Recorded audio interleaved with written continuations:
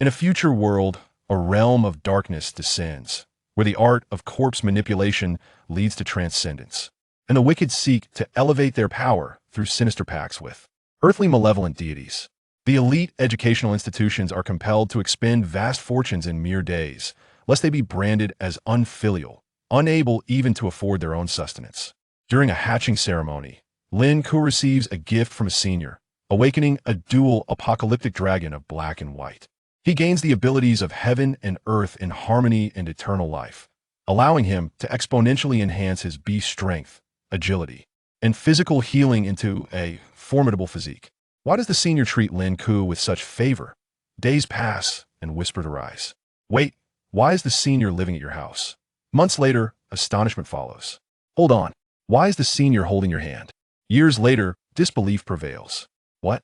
The senior has borne you a child? Goodness, has Lin Ke transformed into a colossal dragon?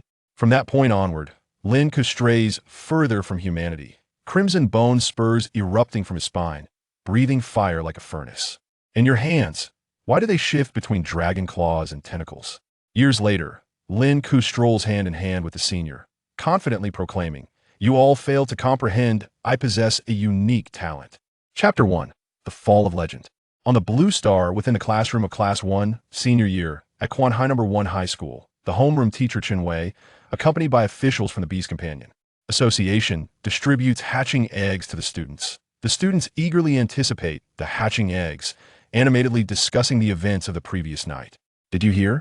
Last night, the legendary Beast Master, Lord Mo Chung, ventured alone into an unopened SSS dungeon, battling against 1,000,000 monsters with just one beast. How can anyone not know? The news has gone viral. If it weren't for the legendary figures battling in the abyss, our world would have perished long ago. One day, I too shall achieve such greatness. Amidst their discussions, a young girl enters the classroom, causing a stir. She is strikingly beautiful, her long hair cascading to her waist, yet a prominent scar, a remnant of a beast's attack, marks her eyelid. This imperfection does not diminish her allure, rather, it draws the attention of the adolescent boys. That's Bai Shuang, an undeniable leader among the younger generation of Valkyrie. It is said she attained the 6th rank just after graduating from university. She is so impressive, if only I could become such a genius one day. What kind of man could match her? If only it were me. Hearing their discussions, Bai Shuang gracefully addresses them. Everyone, keep striving, I look forward to your future growth. Her words inspire the students, tightening their fists in determination. Meanwhile, a boy seated by the window lowers his head in silence. Classmate, this is for you. Bai Shuang extends a hatching egg to the solemn Lin Ke. Noticing his unusual expression, she inquires, "Are you all right?" Lin Ke ponders briefly before softly asking, "Old you must be nearing the end of his time, seeking to exhaust himself to seal another dungeon, right?" Bai Shuang's smile falters as she probes. "How do you know this?" Lin Ke refrains from elaborating and instead shares, his beast companion, the Qigong Xuanwu, is immensely powerful. I witnessed it once. It was like a mountain, effortlessly annihilating a dungeon. But in the end, it is the beast companion that possesses strength the beast master's bodies cannot withstand the ravages of time. Bai Shuang tucks a loose strand of hair behind her ear, gently explaining, the bodies of legendary beast masters are not so frail. Over the past century, since the abyss appeared, beast companions have been our most formidable means of resistance. Without the emergence of beast companions, humanity would have perished. Presently, humanity is researching genetic potions and alloyed battle armors for beast masters, gradually reclaiming our advantages. Legendary beast masters have endured countless trials and choices. It is not only their companions that are powerful, but the humans who wield them are equally formidable. This is the unique will of humanity.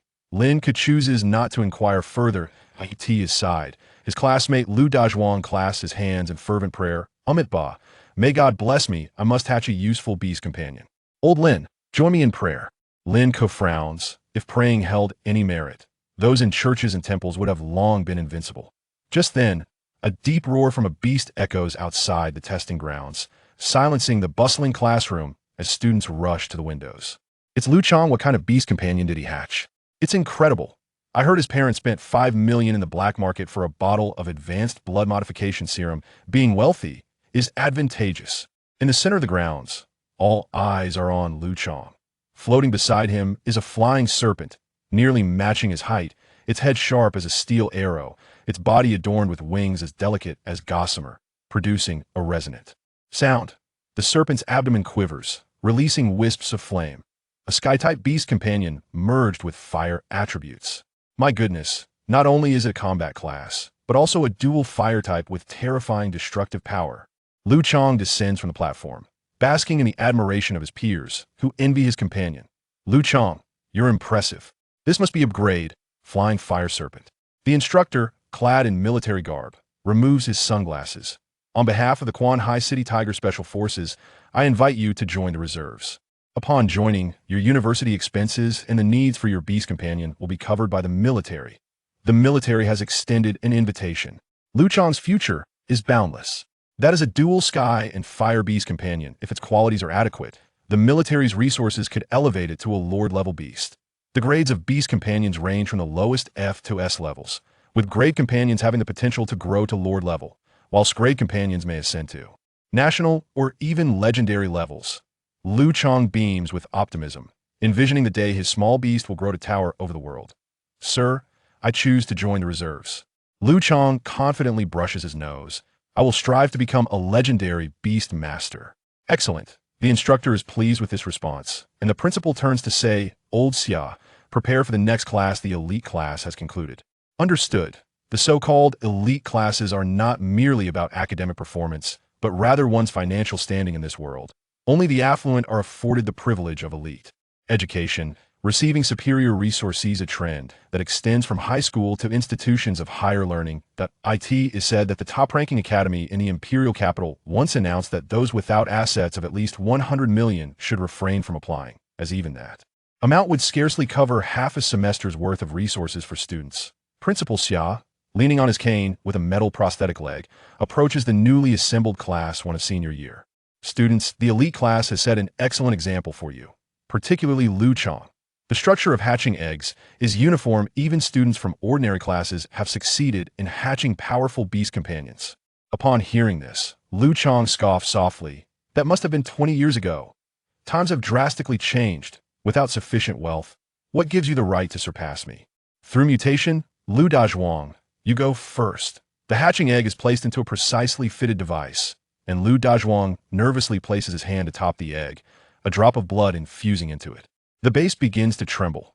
The device activates, stimulating the beast egg. The shell cracks. Golden light bursts forth, illuminating Lu Dazhuang's face. Could it be? Lu Dazhuang's breath catches. Lu Dazhuang, your beast companion. Grade maggot. Laughter erupts from the crowd. Students doubled over in amusement. The crowd initially believed that the golden light emanating from Lu Dazhuang's egg signified an extraordinary essence. However, it turned out to be merely a maggot. Silence. The principal raised his staff and solemnly declared, do not be overly disheartened, Dazhuang. The underground drainage systems of Quan Hai City could greatly benefit from your skills. Perhaps your companion beast might evolve into a sea of feces. Mad maggot. Lu Dazhuang's face flushed with anger as he pointed at the mocking onlookers, exclaiming, you, and you too. If your homes ever get blocked in the future, I will certainly not come to your rescue. Just wait for your houses to turn into piles of excrement. Dazhuang, as a student of our esteemed institution, you must uphold your decorum. The principal admonished. Only then did Lu Dazhuang regain his composure. Principal Xia awkwardly fanned the air earlier that morning. His own toilet had clogged, and despite calling multiple plumbers to no avail, he had been counting on Lu Dazhuang for assistance. The testing continued. Li Lu, companion beast, a grade white hair mouse. Zhang Chang, companion beast, a grade red carp. Water tank. I need a water tank. My companion beast is about to perish. Principal Xia gazed at the chaotic ordinary class and couldn't help but sigh that it was exceedingly difficult for the common folk to rise above their station. What formidable combat beasts could possibly emerge from an ordinary class? The concept of battle seems absent from your very blood. Lu Chong, standing proudly in the elite class, delivered his scornful assessment. Brother Lu Chong, if you become a general in the future, don't forget us. Of course, a shy female classmate spoke up. Brother Chong, may I touch your little snake? That is quite private, you know. Lu Chong laughed arrogantly, once again directing his derision at the ordinary class. I propose we end this testing. Dragons give birth to dragons. Phoenixes give birth to phoenixes, and a mouse's offspring will surely dig. Lu Chong, mind your attitude. The Special Operations Team leader frowned. If you aspire to be a soldier, you must embody the demeanor of one. The team leader merely issued a warning and did not provide Liu Chong with a lesson that I understand. Liu Chong muttered under his breath that I am merely stating facts. Roar. At that moment, a beastly roar echoed through the sky, causing the windows and doors of the classroom building to shatter simultaneously. The sky fire snake beside Liu Chong panicked and burrowed beneath his trousers. A colossal white tiger, clad in specially crafted black steel armor and adorned with silver wings, descended from the air, landing in the center of the playground. Its sturdy, powerful forepaws stepped forward, causing the ground to tremble. Xiao Bai, lie down. Bai Shuang approached the white tiger with an unwavering expression, gently caressing its fluffy earlobes. The imposing white tiger emitted a thunderous growl, playfully seeking affection before the woman. Is it amusing to ridicule others? Bai Shuang's scarred brow furrowed, her previous gentleness replaced by a chilling tone. Liu Chong turned pale with fear, continuously fidgeting, too intimidated to respond. Bai Shuang was undoubtedly the most exceptional genius within the association. Her beast, the Sky Flame Demon Tiger, was an inscribed companion beast, destined for greatness. At that moment, an urgent alarm resounded across the skies of Quanshan. Over the loudspeaker, the host's voice resonated gravely. Obituary. In the year 90 of the Spirit Master era, the legendary Beast Master of Huagua, Lord Mo Chung, perished in an unknown magical cave, at the age of 101. Chapter 2. The Origin of Heaven and Earth. The unrivaled body begins. The sudden announcement plunged the entire city into a state of panic. Did Yu Lao perish in battle? The chattering students turned pale, unable to believe the grim news. Faint sobs and heavy breaths could be heard. To them, the legendary Beast Master was akin to a deity, a figure of admiration and aspiration. The Special Forces, Bai Shuang, Principal Xia, and the teachers bowed their heads in solemn tribute. The fall of a legendary Beast Master is indeed a tremendous blow to any nation. The tolling of the death knell reverberated, and Bai Shuang discreetly wiped away her tears before speaking. I hope you all remember this day. In the future, you too can become powerful Beast Masters and fight for the people of Dixia. Dixia, everlasting. A pure, intense roar erupted from the playground, with even Liu Chong standing tall, voicing his heartfelt support. All right, let the test continue. Bai Shuang turned to Lin Ke and softly encouraged him. Do your best. The classmates, including the homeroom teacher, exchanged curious glances, for it seemed Bai Shuang and Lin Ke had never interacted before. Lin Ke approached the activation platform, cradling the hatching egg, his expression unusually grave. He already knew what his accompanying beast would be. Last night, his accompanying beast had descended prematurely, and in the depths of the ocean. Lin Ke had drifted through the waters from the perspective of his beast, which resembled a colossal dragon. He could not ascertain the truth of it, but the aura of destruction lingered vividly in his memory. The machinery whirred to life, and the base trembled with unprecedented intensity. The blood infused into the egg caused it to radiate a dark glow. In an instant, the entire school was shrouded in desolation, bloodlust, and terrifying pressure. Dark clouds swirled in the sky, and ominous thunder continuously ripped the heavens apart. The white tiger crouched, trembling as it emitted a low, cautious growl. What level of accompanying beast is this? Bai Shuang seemed to sense something, gazing upwards. Principal Xia's breath hitched, his hands gripping the scepter as his metallic leg trembled. Could it be that an ordinary class is truly about to summon a dragon? The eggshell shattered, and the phenomenon began to dissipate.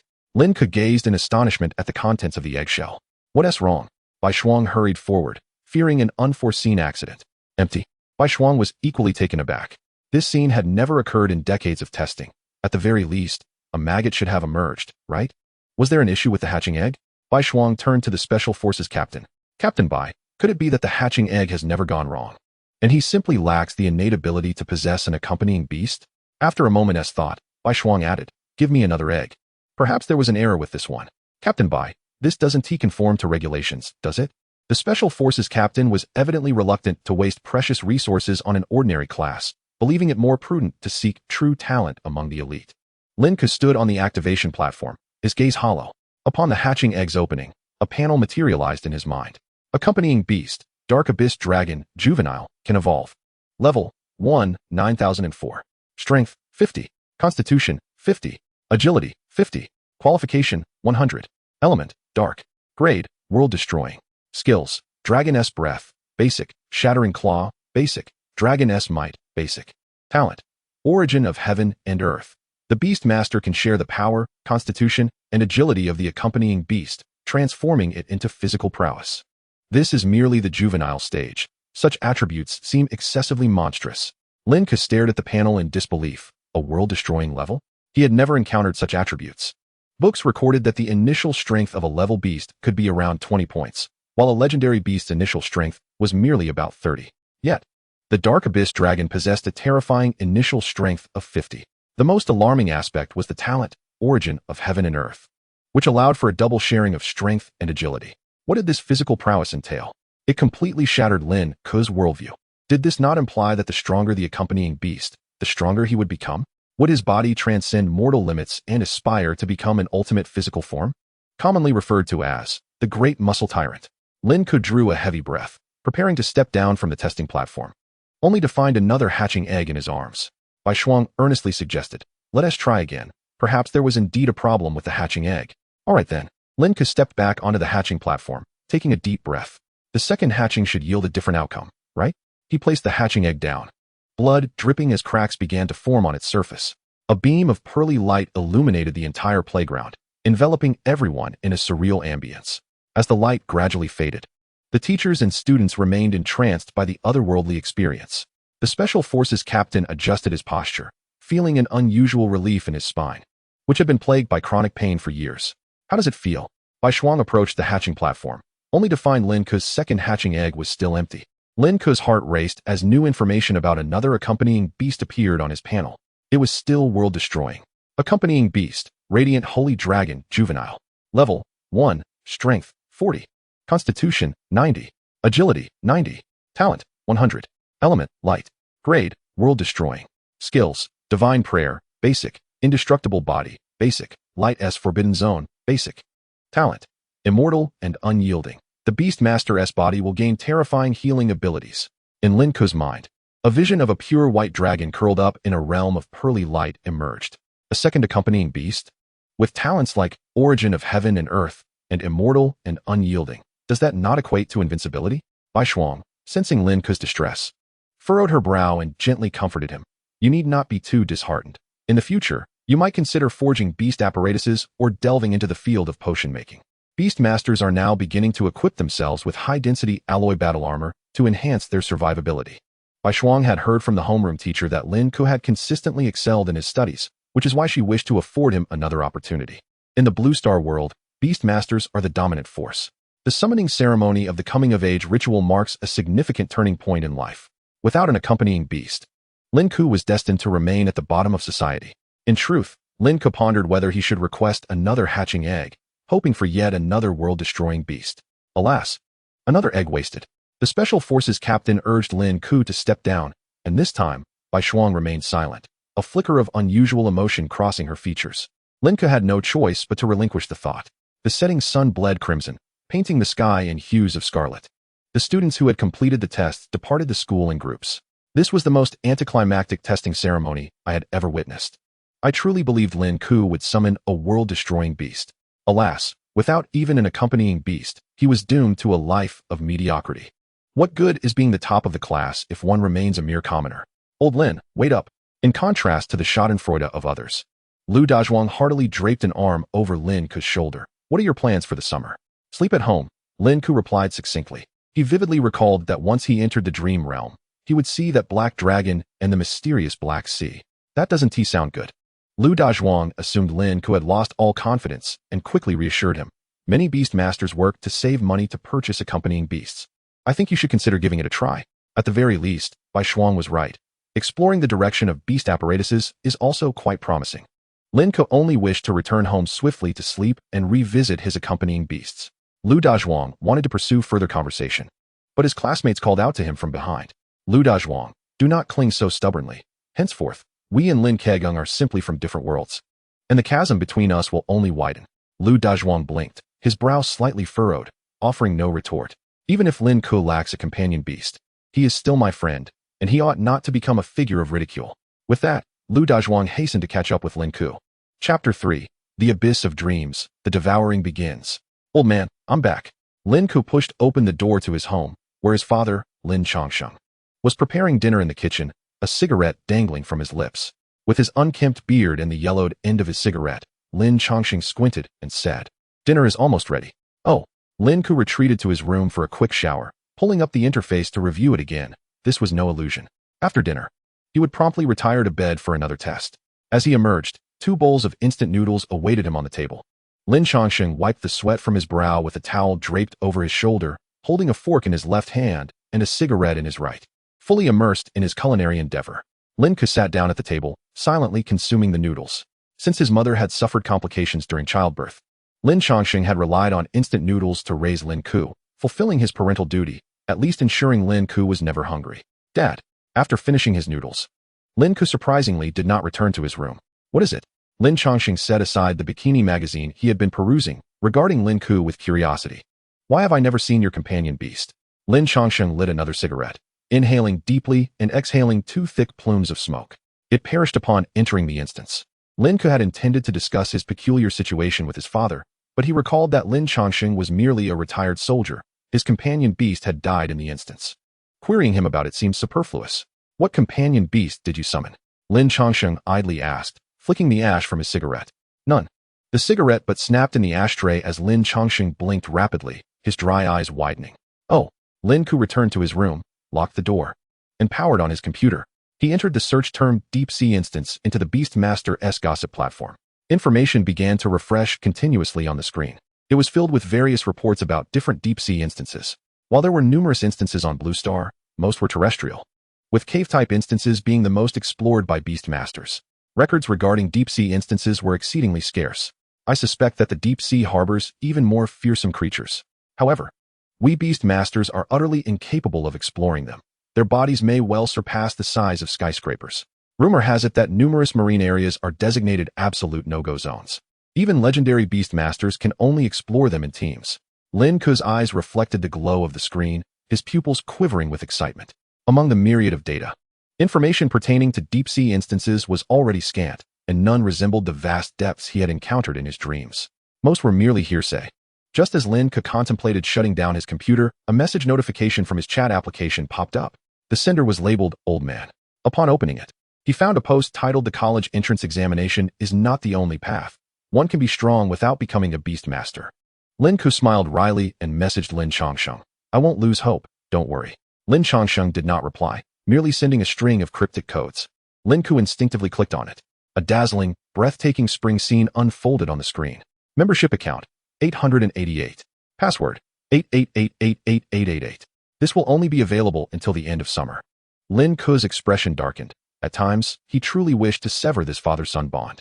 He closed the computer and returned to his bed, his mind swirling with images of towering mountains. Damn, old man. In a daze, Lin Ke unknowingly drifted into slumber.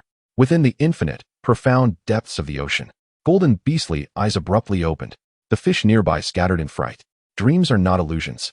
Lin Ke sensed that he was inhabiting the body of a creature. And as his consciousness flowed with it, this being swam through the sea. Feeling hungry? Lin Ke sensed the creature's yearning and began to wander nearby. He could not ascertain the size of his own body, only that even a casual movement generated tremendous waves. Lin Ke started to observe his surroundings. The fish in this ocean were of a species he had never encountered before, with gill structures like blades and sharply raised dorsal fins. Their eyes gleaming with a red glow. Run! Lin Ke charged forward, swiftly pursuing a peculiar fish and swallowing it whole. Experience gained from killing Starshadow fish, 1. Obtained, Starshadow fish blood core, 1. 2 notifications resonated in his mind. Experience increased by 1. Indeed, such prompts only appeared for companion beasts. Wasn't the blood core a material that only appeared from beasts above level 10? The blood synthesis agent purchased by Liu Chong from the elite class required this core material. The crystal core. This item could only exist in instances of level 10 or higher. Not every beast possessed it, making it exceedingly difficult to acquire.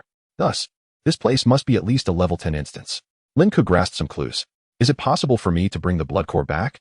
The nearby Starshadow fish were soon devoured entirely, the sea stained with blood. The surrounding sea beasts seemed to sense the inherent pressure and fled in droves. I leveled up. Lin Ke excitedly checked the panel of the shadowy abyss dragon. His level had successfully risen to 2. Simultaneously, his strength and other attributes increased by 10 points. Heaven and earth are 1, body enhancement, 20. Such a terrifying enhancement. Lin Ke was astounded. As a top student in the humanities class, he possessed a wealth of knowledge regarding companion beasts. Typically, a companion beast's attributes would increase by between 15 upon leveling up. Yet, His companion beast had surged by 10 in one go. This utterly defied convention. Companion beast, shadowy abyss dragon juvenile. Level 200. Strength 60. Root bone 60. Agility 60. Talent 100. Element dark. Grade cataclysmic. Skills dragon absorption basic. Rending claw basic. Dragon might basic. Lin Ke had devoured all the Starshadow fish in the hunting ground. He spent half an hour clearing the area of Starshadow fish, successfully acquiring 5 blood cores. Exploring the surrounding ocean might yield specific location information. Lin Ke swam, his dark golden dragon eyes appearing fearsome in the depths, his body shrouded in darkness. Any marine creature that approached was sent scattering, not granting him the opportunity to draw near. Dragon absorption. Lin Ke instinctively activated his companion beast's skill, a vortex forming in his mouth. The fish attempting to flee drew closer to him. Rending claw. Lin Ke unleashed an attack skill, golden claw marks surging forth, tearing apart the incoming school of fish into fragments. Killed red blood fish, experience 1. Killed red blood fish, experience 1. Killed red blood fish, experience 1. Killed red blood fish. Obtained red blood fish blood core. A series of notifications echoed in his mind. Experience smoothly increased from 000 to 208. Lin Ke reveled in the euphoria of dominating the ocean as if he were its sovereign. Something big is coming. Lin Ke keenly sensed. In the darkness, a shadow filled with a sinister red light opened its eyes, swiftly propelling towards him. Chapter 4. Does cataclysmic grades signify world destruction? What manner of creature is this? Lin Ke could sense that this massive being, with eyes as large as lanterns, was rapidly approaching. Its enormous form stirred the ocean, creating swirling vortices. It's coming. As the colossal shadow approached, Lin Ke finally discerned its form. It was a gigantic Qi Shuiyu. Its body several dozen times the size of an ordinary Qi Shuiyu. Its eyes resembled enormous red lanterns, and each scale on its body appeared to pulsate with life. For the first time, Lin Ke felt a hint of danger. He had inadvertently trespassed into the domain of the Qi Shuiyu king, which was thrashing its tail, exerting pressure towards him. Was it angered by his presence? The Qi Shuiyu king could only express impotent fury, too intimidated to launch an offensive. Lin Ke silently unleashed his skill, Zhu Jinzhua. The golden light coalesced and surged towards the Qi Shuiyu king, which, fully aware that a confrontation was inevitable, finally cast aside its hesitations. Despite its fear of Lin Ke's imposing presence, it was still the sovereign of this territory, unwilling to be easily subdued. The Qi Shuiyu king opened its mouth, releasing an invisible wave of energy that collided with the Zhu Jinzhua. The energy wave was instantly shredded upon contact. Golden claw marks tore through the Qi Shuiyu king's mouth, causing a torrent of black blood to seep forth. Enraged, it thrashed violently. Its lantern-like eyes glowed an even deeper crimson. The Qi Shuiyu king lashed its tail, charging at Lin Ke, attempting to use its massive bulk to bring them both to ruin. Just as Lin Ke was about to channel his skill further, a dark dragon claw suddenly shot out from the shadows, slamming the furious Qi Shuiyu king to the ocean floor. The dragon claw embedded itself into the creature's body, firmly immobilizing it beneath its grasp. The murky seawater bubbled as Lin Ke observed quietly, resembling a superior witnessing the fierce Qi Shuiyu king being torn into fragments. Large chunks of fish flesh, adhered to bones, were drawn into the body of the Yu and Ming Long, killed the Qi Shuiyu king. Experience 100. Yu and Ming Long experience 8,927. In the blink of an eye, it was on the verge of breaking through to level 3. Acquired Qi Shuiyu king blood core. The final strike was not delivered by Lin Ke. Only the essence of the companion beast could wield its body with such ease. Did the companion beast possess independent consciousness? After some contemplation, Lin Ke resolved to probe further. He needed to ascertain whether this terrifying entity was indeed his companion beast. Can you hear my voice? The Yu and Ming Long, engrossed in devouring fish flesh, seemed to sense something, its eyes sparkling with innocence. An uncontrollable grin spread across its face, reminiscent of a demonic dragon descending upon the world. Was it laughing? A chill ran down Lin Ke's spine. How many children would it need to consume to smile with such sinister delight? Sensing Lin Ke's response, the Yu and Ming Long excitedly rolled through the waters, creating small-scale sea tremors. Stop. Why does it behave like a child? This Yu and Ming Long, though fearsome in appearance and terrifying in aura, was indeed in its infancy. Its thoughts akin to those of a child, not yet having entered the evolutionary sequence. I shall call you Xiaohe. Given the Yu and Ming Long's fearsome appearance, a more endearing name might offset that intimidation. Xiaohe, do you know where you are? The Yu and Ming Long exhibited bewilderment, clearly unaware of its surroundings. It seemed to sense Lin Ke's disappointment and began to stir up waves in the sea once more. Lin Ke continued to inquire, "Can you only survive in the ocean?" This was a question close to his heart. The Yuan Ming Long emitted a mournful cry. It was capable of traversing the heavens and the earth. It was not confined solely to the depths of the sea. Currently, in its juvenile phase, it required prolonged periods of rest. Once you reach adulthood, you won't need as much sleep. That will be advantageous, and perhaps you can come to find me then. Shortly thereafter, the Yuan Ming Long respectfully posed a shocking question to Lin Ke. "You ask me, when will I destroy the world?" Lin Ke fell silent.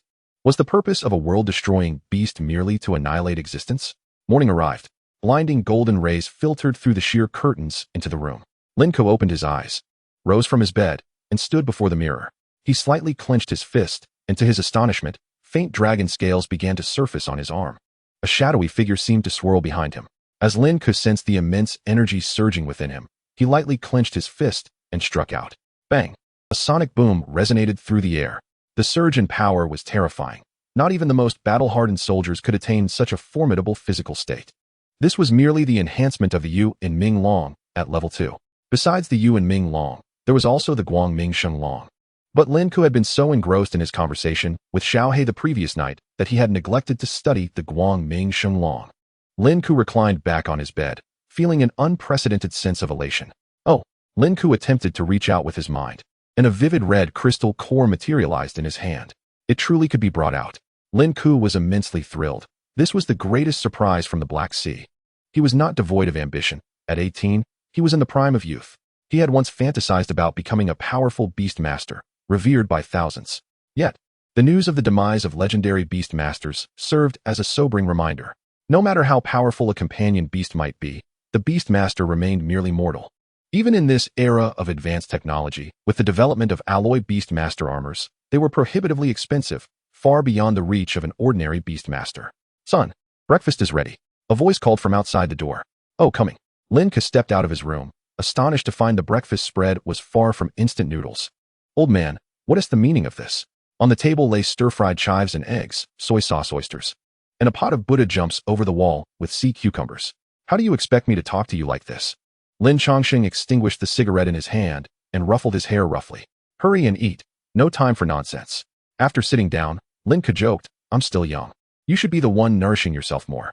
I'm not fond of these dishes." Lin Chongsheng, with instant noodles in hand, sat beside Lin Ke, his gaze profound. "I'll just nibble a bit." Lin Ke eyed him suspiciously. This was not typical behavior for his father. He reached over and snatched Lin Chongqing's instant noodles, discovering the source of the delightful aroma. Beneath the noodles lay a whole, robust sea cucumber. "Rebellious son, put down your father's instant noodles. You don't want to face the consequences."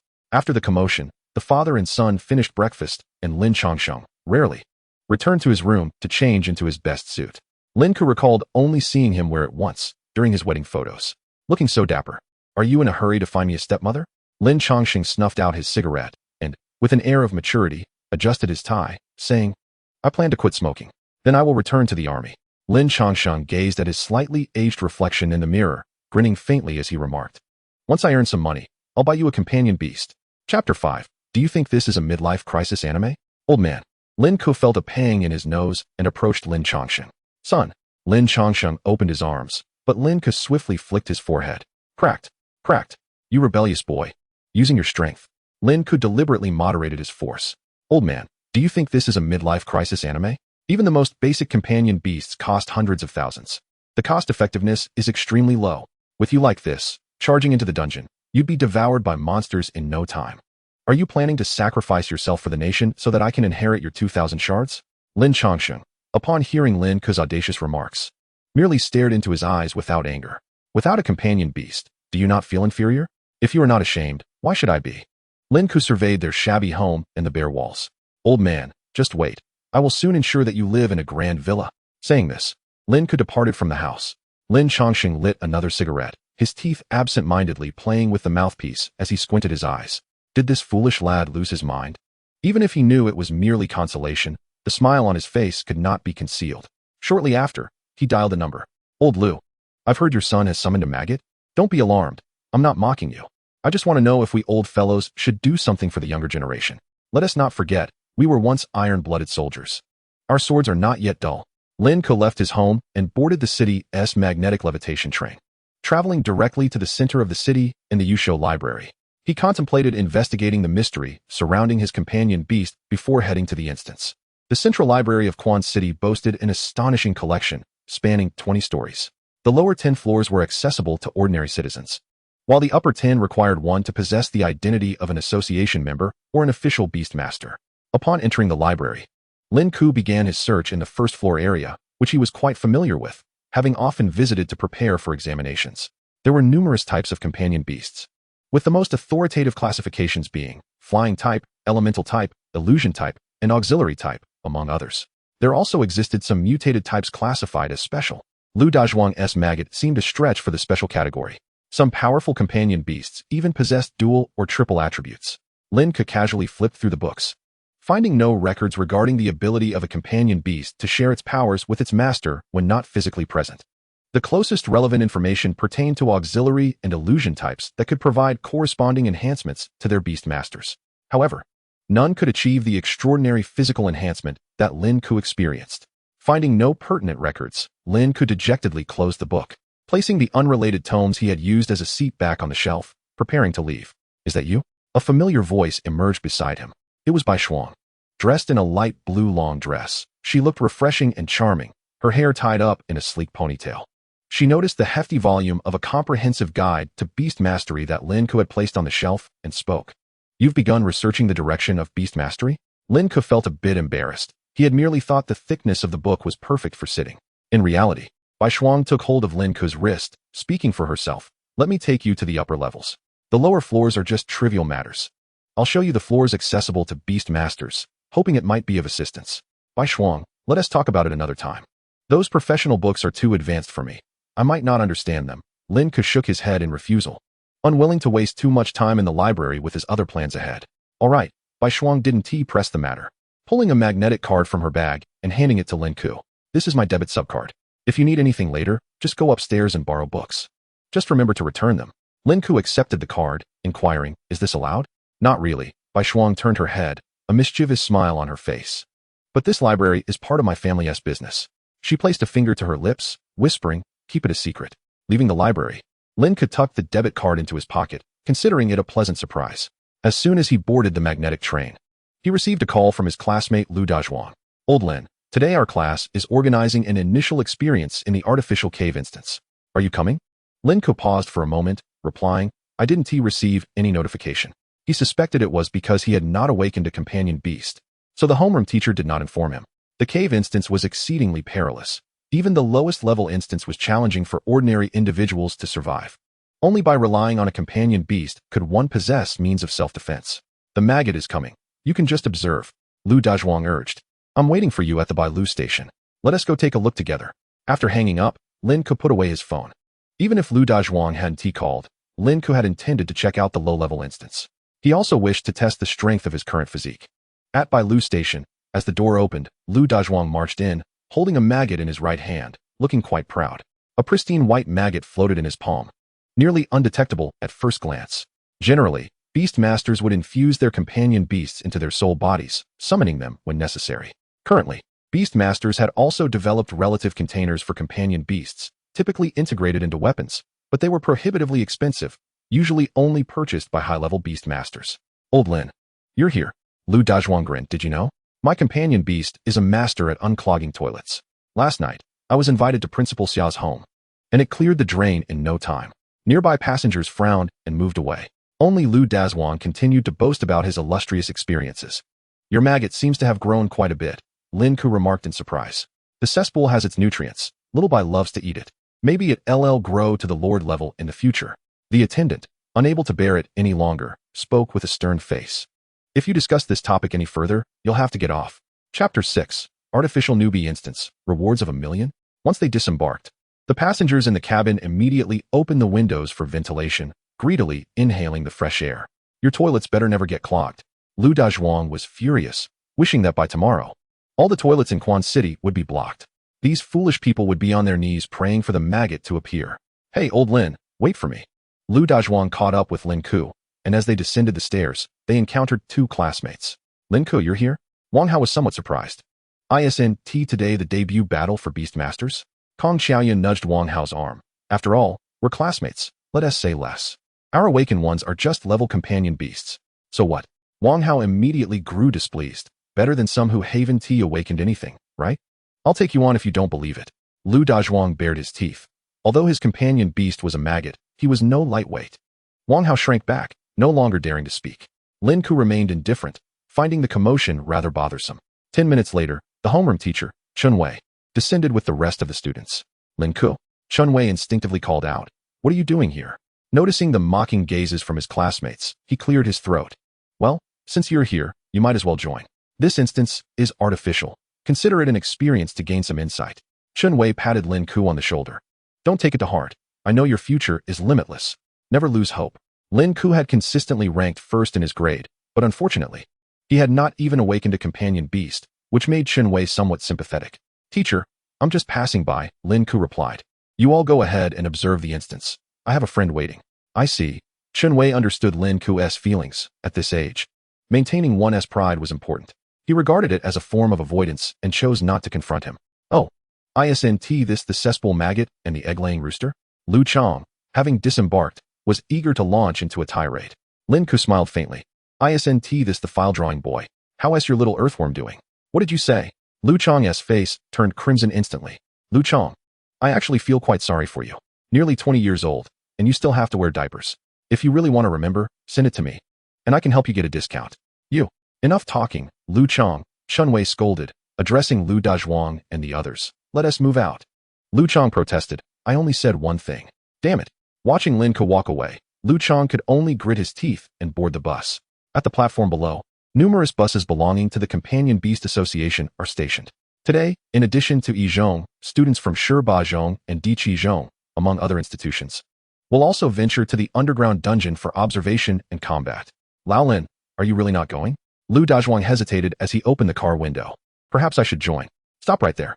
Lin Ke, with a relaxed demeanor, waved his hand, stating, "I have other matters to attend to, so I must depart first." Watching Lin Ke's solitary figure drift away, Lu Dazhuang reluctantly rolled up the window. There were matters where he could stand up for Lin Ke. Yet when it came to companion beasts, he found himself unable to assist. "Master, I am heading to the 01 underground trial site." Lin Ke entered a taxi and, familiar with the route, promptly requested, "Please hurry. Thank you." "Certainly." The driver, a nonchalant Jin Si-Wan-ho, skillfully twisted a balloon into the shape of a delightful puppy while blowing it up. "Handsome, we have arrived at the 01 underground dungeon. The fare is 35 yuan. And the balloon viewing fee is 200. The driver grinned, showing his yellowed teeth. With a swift motion, Lin Ke popped the balloon in the driver's hand and tossed him 30 yuan as he exited the vehicle. It was impossible to extract even a single coin from someone who lived on instant noodles. Sequence 01 Underground Dungeon, commonly known as the Novice Dungeon. It is located at the border of Quanshang, specifically Fengyang Mountain, an artificial dungeon crafted by the Beastmaster Association. This serves as an initiation rite for all Beast Masters, with a danger level that is relatively low, predominantly featuring plant-type beasts. There have been instances where newcomers were devoured by man-eating flowers and only rescued after a day, their bodies covered in slime, with their digestive systems taking at least 7 days to process a human into waste. Thus, it is indeed aptly designated as a novice dungeon. At the entrance of the cave, a magical array is present, with square pillars suppressing the entire dungeon. This ancient barrier is said to originate from the higher echelons of the Companion Beast Association, the work of a legendary 9th-tier Beast Master's incantation. The companion beast summoned by the incantation is a formation spirit, belonging to a special category. "Little brother, why have you come alone?" Xia Yuntian, noticing Lin Ke's solitary presence, approached warmly. "I am a distinguished graduate from Deshio. If you wish to achieve the fastest record for clearing the dungeon, you can seek my assistance.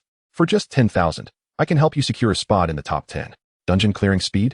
Lin Ke looked up to find a virtual screen displaying the clearing speed leaderboard above the barrier. "Look, the current 10th position for clearing speed is my record," Xia Yuntian boasted, hands on his hips. "Impressive, isn't it? Leaderboard 1.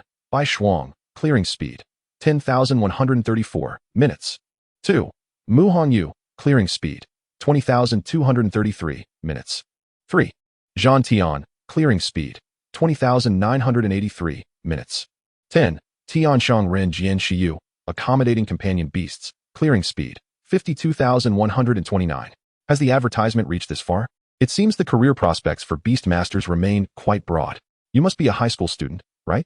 Just imagine, while others are timidly exploring the dungeon. Your name has already appeared in the top 10. How impressive is that? Lin Ke curiously inquired. Is there a reward for being first? Xia Yintian opened his mouth but did not respond, instead turning to seek his next customer. Foolish boy. The record for the fastest clearance of the 0-1 underground dungeon has remained unbroken for 5 years. It is not due to a lack of desire, but rather because it is simply impossible. This record has long been cemented. Bai Shuang's companion beast. The Sky Flame Demon Tiger possesses sky and fire attributes, which naturally counter the wood-type dungeon. It is utterly inconceivable to break this record. Only Bai Shuang herself could achieve it. Little brother, which school do you attend? A Special Forces team member stationed at the barrier overheard their conversation and chuckled. Captain Bai's record is not so easily shattered. It ranks first nationwide. If one were to break the record, is there a reward? Lin Ke asked once more. Of course. There is. The association and the authorities have made an announcement to encourage newcomers. A reward of 1 million beast coins is offered for breaking the record of the 0-1 underground dungeon. However, obtaining that 1 million is utterly impossible. Lin Ke was taken aback, his mind racing with calculations. 1 million? How many instant noodles could that buy? What a foolish thought. If one were to earn 1 million, why not indulge in eggs and sausages as well? After retrieving his student ID, Lin Ke vanished and directly entered the dungeon. Another ignorant fool who does not recognize the limits of reality. Back in my day, I too aspired to break this record. Reality teaches one to be humble. Captain Bai's record will likely only be broken by a legendary beastmaster. There was a time when a successful businessman offered 100 million to invite a quasi-legendary beastmaster to break the record to enhance his own brand's commercial value. The quasi-legendary beast master berated him mercilessly, stating, "We risk our lives on the front lines. And you think you can simply pay to have me come back and break a novice village record? I have reasonable grounds to suspect you are a traitor of a foreign nation." Ultimately, the businessman, in tears, donated 100 million to the troops and received a banner in return. To become a legendary beast master, each possesses the ability to protect the nation. They exist in glory, shouldering responsibilities of greater significance. Money cannot sway them. I have heard that Captain Bai intends to strive for the rank of 7th-tier Beastmaster.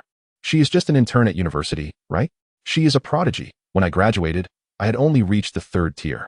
She may very well be the next legendary Beastmaster. Talent constructs an insurmountable wall between individuals. Some are destined to be revered by all. Chapter 7. Is this the arrival of a legendary figure at the novice dungeon? Is this truly an artificial underground dungeon? Lin Ke found himself amidst a dense forest, with lush foliage surrounding him, while the flowers and trees appeared monstrous. The trunks resembled terrified human faces, and the roots, instead of being embedded in the soil, writhed like the tentacles of an octopus. Vividly colored flowers blossomed, revealing sharp teeth.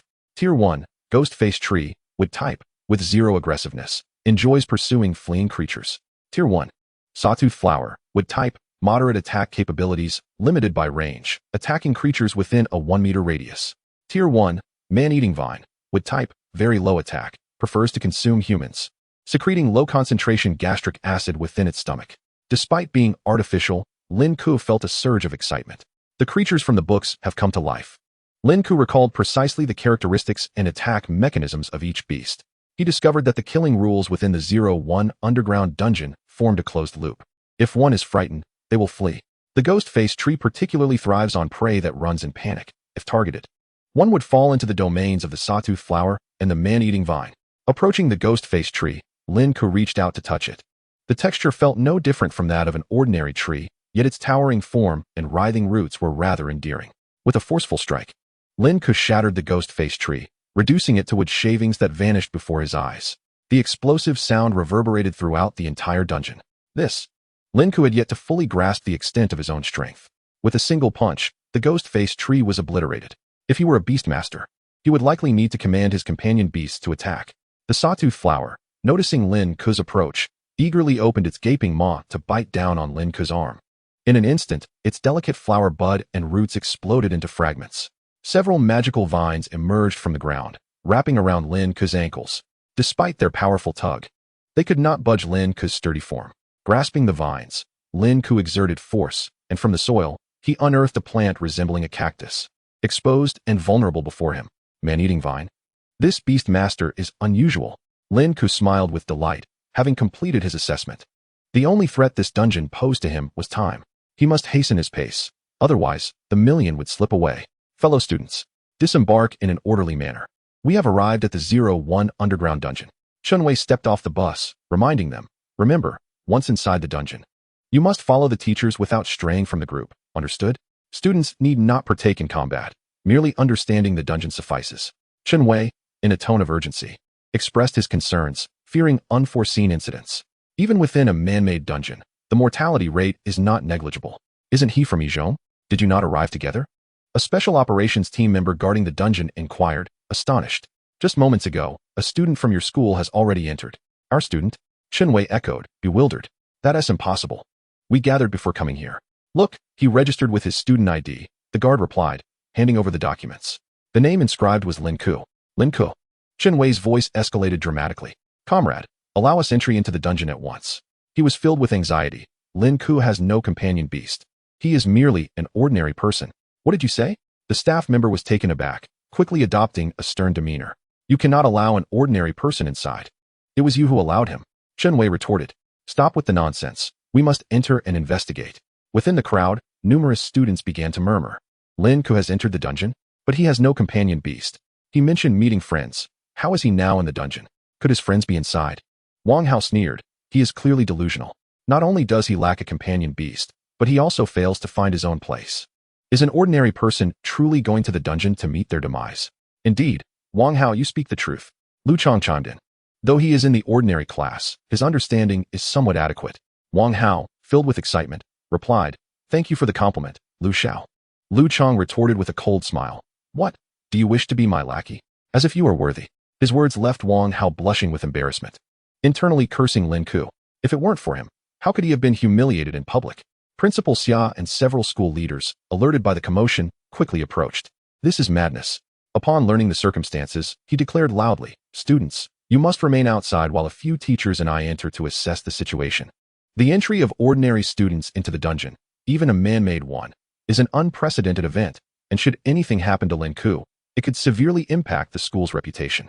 Principal Xia and his colleagues promptly stepped into the teleportation array, and in the blink of an eye, they appeared within dungeon number 01. Beast Spirit, manifest. Principal Xia brandished his cane, drawing forth a slender alloy sword, and a colossal bat materialized in the air. Dark Knight Bat, a dual-type bat with sonic wave abilities. Each teacher summoned their respective companion beasts, preparing to search for Lin Ke, but the scene before them caused Principal Xia and the others to stumble in shock, nearly falling to the ground. He had seen battle in his youth. One of his legs was devoured by a beast in a dungeon, leaving him crippled and relegated to secondary education. Even with his vast experience, he had never encountered such a harrowing sight within a dungeon. The ground was marred with deep craters, and the bodies of botanical monsters lay severed. The Gui Lian tree was cleaved in two, its visage torn apart. Remnants of their bodies quivered beneath their feet, and the sawtooth flower was reduced to mere stalks swaying in the wind. The vines of the man-eating vine resembled broken pencil leads, splintered into numerous pieces, while the dungeon's monsters howled in agony. Everywhere, there were ruins and remnants of devastation, a scene of utter despair. In the depths of the abyss, a figure murmured, The power seems not formidable, but my agility is terrifyingly swift. It became evident that this dungeon required agility. The figure was none other than Lin Ke. Who? Principal Xia snapped back to reality. Startled. Principal, what on earth is happening? Chunwei gulped nervously. How should I know? Principal Xia's face was a canvas of confusion. How could a novice dungeon turn into such a horrific scene? Where was Lin Ke? Finally, Principal Xia remembered the purpose of their expedition.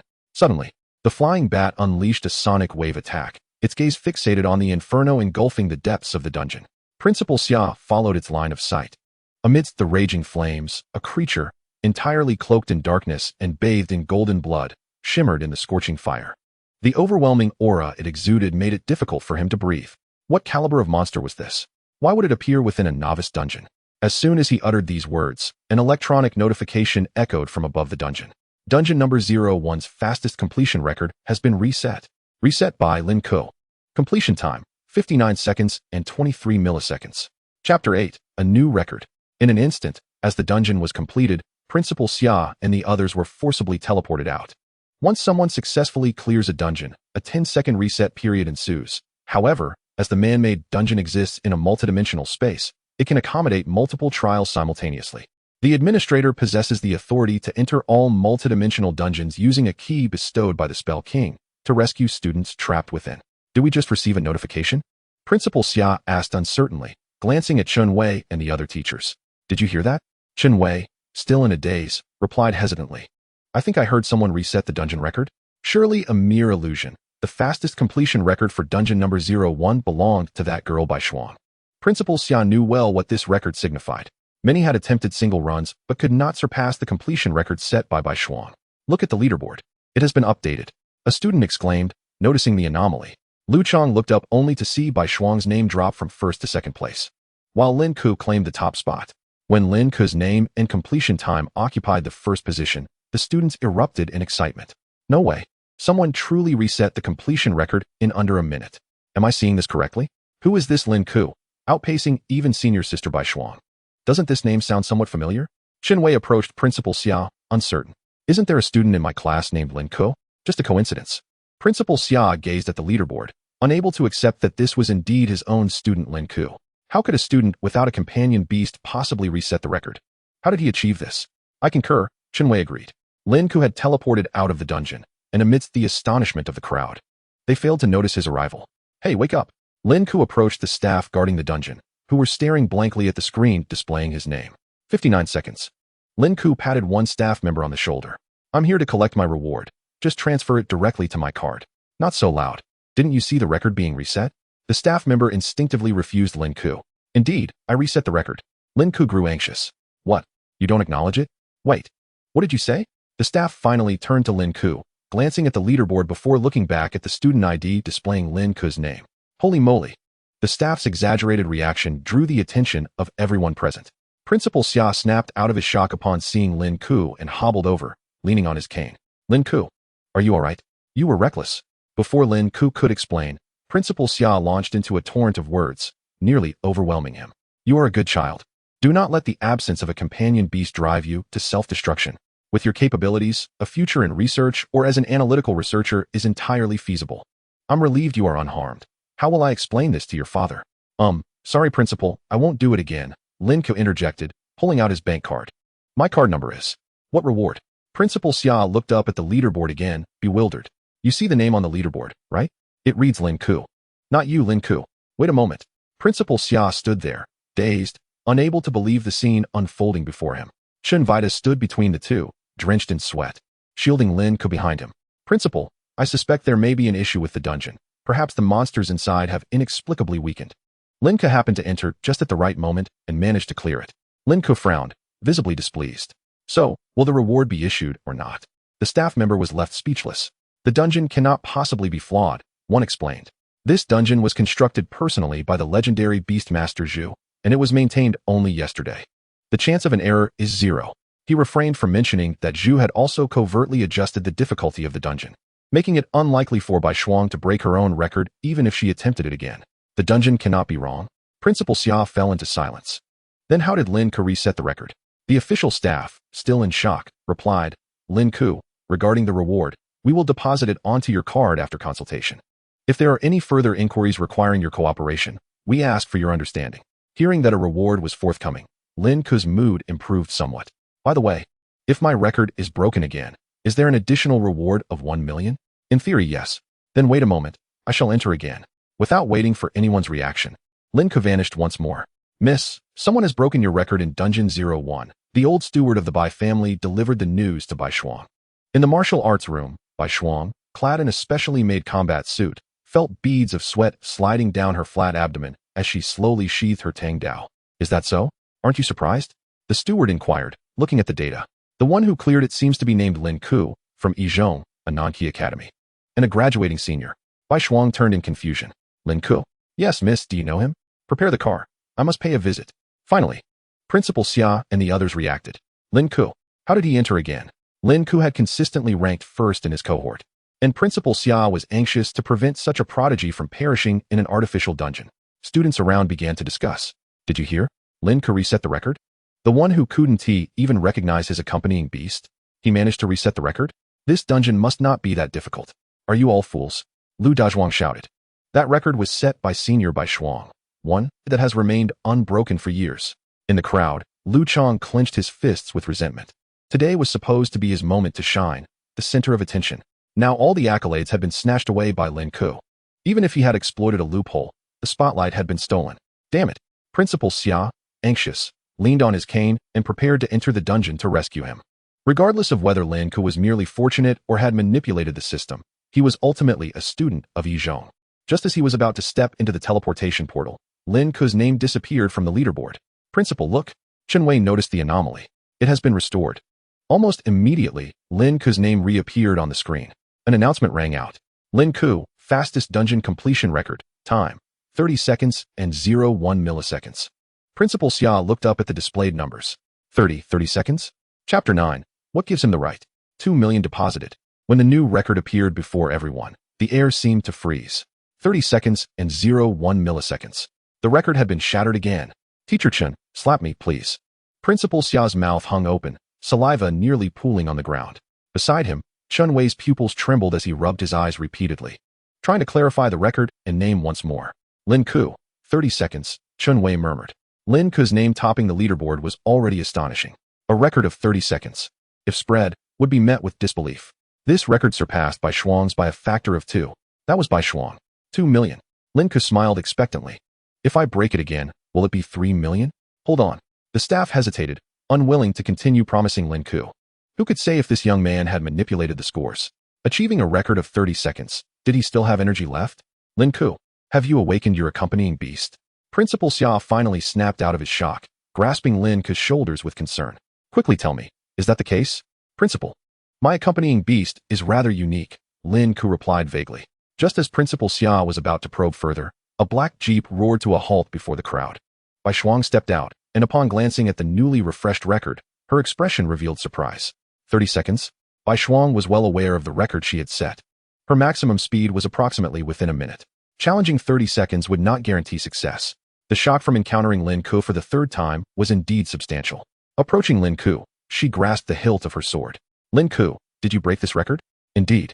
Lin Ke pondered how many instant noodles that money could buy while a staff member inquired. When will the funds be available?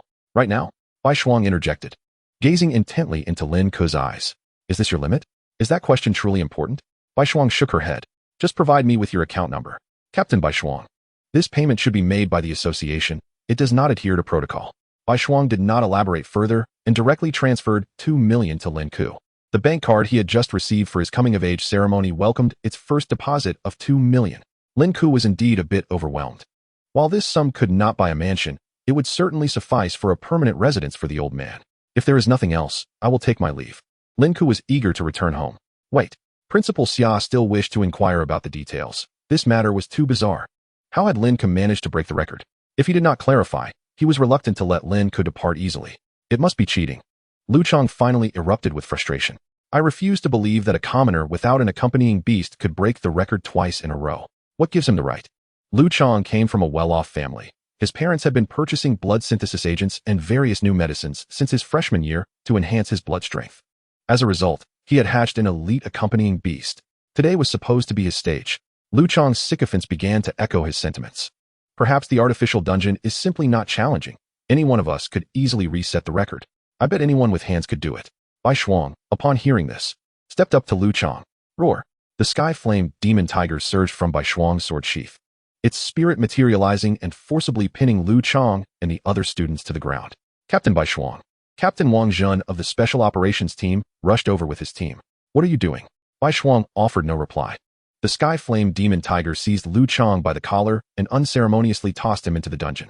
Those who had echoed his sentiments were similarly thrown in one by one. Teach them a lesson, Bai Shuang coldly responded. Contestant Mu Yu has perished. Contestant Huang Hua has perished. Contestant Lu Chang has perished. A minute later, notifications of Lu Chang and the others' deaths began to emerge. The previously arrogant elite class students sat on the ground, dazed and defeated. Some hugged their knees, trembling, while others wept bitterly. Lu Chang, suppressing his fear, glared at Lin Ke with malice, his mind filled with images of ghostly faces pursuing him. Is there anyone else who dares to defy? Bai Shuang surveyed the elite class. No one dared to respond. Bai Shuang's voice turned icy. The artificial dungeon allows for infinite opportunities to make mistakes. However, in a real dungeon, there would be no room for error. If you cannot achieve a harmonious connection with your companion beast and skillfully command it in battle, death will be your fate. Bai Shuang's beautiful eyes radiated a chilling coldness, devoid of any emotional nuance. Instead of indulging in idle gossip, it would be wise to focus on self-improvement. The students lowered their heads in silence, except for Lu Dezhuang, who excitedly exclaimed to his companion beast, Xiaobai, you must also strive to excel. I believe in you. Wang Zhen, awakening to the situation, raised his head in disbelief. Wait, has the record been shattered? Who is Lin Ke? I extend an invitation for him to join our elite Ming, Hu Special Forces, as a full member. Lu Chang fell into utter despair. He was merely a reserve member, and Lin Ke had directly ascended to full membership. Bai Shuang made a decisive choice on Lin Ke's behalf. He has more pressing matters to attend to. Lin Ke gazed at Bai Shuang in confusion. Although he had no interest in joining any elite forces, he did not seem to have other obligations. Bai Shuang approached Lin Ke, speaking in a tone meant solely for his ears. Let me witness your limits. Senior Bai Shuang, this is indeed my limit. If I were to break the record 3 times consecutively, the association or relevant authorities would likely intervene. Lin Ke understood this truth well. Should you manage to exceed expectations, I shall personally offer you an additional 3 million. It's not merely about money, he replied. For million, Bai Shuang smiled. I am not particularly interested in wealth. Then, 5 million. The scar on Bai Shuang's eye twisted into a playful, mischievous curve. Cough, cough, cough. Lin Ke gritted his teeth. 5 million it is. I shall take some time to prepare. Just tonight. Bai Shuang stepped aside with a radiant smile. I shall await your return. Acknowledging her words, Lin Ke departed amidst the astonished gazes of those around him. Did Senior Bai Shuang just confess her feelings? Lu Dazhuang murmured. I distinctly heard her say she would wait for Lin Ke. Curse it. How envious I am. Why should he have all the luck, and now even Senior Bai Shuang? Lu Chang's eyes brimmed with jealousy, while others remained oblivious to Bai Shuang's true identity. He was all too aware. Bai Shuang's father was a legendary beastmaster, and her grandfather's credentials were even more formidable. Not only a legendary beastmaster, but also the creator of the Beast Emperor's artifact and a former president of the Companion Beast Association. Chapter 10. The Hopes of a Father? The shocked Lin Chongsheng. By manner. Fubo, please assist me in accessing the armory. Bai Shuang gazed at the holographic image before her, depicting a figure delivering powerful blows to the ghost-faced tree, as she addressed the elderly butler beside her. I wish to take the latest battle armor developed by my grandfather. The old butler, incredulous, protested. Miss, that Imperial battle armor is still undergoing testing. The old master has expressly forbidden any reckless actions. After all, integrating such unstable cores into alloy materials poses significant dangers. Did not grandfather instruct me to conduct the tests? This opportunity is perfect. Bai Shuang continued to wrap white bandages around her hands. Have I not identified the right candidate? Miss, you refer to Lin Ke? The butler inquired. Bai Shuang remained silent, urging, just proceed. With 2 million in his possession, Lin Ke returned to his residence just after noon. Upon arrival, he discovered that Lin Chongsheng was not home. The ashtray on the dining table still held a burning cigarette, but where could that old man have gone? Lin Ke intended to surprise Lin Chongsheng and promptly dialed his phone. The call rang for an extended period but went unanswered. Could he have truly ventured into the dungeon? Lin Ke's anxiety surged as his phone buzzed with a call from Lu Dazhuang. Old Lin, your father has blown up. Lin Ke retorted, your father has blown up. Indeed. My father has blown up. Lu Dazhuang exclaimed excitedly. No, these two fellows, I don't know where they found the courage. Gathered a few old comrades and insisted on entering the dungeon. Now they've all ended up in the station. Lin Ke was perplexed. How could they be apprehended for entering the dungeon? Are you sure they went to the dungeon and not to a brothel? Lin Ke questioned. Oh, I can't explain it all at once. I'll come over to your place. Lu Dazhuang hastily ended the call. 10 minutes later, Lu Dazhuang arrived at Lin Ke's home. Panting heavily, his face flushed as he rushed to embrace Lin Ke. Old Lin, you were truly incredible today. Lu Dazhuang was still buzzing with excitement from the events of noon. You wouldn't believe the expressions on their faces after you left, especially Wang Hao, who was still hoping I could plead for you. Lin Ke was hardly concerned and frowned. Dazhuang, get to the point. Oh, Lu Dazhuang scratched his head. I heard that uncle and the others planned to enter a dungeon, but couldn't muster 2 companion beasts among 5 of them, so they were advised to turn back. Then they forced their way in. Lin Ke remained unfazed. They would likely receive only a verbal reprimand and be sent back. It's no big deal. The real dungeons are not like artificial instances. They are fraught with danger, and humans without companion beasts entering a dungeon are akin to courting death. Yet they even dared to strike at the beast masters guarding the dungeon. Lin Ke sighed, his face darkening. Let us pretend we do not have such a father. What an embarrassment. I had clearly warned that old man against such recklessness. Old Lin, shall we not intervene? Do you believe that 2 freshly graduated, impoverished students can handle this matter? Just as he spoke, sirens echoed from downstairs. Lin Ke stepped onto the balcony and saw Lin Chongsheng descending from a black police vehicle, driven by a distinguished old officer who kindly offered him a cigarette. All right, that's enough for now. Lin Chongsheng waved his hand and strode upstairs. Isn't that Director Quan Hai? I've seen him on television. Lu Dazhuang gasped. Old Lin, does your uncle have such connections? He can't possibly be a hidden big shot, right? Lin Ke dismissed the thought. A big shot eating instant noodles every day? Lin Chongqing opened the door and noticed Lin Ke, clearing his throat before acknowledging Lu Dazhuang's presence. Dazhuang, your father mentioned that the toilet at home is clogged, and he wants you to go back. I will check it out. Although Lu Dazhuang found it somewhat baffling, he departed. Only Lin Ke and Lin Chongqing remained in the house. Son, come here, Lin Chongqing spoke in a serious tone.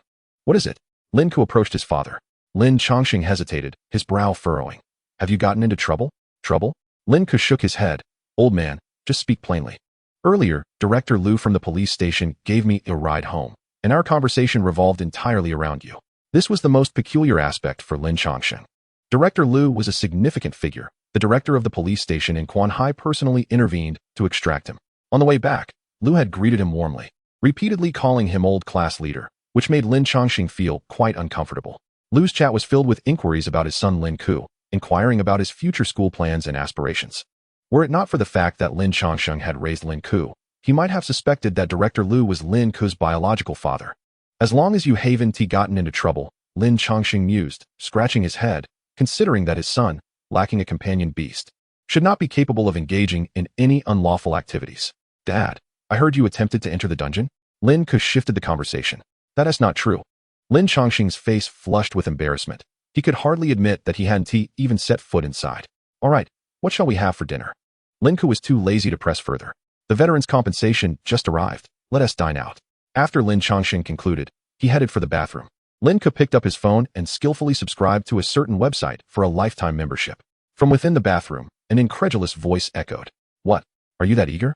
Lin Ke chuckled wryly, muttering to himself about his old man. Lin Chongqing, wrapped in a gray towel, suddenly emerged, his well-defined muscles belying his 40 years. Trembling, he exclaimed, Son, do you know who just called me? Who? The minister of the Quan Hai military department. My old leader's leader. Lin Chongqing swallowed hard. He said he would come to visit me on a chosen day. Is that so? Lin Ke pondered the sudden concern from high-ranking figures, wondering if it was due to his record-breaking achievement. As soon as he finished his thought, Lin Chongqing's phone rang again. Hello? Didu? Vice President of the Divine Beast Academy?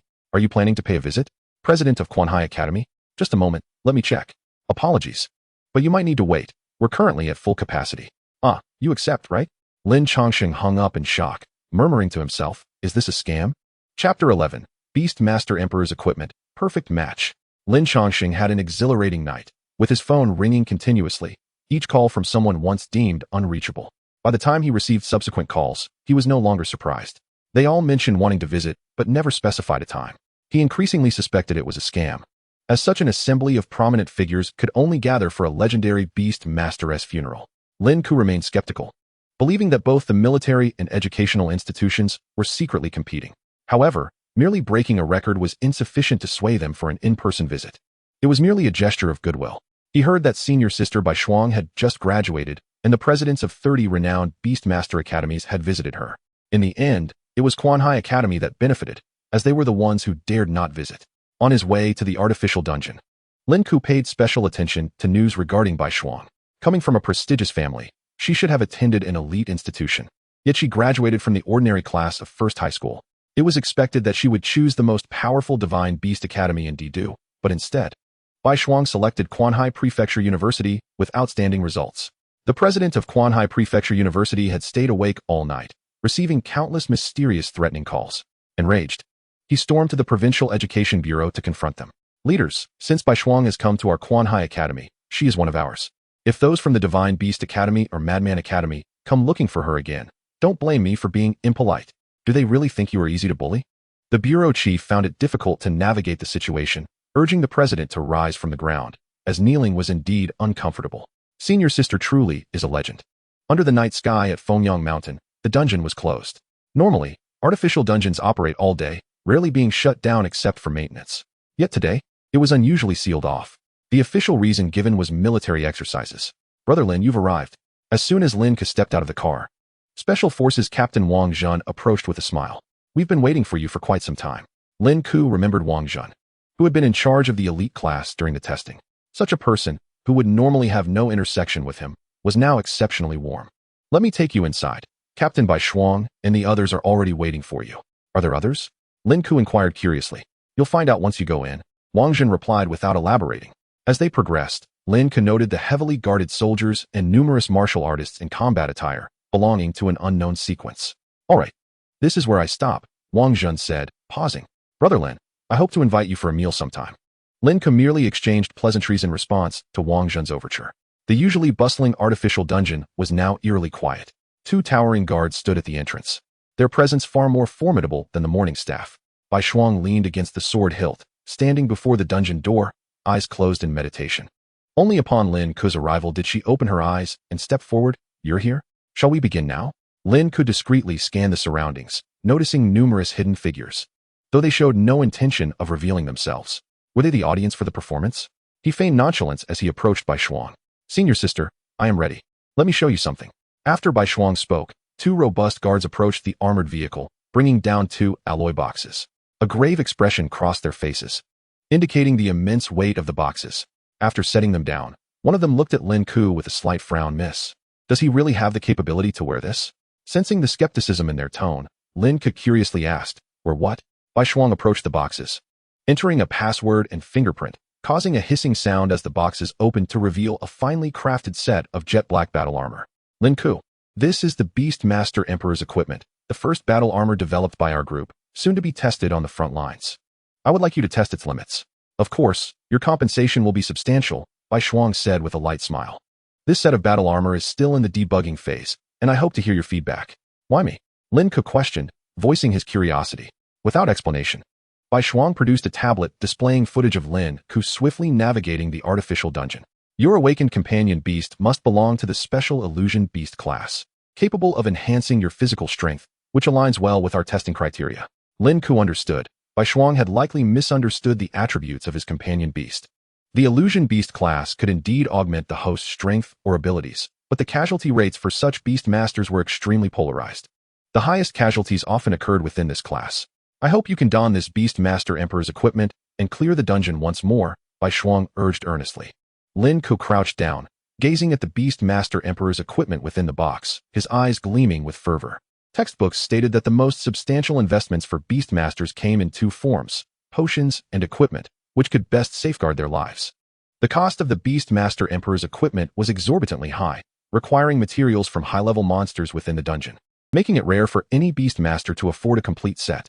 Some would prioritize purchasing the chest and helmet first, as just one piece could cost millions. A complete set of Beast Master Emperor's equipment exceeded 100 million. Such a sum was astronomical. Lin Ke lifted the helmet, pausing slightly. It's quite heavy, isn't it? The guard chuckled, arms crossed. Don't be fooled by its size. As soon as the words left his mouth, Lin Ke casually swung it. It's manageable. Not as heavy as I imagined. The guard's pupils constricted. The weight of the helmet was no joke, yet Lin Ke handled it as if it were a basketball. Battle armor, unlocking. A system voice resonated in Lin Ke's mind. He noticed numerous texts appearing before him. Strength testing. Body enhancement in progress. Battle armor matching in progress. Once Lin Ke donned the chest armor, arm guards, and leg guards completely, a fierce red light flickered in his eyes, and dense steam billowed from behind the battle armor. Battle armor matching complete. The system voice confirmed. Lin Ke clenched his fists, feeling an exhilarating surge of strength coursing through him. Lin Ke, what is your matching degree? Bai Shuang inquired with curiosity. Matching degree? Yes, each beast master has a different matching degree with their battle armor. A higher degree signifies enhanced functionality. Bai Shuang took a deep breath and added, This battle armor is intended for the front lines, but its matching degree has always been poor. Lin Ke watched as the numbers on the screen surged upward, climbing from 0 to 100, still glowing red. Was it truly 100%? Chapter 12. Iron Man-like behemoth. Is this still human? Are you certain? Bai Shuang appeared astonished. The 2 guards were equally shocked. Is it followed by 2 zeros? You can't be mistaken. Lin Ke exerted slight force in his legs, propelling himself high into the air. The scenery before him transformed as he soared 20 meters high. Towering trees appeared beneath his feet, while Bai Shuang and the others shrank in size. Upon landing, 2 deep craters formed where he had stepped. It truly was a perfect match. Lin Ke never anticipated that the Beast's Sovereign Emperor's artifact would bestow such a remarkable enhancement upon his physique. His physical strength, already formidable under the aegis of the YMNMNGLing, combined with the augmentation provided by the battle suit, rendered him an undeniable human embodiment of a steel beast. Sister Baishuang, shall we commence? Lin Ke asked eagerly, eager to ascertain the extent of his newfound capabilities. The two guards, who once displayed hostility, now bore expressions of envy as they inquired about Lin Ke's current sensations. They, too, had donned the test version but had never reached the level of ease Lin Ke exhibited. In fact, the battlesuits had hampered their mobility considerably. Such a reversal of expectations was quite absurd. Perfect match? In the dense forest, whispers of astonishment and hushed conversations echoed. Old Bai, are you certain this is the Beast Domain Emperor's artifact that was delivered to our military? The Beast Sovereign Emperor's artifact, Heishu Luo 190 battlesuit. How could I mistake my own creation? Are you questioning my sanity? How could it possibly be a perfect match? Our military's elite cannot even reach 60 with this suit, let alone achieve a perfect match. That is a reflection of your inadequacies. Why cast doubt upon my work? Baionbong declared proudly, behold, we have found a youth worthy of my creation. This one, our military shall claim. Dream on. His foremost task is to attend a prestigious academy. Baionbong's enthusiasm seemed premature amidst the ongoing discussions among various factions. At that moment, Baionbong spoke again. He is well suited to be my granddaughter's husband. Old Bai, you are not the only one with a granddaughter. I have two. Our academy is filled with beauties. Simultaneously, Bai Shuang's voice, cold and commanding, pierced through the chatter. Grandfather? The discussions abruptly ceased. Cough, cough, cough. I'm just getting old and hard of hearing. My dear granddaughter, do not mind me. Lin Ke, still reveling in the allure of the battle suit, wished he could take it with him. The suit he donned was worth billions. Lin Ke, let us begin, Bai Shuang stated with a composed demeanor, though Lin Ke noticed a slight blush on her cheeks. All right. Lin Ke paid no mind and entered the dungeon. As preparations commenced for the recording of data, strength, speed, agility, and various metrics, augmented by the battle suit, the completion speed might reach 20 seconds. No sooner had Bai Shuang's words fallen than a voice resonated from the dungeon. Fastest completion record, 6 seconds and 1 millisecond. When the new record appeared at the top of the leaderboard, Bai Shuang's breath caught in her throat. Where's the data? Bai Shuang immediately turned and approached the computers of the two technicians. The screens displayed soaring metrics of strength, speed, and explosive power. As all values ascended, an alarm blared from the computer. Captain, we cannot ascertain accurate numbers. This battlesuit should not exhibit performance beyond its limits. The technician, trembling, adjusted his glasses. Could there be an issue with the system? What is happening? Lin Ke exited the dungeon, satisfaction evident in his voice. Sister Bai Shuang, this battlesuit is fascinating. I could actually see the levels and damage of the monsters in the artificial dungeon. It felt akin to experiencing a video game. Lin Ke, do you know your record? About 10 seconds? Lin Ke replied uncertainly, having pierced through the dungeon without checking the precise time. 6 seconds. Bai Shuang breathed heavily. How do you feel now? Very well. Lin Ke was somewhat astonished by his performance. The destructive power and speed granted by the battlesuit were astonishing. Captain Lin Ke, your compatibility with the battlesuit remains at 99%. The technicians were utterly flabbergasted. The wear and tear was merely 1%. What did you say? In the dense forest, Baionbong could no longer contain himself and stepped forward briskly. Are you Bai Lao? Lin Ke noticed Baionbong's momentary daze. He was a legendary figure from the textbooks. Baionbong approached the computer, scrutinizing the data relayed from the battlesuit. With each metric he reviewed, his breath grew heavier. All data were at their limits. This was the Shura battlesuit, an elite beast sovereign artifact he had designed, a superb weapon capable of equipping a skilled squad. The battlesuit was unable to unleash Lin Ke's full potential. Instead, Lin Ke effortlessly pushed its performance to the brink. Little one, you are quite impressive. Baionbong approached Lin Ke. May I request you to attempt the dungeon once more? Lin Ke hesitated. Concentrating on the dungeon is quite exhausting. Consider it a contribution to scientific research. Lin Ke remained silent. Bai Shuang, understanding his reluctance, stepped forward. Lin Ke, I previously promised you 5 million. Now, if you can assist again, we will pay you an additional 1 million for each successful dungeon run. Sister Bai Shuang, Lin Ke interrupted with fervor, donning his helmet, and resolutely declared through the battlesuit system, contributing to scientific research is our duty. He turned and proceeded, as if having made a momentous decision. Quickly, continue the testing. Baionbong personally approached the computer, preparing to assess the data from the second run. The assistant technician's voice turned sharp. The Shura battlesuit and his body's wear have returned to 100%. Is there an issue with the battlesuit? Baionbong glanced at the data, witnessing the previously reset figures erupting once more. All metrics skyrocketed. The durability metric, now at 98. Only a 2% loss this time? Baionbong sat down heavily in his chair, lost in contemplation. To control research costs, he had deliberately omitted any healing functions from the Shura battlesuit. Yet, After 2 consecutive high-intensity uses, the cumulative wear was merely a single digit. This was not merely astonishing. It was utterly monstrous. 6 seconds. Young friend, how do you feel now? Bai Onbong inquired with a hint of bitterness. Will you not feel fatigued? I believe we should conduct multiple tests to ensure the authenticity of the data. What do you think, Bai Lao? Lin Ke smiled as he asked. Chapter 13. Will the commoner prodigy fade into the crowd? Bai Onbong furrowed his brow. He could not comprehend why Lin Ke's wear remained nearly non-existent after 2 consecutive runs. Could it be that Lin Ke was an eternal motion machine? Let us try once more. Lin Ke, clad in the Shura battle suit, swiftly entered the dungeon without hesitation. Bai Lao, the wear has returned again. In light of the technician's astonishment, Bai Onbong fell into a profound silence. The Shura battle suit, which he had meticulously crafted, now felt so alien. Alien enough to instill a sense of fear within him. The human body has its limits. Flesh and blood cannot be compared to steel and machinery. The advantage of the battle suit lies in its ability to optimize human functions in a brief span. Yet there exists a critical flaw: wear and tear. For those whose physical strength is not formidable, even the finest battle suit would not yield any advancement, at best rendering them a high-defense lump of flesh. Thus, when Bai Onbong observed that Lin Ke's wear not only remained unchanged but was on the rise, he quietly shut down the computer. The battle suit was malfunctioning. The test data could not be utilized for analysis. Bai Onbong's tone turned icy. Let me make some adjustments before we test again. This matter is of the utmost secrecy. No one is to disclose it. The 2 testers swallowed hard, afraid to retort. With that, he sighed and returned to the dense forest. Old Bai, how goes it? A robust voice emerged from the minister of the Spring Sea Military, Xiao Jinghua. There were some issues with the testing, Bai Onbong replied, somewhat disheartened. What sort of issues could arise? The test subject is merely a high school student, is he not?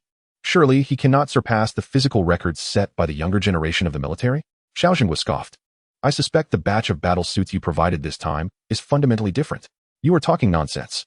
Bai Onbong's face flushed crimson. Even if there are differences, the performance has been enhanced based on the original foundation. If your troops cannot even master the first generation, how can they handle the current set? Old Bai, stop boasting. Xiao Jinghua did not believe him. Quickly send me the data to review. If everything checks out, I will have my subordinates upload it to the grand database. If this data gets uploaded, the information provided by your military will be utterly obliterated. Huh, what storms have I not weathered? Xiao Jinghua clearly did not trust him. Show me the data. I fear you might soil yourself. You scholars are always making a fuss. I am eager to see just how impressive the data can be. Xiao Jingua's microphone fell silent for a good 10 seconds. You are serious about this data? Bai Onbong replied. That's why I said there might be an error in the data. What do you mean, might? It must be erroneous. Xiao Jingua's breathing grew heavier. Aren't you, Old Bai, known as a master craftsman? How could such a significant oversight occur? Heaven knows. He would rather believe it was a data issue than contemplate the terrifying physical prowess of Lin Ke. Otherwise, is this high school student even human? Even if the data is erroneous, it is exceedingly rare for this junior to wield the battle suit with such proficiency. Bai Onbong smirked slyly. The more I see him, the more I like him. Old Bai, the military is in dire need of fresh blood. Why not let him join me? Are you dreaming? Damn it, fair competition. Do I not have female soldiers in my unit? Lin Ke reluctantly removed the Shura battle suit. It was indeed a remarkable piece, but alas, it did not belong to him. No wonder so many beast tamers are willing to bear millions in loans to acquire specific parts of the Beast Emperor gear. Common beast tamers have few means of self-preservation, and the Beast Emperor gear can maximize their safety and well-being. However, its exorbitant price is daunting. Lin Ke, I have transferred 7 million to your card. After Bai Shuang completed the transaction, she inquired with concern. Make sure to rest well after returning. The battle suit places a significant burden on the body, so do not rush things. Understood. Lin Ke did not reveal to Bai Shuang that he actually felt invigorated and was not affected at all. Bai Shuang, is this set of battle gear very expensive? Lin Ke asked curiously. Bai Shuang explained. This is the standard equipment for elite troops, and a complete set costs around 100 million beast coins. 100 million? The joy of the recent monetary influx vanished considerably. Lin Ke had initially considered purchasing a set, but now it seemed utterly unattainable. What a remarkable item. Lin Ke sincerely praised. There are even better ones. Bai Shuang smiled. The Beast King Emperor gear, made from materials of high-level magical beasts from the abyss, can buy dozens of these sets. And it cannot be purchased with beast coins. Lin Ke fell silent. For beast tamers, the steep price is not entirely out of reach. After all, delving into the abyss dungeons often yields precious materials. The ability to earn and spend among beast tamers is nearly equivalent. Once I save enough money, I will buy myself a set of Shura battle gear. Bai Shuang, I shall take my leave now. Lin Ke scratched his head. Having earned several million this time made him feel a bit awkward. Lin Ke, do you have time this summer? Bai Shuang suddenly asked. Yes, but I still need to train. Lin Ke embellished his statement. Indeed, surviving in the deep sea was training. His greatest worry now was whether he could sleep, which might affect his cultivation progress. Then make sure to set aside a day for me. Bai Shuang said. I will take you to experience the true abyss. Bai Shuang looked into Lin Ke's eyes. Are you interested? Of course. Lin Ke replied without hesitation. The mention of the abyss in his high school textbooks was countless. Eager students often fantasized about entering the abyss to unleash powerful companion beasts. Lin Ke was certainly one of them. It is a promise then. Bai Shuang hesitated for a moment before continuing. By the way, in a few days, there will be an online virtual competition. If you have time, you might want to check it out. The prize is quite substantial. A virtual competition? Lin Ke's understanding was still rooted in the realm of computer networks, so he was somewhat perplexed by Bai Shuang's words. When he heard that the champion's reward was 100 million beast coins, he immediately inquired about the details. It is an intelligent brain virtual battle. First, you need to own an intelligent brain device. Is it expensive? Lin Ke felt anxious. He had earned a considerable sum, but it still felt insufficient. I can ask my grandfather to help you. This competition might be a bit challenging for you, so focus on enhancing your strength. There might still be a chance. Thank you, senior. On his way home, Lin Ke's mind was filled with thoughts of the 100 million prize, which explained his obsession. After all, he had grown weary of poverty. Bai Shuang was quite hesitant just now. Perhaps this virtual competition is not as simple as it seems. I need to hasten my progress. Lin Ke hurried home, greeted Lin Changsheng, and then returned to his room to begin cultivating. Kid, take care of your health. Lin Changsheng clearly had misunderstood. After Lin Ke left, Bai Shuang returned to the dense forest. Bai Onbong concluded his conversation with Xiao Zhenghua. Girl, where did you find this talent? This battle suit is tailor-made for him. Bai Onbong said with vivid expression. If that data is true, then no one in the world is better suited to wear the Beast Domain Emperor gear than him. I just discovered he is a talent as well. Bai Shuang briefly relayed Lin Ke's experiences to Bai Onbong. Coming from an ordinary family, Bai Onbong sighed somewhat. What a pity. If he had been born into a prominent family, even a merchant family, his achievements would surely exceed this. A prodigy born from the common folk will eventually blend in with the masses. This is not just Bai Onbong's opinion, it is the truth. Grandfather, I wanted to discuss this matter with you. Bai Shuang began. I want him to participate in the National Prodigy Battle. Chapter 14, Lin Ke's Potential. You want him to participate in the Prodigy Battle? Bai Onbong's expression was remarkable, and he could not help but chuckle bitterly. Xiao Shuang, you should understand the value of this competition, right? I admit Lin Ke is indeed very talented, but he is only 18 years old. How can you expect him to compete with the prodigies from prestigious academies? There is no hope. You should understand how terrifying the prodigies in advanced academies are. Even a freshman who is merely 1 year older than Lin Ke would have 10 times his strength. His resolve would shatter. How can one know without trying? Bai Shuang did not agree. I always feel that Lin Ke has some hidden cards. I can sense potential in him. I have investigated Lin Ke's background. He does not come from a wealthy family, and a significant improvement in a short period is unlikely. Unless, Bai Shuang smiled. Unless grandfather can assist him. I concede defeat. Bai Onbong shook his head helplessly. Very well, very well. This lad has a good compatibility with battle suits. He may need to rely on him in the future, so helping him out is acceptable. Considering Bai Shuang's request, Bai Onbong would reluctantly assist Lin Ke, but more so due to Lin Ke's compatibility with the battle suit. Thus, he was naturally willing to help Lin Ke this time. Thank you, grandfather. Bai Shuang smiled brightly as Bai Onbong raised his hand to tenderly touch the scar beneath her eye. Silly girl, why keep this scar? With Bai Shuang's family background, eliminating scars is entirely feasible. Such a feat is far too simple with today's technology. It serves as a reminder. Bai Shuang's smile faded. It is a warning. Oh, time flies. It has been 3 years since that incident, hasn't it? 3 years and 21 days. Bai Onbong closed his eyes and said, I hope history does not repeat itself. Lin Ke returned home, took a shower to rid himself of any unpleasant odors, and immediately lay on his bed, swiftly falling asleep and entering a dream state. In truth, he wanted to see if he could reach the realm of the radiant sacred dragon. If sleep could lead him to that mysterious dark expanse, what then could allow him to enter the domain of the radiant sacred dragon?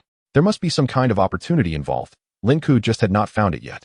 Unbeknownst to him, Lin Ke had already fallen into a deep slumber. As he opened his eyes, he found himself once again immersed in the enigmatic Black Sea. Xiaohei. The dark and mysterious Yinlong remained in slumber, unresponsive to Lin Ke's calls. Let us ascend to level 3. Lin Ke adeptly maneuvered Xiaohei's form, embarking on a journey of devouring. The ability, heaven and earth share the same origin, was most formidable, as it allowed him to share the attributes of his summoned beast and receive a double enhancement. Thus, each upgrade of the Yinlong represented a qualitative leap for Lin Ke. Could this black sea truly be within the realm of launching? Many of the creatures here bore little resemblance to fish, resembling rather the monstrous beings Lin Ke had never encountered before. After 10 minutes, Lin Ke successfully devoured numerous swimming fish, and the Yinlong ascended to level 3. Body, 20. Companion Beast, Yinlong, Juvenile. Level, 300. Strength, 70. Constitution, 70. Agility, 70. Talent, 100. Element, Dark. Grade, Apocalypse level. Skills, Dragon Suck, Beginner. Rending Claw, Beginner. Dragon Might, Beginner. Despite adapting to the Apocalypse level talent, Lin Ke always felt a sense of shock with each breakthrough. The Yinlong, at merely level 3, already possessed a terrifying strength of 70. Typically, companion beasts only reached such formidable values prior to their first transformation. Each enhancement of body not only amplified strength, but also provided a comprehensive elevation. Lin Ke sensed an enhancement in his perception as well. He still lacked a clear understanding of his own power. Striving to reach level 4 by nightfall. Tirelessly, Lin Ke roamed the Black Sea, hoping to encounter elite-level creatures, which, if defeated, might enable him to leap directly into level 4. What is this? A faint purple glow emerged from the depths of the Black Sea, resembling a heart embedded in the ground, accompanied by rhythmic vibrations. As Lin Ke approached, the consciousness of the Yinlong took over its body. Xiaohei, you have awoken? Upon hearing Lin Ke's voice, Xiaohei became animated. You woke up just in time. Let us explore the glowing object ahead. Lin Ke felt a sense of foreboding. This object was extraordinary. A low growl emanated from the Yinlong, hinting at its trepidation. Xiaohei, what troubles you? Lin Ke then noticed the eerie absence of any creatures in the vicinity, as if it were a forbidden zone. You suggest this object is dangerous? Lin Ke comprehended Xiaohei's implication. Can you confront it now? Xiaohei informed Lin Ke that it could attempt to engage, though there was uncertainty about overpowering the entity. As the Yinlong cautiously approached, Lin Ke suddenly interjected. Xiaohei, let us refrain from advancing. Risks indeed coexist with opportunities. However, the Yinlong is still in its juvenile stage. Despite its apocalypse-level talent, it remains an infant. Should this enigmatic heart belong to a creature akin to Tesla, the current Yinlong would undoubtedly be outmatched. Xiaohei, remember this location, find a secure place to develop, and we shall return once we grow stronger. After Lin Ke issued his command, the Yinlong altered its course, distancing itself from the area. After awakening, the Yinlong's rate of devouring and absorption significantly increased, and within a few hours, Xiaohei successfully broke through to level 4. Body enhancement, 20. Elated, Lin Ke felt invigorated and continued on the path of leveling up with Xiaohei until dawn. Xiaohei, are you about to slumber once more? The Yinlong appeared reluctant. Soon succumbing to sleep, Lin Ke calculated the time, feeling himself gradually being extracted from the Black Sea, returning to his room. The morning light began to break. The Yinlong's every awakening and slumber perfectly synchronized with his own. As the dawn light brightened, Lin Ke awoke from his slumber, a lingering sense of longing filling his heart. Why must humans only sleep for a mere few hours? How wonderful it would be to sleep endlessly. To further his cultivation, Lin Ke had indulged in several additional hours of rest. Upon opening the door, he was greeted by Lin Chongqing's mischievous grin. You rascal, still putting on a brave face? You must be exhausted from last night. Indeed, it was quite tiring, Lin Ke conceded without argument. After breakfast, Lin Ke initially intended to continue his cultivation, but his phone rang with a call from Bai Shuang. Lin Ke, someone is waiting for you downstairs. Chapter 15. Is this the shock of the social tier? As Lin Ke descended, he spotted a black sedan parked at the entrance. The window slowly rolled down, revealing an elderly gentleman smiling warmly at Lin Ke. Young friend Lin Ke, greetings. Bai Lao. The visitor was Bai Yuntian, the president of the Quan Hai Companion Beast Association, a notable figure in Quan Hai. Please, get in the car. Bai Yuntian gestured for Lin Ke to enter. Bai Lao, what is so mysterious? Lin Ke inquired with curiosity. You will understand once you arrive, Bai Yuntian replied as he signaled the driver to commence their journey along the Quan Hai Binjiang Avenue. Quan Hai is a coastal city, boasting a first-rate harbor garden city with stunning ocean views. Binjiang Avenue is the affluent district of the entire Quan Hai, where real estate, commercial districts, entertainment facilities, and safety attributes are all top-notch. Most residents of the coastal new city are distinguished beast tamers. The vehicle headed towards the core area of the Binjiang Avenue, arriving at the Jin Hai Di Yuan community. As Lin Ke gazed at the towering buildings outside, he could not help but exclaim, is this not the most expensive community in Quan Hai? Indeed, Bai Yuntian replied with a smile, adding that only beast tamers are permitted to purchase property here. No one else has the right to buy. The car stopped in front of a large flat beneath a magnificent seascape. Bai Yuntian exited first, and as Lin Ke stepped out, he was greeted by the briny sea breeze. The community was constructed to the highest standards, featuring a full steel structure and lavishly adorned with expensive Rohan pine landscape designs. Entering the scenic elevator, the golden sands and azure sea came into view. Young friend Lin Ke, how do you find this place? It's splendid, Lin Ke murmured, momentarily entranced. As the elevator doors opened, a 5-meter-high entrance door appeared, and 2 butlers pushed it open, revealing nearly 20 meters of expansive floor-to-ceiling windows facing the sea. The interior was fully equipped with all amenities, leaving Lin Ke momentarily dazed at the entrance. Bai Yuntian gently patted Lin Ke's back. Come, let us ascend to the 2nd floor. I assure you, it will be an eye-opener. Lin Ke quickly shook off his astonishment at the luxurious abode, feeling a sense of alienation from this social tier.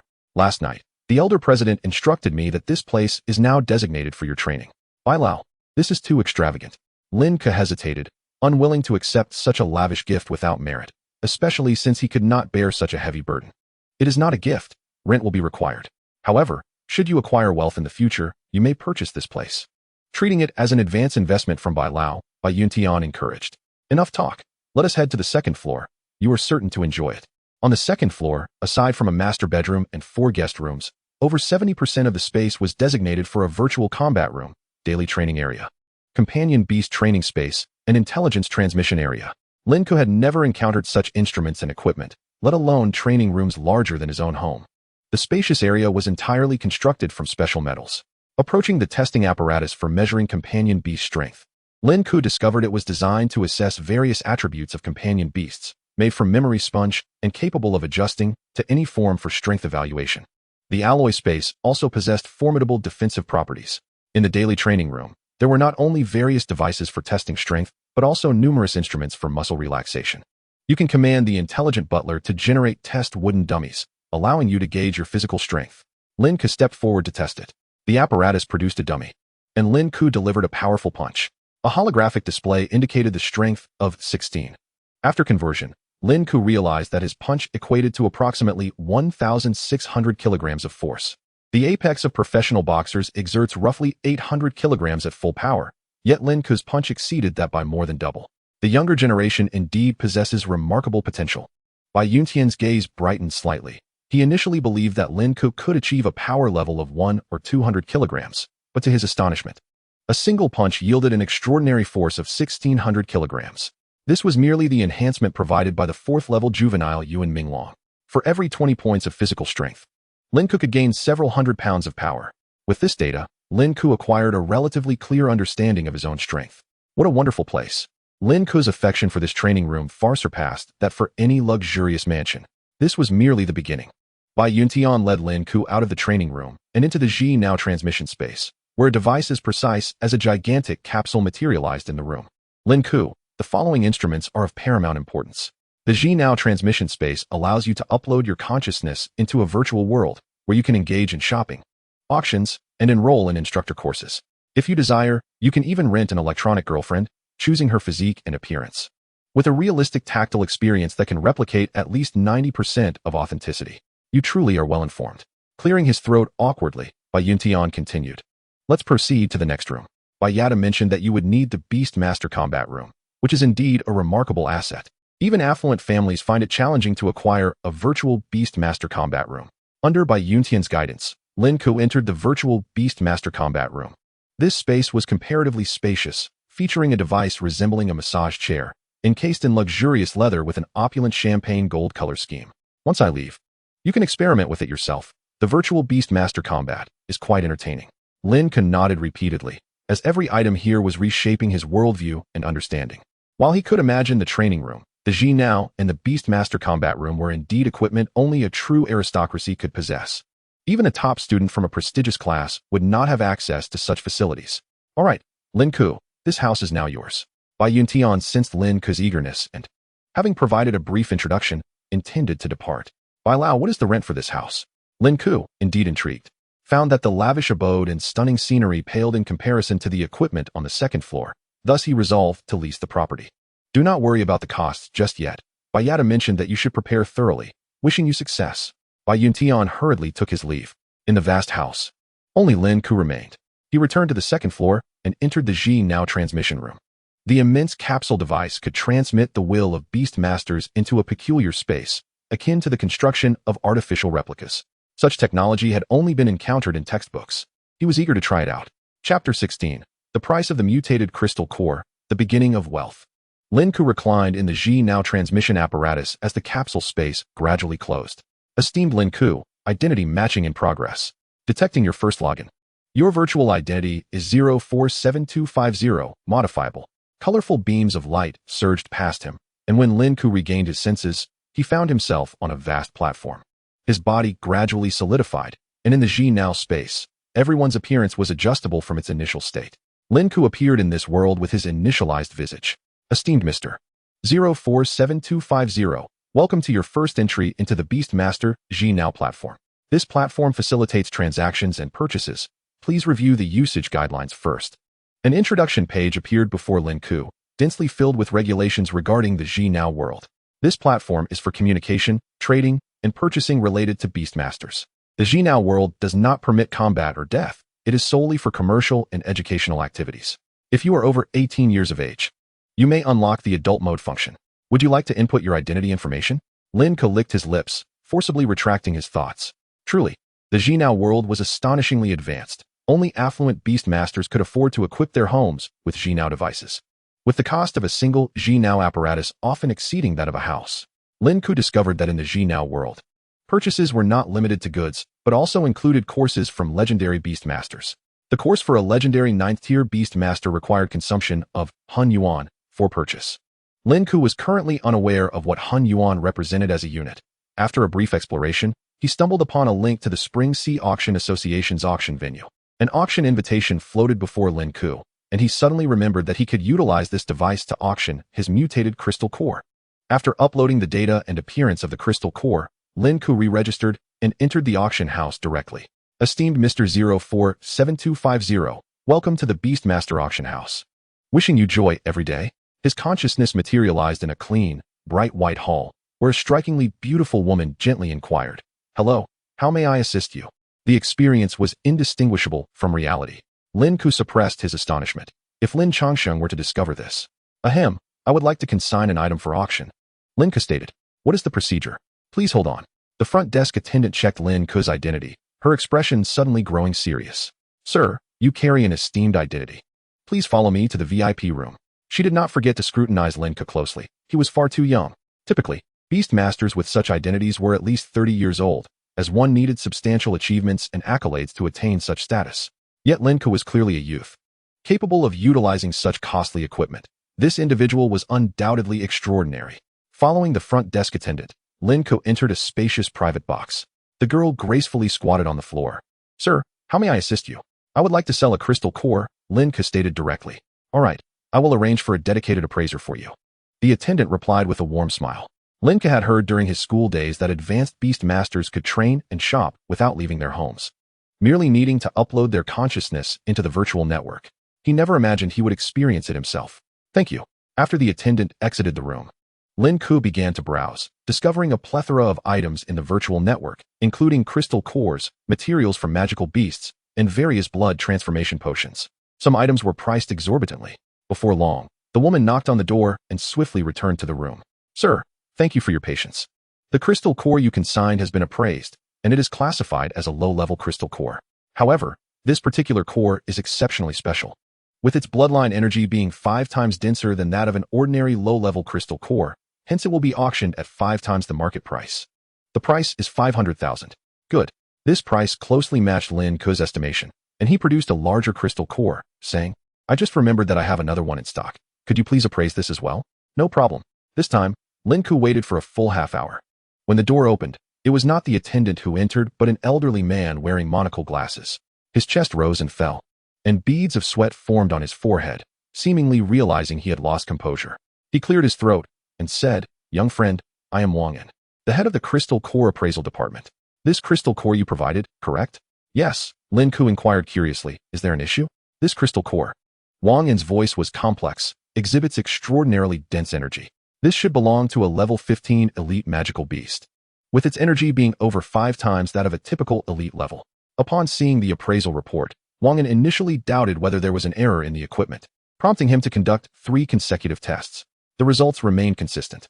This is a mutated crystal core, Wong exclaimed excitedly. Thus, we intend to raise the starting auction price to 5 million. Lin Ke stood up, his expression shifting slightly. Wong assumed Lin Ke was dissatisfied with the price and hurriedly explained, this is just the starting bid. We predict the final selling price of this crystal core could exceed 10 million. Thank you. Lin Ke suppressed the excitement swelling within him. Such crystal nuclei were still abundant in the Heihai. If he diligently sought them out, he should be able to gather quite a bounty. Before the auction commenced, one could log into the Jinao network to view the details, and rooms would be provided for the attendees. Acknowledging this, Lin Ke exited the Jinao network. The astonishing rate of wealth accumulation was likely surpassing that of many high-level beast tamers. Currently, the exploration of the Heihai was still quite limited. But once the Yuan Minglong successfully advanced to the first transformation, it would accelerate the exploration, possibly revealing the location of the Heihai. This truly resembled a private treasure trove. Lin Ke entered the final room, which, compared to the Jinao and testing chambers, was relatively smaller. In the center of the room stood a device reminiscent of a massage chair. This was the beast battle room. The battle equipment was a helmet, and out of curiosity, Lin Ke donned the headgear. Upon wearing the helmet, a prompt resonated in his mind. Initializing beast battle, you may create a room, spectate, or randomly match with an opponent. Chapter 17, The Beast Virtual Battle Room. Is this the specialized training platform for beast tamers? Lin Ke was not in a rush to randomly match, opting instead to meticulously read the terms. This device is specifically designed for beast training. Not only can it facilitate duels, but you can also purchase guidance from high-level beast tamers. A cursory glance revealed that the fees for these tamers were casually in the millions. Truly, beast tamers were the most lucrative profession. A single lesson from a high-level beast tamer could cost tens of millions. How terrifying. However, upon further reflection, the price of several million for face-to-face instruction from a legendary beast tamer was indeed not exorbitant. What was the battle gold list? Lin Ke continued reading. And a massive golden list materialized, showcasing the rankings of the top 100 beast tamers across various cities in Huagua, ranging from level 1 to level 8. Lin Ke first examined the rankings of the first tier. The first place was a tamer named Dan Dan Yushang, with a record of 200 wins and 20 losses. The second was titled Jiuzhou Dan Dan Yushang, with 189 wins and 50 losses. The third was labeled Zhuan Da Di Er Ming, with 170 wins and 56 losses. A cursory glance revealed that this golden list was linked to the national system, and there was a world list that he currently did not have access to. Lin Ke found Bai Shuang on the 6th tier list. Ranked first was Bai Shuang, with a staggering record of 1240 wins and only 10 losses. Such a record was indeed formidable. Only true confidence could allow one's name to be inscribed there. Most of the competitors beneath Bai Shuang were a whole generation older than her. Truly impressive, she was a remarkable senior. Lin Ke noted that he could only view the rankings of Tier 17. All lists beyond Tier 8 were inaccessible. If a 9th tier legendary beast tamer were to engage in battle, one could only imagine the scene. Each move might even cause the server to collapse. After briefly reviewing the terms, Lin Ke entered his identity details as a 1st tier beast tamer. He then eagerly pressed the button for random matching. The random battle matching was unrestricted by tier. It was rumored that some fortunate beast tamers could even match with legendary ones. The random match was successful. Lin Ke soon found himself in a coliseum-like arena. Why were all the opponents today novices? As he entered the arena, his opponent impatiently remarked, "All right, summon your beast quickly. I don't have time to play with novices." Clearly, he did not regard Lin Ke with any seriousness. Yet Lin Ke hesitated to summon his companion beast. Indeed, even within the virtual network, he was unable to call forth the Yuan Minglong. He had initially hoped to see Xiao He in the virtual realm. "Are you scared, silly?" The opposing beast tamer said with a hint of exasperation, immediately summoning his own beast, the Shadow Wolf. "Novice, allow me to give you a lesson today." As he prepared to issue his attack command, he suddenly saw Lin Ke vanish like a specter before his eyes. With a mournful howl from the Shadow Wolf, it fell lifelessly, leaving the opponent in a state of utter bewilderment. Points. 1. Congratulations, you have achieved victory in this virtual battle. The opponent stood there in a daze, unable to comprehend what had just occurred. Throughout the entire encounter, he hadn't even seen Lin Ke summon his companion beast in the blink of an eye. The battle was over. Was there a system error? What on earth just happened? Lin Ke was teleported out of the arena. In his inaugural battle, he felt little. His opponent was merely a 2nd-tier beast tamer, and the overall stats of his companion beast did not surpass his own physical strength. A single punch had effortlessly resolved the skirmish. Let us try again. Throughout the afternoon, Lin Ke engaged in numerous battles, with victories and defeats balanced. Powerful beast tamers would not let him off simply because he had not summoned his companion beast. Just as Lin Ke contemplated taking a break, an invitation message appeared before him. Account 000001 invites you to join a room for battle. The sender was noted as by Shuang Sr. As Lin Ke materialized in a new coliseum, he noticed a significant number of spectators filling the virtual audience seats, and the numbers were still climbing. Virtual battles permitted spectators, unless it was a privately created room requiring a password. Otherwise, randomly generated battles could be observed and learned from. Clearly, given Lin Ke's current notoriety, he was not yet capable of drawing such an audience. These spectators were likely there for his opponent. When the poised figure appeared before Lin Ke, the audience erupted into fervent cheers. Senior Bai Shuang is participating in a virtual battle. Oh my, I've been following Miss Bai Shuang's account for ages. I logged in the moment she began battling. What luck! Her opponent is just a first-tier beast tamer. There's no spectacle here. Who cares who the opponent is? I'm here to admire the divine beauty of Goddess Bai Shuang. She is simply a Valkyrie. Lin Ke could not hear the discussions from the audience. He focused his attention on Bai Shuang. Her virtual battle persona mirrored her real-world appearance precisely. With a slightly cartoonish visage, she carried an air of playful charm. And a jagged scar graced her eyelid, reminiscent of the pirate emperor's red-haired figure. It was no wonder so many admired her. The aura she exuded could not simply be described as beautiful, but rather it radiated a striking charisma. Let us begin. Bai Shuang offered no further words. Her virtual battle form remained in its initialized state. Roar! The sky flame magic tiger materialized in the arena, and despite being a virtual entity, it exuded an intense heat. Truly, Captain Bai Shuang's companion beast was a high-growth fire combat type with sky attributes. It was simply magnificent. This was a perfect blend of beauty and beast. Oh, what if Senior Bai Shuang pursued me? I would be overwhelmed. Step aside, you diabetic fool. Do not let this kid taste victory. As the audience murmured, many spectators noted that Lin Ke had yet to summon his companion beast.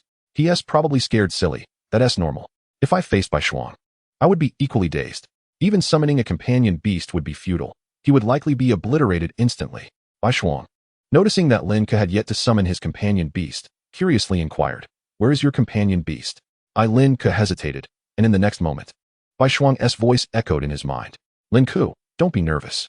In the future, the battle scene will have billions of viewers watching simultaneously. Do your best." Chapter 18, Senior's Friend Request. Then I will give it my all. Their gazes intertwined, and Bai Shuang sensed a shift in Lin Ke's aura. Even within the virtual network, it was palpable. Let us begin.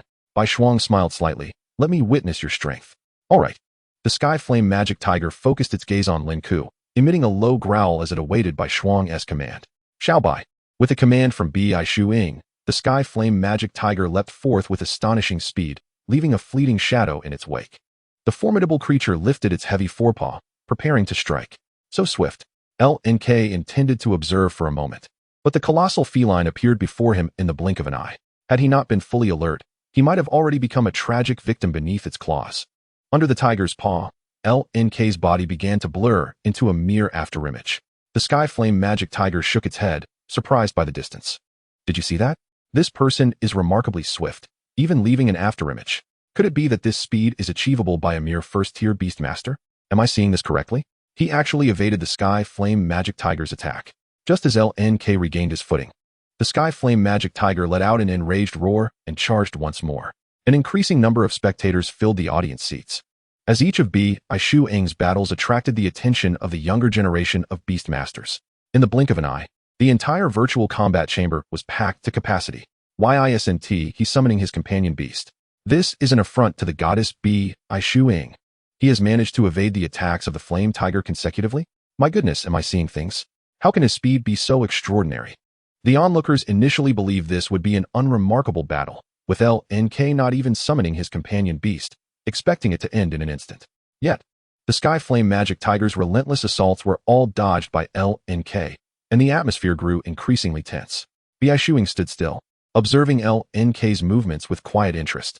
She recognized that he had a hidden card. Achieving such speed with a purely physical body was simply illogical. Though Lin Ke's movements appeared somewhat clumsy, he adeptly utilized his physical advantages to engage in sensible combat, wisely avoiding direct confrontation with the flame tiger.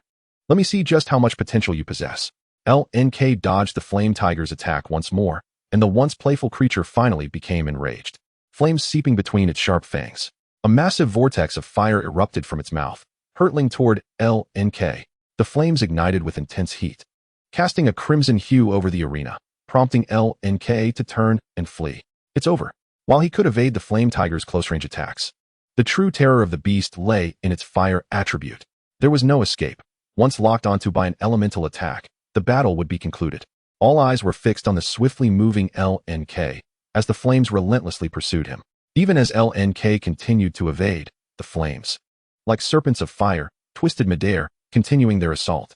Lin Ke realized that merely relying on evasion would not suffice. He suddenly accelerated, moving toward Bai Shuing.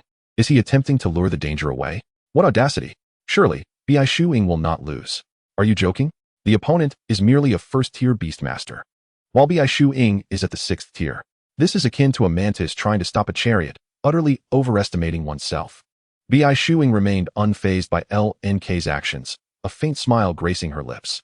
Lin Ke, you have surprised me, but this ends here. Lin Ke appeared before Bai Shuing. Their eyes met as he deftly maneuvered behind her, using his body to shield her from the flames, which redirected their attack toward him instead. Indeed, he was targeted. In an unexpected move, Lin Ke embraced Bai Shuing from behind, lifting her high. Bai Shuing, caught off guard, had not anticipated being used as a shield. It was a novel angle. This reckless boy, what is he doing? How dare he tease Bai Shuing? You're courting death. Put my goddess down.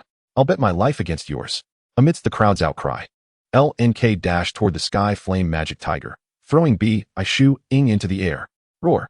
The Sky Flame Magic Tiger, enraged, leapt high to catch Bai Shuing midair, and the flames dissipated. Shall Bai below? Bai Shuing urged, her tone tinged with urgency.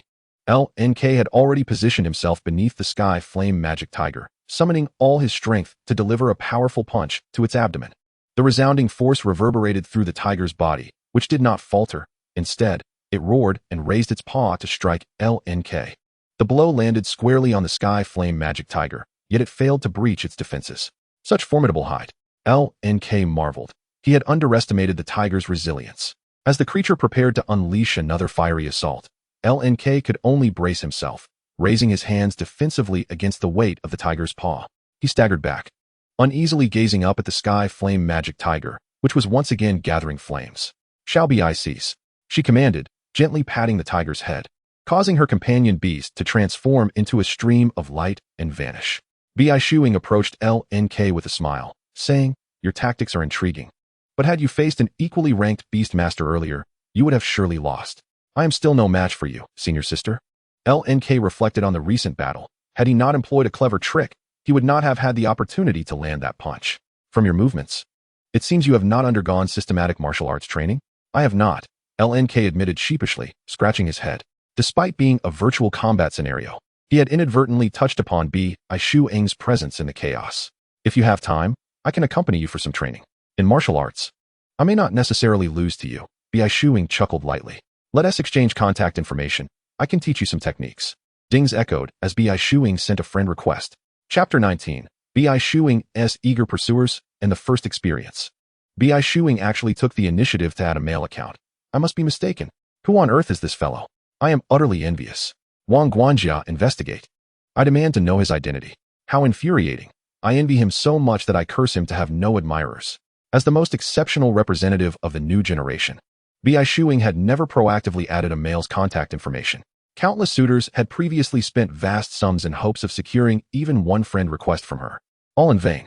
Now, with Bai Shuing voluntarily adding Lin Ke's account, this action undoubtedly stirred envy among many. Unbeknownst to them, the arena had gathered over 1,000 young beast masters, and it was this realization that prompted Bai Shuing to call off the battle. Lin Ke, feel free to summon me for training whenever you wish. I shall take my leave. With that, Bai Shuing exited the room, which subsequently disbanded. Lin Ke remained lost in contemplation of the details of the battle. His physical strength was far from sufficient to contend with the Sky Flame Magic Tiger directly. He possessed mere brute force, lacking the necessary martial skills and techniques. That was the reality. Friend request from 394204. Brother, please share Bai Shuing's contact information. I'll pay 100,000. Friend request from 232344. Dad. Friend request from 249233. I'll test you. What is Bai Shuing's number? Lin Ke. His friend request notifications were overwhelmed, and after a resigned one-click rejection, he opted to disable friend requests altogether. Bi Shuang's popularity exceeded his expectations. Clearly, he would need to maintain a low profile moving forward to avoid attracting unwanted attention. After experiencing the convenience of virtual combat, Lin Ke intended to log off and discuss the housing situation with his father. Just as he was about to exit, a golden virtual announcement suddenly appeared before him. Notice, the beast fighting system is about to undergo a version 20 update, introducing the first ever Tianjiao Golden List battle for those aged 23 and under. This list encompasses the entire nation, with a 2-month deadline for participation. Rewards for the Tianjiao list. First place, 100 million beast coins. A wealth of resources for cultivating beasts, and selection for the elite Tianjiao training program. Second place, 50 million Yusho coins. Abundant resources for nurturing Yusho. Third place, 30 million Yusho coins. Vast resources for nurturing Yusho. Maintenance time, 24 hours. Anticipate with eagerness. The Tianjiao Golden List? Is this the virtual competition spoken of by the senior sister? After Lin Ke perused the terms, he was promptly exited from the battle space by the system. As the maintenance commenced, "Old Lin, have you seen the news?" Lu Dazhuang quickly messaged, brimming with excitement. "The Tianjiao Golden List battle is contested through some battle platform. And I've heard the total prize pool exceeds 1 billion. Lin Ke responded to Lu Dazhuang. "I know a bit. I envy it so much. I also want to experience the Yusho battle room, but alas, such things are privileges reserved for the affluent." Lu Dazhuang unabashedly expressed his longing and envy for this Tianjiao battle. Lin Ke replied, "Isn't the competition announcement stated? Yusho masters over 18 can rent equipment at nearby companion beast associations or any martial arts arena. You can also participate." "Really?" Lu Dazhuang exclaimed with immense excitement. "Then I shall give it a try. Perhaps a blind cat might stumble upon a dead mouse and secure a ranking." After concluding the conversation, Lin Ke realized that the entire forum was abuzz with discussions regarding the Tianjiao battle. The age restriction for the Tianjiao Golden List battle aims to select more capable competitors. This confrontation evidently was not intended for candidates like Lin Ke, a mere high school graduate, but rather targeted at institutions of higher learning. The true main force should be the youthful Yusho masters from 1st to 3rd year of various prestigious universities across the nation. In other words, this is a national selection competition among universities. Yet, Lin Ke couldn't shake off an inexplicable sense of oddity. Prior to the announcement of this competition, there had been no prior whispers or build-up, as if it were a sudden decision. Upon returning home, Lin Ke found that the forum had already begun ranking the potential champions from major universities across Huagua. He cast a cursory glance at the rankings before being called out of his room by Lin Chongsheng. "Son, do you have any thoughts about university?" Lin Chongsheng felt that Lin Ke had been exceedingly busy lately, yet as a father, he was entirely unaware of what Lin Ke was occupied with. "I haven't decided yet." Lin Ke leaned against the sofa, clutching a pillow, and said, "I might choose one nearby. The Daido Shinsho Academy is excellent, but it's too far from home. Otherwise, I would consider it." Lin Chongsheng remained silent for a long while. "Listen, is this even rational? How many young Yusho masters would break their heads to get into the highest level academy in Huagua, and you nearly dismissed it in front of me? Are you aiming for the heavens?" Lin Chongsheng shot Lin Ke a fierce glare. "Lately, I've been receiving numerous unknown calls inquiring about you, and just now, I saw a few fellows lurking downstairs." "Really?" Lin Ke gradually realized that if this continued, it could potentially disrupt the normal lives of both himself and Lin Chongsheng, which was not a good thing. He had heard that there had been frequent reports of Tianjiao going missing, and Bai Shuang had also advised him to remain vigilant about his safety. "Old man, let's move." After much contemplation, Lin Ke finally decided to inform Lin Chongsheng about the matter concerning their lavish residence. Once he disclosed everything, Lin Chongsheng lit a cigarette, and it burned down without him taking a single puff. When the ember burned down to his hand, Lin Chongsheng returned to his senses. "Son, let's go to the hospital." Lin Ke had expected Lin Chongsheng to be shocked, but he was taken aback when he thought his father considered him insane. This was not surprising. In the dead of night, Lin Ke took Lin Chongsheng to the Jinhai Dai Yuan. As Lin Chongsheng stood in the vast, empty mansion, he finally fainted. After settling Lin Chongsheng in a spacious room on the ground floor, Lin Ke directly ascended to the independent room on the 2nd floor. Lin Chongsheng's reaction was within Lin Ke's expectations. In the intelligent brain space, the consciousness upload was complete. "Esteemed Mu sir, welcome back to the intelligent brain space." Lin Ke had intentionally altered his name. He had originally intended to call himself Mu, but a slip of the finger resulted in it becoming Nu. He did not bother to change it back, as it was merely a code and not significant. The auction was about to commence, providing an opportunity to experience it firsthand. Lin Ke summoned the invitation and clicked confirm, as the scene of the light screen transformed, placing him in a small, independent room. "Esteemed Mu Lord, welcome to the auction hall of the Daxia Companion Beast Association branch. Here is tonight's auction list. A female robot maid, wearing a maid outfit with tire-like lower limbs. Handed Lin Ke a flyer. Thank you. Lin Ke casually glanced at it, astonished by the items worth hundreds of thousands to millions, with some starting at tens of millions. His savings were utterly insufficient. Lin Ke spotted the mutated crystal core he had obtained from the deep sea, with a starting bid of precisely 5 million.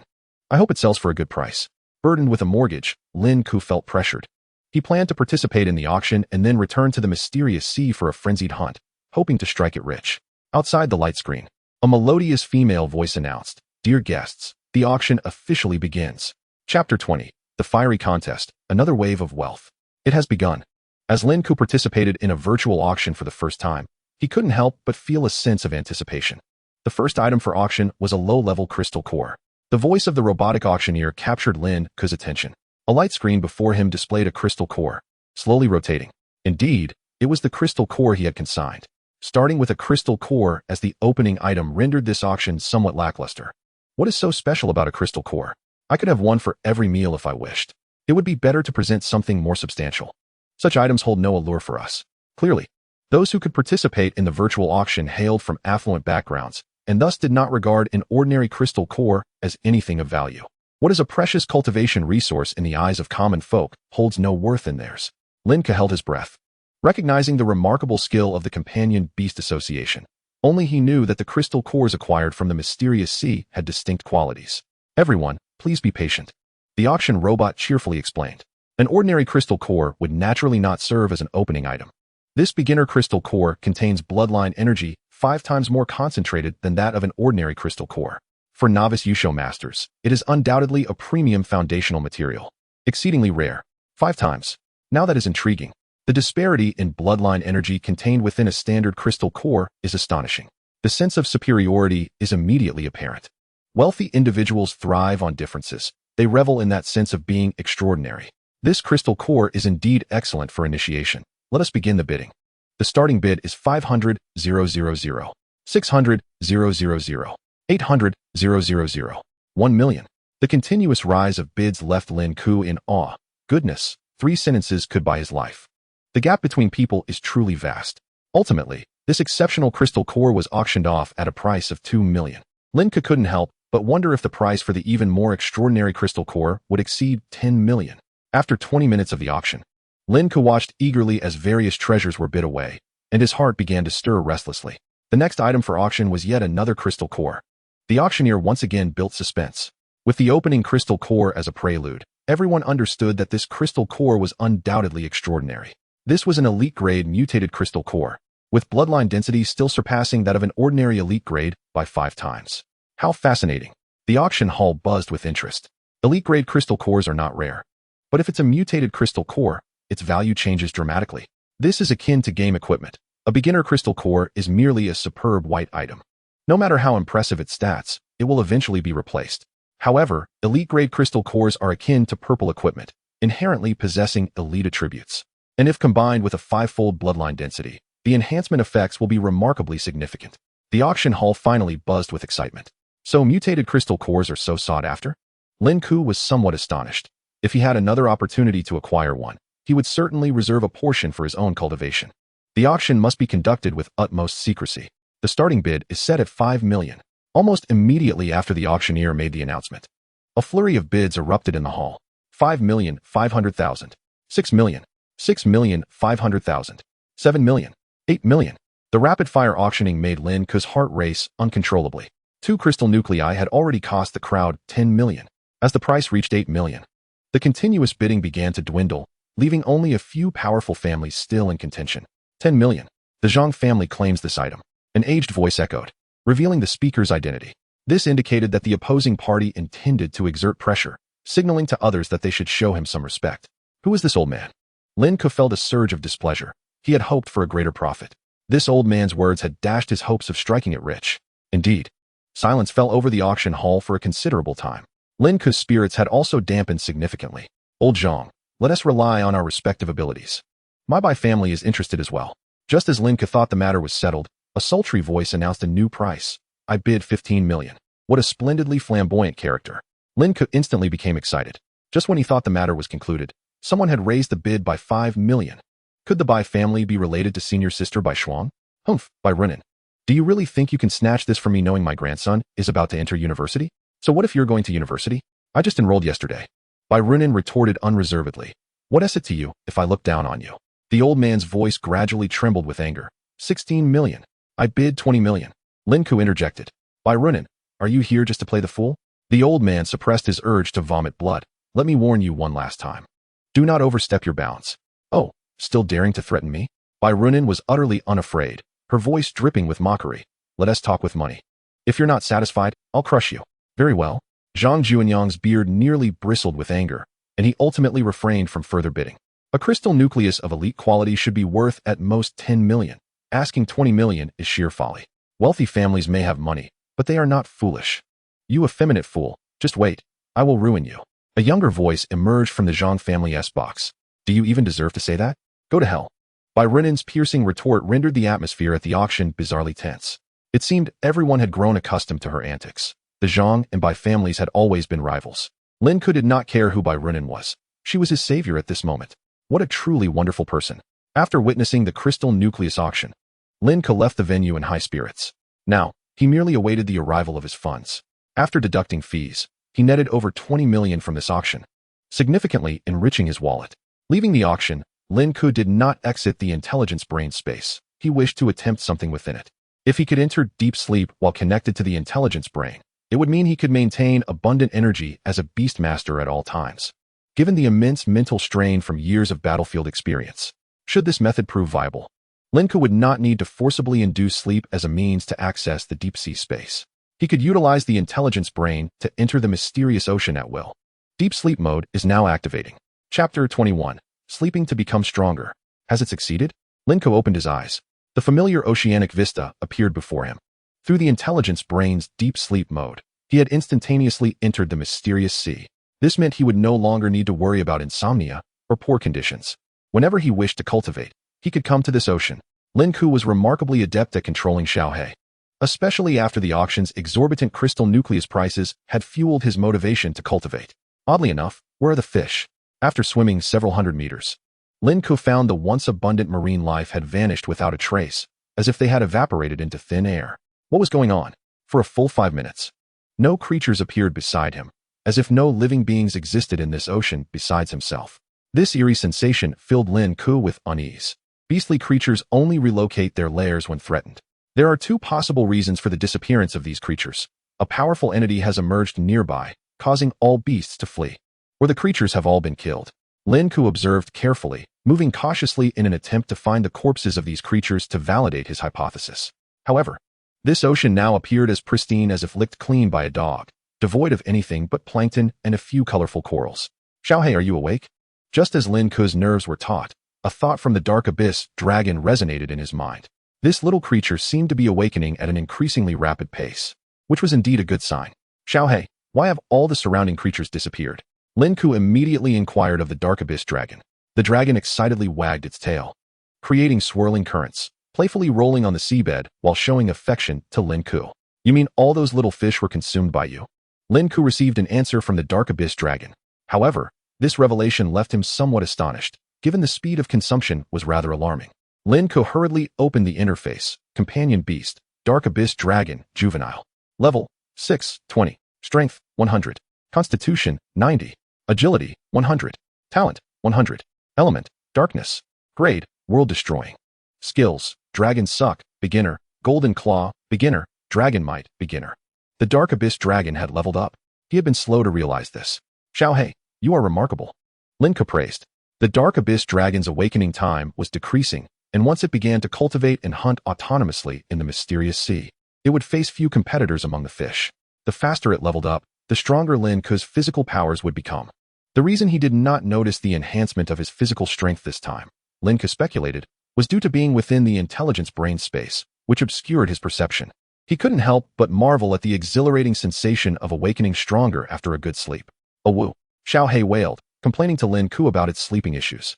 In its memories, as a juvenile, it would only awaken for 2 hours a day, spending the remaining 22 hours in slumber. However, this rule seemed to have been broken upon entering the mysterious sea. It found itself waking frequently due to hunger, compelled to eat in order to level up. After a hearty meal, It could continue its slumber. Isn't that quite normal? When hungry, wake up. When full, go back to sleep. Lin Ke found nothing unusual. The Dark Abyss Dragon, however, informed him that it did not need to seek food itself. It would have delicacies brought to it, freely available for consumption. Lin Ke was somewhat surprised and remarked, Xiaohei, you shouldn't rely on others too much. You need to fend for yourself now. Besides, I'm here to assist you if necessary. Woo. The Dark Abyss Dragon was exuberant. To it, Lin Ke was its master. And his willingness to lower himself to help was an unparalleled honor. Lin Ke pondered silently, sensing that the Dark Abyss Dragon's origin was extraordinary, further deepening his belief that their bond was not mere coincidence. By the way, Xiaohei, after you devoured those fish and beasts, did you leave behind any crystal nuclei? Lin Ke recalled an important point. You ate them, little glutton. Lin Ke chuckled, though the thought of Xiaohei's significant enhancement made him refrain from reproaching it. Do not worry about leaving any for me. Eat as much as you want to grow strong. After a brief display of affection, Xiaohei soon fell into a deep slumber. Lin Ke maneuvered its body for several kilometers before finally detecting the presence of life. The oppressive aura of the YNML is undeniably formidable. Although its level is not particularly high, its terrifying innate talent exerts an overwhelming suppression on ordinary. These creatures are exceptionally sensitive to the fear of bloodlines. The pressure it generates can even rival that of a lord-level beast. Lin Ke cautiously infiltrated the darkness and suddenly launched an attack. Despite the YNML having already reached a considerable size, it moved swiftly through the depths of the ocean with astonishing explosive power. The school of fish had no chance to react before being instantaneously annihilated by Lin Ke. Such small fish and shrimp, what a pity. Lin Ke eagerly anticipated discovering another mutated crystal core. If he could devour such a valuable treasure worth millions, it would surely lead to significant progress. At present, his physique was akin to that of a wild beast. As the YNML's level increased, so too did Lin Ke's strength. Finally, a crystal core emerged. 10 minutes later, Lin Ke successfully obtained a core from Adying, as if favored by the goddess of fortune. Within the next 2 minutes, Lin Ke acquired 4 blood-colored crystal cores in succession. Although inferior to the mutated cores, these few alone would yield over $1 million in earnings. Lin Ke felt immensely satisfied. The experience panel of the YNML had also reached level 10. He decided to grind a level before taking a break. Several hours later, after successfully slaying a mutated Dying, the YNML reached level 7. The intelligent brain prompted, you have spent 4 hours in the virtual space. Please moderate your time and avoid excessive indulgence in the internet. The intelligent brain is currently assessing your physical condition. Your energy is at 100, full score. Congratulations on your abundant vitality, and welcome to the intelligent brain world. Lin Ke had not anticipated triggering the anti-addiction feature. When the user's energy falls below a certain threshold, the intelligent brain space will forcibly expel the user. If that is the case, perhaps he could remain here indefinitely. Intelligent brain, remind me to exit in 1 hour. Acknowledged. A friendly reminder. Abundant energy detected. You may practice at the Beast Training Ground or cultivate in the virtual space. Lin Ke ignored the reminder. What a joke. What training ground could compare to the immense benefits derived from the mysterious ocean? An hour later, Lin Ke left the intelligent brain world, brimming with rewards, and returned to his luxurious residence. He felt increasingly grateful for renting the JNHIDUN. Enhancing his quality of life was secondary, while the cognitive improvement he gained was far more significant than mere enjoyment. Otherwise, Lin Ke might not even have understood what the intelligent brain was. Having the intelligent brain made entering and exiting the realm of practice far more convenient than forcing oneself to sleep. During this journey into the mysterious ocean, Lin Ke successfully collected 10 low-level crystal cores, accruing around $5 million in revenue. His textbooks had claimed that only beasts above level 10 produced crystal cores. Yet in the mysterious ocean, even low-level might possess them. Lin Ke speculated that perhaps the YNML was so powerful that it could achieve kills beyond its level. However, the meager experience gained from such kills indicated that the creatures slain could not exceed level 10. Even that one mutated blood core, certified by the accompanying Beast Association as level 15, had a true level that definitely did not surpass 15. This was the terrifying aspect of the mysterious ocean, completely overturning Lin Ke's understanding. His physical strength had indeed grown stronger. As he removed his helmet, a faint mist permeated from his skin's pores, a testament to his burgeoning power. Lin Ke noticed that both his vitality and physical strength were rapidly enhancing. Not just his power, but also his agility and constitution were continuously improving. Should the YNML successfully undergo its first transformation, Lin Ke's physical prowess would witness a qualitative leap. He might even attain the status of a junior muscle titan. Time for a shower. Lin Ke ventured to the first floor and peeked into the spacious kitchen, where his father, Lin Changsheng, was cooking instant noodles. Awake? Time to eat, he said, maintaining a stoic expression while discreetly smoking, trying to appear calm. Dad, what's up? Lin Ke inquired. The cigarette's in the wrong way. Lin Changsheng could hardly believe that he had become a wealthy second generation at nearly 40.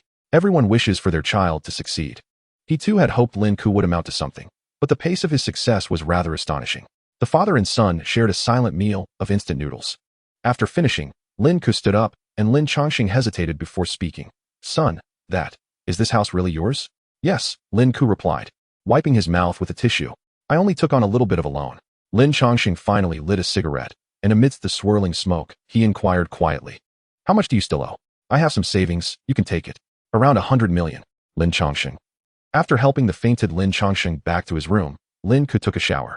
Before leaving, he left a note for Lin Changsheng, explaining the series of favorable policies and ample time provided by the lender, easing any potential pressure to prevent the old man from fainting again. As the elevator door opened, a slender, fair-skinned figure appeared inside, presumably a resident from upstairs. With captivating peach blossom eyes, he exuded a hint of femininity and cunning, making it difficult for Lin Ke to discern his gender. 18th floor. He initiated, "Isn't this my family's property?" His voice was delicate, yet carried a subtle trace of masculinity, and his sparkling eyes scrutinized Lin Ke. This made Lin Ke feel uneasy. Is there something you need? Ru smiled slightly and leaned in closer to Lin Ke, like a curious pup. That old lady has finally come to her senses. Are you her boyfriend? Lin Ke recognized his voice as belonging to the man who had spent 20 million at the virtual auction the previous night to purchase his crystal core. Ru, the younger brother of Bi Shuing. Lin Ke retreated to a relatively safe distance before responding, I acquired this house with a loan. Bi Shuing is merely a friend. Haha. Ru rolled his eyes dramatically, teasingly stating, buddy, do you know what this house was originally intended for? What purpose? Lin Ke warily regarded Ru, fearing he might pounce. This guy's appearance was simply too alluring. Ru gracefully crossed his arms and said, this was a wedding house prepared by the old man for my sister. Who else but a son-in-law of the Bi family could reside here? Lin Ke. Lin Ke's expression became exceptionally vivid as he incredulously asked, really? Of course. Noticing Lin Ke's uneasy demeanor, Ru blinked, asking, you didn't know? Lin Ke remained silent. He recalled Bynti and had mentioned the house, and Bi Shuing should have known about it too. Yet no specific details had been shared. Seeing that Lin Ke was ignoring him, the elevator reached the first floor, and Ru scoffed, saying, dull-witted. I never expected the tomboy would have such taste. How boring. Oh, by the way, I'm not gay. After casting a disdainful glance at Lin Ke, Ru sauntered away, his tight-fitting shirt revealing a slim waist, with a rope extending from his waist to the rear. A thong. Lin Ke felt a shiver run down his spine. BILO. Lin Ke promptly dialed Bynti's number. Is this Lin Ke, my young friend? Bynti's voice came through the phone. Is there something you need? Lin Ke pondered for a moment and directly asked, the house I bought. Is it Bi Shuing's wedding house? Cough, cough, cough. A series of coughs echoed from the other end of the line. It seemed Ru's words were indeed accurate, likely true. Lin Ke, please don't misunderstand. Bynti quickly clarified. The former president indeed purchased it for that purpose, but Bi Shuing has never adhered to those arrangements and has never lived there. So don't think too much of it. I see. Lin Ke finally breathed a sigh of relief. Of course, if you possess the capability to pursue her, then go ahead. Yuntian had yet to finish speaking when Lin Ke had already hung up the phone. Women only served to affect the speed at which he drew his sword. Senior Bai Shuang was indeed exceptional, but at this stage, his heart was solely focused on becoming wealthy and powerful. Just after stepping out of the Jin Hai Di Yuan, Bai Shuang took the initiative to call him. Lin Ke hesitated for a moment before answering the call. Don't take what that effeminate voice says seriously, Bai Shuang continued after a long silence. That was all my grandfather's one-sided affection. It is not as you might understand it. Lin Ke chuckled softly, responding, Senior, I understand. That's good. Bai Shuang sighed with relief. Rest assured, I have no ulterior motives towards you. Such directness left Lin Ke feeling somewhat awkward. After a tacit understanding between them, Bai Shuang took the initiative to speak again. Alright, Lin Ke, I hope you will participate in the Tianjiao Jinbang battle. This selection will encompass all beast masters under the age of 23 nationwide. It will be quite challenging for you, but you should give it a try. It is a way for you to quickly accumulate battle experience. Rankings are not important. Participating in battles against formidable opponents will enhance your strength in a short period. In Bai Shuang's eyes, Lin Ke was quite talented, a promising individual. However, his youth posed a significant challenge. Achieving a good ranking in the Tianjiao Jinbang battle would be exceedingly difficult. Age and time were Lin Ke's greatest adversaries. I understand. Lin Ke exhaled deeply, as if making a certain decision, and said, I will sign up. Chapter 23, The Fiery Tianjiao Battle, Good luck. After encouraging him, Bai Shuang remembered something important. Oh right. You should be on summer break now. Have you decided which school to attend? Not yet, Lin Ke replied. Bai Shuang knew well that the threshold of Lin Ke's home had nearly been worn down. The Imperial Capital Academy was too far, and the individuals there were rather unpleasant. Bai Shuang continued, actually, choosing an academy in Quanhai is also an option. While the overall teaching quality and resources may not compare to those top-tier universities, gold can shine anywhere. Lin Ke discerned the underlying meaning in Bai Shuang's words. Senior, are you from that school? I'm at Quanhai Academy. Do you want to join? Bai Shuang inquired. Lin Ke did not respond immediately. He was indeed conflicted. If it's about money, I can help you out. Bai Shuang said upon seeing Lin Ke's silence. Senior, I'm not that materialistic. Then don't worry about it. Just come. Huh. A light chuckle, almost playful, came from the other end of the line. Just teasing you. Don't worry. I will give you a satisfactory price. Bai Shuang said decisively. Participate in the Tianjiao battle these days, and once you enter the preliminaries, I will take you to the demon cave. No problem. Lin Ke's spirits lifted. As a student, he felt both fear and longing for the demon cave, and now he was filled with anticipation. You seem quite eager, Bai Shuang remarked. Lin Ke suppressed his emotions and lightly coughed. Eliminating alien beasts is everyone's responsibility. Very good. Await my call. Bai Shuang seemed to appreciate Lin Ke's response, and with a rather complex tone she added, if only you had such achievements 3 years ago. 3 years ago? No matter, I'll hang up now. Hearing the busy tone on the phone, Lin Ke felt somewhat perplexed, but did not dwell on it. Old Lin, I'm over here. In Quanhai, Tianjia Square. Lu Dazhuang waved at Lin Ke while holding a scallion beef pancake, his mouth smeared with delicious oil. After casually wiping it with his sleeve, he said, Why are you so late today? Moved houses, it's a bit far from here. Why didn't you call me to help with the move? It's fine. I managed, Lin Ke said, avoiding elaboration and boasting about his new mansion, then shifted the topic. Didn't you say you wanted to experience the intelligent brain at the martial arts hall? Let us go? Sure. Initially reluctant to go out, Lin Ke felt compelled as Lu Dazhuang was keen on the Tianjiao battle and insisted on experiencing the intelligent brain. Lin Ke had considered just having Lu Dazhuang come over to experience it at home. However, the intelligent brain at Jinhai Di Yuan bore the label of the wealthy and could only be matched with one owner, leaving Lin Ke feeling somewhat helpless. Old Lin. The internet is already predicting the final rankings. Have you seen it? So soon? Lin Ke was surprised. Isn't the competition yet to start? What is the big deal? Lu Dazhuang pulled out his phone. This is just competition among various universities. Some data analyses list the combat abilities of the top contenders in each school. And it's basically accurate. Lin Ke nodded, not saying much. He had also briefly glanced at the predicted rankings online and noted that the seed players from the Imperial Capital Divine Beast Academy were the most numerous. Which was no surprise, as it was the strongest academy in Huagua. In terms of resources and student quality, they had priority. Every year, countless aspiring elites dreamed of entering that prestigious institution. It's a pity Senior Bai Shuang can't participate, otherwise. Those folks from the Imperial Capital Divine Beast Academy wouldn't be so arrogant. Lu Dazhuang animatedly narrated the gossip and insights about the Tianjiao battle. But Lin Ke was only half listening, and before long, they arrived at the martial arts hall at the square's entrance. Nowadays, every city establishes numerous martial arts halls for beast masters to train. Many beast masters who graduated from academies, without good employment prospects, choose to join martial arts halls, as the salary is decent and they do not have to frequently engage in battles in the demon cave. Hello, are you here to experience it? As they reached the entrance, a girl wearing a training outfit with a red silk ribbon on her forehead stepped out and asked with a bright smile. Yes.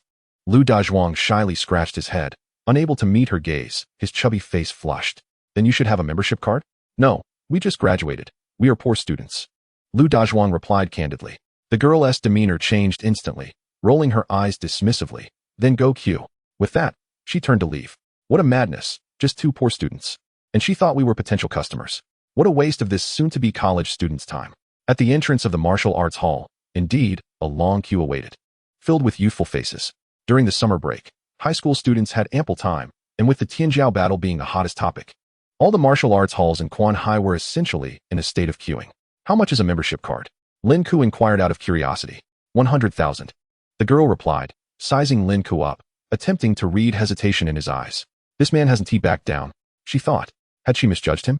Upon closer inspection, Lin Ke was quite handsome, tall, and well-dressed. Perhaps he could be a big catch. She approached again, ready to pitch her sales. Lin Ke, however, ignored her and called out, "Fatty. Huh. Let us go, we're queuing." Lin Ke walked to the end of the long line without looking back. Humph. I knew I wasn't he wrong.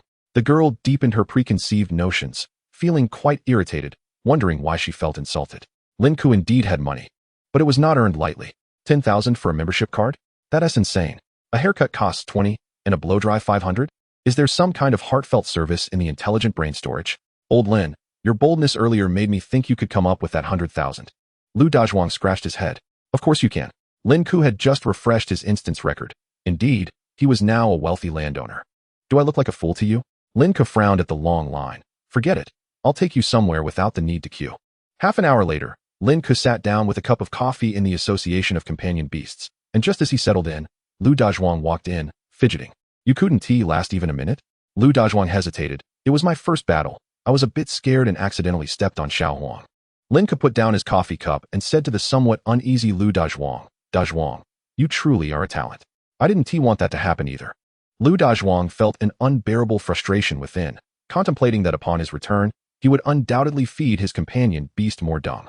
Mr. Lin Ke, the president has asked me to inform you that the intelligent brain combat chamber is ready. All right. Lin Ke rose. Dajwang, I will give it a try. If you need anything, just tell the attendant. Once Lin Ke departed, to prevent Xiao Chu from feeling disheartened, Lu Dajwang awkwardly stood up and asked, excuse me, where's the restroom? Chapter 24. Information on the Demon Cave, the Ascension of the Radiant Sacred Dragon. Lin Ke vanquished his opponent in a mere 30 seconds.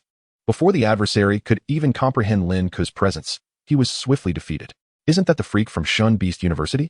I didn't even catch a glimpse of his companion beast, exclaimed a bystander in frustration. After securing a victory, Lin Ke also attained the qualification for the Tianjiao battle. Gaining such a qualification was quite simple. One merely had to win a single match. However, the subsequent ascent would prove challenging. As the tournament progressed, the confrontations became increasingly brutal. Losing even one match would result in immediate elimination. The strong would remain strong. And if one could not endure the harshness of the elimination rounds, how could they claim to be an unparalleled prodigy? The reality was indeed harsh. After obtaining his qualification, Lin Ke chose not to continue. To be honest, the association's equipment was vastly inferior to that of the Jinhai Di Yuan. The mere sensation of lying down was worlds apart. The association's apparatus felt akin to leaning against a wall, causing discomfort and strain, while the one in the villa felt like being enveloped by clouds, supporting his waist with lavish comfort. It would be better to return home for the next stages of the tournament. Old Lin, are you done? Lu Dajwang had just returned from the restroom and noticed Lin Ke back in the room, sipping coffee. Yes, I have secured the qualification. Lin Ke was not overly excited. Instead, he began researching popular competitors on his tablet. Old Lin, perhaps you really could make it into the top 10 this time. Lu Dajwang chimed in. That's the national top 10. It's difficult, Lin Ke replied after a brief glance at the tablet. These popular competitors are all scions of wealthy families, possessing resources that we could only acquire by exhausting our fortunes. To catch up with them, one needs not only money but also time. Lin Ke recalled Bai Shuang's words. Indeed, his greatest adversary at present was time itself. You have set a record for clearing the Quanhai dungeon. Let them come and try. They certainly cannot surpass you. Lu Dajwang animatedly declared. You have no idea. Many classmates have come to me, wanting to add your contact information. And how did you respond? Lin Ke inquired curiously. I told them to wash up and sleep. Lu Dajwang retorted mercilessly. Those fellows used to mock you. Now that you've succeeded, they wish to curry favor with you. Where were they before? Observing Lu Dajwang standing up for him, Lin Ke smiled. It's human nature. Don't take it to heart. After bidding farewell to Lu Dajwang, Lin Ke returned home. Lin Fu had already awakened and was incessantly taking selfies, with each photo showcasing a different background. From the ocean scene through the floor-to-ceiling windows to the luxurious genuine leather sofa. Even in the restroom, he was eager to capture the brand of the toilet. Old Lu, what photos are those? Oh, that's the Jinhai Di Yuan. Just bought it. The sofa? Surely it's genuine leather. Just looking at it makes my mouth water. It cannot be more authentic. Not expensive, just over 100 million. Lin Ke gazed at Lin Chongqing's barrage of posts on social media, feeling somewhat helpless. Indeed, sudden wealth could lead one to lose their sanity. Lin Chongqing, with a joyful demeanor, approached Lin Ke. Dad, what shall we have for dinner? Lin Ke looked up in confusion. What did you just call me? Lin Chongqing replied earnestly. From now on, we each shall call the other differently. I shall call you Dad, and you shall call me Father. Let us head to the hospital, Lin Ke quipped. The father and son sat in the spacious kitchen, enjoying steaming instant noodles. Both Lin Chongqing and Lin Ke felt that this simplicity was rather pleasant. In the mansion, the instant noodles seemed even more delectable. Dad, you've been to quite a few demon caves, haven't you? Lin Ke asked with curiosity. Lin Chongqing finished his noodle broth in one gulp, wiped his mouth, and replied, Countless. Each demon cave is a place that devours people. His expression turned pained, reluctant to reminisce. Are demon caves truly perilous? Please tell me about it. It's not just dangerous. One could lose their life at any moment, Lin Chongqing spoke gravely. 90% of the soldiers entering first-line demon caves to engage in battle will suffer severe psychological ailments. Some cannot escape the trauma and choose to end their own lives.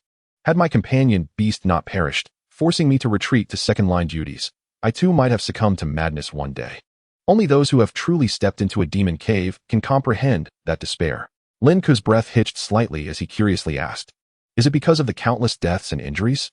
Lin Chongqing set down the cigarette box he had picked up and countered. What do you envision a demon cave to be like? Lin Ke believed that the demon cave dungeon would resemble the testing dungeon beneath Fengyang Mountain, filled with bizarre beasts in astonishing numbers, as the demon cave was their domain. Wrong, Lin Chongqing exclaimed sharply. In a demon cave, the true threats are often not the monsters, but humans. They wear human skins yet engage in cannibalistic acts.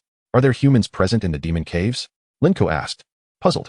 This aspect had never been covered in any literature. He only knew that demon cave dungeons were classified into levels from 1 to 9, along with some special demon caves, and there were even legendary demon caves with a 100% casualty rate. Of course, there are. Lin Chongqing's expression grew increasingly pained. I heard from several comrades that those people in the demon caves were possibly our kind. They merely stood on opposing sides after experiencing trauma. Moreover, these individuals are remarkably strong. Even legendary beastmasters have been slain by them. I overheard leaders mention that it is impossible to categorize these individuals in the demon caves, whether they are natives or have changed dramatically after entering the dungeon. Lin Ke asked with curiosity, Can't we capture one for research? I am not certain. Lin Chongqing sighed deeply, feeling somewhat powerless. This is beyond my level of access. It seemed that the complexities of the demon caves were far more intricate than he had imagined. After the meal, Lin Ke ascended to the second floor, intending to commence his training. Suddenly, a surge of energy coursed through his body. Has Xiao He leveled up again? Lin Ke curiously opened the panel, only to find that the panel for the Yu and Ming Long showed no changes. It seemed to be in a deep slumber. Xiao He is still asleep, yet I have grown stronger? Lin Ke pondered and opened another panel. Indeed, it was his other companion beast, the radiant sacred dragon, that had unknowingly surpassed level 2. Strangely enough, Lin Ke had yet to discover any means of connecting with the radiant sacred dragon, nor could he step into the realm where it resided. It seemed that through slumber, he could only reach the mysterious sea area. What was this? Lin Ke realized that what he had gained was not merely strength, but a small, milky substance that had formed within him, precisely at the location of his dantian, minuscule and easily overlooked. Attempting to sense this energetic substance, an immensely pleasurable healing sensation radiated throughout his body, erasing all fatigue. Chapter 25, Battle Techniques of the Ox and Horse System, tailored for you. It feels as though my body has been purified. Lin Ke discovered that all his bodily functions had enhanced to their peak state. This was not merely a healing of physical strength, it also nourished his spirit. What a treasure! Lin Ke exclaimed with delight. This was far more convenient and effective than those expensive potions. As a beastmaster, a profession often associated with extravagant spending, aside from the exorbitant costs of beastmaster gear, various potions were of utmost importance. Some beastmasters even had to bear loans to purchase costly life-saving potions to ensure their survival within dungeons. Furthermore, auxiliary beastmasters could also yield commendable results. Once the battle commences, it is often the auxiliary beast tamers who are the first to fall. They lack any self-defense capabilities, rendering them ineffective except for their ability to summon beasts. Each year, the number of auxiliary beast tamers who perish in the depths of the demon lairs is the highest. Consequently, many auxiliary beast tamers ultimately opt to transition into more lucrative professions. Healing clients in opulent establishments is certainly preferable to losing one's life in a dungeon. Within various high-end wellness centers, auxiliary beast tamers are indeed in high demand. How does the radiant holy dragon level up? Lin Ke found himself deep in thought, perplexed. As the radiant holy dragon does not reside in the depths of the sea, nor does it show any signs of awakening. Could it be, as Xiao He suggested, that it simply requires slumber to achieve its upgrade? The radiant holy dragon is gestated within a peculiar space, and Lin Ke has been unable to establish any connection with it. Perhaps it is through this unique space that the upgrade is realized. Is true slumber the key to becoming stronger? A twinge of envy washed over Lin Ke. Yet he quickly reminded himself that everything about the radiant holy dragon is shared with him. This exemplifies the terrifying concept of the unity of heaven and earth. Lin Ke attempted once more to connect with the radiant holy dragon, only to find himself still unable to communicate. No matter, its advancement is ultimately beneficial for me. Lin Ke decisively relinquished the effort. Donning his helmet, Lin Ke re-entered the virtual combat chamber. With the update complete, the Tianjiao Gold List competition commenced smoothly. You have obtained your entry ticket. Hurry and immerse yourself in the exhilarating battles. Lin Ke dismissed the announcement and noticed several options before him. Tianjiao Gold List, Quanhai City, Provincial List, National List. The most resplendent was the National List. Suspended at the top, currently in an unopened state. This competition would begin at the district level, ascending to the city, then the Provincial List, ultimately reaching the national rankings. A month of continuous competition would determine the top 10 nationally. The rules of the competition are straightforward. Victory advances you, while defeat leads to elimination. The system's matchmaking mechanism will gradually refine itself. As the competition progresses, the strength of the opponents matched will increase.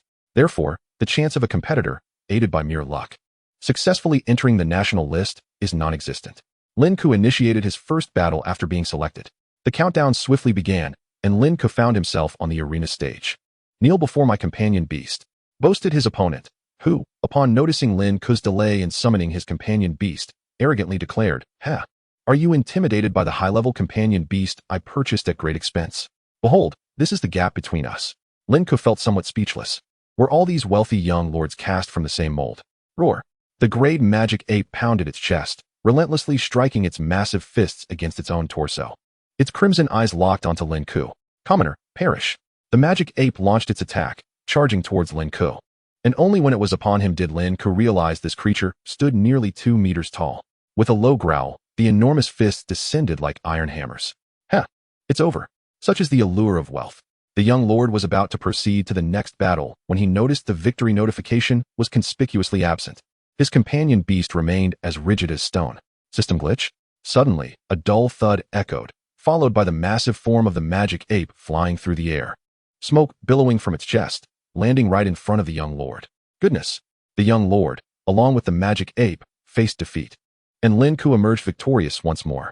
The magic ape possessed considerable strength, yet Lin Ke easily thwarted its powerful blow, had it not been for this young lord's arrogance. This battle might have been fiercely contested. Congratulations to the contestant for overcoming their adversary. Your ranking has improved. Lin Ke glanced at the panel, noting his position had ascended to 10,932 in Quanhai City. Only just over 10,000? Lin Ke scrolled through the rankings and spotted the name of the young lord at the 500th position, indicating his strength. Lin Ke pressed for another match. Before long, employing his distinctive combat style and unexpected tactics, he secured another victory, raising his rank to 1,020. Lin Ke observed that the opponents he faced were a mixed bag, primarily inexperienced. Within less than an hour, Lin Ke successfully entered the 4-digit rankings, achieving 15 consecutive victories. Gazing at his record of triumphs, Lin Ke felt a twinge of glee. During the elimination phase, a single defeat would obliterate one's chances of continuing. Thus, he remained vigilant. Exiting the combat space, Lin Ke received a private message within the intelligence system. By Shuang, Lin Ke, I've reviewed your performance, and it's quite commendable. Entering the top 500 should merely be a matter of time, but to advance further, you must enhance your combat techniques. Your companion beast is likely of a special type, capable of augmenting your physical prowess, making the combat techniques particularly suitable for you. Lin Ke replied, Aren't combat techniques only applicable to companion beasts? Moreover, aren't they quite expensive? Bai Shuang responded promptly, Indeed, combat techniques for companion beasts are costly. Yet those for beast tamers are relatively affordable. Goodness, Lin Ke pondered, realizing that in this world, companion beasts are worth far more than humans. He had heard numerous rumors, such as the Imperial Capital Divine Beast Academy being notoriously protective of their own. Initially, Lin Ke believed they cherished and safeguarded their students. But Bai Shuang revealed that the Academy's true concern lies with the companion beasts. Many talented students may be bullied without the Academy intervening. But if one were to mistreat a student's companion beast, it would be a matter of life and death. This revelation utterly reshaped Lin Ke's worldview. Upon reflection, it became clear that the human realm had altered its dynamics due to companion beasts. In terms of importance, companion beasts may indeed surpass humans. Thank you, Senior Sister Bai Shuang. I shall explore the combat techniques. With her guidance, Lin Ke entered the intelligent system space, searching for entries related to combat techniques. Elemental system, power system, healing system, beastman system. After searching for quite some time, Lin Ke discovered that all entries pertained to beast tamer combat techniques. So he inquired further with Bai Shuang, unable to find any human-compatible combat techniques. Bai Shuang replied, the beastman system is equivalent to the human system. Lin Ke was taken aback. Chapter 26, a wailing player? Such an insult to humanity. Lin Ke indignantly clicked on the beastman system option, cursing the website's programmers in his heart. How could they so egregiously insult humanity? However, upon closer inspection, his eyes lit up with excitement. This is astonishingly affordable. Compared to the exorbitant prices of beast tamer combat techniques, those for human cultivation are truly a treasure. Initially, Lin Ke had braced himself for a considerable financial outlay. But now he realized this website is a gem. Golden Bone Technique, 1,000 yuan. Mighty Bull Strength 5,000 yuan. Swift Step Technique, Volume 18,000 yuan. Lin Ke glanced through the listings, noting that the prices for human combat techniques hovered around the thousands to tens of thousands, with the most expensive technique, breath healing technique, costing only around 100,000. The disparity in price is indeed staggering. Mighty Bull Strength, a strength-based combat technique for beast tamers, when cultivated to its peak, rivals the arrival of demonic entities, enduring hardship, laboring the muscles, starving the body. Only then can one achieve greatness. Reviews. This combat technique is fantastic, once mastered. I can plow fields without needing to purchase cattle. I've toiled through several acres, though I do feel a bit lifeless. Now, whenever I see grass, I yearn to consume it. 5-star review. After mastering it, I can't even enjoy beef hot pot, as it feels akin to consuming one's kin. Lin Ke furrowed his brow while reading the reviews, realizing they were filled with resentment. Beast tamers are also human, flesh and blood. The path of cultivation is inherently arduous, and the training method for Mighty Bull Strength is exceptionally challenging. Even those with robust physiques find it difficult to attain perfection. In essence, it reflects a lack of regard for humanity. This is inherently contradictory. Those who become beast tamers often consider themselves superior. Even if their classmates merely awaken a low-level companion beast, they believe themselves to be above others, subjecting these individuals to training akin to that of cattle and horses. Who could possibly endure it? Moreover, the pursuit of enhancing physical strength is no simple task. The affluent are spared from such hardships, while the less fortunate lack the means for subsequent advancement. Yet, I am different.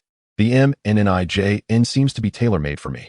Lin Ke possesses the ability to draw upon the essence of the universe, and his physical form, with its boundless potential for growth, can achieve extraordinary results when paired with the cultivation of MNNIJN. Upon making the purchase, a resounding bellow of a bull echoed in his mind, reminiscent of an indomitable old bull's long cry.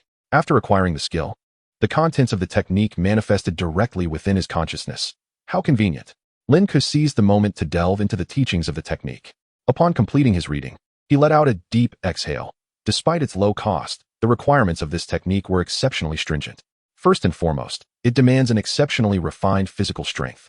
Should the body fail to meet the necessary criteria, it would result in rejection. Upon detecting the purchase of MNNIJN, the system prompted him with a suggestion to acquire a physical gene alteration serum to assist in his cultivation, tailored to his preferences. What is this? As the system's notification concluded, Lin Ke clicked into the link for the so-called alteration serum.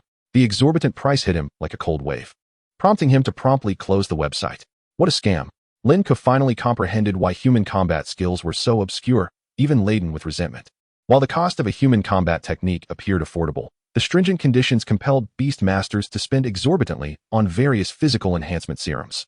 Ordinary individuals could scarcely afford even half a vial, let alone contemplate cultivation, trapped in an inescapable cycle. Fortunately, I am not ensnared in this cycle. With a sense of relief, Lin Ke commenced his training in the first level of MNNIJN overnight, transforming energy into form, with meridians flowing freely. His inner essence became profound and connected to his 5 organs. A tidal wave of energy relentlessly surged through Lin Ke's being. What others found excruciating in the first level of MNNIJN felt trivial to him. Had he succeeded? In less than an hour, Lin Ke advanced to the first level. Such a pace was truly astonishing. With a commanding shout of MNNI, rise, Lin Ke was enveloped by the ethereal image of a bull, its sharp horns reaching for the heavens, reminiscent of a Lamborghini emblem. Simultaneously, he could feel power continuously pouring into this phantom, which appeared to be composed of fine, condensed chi, akin to a protective barrier. Achieving the first level could enhance his physical quality by about 10%. He could only wonder how formidable that would be. Quickly returning to the training room, Lin Ke summoned a training dummy. He unleashed a powerful punch, and the values appeared. 20. His pure physical strength had already reached approximately 2,000 kilograms. After testing his physical prowess, he experienced a surge of several hundred kilograms in a short period. Pairing it with MNNIJN, what kind of results would that yield? Lin Ke activated the combat technique, merging the ethereal bull image with his physical form. As the training dummy materialized, Lin Ke's body shot forward like a cannonball, charging at the training post with the ferocity of a raging bull. With a thunderous crash, the values displayed. 22. Observing the value panel, he noted an increase of around 10%. This was merely the initial enhancement, and he was quite satisfied. This was merely the beginning. He must not be greedy. Furthermore, he sensed that MNNIJN not only augmented his strength, but also significantly bolstered his defensive capabilities. The Phantom acted like a layer of armor providing protection. He decided to test his limits further and see if he could break into the top 100. Returning to the training room, he donned his equipment and initiated another combat match. Why is your companion beast riding on your back? Before his opponent could react, Lin Ke fully activated MNNIJN and launched an attack. Kid, you're in for trouble. His opponent remained unfazed, revealing his companion beast, a 2-meter-tall battle bear. Robust and imposing, exuding an aura of safety akin to a sumo wrestler. My meat bear has exceptionally high defense. My mother sold our house for this tournament. As soon as the words left his lips, the meat bear was obliterated by Lin Ke's charge, vanishing into thin air. The match concluded. The victor was declared, and Lin Ke's ranking surged once more. Next round. Eagerly, he initiated another match. It was only through real combat that he could gather invaluable experience, which he desperately lacked. After 3 continuous hours of fierce battles, Lin Ke successfully climbed to the district ranking of 233. Soon, he encountered a formidable opponent. As the opponent materialized, a cool female voice rang out. If you stand still and let me win, I'll give you 1 million YSHU coins. A whale of a player? Lin Ke, intrigued, assessed his opponent and activated MNNIJN. 150,000. This is the easiest way you could ever make money. Think it over. Even if you qualify for the district match, the national competition is a lofty peak you will never surpass. Accept my money. It's your only way out. Lin Ke scoffed at the presumptuousness and charged forward with a burst of speed. Chapter 27. Attempting to bribe me with money? 2 million. The resonant offer coincided with Lin Ke's attack. He halted, puzzled, and inquired, Are you really wealthy? Of course, his opponent unabashedly replied. Let me put it this way. The wealthy you know are still pitiful commoners in my eyes. What you perceive as a heavenly realm is merely home to people like me. Lin Ke paused for a moment, then pressed on. Then your companion beast must be quite powerful. Why not face me in battle? The cool voice of the opponent grew impatient and haughty. 2 million. Take your money and leave. Was she implying he was unworthy? Lin Ke found it amusing that this woman would rather throw money than engage her companion beast in combat. What a peculiar mindset. 2 million is indeed a substantial sum. Lin Ke replied earnestly. But do you truly believe you are worth that amount? What do you mean? Mu Hongyu seethed, taken aback by Lin Ke's unexpected defiance. To her, this was undeniably the most absurd notion. Can dignity be consumed as sustenance? Only wealth matters. I'll ask you one last time. 2 million. Will you accept? This time, Lin Ke refrained from responding, instead activating MNNIJN and launching his assault. You will regret this. Mu Hongyu had never encountered such shamelessness. Gritting her teeth, she declared, Remember, if it weren't for this match, you would never have had the chance to speak to me. Me too, Lin Ke retorted coldly. Farewell. In Mu Hongyu's eyes, a figure emerged. Lin Ke, swift as lightning, appeared before her in an instant. Despicable, she exclaimed, hastily summoning her companion beast to distance Lin Ke from her line of sight. How can a poor person stand beside me? Even through the virtual network, she felt a wave of nausea. Missy, go home and drink some milk. Lin Ke struck Mu Hongyu with a powerful punch. Her colossal companion beast had yet to establish its domain before its host was vanquished. You, wait for me. Mu Hongyu's shrill scream echoed in the space. She had never endured such humiliation. The settlement screen appeared before Lin Ke. District ranking, 199. Removing the smart brain. Lin Ke gulped down a large mouthful of cold water, unable to resist glancing at his clenched fists. He had acted too swiftly. He should have at least inquired about the price. Had Mu Hongyu offered 100 billion when Lin Ke's body had yet to react, it was likely his spirit would have capitulated on the spot. 2 million. Is that how one dismisses a beggar? Lin Ke chose not to dwell on the matter further. His ranking now commenced with a 1. indicating a solid chance of advancing from the district. The opponents ahead would only grow more formidable. In the forthcoming battles, Lin Ke must exercise increased caution. His greatest advantage lies in his formidable physical strength and his unpredictable combat style. This is the key to victory. It is akin to two ancient martial artists facing off, when Lin Ke suddenly draws a gun. Within 7 steps, he is swift and accurate. However, should his opponent react in time, particularly if accompanied by a powerful companion beast, he may find himself embroiled in a fierce struggle. He must continue to enhance his strength, or else he would be failing to honor his remarkable physique. Whether it is an aspiration towards the great muscular prowess or an obsession, Lin Ke's fervor for honing his combat skills grows ever more intense. Merely entering the initial stage signifies diligence and perseverance. The truly brutal world is about to unfold. This is the introduction found on the 2nd page of the tome. For Lin Ke, freshly graduated, he remains skeptical of such ominous predictions. Let me witness just how cruel it truly is. A night passed quietly. As dawn's light began to break, Lin Ke donned his training attire and promptly commenced his regimen in the training room. After a night of rigorous practice, Lin Ke successfully attained the 2nd tier of the Man Yo Jin, finding it less arduous than he had anticipated. The only challenge was the agonizing pain coursing through his body, akin to being torn apart, a testament to his burgeoning strength. According to the techniques described, the fastest one could advance to the 1st tier is within 3 days, and once reaching the 2nd tier, the quickest entry takes half a year. Lin Ke crossed the threshold to the 2nd tier in just 1 day. If others were to know, they would surely be astonished. Truly formidable. After completing a round of simulated training, Lin Ke took a shower and casually checked his rankings, discovering he had dropped 10 places. Currently, it is not yet the boiling point. The prodigies are primarily conserving their strength. Lin Ke, are you free today? As he returned to his room, Bai Shuang sent a message. Yes, are we heading to the demon lair? Lin Ke replied without delay. Indeed, I will come find you. Concluding his conversation with Bai Shuang, Lin Ke changed into a lightweight battle outfit. Unbeknownst to him, his muscles were rapidly enhancing, and while he appeared unremarkable at first glance, a closer inspection would reveal that his muscular definition and proportions were evolving toward perfection. Downstairs, Lin Chongqing's hurried footsteps echoed. Son, a girl is looking for you. Lin Chongqing appeared somewhat flustered. Bai Shuang's aura was enough to make even this seasoned veteran tremble, prompting him to ascend the stairs without hesitation to find Lin Ke. Is it Senior Bai Shuang? Lin Ke inquired as he followed Lin Chongqing downstairs. Bai Shuang also resided in Jinhai Di Yuan, just a short elevator ride away from Lin Ke's residence. In the living room, Bai Shuang sat poised on the sofa, a glass of water in hand. Her back straight, hair cascading naturally, projecting an air of untouchable grace even from behind. Senior Bai Shuang, shall we depart? Bai Shuang set down her glass, curiously surveying the room's arrangement. You haven't changed the layout at all?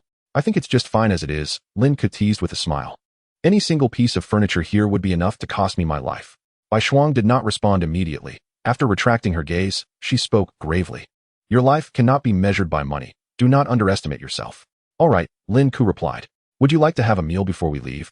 Lin Chongqing seemed to treat Bai Shuang as a future daughter-in-law, rummaging through the kitchen for a long while only to find instant noodles. No need, uncle. It's no trouble at all. Bai Shuang was exceedingly modest, yet her gaze remained fixed on the instant noodles. Perhaps I shall have the pleasure of tasting your culinary skills another time. Forgive me, we've just moved, Lin Chongqing said awkwardly.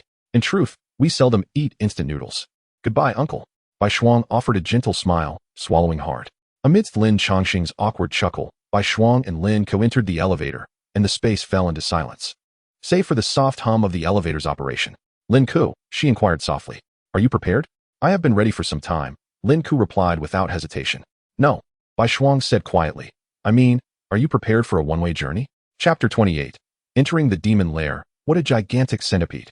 Lin Ke's mood was not particularly heavy. He took a deep breath and stated, every day, people die in this world. He had contemplated his own demise, his tone eerily calm. I can accept dying in the demon lair, but I cannot bear to wait for death on a hospital bed. Bai Shuang expressed her surprise. This is the first time I've heard such a response. Their gazes locked, and Lin Ke took a moment to observe the tear scars on Bai Shuang's eyelids. Today, I will take you to a special demon lair. Once they boarded the olive-green armored jeep, Bai Shuang continued, this is a rare opportunity. Lin Ke curiously inquired. It must be more challenging than a basic demon lair, right?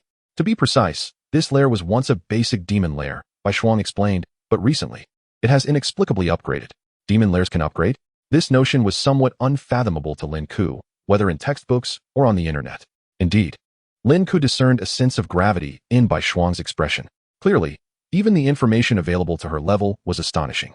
If all demon lairs possessed the potential to upgrade, it would be apocalyptic for humanity. Lin Ke fell into silence. The strength of the demon beasts far surpassed that of humans. It was solely due to the existence of companion beasts that humanity could contend with them. Should a demon lair, already fearsome in power, undergo an upgrade, it would indeed spell disaster for the human faction. The sunlight outside the car window was radiant, with people joyfully embracing life, yet the scenery flashed by, quickly swallowed by the passing landscape. Lin Ke's thoughts drifted far away. He found himself detached from the beautiful surroundings, his mind a muddled haze. Senior Bai Shuang. Is Umo Chung so eager to enter a high-level demon lair because, after an indeterminate time, Lin Ke suddenly posed the question. The vehicle came to an abrupt halt, the seatbelt digging painfully into his shoulder. Bai Shuang unbuckled her seatbelt and replied, "You are overthinking it. Let us get out. We have arrived." Lin Ke then realized they had reached their destination without his prior awareness. The setting sun bled crimson against the sky, the view indicating they had indeed distanced themselves from the urban sprawl, the towering mountains shrouded in mist, the air growing cooler. "Captain Bai, you've arrived." Two guards emerged from the dense forest at the mountain path, recognizing Bai Shuang and greeting her with smiles. "Are you here to investigate?" "Yes. Thank you for your hard work." Bai Shuang gestured for Lin Ke to stand beside her, saying, "Please register his identity. I will bring him in with me." The guards had already noticed Lin Ke. Upon hearing Bai Shuang's words, they curiously asked, "Who is this young brother?" "A soon-to-be university student." Upon hearing Bai Shuang's introduction, the guards' expressions shifted, some astonishment evident, yet upon considering Bai Shuang's strength, they replied, "Young brother, please proceed with the registration." "I appreciate it." After completing a simple registration, the guards escorted Lin Ke back to Bai Shuang, cautioning, "Once you enter 047, remember to stay close to Captain Bai. Otherwise, you may not see the sun rise tomorrow." Understood. Clearly, had Bai Shuang not been accompanying him today, he would not have had the privilege to enter the 047 demon lair. This realization made Lin Ke increasingly anxious. His physical strength was indeed formidable, offering him a distinct advantage over average beast tamers. Yet he had never ventured into a demon lair, nor had he faced the dangers within. There's no need to be nervous. Before the teleportation array, Bai Shuang noticed Lin Ke's unease and reassured him, "With me around, nothing will go awry." The ancient standing stones were inscribed with a plethora of runes, for towering pillars resembling tombstones forming the teleportation array. As Bai Shuang and Lin Ke vanished, the guards quietly retreated into the forest. "This demon lair is exceedingly eerie. I wish to leverage some connections to leave. Ever since I arrived, I have been plagued by nightmares." One guard remarked, "Regardless, maintain your final watch." "Aren't you leaving?" "My family lacks the means." With a heart full of trepidation, Lin Ke ventured into the demon lair for the first time. A foul stench permeated the air, while flies swirled incessantly around the odoriferous corpses, and a multitude of bodies lay piled upon the blood-stained ground. The acrid scent invaded his nostrils, causing Lin Ke to feel a tumult within his stomach, and he promptly retched. "Are you all right?" Bai Shuang inquired, her expression composed. "I'm fine," he managed to reply. But before he could finish, he was overcome with nausea once more. Bai Shuang continued, "This place was originally a low-level demon lair, intended for the trials of new university students, but it unexpectedly upgraded half a month ago. All of the over 200 new students who were inside at the time perished, including 2 teachers who entered alongside them." After expelling the contents of his stomach, Lin Ke dry heaved and urgently activated his man Nyo Jin to fortify his body. The chilling stench gradually dissipated. "Bai Shuang, I'm all right now. You learn quickly," Bai Shuang observed, noting the manifestation of the man Nyo shadow surrounding Lin Ke, offering her admiration. "You are indeed well suited for cultivating combat techniques." Lin Ke cautiously surveyed his surroundings, his body instinctively tensing upon entering the demon lair. A previously conquered low-level demon lair had bizarrely upgraded, resulting in the loss of several hundred lives. This was no trivial matter. "The organization has sent me to investigate, to see if I can uncover the reason for the lair's upgrade. What should I do?" Lin Ke queried with curiosity. "Just observe and absorb the experience," Bai Shuang replied as she stepped into the heap of corpses. "It's not that I look down on you. Don't take it to heart." Lin Ke could never think that way. Being able to absorb experience alongside Bai Shuang was a dream come true for many, something that money could not buy. "By the way, Bai Shuang, we've been here for quite a while, yet we haven't seen a single magical beast. Why is that?" "It's been here all along." A piercing howl cut through the silence, as Bai Shuang's companion beast, the sky flame magic tiger, soared into the sky, spiraling above before unleashing a torrent of scorching flames. The corpses on the ground were charred and vaporized, releasing a thick, black mist. It was then that Lin Ke noticed the bodies seemed to be moving. This movement was not a resurrection, but rather a systematic dragging towards a singular direction. There is something within the pile of corpses.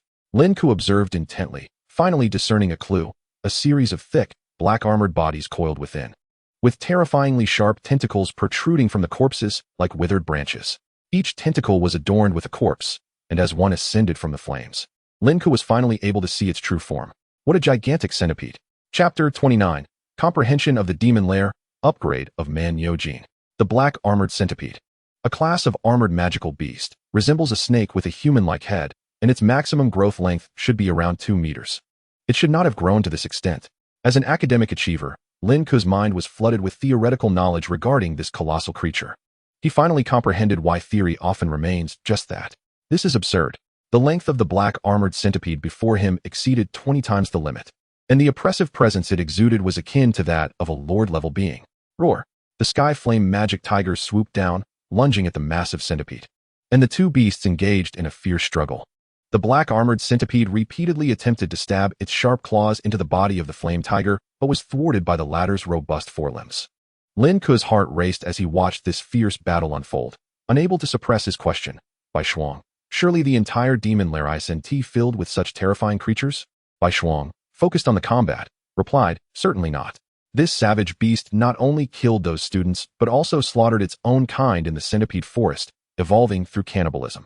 The intelligence of class-level armored beings is not particularly high, making the probability of the black armored centipede evolving through cannibalism quite low. On the battlefield, the Skyflame Magic Tiger had gained the upper hand. Bai Shuang, a 6th-tier beast master, and the level of the Flame Tiger completely overwhelmed the black armored centipede. The agile form of the Flame Tiger darted about, leaving the black armored centipede with no opportunity to strike, thoroughly toyed with like a plaything. Lin Ke, do you want to give it a try? Bai Shuang suddenly asked. Engaging in a battle beyond his level, facing an opponent of far superior strength, was an indescribable pressure. Not even a seasoned veteran could stand before such a scene without feeling their legs weaken. I want to give it a try. Lin Ke did not hesitate long. Activating his man Yojin and moving toward the battlefield, the Sky Flame Magic Tiger, sensing Lin Ke's approach, emitted a series of low growls, seemingly displeased. Xiaobai, just make sure to protect Lin Ke at a critical moment. Bai Shuang's voice echoed in its mind. When we return, you'll get some meat. The Flame Tiger immediately perked up at the prospect. Elsewhere, in a well-equipped operations room, a large screen displayed the battle between the black armored centipede and the Flame Tiger. Within the operations room, Bai Anbong, Xiao Jinghua, and a slender, middle-aged man with a goatee were intently watching the fight. Additionally, a dozen specialized technicians were busy manipulating computers to analyze data. This is absurd, Bai Anbong exclaimed, springing from his chair. How could Lin Ke possibly stand a chance against the black armored centipede? If it weren't for the mutation, it would be one thing. But now it's the mutated centipede king. Such a promising talent. If he were to die, it would indeed be a loss, Xiao Jinghua remarked, frowning in displeasure. Bai Shuang's approach is far too risky. What do you know? Shuanger has her reasons, Bai Anbong retorted. Besides, with her around, there won't be any issues. You old fool, I was merely agreeing with you. Don't be so ungrateful. Xiao Jinghua huffed, gritting his teeth. If you're not happy, let us settle this with a duel. Just wait until I put on my combat suit. Bai Anbong rose, ready to quarrel. The atmosphere in the operations room was exceedingly awkward, as both Bai Anbong and Xiao Jinghua were well-respected figures outside, yet here they were, bickering like children. Gentlemen, let us all take a moment to calm down, the goateed man, wearing sunglasses and with a cigarette in his mouth, remarked, his eyes glued to the screen. He turned to Xiao Jinghua and said, I say, old Xiao, if the opponent is indeed a promising talent, then such a level of combat performance should be impressive. Otherwise, how could you have noticed him? Indeed, Xiao Jinghua crossed his arms. This individual cannot be given to you. Bai Shuang is an exception, but Lin Ke is ours. Song Danxing took a deep breath, extinguishing his cigarette and releasing a thick cloud of smoke as he expressed his opinion. I have no interest in this individual. Facing an opponent of a different caliber for the first time, Lin Ke felt a mix of anxiety and exhilaration. The size of the black armored centipede was indeed daunting. But upon observation, Lin Ke discerned one of its weaknesses. It was exceedingly slow and had numerous blind spots. As long as he cleverly maneuvered around its field of vision, he could potentially pass through unscathed. With my current strength, I should be able to inflict some damage. Lin Ke swiftly darted in from the right side, avoiding the main battlefield, and seized the moment the black armored centipede attacked the flame tiger to silently approach its massive side. observing weaknesses and utilizing visual disparities to approach the opponent.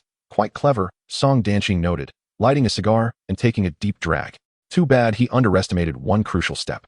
As Lin Ke neared, poised to strike the thick armor of the black armored centipede with a punch that could strip its skin, he activated his Man Nyo gene to its fullest, unleashing a force so powerful that it even produced a sonic boom. That bull form must be a combat technique. Where is his companion beast? Song Danqing mused, somewhat surprised. Just as Lin Ke was about to make contact with the centipede's armor, its sharp legs shot out like swords, aiming directly for Lin Ke's body. See, I told you he overlooked a step. Song Danqing shook his head helplessly, rising with his hands in his pockets as if he were ready to leave. This strike could leave him injured if not dead. Everyone in the operations room held their breath, and several technicians could not help but gasp in astonishment. Song Danqing furrowed his brows as he stood in place, hesitating for a moment before removing his sunglasses to observe the situation on the screen through the reflections. Although the area of the sunglasses was limited, he could still clearly see the moment the hard claws of the He Jiao Wugong Wong pierced Lin Ke's body, shattering like brittle bones. Lin Ke's punch landed solidly on the black helmet of the He Jiao Wugong. Dark green blood gushed from the other side, with large chunks of flesh spilling from the gaping wound of the He Jiao Wugong. Roar! The He Jiao Wugong, entangled in midair with the Yin Mo Hu, let out a furious roar before crashing heavily to the ground. After Lin Ke's strike, his expression subtly changed as he sensed the Nij within him gradually approaching the third realm.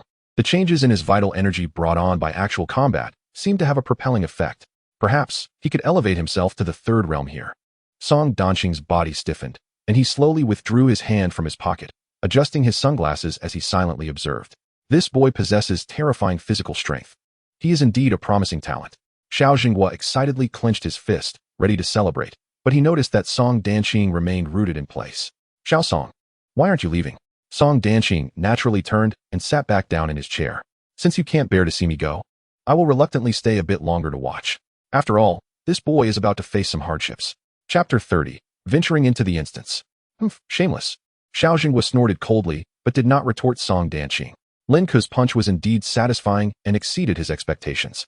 However, a centipede, no matter how damaged, does not easily die, let alone the mutated, evolved He Jiao Wugong. A mere penetrating wound could hardly slay it.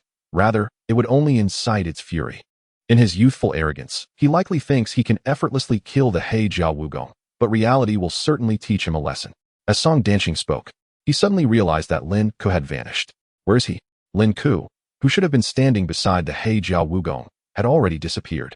On the other side of the screen, a figure was swiftly rushing towards Bai Shuang, and almost instantly, Lin Ke withdrew from the battlefield, muttering something under his breath. What is he saying? Xiao Jinghua squinted curiously. Bai Onbong turned and said, amplify the sound. Chief, the sound is synchronized. In an instant, Lin Ke's voice filled the room. Senior sister, save me. Bai Onbong. Xiao Jinghua. Song Danqing's eyes sparkled as he burst into laughter. Ha ha ha. This is amusing. This boy is truly entertaining. He cracks me up. Lin Ke was acutely aware that he was no match for the He Jiao Wugong. Merely landing an unharmed punch on it was already the best outcome. If he continued to fight, he would either be killed or severely injured. Knowing oneself and one's enemy, he chose not to act recklessly.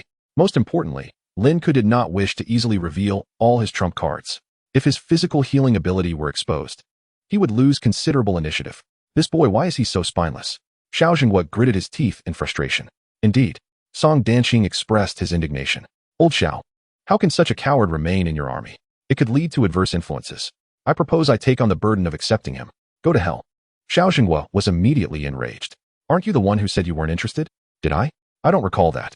Xiao Jinghua narrowed his eyes and pressed a button in his hand, causing the screen to play back Song Danqing's earlier remarks, his expression filled with disdain. The playback looped. That's enough, that's enough, Song Danqing said without a hint of embarrassment. I was just joking. Bai Onbong finally spoke up.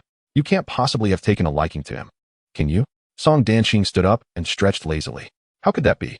His current performance doesn't even meet the threshold to join. However, upon hearing this, Bai Onbong and Xiao Jinghua both frowned. Hee, I'm off now. We will investigate the recent mutations in the Magic Cave instance. Don't worry. With that, Song Danqing left the operation room. Old Bai, do you think Lin Ke might be selected by them? Xiao Jinghua whispered. Bai Onbong replied, it's unlikely. Even if Lin Ke is exceptional, without guidance from a legendary beast master, he will never keep pace with those individuals. Don't forget how outstanding Shuanger was before barely reaching the threshold. Afterward, Bai Shuang progressed remarkably, becoming the most dazzling prodigy among her peers. Damn it. Xiao Xinhua couldn't help but curse. To be honest, I also feel Lin Ke won't meet the threshold.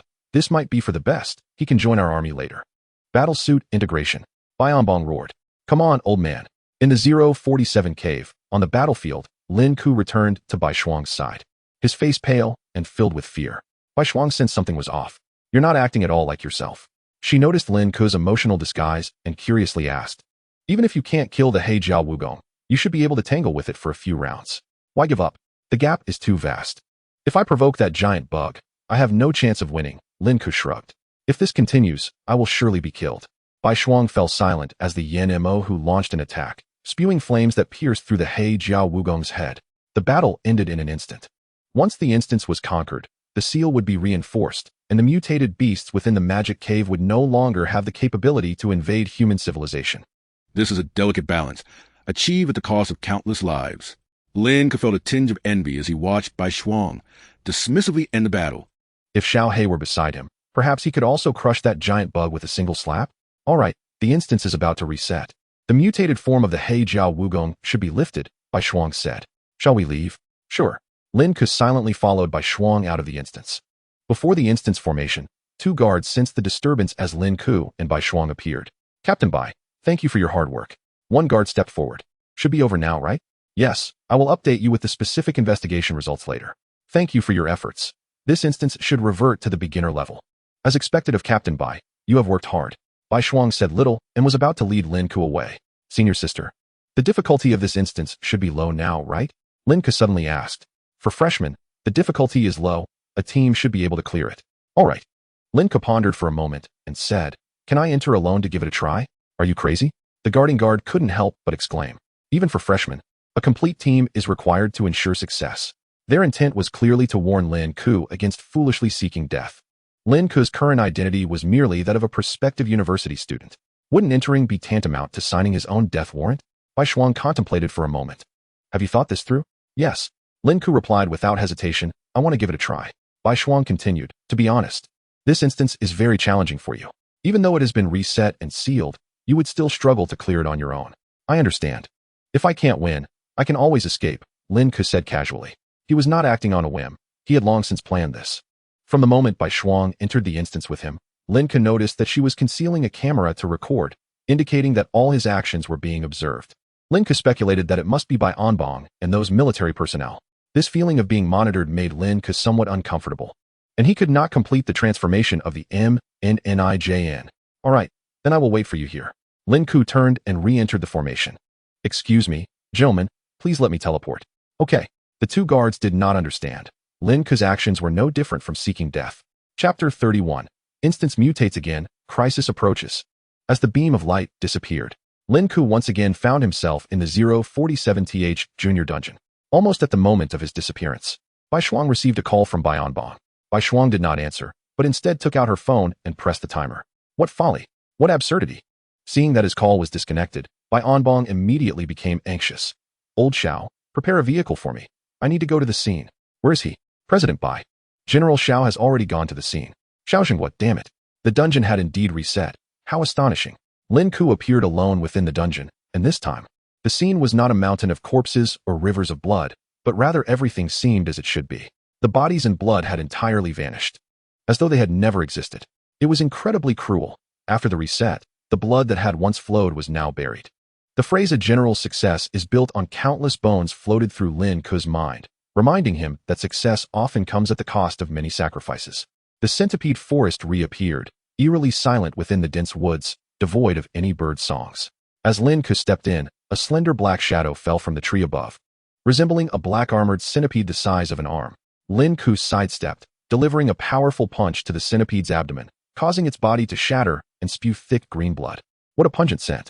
After slaying the first black-armored centipede, sounds began to emerge from the dense forest, the sharp claws scraping against the ground and tree bark.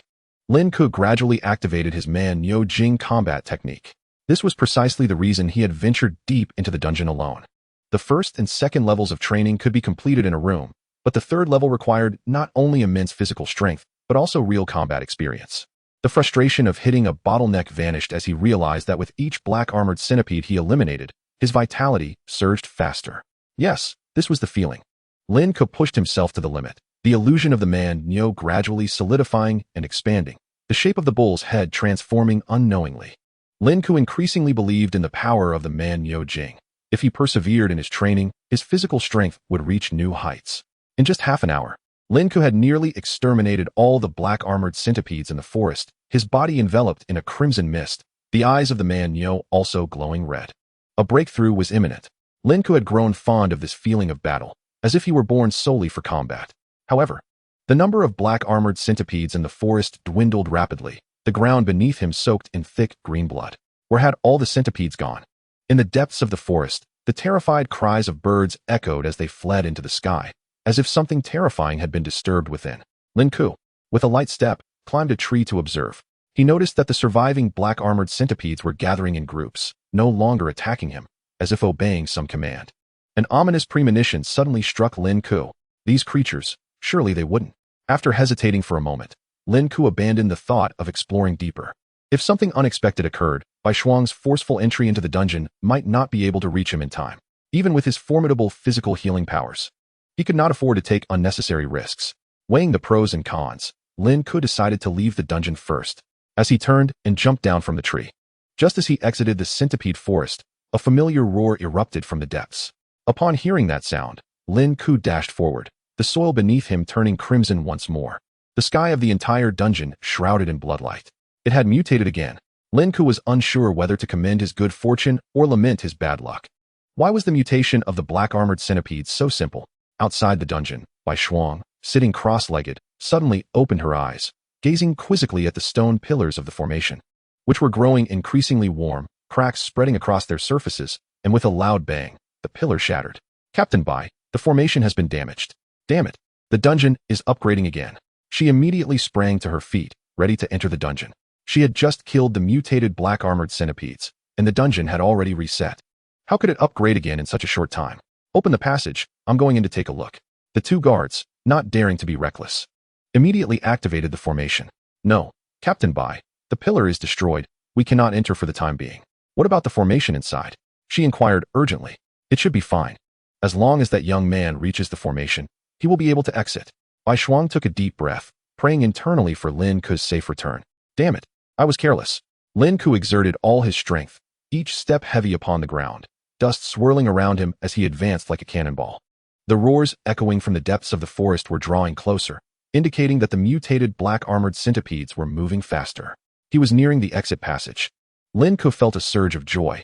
If he maintained this speed, that creature should not be able to catch up to him. Suddenly, a shadow spread rapidly beneath his feet, extending and elongating. The dense tentacles of the shadow whipped up a fierce wind, nearly lifting Lin Ke off his feet. He looked up to see a massive black-armored centipede hovering in the sky. Lin Ke. No, my friend. This black-armored centipede was smaller than the previous giant, but had wings sprouting from its sides, flapping vigorously and quickly darting in front of Lin Ke. There was no escape. Lin Ke realized the flying centipede had already positioned itself ahead of him and immediately changed direction, racing back into the centipede forest. Who could have anticipated that the mutation would occur so swiftly, without any forewarning? Had he slain too many black-armored centipedes, thus incurring some kind of rule? If all dungeons were like this, what hope was there for humanity? He had to secure advantageous terrain. The complex landscape of the centipede forest provided ample cover, making it the optimal choice. Lin Ke calmly analyzed the situation. If Bai Shuang noticed the anomaly, she would likely enter the dungeon to rescue him. However, he could not place all his hopes on her. Any unexpected event would lead to a dire conclusion, forcing him to face it alone. Therefore, Lin Ke resolutely chose the centipede forest as his battlefield. Roar! The flying centipede emitted a sharp roar, seemingly surprised that Lin Ke had chosen to turn back. It flapped its wings in the air before following Lin Ke's pace. Chapter 32, Frenzied Advancement, The Clash of Flesh. Stones, branches, slime. Lin Ke searched for anything he could utilize. 30 seconds had passed without any movement, indicating that Bai Shuang could not enter. He had to save himself. In principle, he should not be a match. Lin Ke continually calculated his chances of victory. The shock brought by the flying centipede was gradually diminishing, replaced by an eager thrill. Lin Ke gathered stones, cradling them in his arms. If the flying centipede lingered above, and he lacked the ability to fly, his only means of inflicting damage would be through throwing. Fortunately, stones were abundant in the centipede forest, and in Lin Ke's hands, they could become terrifying projectiles. A fierce wind swept across the centipede forest as the flying centipede circled above, its hideous visage constantly scanning for Lin Ke's figure. Suddenly, a stone flew out from the forest, striking the flying centipede's abdomen with precision. The flying centipede coiled its body, letting out a pained cry, thrashing about and breaking the trees of the centipede forest. The first attack had successfully hit the flying centipede, yielding excellent results. Lin Ke immediately changed his position and threw another stone with all his might. This time, the flying centipede seemed to be on high alert, flapping its wings to unleash a powerful storm, disrupting Lin Ke's attack. Just as Lin Ke was about to change positions, a branch above him suddenly broke, burying him beneath it. The fierce roar of the manbull reduced trees to mere ashes, as Lin Ke gracefully leapt from the ruins and vanished once more into the dense forest. He inhaled deeply, assessing his physical condition and realizing he bore not a single wound, which brought him a sense of relief. In his inaugural battle against the creatures of the magical abyss, Lin Ke instinctively aimed for an unscathed victory, leading to occasional misjudgments. However, his body possessed an extraordinary healing ability. Even if injured, he could recover swiftly. As long as he avoided fatal wounds, he could endure indefinitely. But wait, where was the flying centipede? Lin Ke noticed the sky had fallen into eerie silence, and the silhouette of the flying centipede had vanished. He scanned the heavens, attempting to locate this creature, but the entire forest was hauntingly quiet, the acrid scent of blood assaulting his nostrils. The sound of dripping, moist slime fell to the ground, sending chills down Lin Ke's spine, as his keen senses warned him of something lurking behind. Summoning all his strength, Lin Ke leapt into the air, twisting his body to see the flying centipede, which had also raised its head. They were less than 2 meters apart, suspended in midair, as the flying centipede locked onto Lin Ke, its sharp claws closing in. Lin Ke held his breath, realizing that an unscathed victory was impossible. This beast was far more intelligent than he had anticipated. Let us see whose life is more resilient. He evaded a claw aimed at his heart, simultaneously grasping another claw to maneuver closer to the flying centipede. Several claws pierced Lin Ke's body. Pain. Excruciating pain. Lin Ke could not suppress a sharp intake of breath, enduring the tremors of his body as he clenched his fist, channeling the might of the manbull to strike the abdomen of the flying centipede. The force was tremendous, akin to a meteorite collision, and it sent the flying centipede crashing into a distorted shape. It had never expected such formidable strength from this human. The flying centipede immediately retaliated. Since Lin Ke had attacked its soft underbelly, it meant that Lin Ke was now completely within its grasp. All its claws converged like a prison, relentlessly slicing into Lin Ke's back. His skin was instantly lacerated, blood gushing forth, yet he merely let out a low groan, raising his bleeding fist to deliver another powerful blow. The flying centipede twisted and shrieked in agony. It finally sensed something amiss. This damned human, who had been impaled by its tendrils and was nearly reduced to a honeycomb, how could he still unleash such terrifying power? Lin Ke's blood-soaked skin was in a continuous cycle of destruction and healing, the healing occurring even faster than the damage. That pain only heightened his clarity of mind, plunging him into a trance-like state. So, my healing ability is this formidable? Then do not perish too soon. With this newfound awareness, Lin Ke's attacks became increasingly reckless, his hands enveloping the abdomen of the flying centipede, his terrifying grip tearing away a massive chunk of flesh. Dark green ichor splattered across Lin Ke's face, yet he continued to unleash his assault with abandon. The vitality within him surged, and the manbull emitted a deep, resounding moo, as Lin Ke's frenzied combat style allowed the manbull technique to ascend to the third realm. Not enough, not nearly enough. Give me more. Lin Ke was entirely immersed in the ecstasy of battle, as the flying centipede, now missing a piece of flesh, let out a hoarse wail, writhing in agony. It could not comprehend why this human remained so fearsome despite its injuries. Was this truly a human? Lin Ke paid no heed to the centipede's lamentations, firmly grasping its body and relentlessly bombarding it with blows, each punch creating terrifying shadows in the air. Fourth realm. Bathed in blood, Lin Ke refused to squander this rare opportunity. As in this fierce combat, his formidable physical strength and surging vitality rapidly enhanced his manbull technique. He yearned for continuous breakthroughs. Amidst his frenzied assault, he transcended 2 realms in one go. Roar! The flying centipede, humiliated, frantically flapped its wings and soared into the sky, attempting to shake off Lin Ke, to distance itself from this madman. Yet its hopes were in vain, as Lin Ke clung tightly to its body, refusing to give it any chance to escape. Big bug, you must still have residual blood mutations, right? Surely you can, right? Do not die on me. The whispers of a demon. This is the whisper of a demon. Hey, pass me the peanuts. Bai Shuang, has Lin Ke emerged yet? Xiao Jinghua and Bai Anbong arrived one after the other, while the military had dispatched over 100 personnel to completely seal off the area. Upon seeing Bai Anbong, Bai Shuang spoke gravely. Grandfather, I've messed up. Lin Ke may already he will not die?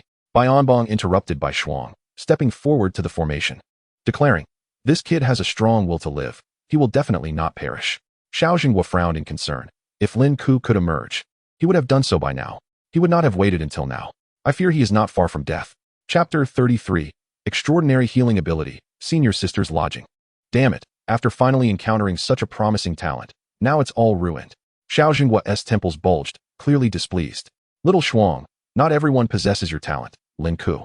No matter how strong, is merely a prospective university student. You took a grave risk this time. Everyone, calm down. Bai Anbong spoke solemnly. If Lin Ke were dead, the instance would have reset long ago. The fact that it hasn't reset means he is still alive. Perhaps he has a chance to escape the instance. Xiao Jinghua waved his hand dismissively. Stop talking nonsense. Even if he is alive, he is certainly better off dead. Damn it, why did this instance upgrade? It was man-made. A light, airy voice drifted from a distance, thick smoke swirling around him. The person had not yet arrived, but the smoke had already heralded his presence. Why are you here too? The newcomer was Song Danqing, whose elusive movements were impossible to track. Xiao Song, what did you mean by man-made? Bai Anbong quickly asked. Do you know something? Confidential, no comment. Song Danqing had no intention of divulging information. Scratching his head with a hint of regret. You all need not wait any longer. Even if he miraculously survives, it will be of no consequence. For there should be another individual present in this magical abyss. Thus, regardless of what happens, Lin Ke's fate is sealed. Song Danqing approached Bai Shuang, observing her deeply dejected expression, and offered words of comfort. You need not be overly self-reproachful. I suspect that when you entered, that fellow was not yet within the dungeon instance. He likely entered only after you left. How is that possible? Xiao Jinghua exclaimed in disbelief. I have never heard of such a bizarre occurrence. Apart from the formation we established, could anyone enter the magical abyss from another location? Song Danqing ceased his explanations, merely stating calmly. The formation was also set by a person. I never claimed that there was only one exit from the magical abyss instance. Enough, there is no need to linger here. After the instance resets, I will personally investigate. Otherwise, allowing the opponent to toy with us is unacceptable. Bai Anbong and Xiao Jinghua fell silent. If Song Danqing were to intervene, it would undoubtedly be for the best, potentially avoiding many unnecessary troubles. Seeing the two still lingering at the cave entrance, Song Danqing frowned and urged, let us go. Such a grand mobilization will only incite panic. We shouldn't leave so many behind. That kid cannot possibly survive. If he walks out today, I shall call him father. Just as the words left his mouth, Xiao Jinghua and Bai Anbong noticed a fluctuation emanating from the glowing red teleportation array as a figure materialized at the array's entrance. He appeared as if he had crawled out of molten lava, entirely blood red, his features indistinguishable.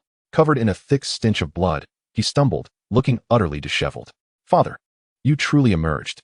Song Danqing, quick-witted, supported the blood-soaked Lin Ke. Hey, guess what? I just knew you would make it out. Who are you? Lin Ke uttered but a single phrase before fainting away. Quickly, take him to the hospital. Song Danqing was about to lift Lin Ke, but Bai Shuang swiftly beat him to it, vanishing into the wilderness like a nimble rabbit. Bai Anbong and Xiao Jinghua exchanged astonished glances. Deep within their hearts, they had already deemed Lin Ke a corpse, yet he had unexpectedly emerged alive. The formation's blood-red aura began to fade, reverting to the ambience of a basic dungeon. Had the dungeon downgraded? Witnessing this scene, Song Danqing incredulously exclaimed, did that guy really kill the mutated creature? This was a battle of stark disparities in power. Xiao Song, we leave this to you. We shall take our leave. Bai Anbong and Xiao Jinghua quickly devised an excuse to depart, leaving behind a furrowed-browed Song Danqing. How peculiar. How did he accomplish this? At Quan Hai First Hospital, the president, vice president, and chief doctors were crammed into a single room, all focused on the patient Lin Ke lying on the bed. Miss Bai, are you certain he is gravely injured? The president adjusted his thick glasses, skeptically inquired. In my 40 years of practice, I have never encountered such a severe injury. What do you mean? Bai Shuang interjected. Did you not see him covered in blood when I brought him in? The president hesitated, saying, perhaps you should take a look for yourself? Bai Shuang snorted and stepped into the ward, where she found two nurses carrying bundles of blood-soaked gauze out, clearly indicative of severe injuries. Yet Lin Ke on the hospital bed had fair skin and a perfect physique, awkwardly searching for clothing, a stark contrast to the bloodied figure from moments before. Lin Ke, what happened? Upon seeing Bai Shuang, Lin Ke immediately clutched the blanket, exclaiming, Bai Shuang, why do they all look at me strangely? Bai Shuang furrowed her brows slightly. Once assured of Lin Ke's well-being, she remarked, given your condition, you could indeed inspire numerous academic reports, perhaps even win an award. The president excitedly interjected, my friend. Please consider staying at our hospital. We are willing to offer you a salary. What price do you deem appropriate? Lin Ke. After completing the routine procedures, Lin Ke was deemed a healthy and perfectly normal individual. He donned his clothes and departed the hospital under the reluctant gazes of the president and chief doctors. Lin Ke, how did you manage this? Once in the car, Bai Shuang could no longer restrain her curiosity. Did you truly succeed in killing it? I was rather fortunate. Lin Ke briefly explained to Bai Shuang, stating that the strength gained from his second evolution was not overwhelming. He had fought for his life and gained a slender advantage to triumph over his opponent. By the way, Bai Shuang, I also obtained a blood core. Lin Ke excitedly produced the crystalline core of the flying centipede from his pocket, asking, how much can this sell for? Bai Shuang scrutinized it, remarking, although it is a mutated core, it likely won't fetch much. I could take it off your hands for $1 million. Lin Ke, aware that the core was certainly not worth that much, assumed Bai Shuang felt guilty, so he graciously accepted. After all, he was in dire need of funds. If only he could encounter that wealthy woman again, Lin Ke mused. As they approached Jinhai Diyuan, Bai Shuang recalled what Song Danqing had previously mentioned. Lin Ke, while in the dungeon, did you sense the presence of another individual? Another person? Lin Ke pondered carefully. He had been absorbed in the exhilarating battle and had not paid attention to such matters. After slaying the flying centipede, his brute strength had successfully crossed the 4th threshold, and he had simply pretended to be weak while exiting the dungeon, never considering this issue. No, I didn't notice anything. Bai Shuang nodded in understanding. The two entered the community, where the security guard gazed enviously at Lin Ke. After all, it was rare to see a young male standing beside Bai Shuang. It was the first time in many years. Exiting the elevator, just as Lin Ke was about to bid farewell, he noticed Bai Shuang following him out. Senior, what is the matter? Bai Shuang hesitated for a moment before softly speaking. Lin Ke, though this may be abrupt, may I stay over for the night? Chapter 34, A Mother Tiger? Lost in thought, Lin Ke stood rooted to the spot, thinking he must have misheard. Noticing Lin Ke's unusual expression, Bai Shuang quickly clarified. Please do not misunderstand. I merely have some matters to confirm. If you find it inappropriate, I can sleep on the doorstep. No problem at all, Lin Ke immediately responded. You can sleep in whatever room you wish. Thank you. Bai Shuang did not elaborate further, leaving Lin Ke feeling somewhat awkward. He did not believe that Bai Shuang would feel compelled to make amends due to the recent incident in the dungeon. Son, you're back? Lin Chongqing joyfully emerged holding a bowl of instant noodles, exclaiming, you must try this new flavor. It's absolutely delicious. Cough, cough, cough. Just as he spoke, he noticed Bai Shuang trailing behind. Uncle, sorry for the intrusion. Bai Shuang politely approached Lin Chongqing and gently bowed. If possible, may I also try this instant noodle? Lin Chongqing stood frozen, glancing between Bai Shuang and Lin Ke. Dad, your nostrils. Lin Chongqing then realized that a noodle was dangling from his nostril. How embarrassing.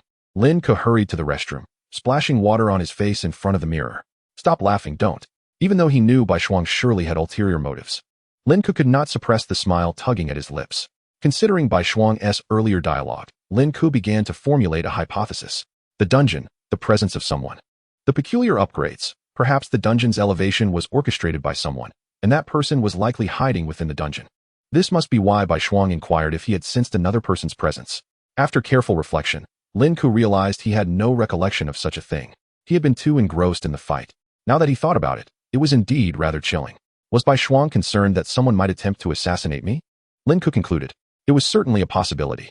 He had encountered information online about certain antisocial organizations that preferred to recruit geniuses for assassination, seeking to vent their grievances against the world. Who would have thought he would find himself embroiled in such affairs? Dinner. The dining table was now set for 3. Although Lin Chongqing was eager to alter his imposing image by preparing a lavish dinner, Bai Shuang declined. The reason being, she adored instant noodles. Of course, Lin Ke could hardly believe this justification. A girl raised with a silver spoon would enjoy instant noodles? Slurp. Bai Shuang took a large mouthful of noodles, followed by a gentle bite of a marinated egg, savoring it before washing it down with a gulp of noodle soup. A genuine smile of happiness radiated from her beautiful face, and her petite feet involuntarily began to sway. She truly enjoyed it. This scene left Lin Ke somewhat bewildered. Cough. Cough. Lin Chongqing discreetly kicked Lin Ke, urging him to eat. What are you staring at? All right. Lin Ke finally remembered to eat. Senior, you really enjoy instant noodles? MHM. As she devoured her noodles, Bai Shuang spoke less, fully engrossed in her meal. Her fair cheeks slightly flushed, adding a charming rosy hue. Slow down. There's plenty more at home. Lin Chongqing resumed a senioress tone, saying, other things aside, we surely have enough instant noodles. Thank you, uncle. May I cook another pack? One egg beaten, another place to top the noodles. No problem. A true connoisseur. The two engaged in a seamless conversation about instant noodles, discussing timing and pairing issues with ease. Lin Ke attempted to interject several times, but found himself utterly unable to join the discourse. It was far too professional. To an astonishing degree, Lin Ke, feeling somewhat agitated, scratched his head and inadvertently caught sight of Bai Shuang gazing at him. With a silent burp, a satisfied smile graced her lips. That evening, Bai Shuang ascended the stairs to take a shower first, prompting Lin Chongqing to exclaim from the sofa, what a diligent and frugal girl she is. Frugal? Diligent? Do these descriptors truly apply to Bai Shuang? Coming from a distinguished family and having achieved numerous accolades on the battlefield, she certainly did not fit that mold. Nevertheless, today Lin Ke had witnessed an adorably unexpected side of her. Who would have thought that his senior could display such a charming moment? Could this be what they refer to as the early bird catches the worm? Lost in his thoughts, the doorbell rang. Upon opening the door, he found Bai Runin standing there, disdainfully holding a bag. So, you two have moved in together? She inquired. Not really. Just as Lin Ke was about to clarify, Bai Runin handed him the bag, saying, regardless, I respect you for being able to tame such a she-tiger. Please ensure she remains confined and does not inflict harm upon others. Good luck, Wu Song. Before Lin Ke could respond, Bai Runin's rapid-fire words left no room for explanation. Oh, and by the way, I must remind you that although she is undeniably a monstrous she-tiger, many suitors still pursue her, probably second only to me. With a pat on Lin Ke's shoulder, she wished him well. Finally seizing the opportunity, Lin Ke asked, what's in this bag? Underwear. Deliver it to her, will you? And I must add, the style is quite alluring, she teased before leaving him in a daze. Images of Bai Shuang clad in black lace flitted through his mind. Could it be? Nervously clutching the bag, Lin Ke ascended to the second floor. The sound of running water ceased abruptly. Bai Shuang, your brother sent you your clothes. Should I leave them at the door? Just as he intended to depart, the bathroom door swung open, and a cloud of steam billowed out, revealing Bai Shuang emerging in her attire. Water droplets clung to her hair, which she casually swept up, creating a stunning tableau. Thanks, I'll change in my room. We need to gather in the training room shortly. Gather in the training room? Yes, I had him bring me my training outfit. Since we have this rare opportunity, let us practice together. The vision of her in lace dissipated from Lin Ke's mind, abruptly waking him from his reverie. What's wrong? You don't look well, Bai Shuang remarked, her bright peach blossom eyes filled with curiosity. It's nothing. I'll go prepare. Lin Ke quickly fabricated an excuse to leave. Returning to her room, Bai Shuang received a text from Bai Runin. She-tiger, there's another set of sexy lace beneath the bag. Don't thank me. The cold glint of killing intent sparked in Bai Shuang's eyes as she finally grasped why Lin Ke's expression had been off. This was undoubtedly the work of that rascal. Bai Runin, I bet you lack the courage to listen to this voice message. If I see you again, I promise to turn you into a woman. Chapter 35. The disparity and the foundation of a noble family. Just as she was about to put down her phone, another message popped up, followed by a flurry of notifications. Mu Hongyu, Bai Shuang, where have you been lately? I've been bullied and insulted. Mu Hongyu, let me reiterate. I said I wouldn't be defeated by anyone until I beat you. That applies to reality, not the internet. Mu Hongyu, I must find that person and crush him with money. Mu Hongyu, hurry and reply, or I'll crush you too. Bai Shuang promptly muted the messages. Muttering to herself, crazy woman. Lin Ke returned to his room, changed into his training attire, and took a deep breath to compose himself. Initially, he had planned to practice with Xiao He tonight, and perhaps level up, but accepting Bai Shuang's invitation to train together was an opportunity he couldn't decline. Even if Lin Ke did not manipulate Xiao He to level up, the gluttonous little creature would inevitably seek to cultivate whenever it awakened. It was best to cherish the chance to refine his martial arts skills.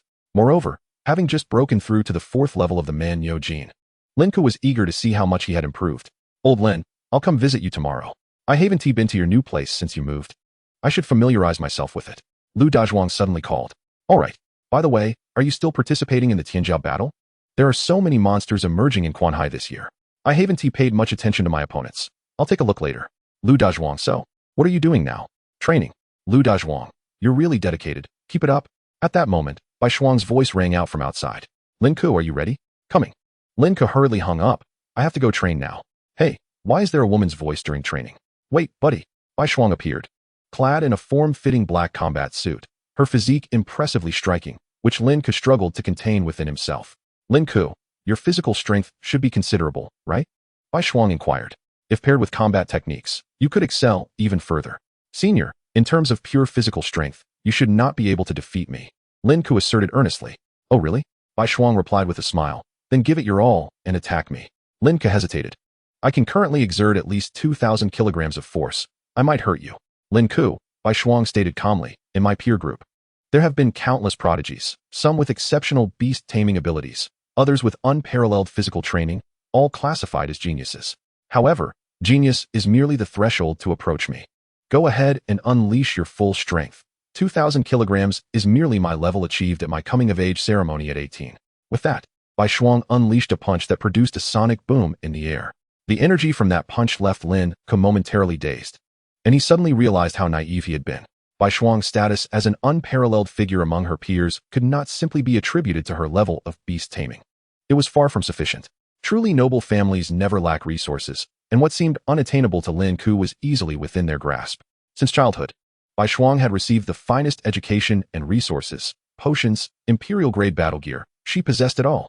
If we were to measure the wealthy by Bai Shuang's standards, they all appeared as monstrous beings. Now, the physical strength Lin Ke once took pride in seemed mediocre in her eyes. He felt no regret.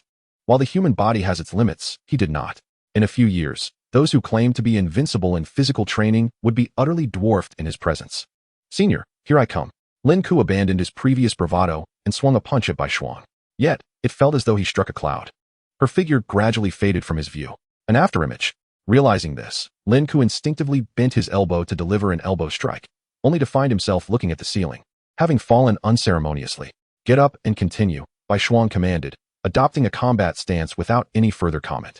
She resembled a fearsome beast, and Lin Ke was certain he had never experienced such pressure even in the Flying Sky Centipede dungeon. Bai Runen's evaluation of Bai Shuang's prowess only continued to rise. Man Yojin. Lin Ke activated the 4th level of Man Yojin, a crimson bull shadow appearing behind him as he entered a bloodthirsty state. Noticing the transformation in Lin Ke, Bai Shuang finally expressed genuine interest. Now that's more like it. Unleash your attack. Lin Ke stomped his right foot heavily, transforming into an afterimage as he launched a punch toward Bai Shuang's head. Unfazed, she raised her hand to intercept the blow. Bang! A tremendous and muffled sound reverberated throughout the training room as Lin Ke's punch was caught by Bai Shuang. Anticipating this, he followed up with another punch, unleashing a barrage of blows that fell upon Bai Shuang like a torrential downpour, each strike swift as lightning. Yet, to his astonishment, Bai Shuang effortlessly absorbed all of Lin Ke's attacks, displaying an ease that left him astounded. The disparity was indeed staggering. The terrifying extent of Bai Shuang's physical prowess exceeded Lin Ke's wildest imagination. After several rounds, Lin Ke once again found himself sprawled on the ground. A few delicate beads of sweat trickled down Bai Shuang's exquisitely crafted visage as she casually wiped them away, remarking, "Your strength is indeed commendable. But there is one fatal flaw." Lin Ke rose from the ground, absorbing Bai Shuang's insights. "You harbor no intent to kill me," she stated. "Precisely because of this, you are unable to unleash your full potential. Senior, we have no grievances, and I cannot harbor hatred towards you," Lin Ke replied candidly. "Intent to kill does not require hatred," Bai Shuang said, closing her eyes. When she reopened them, a glimmer of crimson light flickered within her pupils. In that instant, Lin Ke felt as though he had plunged into the depths of hell. An icy chill enveloped him, causing him to tremble as if he were being scrutinized by the Grim Reaper. Bai Shuang resembled a deity of death. "This is the essence of killing intent," she explained. "I do not despise you, but I can evoke it.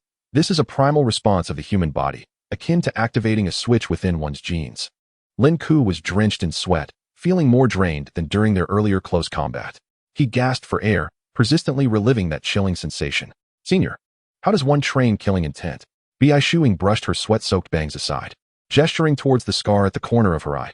"Enter the gates of hell and claw your way back out, over and over again. Is it a cycle between life and death?" Lin Ke pondered aloud. "Continue. For this period, I shall assist you in activating your killing intent switch," Bai Shuang said with a smile, uttering a chilling proposition. "Senior?" On the first floor, Lin Ke listened to the occasional agonized cries emanating from the soundproof training room, unable to suppress his sentiments. Youth is indeed a wonderful thing. The inhumane torment persisted for an hour, leaving Lin Ke utterly exhausted on the floor. Despite his formidable healing abilities, he could scarcely endure such intense suffering. Observing that the moment was ripe, Bai Shuang declared, All right, let us conclude for today. Further training would tire me as well. Lin Ke, your healing abilities are your greatest trump card. I suggest you devise a rationale. I understand, Lin Ke acknowledged, contemplating the sheer terror of his healing capabilities, which indeed served as his greatest asset. Senior, may I ask a question? Lin Ke suddenly inquired. Call me Bi Shuing, she replied with a nod. You may ask, am I being targeted by someone? Chapter 36. MMN, The Path of Evil. Yes. Bi Shuing did not conceal the truth nor elaborate excessively. There may be a second individual in the instance, someone who has likely taken note of your performance. Hence I must ensure your safety. Are they antisocial elements? Lin Ke questioned.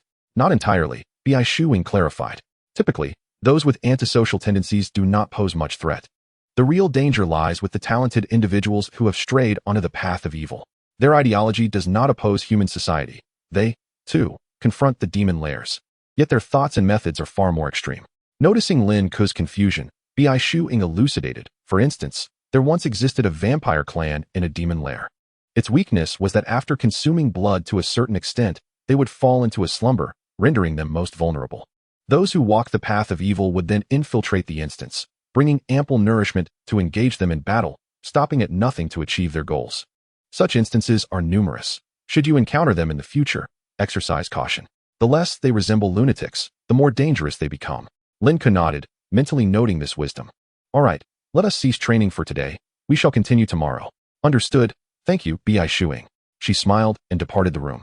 After a quick shower, Lin Ke recovered swiftly, soon returning to his peak energy. He entered the intelligence chamber, intending to practice further, when Lu Dijing reminded him to check the rankings for the Tianjiao battle. Equipped with the intelligence system, Lin Ke was about to begin matching when an invitation appeared before him. It was Bi Shuing. Is the senior looking for me? He wondered, sensing something peculiar. Why would she invite him at this hour when she was not at home? Out of curiosity, Lin Ke chose to accept. After all, the intelligence chamber was a safe environment devoid of danger. The battle arena materialized before Lin Ke, where a figure with a pixelated face awaited him. In the audience, 3 individuals with similarly obscured faces appeared. Hello, fellow kindred spirits. We finally meet. Who are you? Lin Ke remained unfazed, contemplating that they might indeed be the madmen he suspected. Ha! You should know our identities. Who would have thought that the goddess of tomorrow, Bi Shuing, resides in your home? Alas, she has misjudged us. We have never contemplated harming our kind, for we are, after all, one family. Lin Ke remained silent, hesitating on whether to exit. They had somehow infiltrated the intelligence program. You need not rush to leave. We shall depart once we have finished speaking. A woman's voice resonated from the stands. Your performance in the instance today was quite impressive. I have a particular fondness for carnivorous beings. Should you ever require assistance in the future, do not hesitate to seek me out, even regarding matters of the flesh. Though her voice had been modified, the alluring tone could not be concealed, gently striking a chord within Lin Ke's heart. A chill coursed through him as he retorted, I'm not interested. Ha ha. The succubus has been rejected. Her companions jeered. Silence. The girl shattered one of their bodies with a single punch. Reverting to her sultry voice, Sister will come to find you. Await me, dear little brother. The communication abruptly ended, and Lin Ke found himself ejected from the room. Though it was merely in the virtual realm, the girl's voice still sent shivers down Lin Ke's spine. He exited the intelligence chamber and relayed the events to Bi Shuing. Did they truly say that? She inquired, her smile widening. I did not anticipate you would be so popular. Senior, what would happen if I declined their invitation? Bi Shuing reassured him. Rest assured, their actions will not escalate too far. As I mentioned earlier, their ideology does not target humanity, but the demon lairs. If they truly hold affection for you, they may resort to various tactics, including seduction. Lin Ke swallowed hard, contemplating whether he could withstand such advances. All right, I shall retire for the night. Bi Shuing stifled a laugh as she left the room, and it dawned on Lin Ke that he had been played. He had not expected Bi Shuing to possess such a side. Reluctantly, Lin Ke's mind conjured an image of the woman known as the succubus being Bi Shuing. He wondered if he could endure that. After dismissing his fanciful thoughts, Lin Ke lost interest in furthering his ascent in the Tianjiao battle and decided to delve into the mysterious sea for treasure. The enhancement of the Yuan Ming Ling was of paramount importance to him. Lin Ke had initially planned to dedicate this summer to rigorous training, striving for a qualitative leap before entering university. Particularly, the battle with Bi Shuing had proven immensely beneficial. Black Sea activate. Utilizing the intelligence system, Lin Ke instantly materialized in the mysterious waters. Xiaohei, are you awake? Upon entry, he noticed Xiaohei's viewpoint swimming about. However, upon checking the level, Lin Ke discovered that the Yunming's level had not significantly changed. It remained at 6. Xiaohei, have you been slacking? Oh, whoa. Upon hearing Lin Ke's voice, Xiaohei perked up, then playfully pouted as if reproaching him. Did you leave all the blood cores for me? Lin Ke then noticed a pile of over a dozen blood cores nestled within a coral grove on the seabed. Fool, did I not instruct you to consume and cultivate? Despite his grievances toward Xiaohei, he felt a surge of gratitude. Although Xiaohei appeared fearsome, he had a surprisingly attentive heart. Oh, woo. Xiaohei informed Lin Ke that he had saved some higher quality ones while consuming the rest. This left Lin Ke both amused and exasperated. The elevation of the Yunming was what he truly needed. As for making money, there was no rush. All right, consume all of these. From now on, I shall control your body to obtain resources. Oh, woo. The Yunming felt a lingering attachment. Did you not wish to level up and depart from this maritime domain to seek me out sooner? Upon hearing this, the Yunming began to feast heartily, experiencing an instantaneous surge of 50 in experience points, now merely a step away from level 7. All right, Xiaohei, focus on leveling up. Let's aim to reach level 9 by nightfall. After Lin Ke's appearance, Xiaohei became invigorated, soaring through the ocean with Lin Ke, gradually revealing its dominance as the sovereign of the sea. Wherever it passed, all creatures would retreat. Sensing its aura, no entity dared to resist, significantly delaying the progress of the Yunming's consumption. Just as Lin Ke lamented the situation, the aura of the Yunming unexpectedly vanished. The shoals of fish were oblivious to its approach until it was too late, torn apart by Xiaohei into fragments. Xiaohei, how did you manage that? Is it innate? Lin Ke was somewhat astonished. His companion beast's talent was impressively formidable. Suddenly, the Yunming conveyed a message to Lin Ke. Chapter 37. The Purple Cocoon. Yunming breaks through continuously. You mentioned a remarkable item that could allow for consecutive level-ups? Lin Ke's interest was piqued immediately. Upon further inquiry, he recalled that during his encounter with the Su Ywing, he had inadvertently passed a location with a pulsating sphere of purple energy, reminiscent of a heartbeat embedded in the earth, evoking a sense of trepidation. This was precisely what Xiaohei had now set its sights upon. Xiaohei, do you feel confident in confronting it? Lin Ke inquired. Oh, woo, Xiaohei replied. I am uncertain, but if I cannot win, it is of no consequence. My ability to escape is paramount. Xiaohei's response only heightened Lin Ke's excitement. Indeed, if they could not defeat it, they could always retreat. The mysterious ocean was vast and boundless. If the encounter proved too daunting, they could simply find another location. All right, let us proceed and test our fortunes. Lin Ke was unwilling to miss such an opportunity. If consecutive level-ups were possible, his physical prowess would see a tremendous enhancement. Lin Ke understood the principle of high risk, high reward. The Yunming changed direction, swiftly heading toward their destination. After approximately 5 minutes, Lin Ke caught a glimpse of a purple light emanating from the ocean floor, far more vibrant than before. Xiaohei, hold on. Conceal your presence. Upon hearing Lin Ke's command, the massive figure of the Yunming vanished into the darkness. Lin Ke observed intently as a school of fish aimlessly swam into the purple light, soon writhing in agony, bubbles escaping their mouths before perishing. The bodies fell into the purple glow, consumed entirely. This purple light seemed to possess destructive power. Such an eerie spectacle heightened Lin Ke's vigilance. Xiaohei, use your skills to attack from a distance. Lin Ke was reluctant to put the Yunming in danger. The mystery of the purple light was too profound, and any misstep could lead to dire consequences for the Yunming. The Yunming obeyed Lin Ke's orders, activating its golden claw skill while remaining concealed. The golden claws struck the purple heart with precision, causing tremors to resonate through the deep sea. The Yunming's attack stirred the ocean floor, summoning thick mist. When the fog dissipated, Lin Ke discovered that the implanted purple heart remained unscathed. The only change was a dimming of its purple glow. Xiaohei, unleash your full power. Lin Ke, sensing the lights dimming, immediately commanded the Yunming to strike once more. The Yunming relentlessly activated its golden claw against the purple heart, and indeed, under its assault, the purple radiance gradually faded. Ultimately, it vanished. Oh woo! The Yunming was elated, promptly informing Lin Ke that it was safe to approach. Let us go. Lin Ke instructed. Xiaohei, if there is any danger, flee immediately. Do not act foolishly.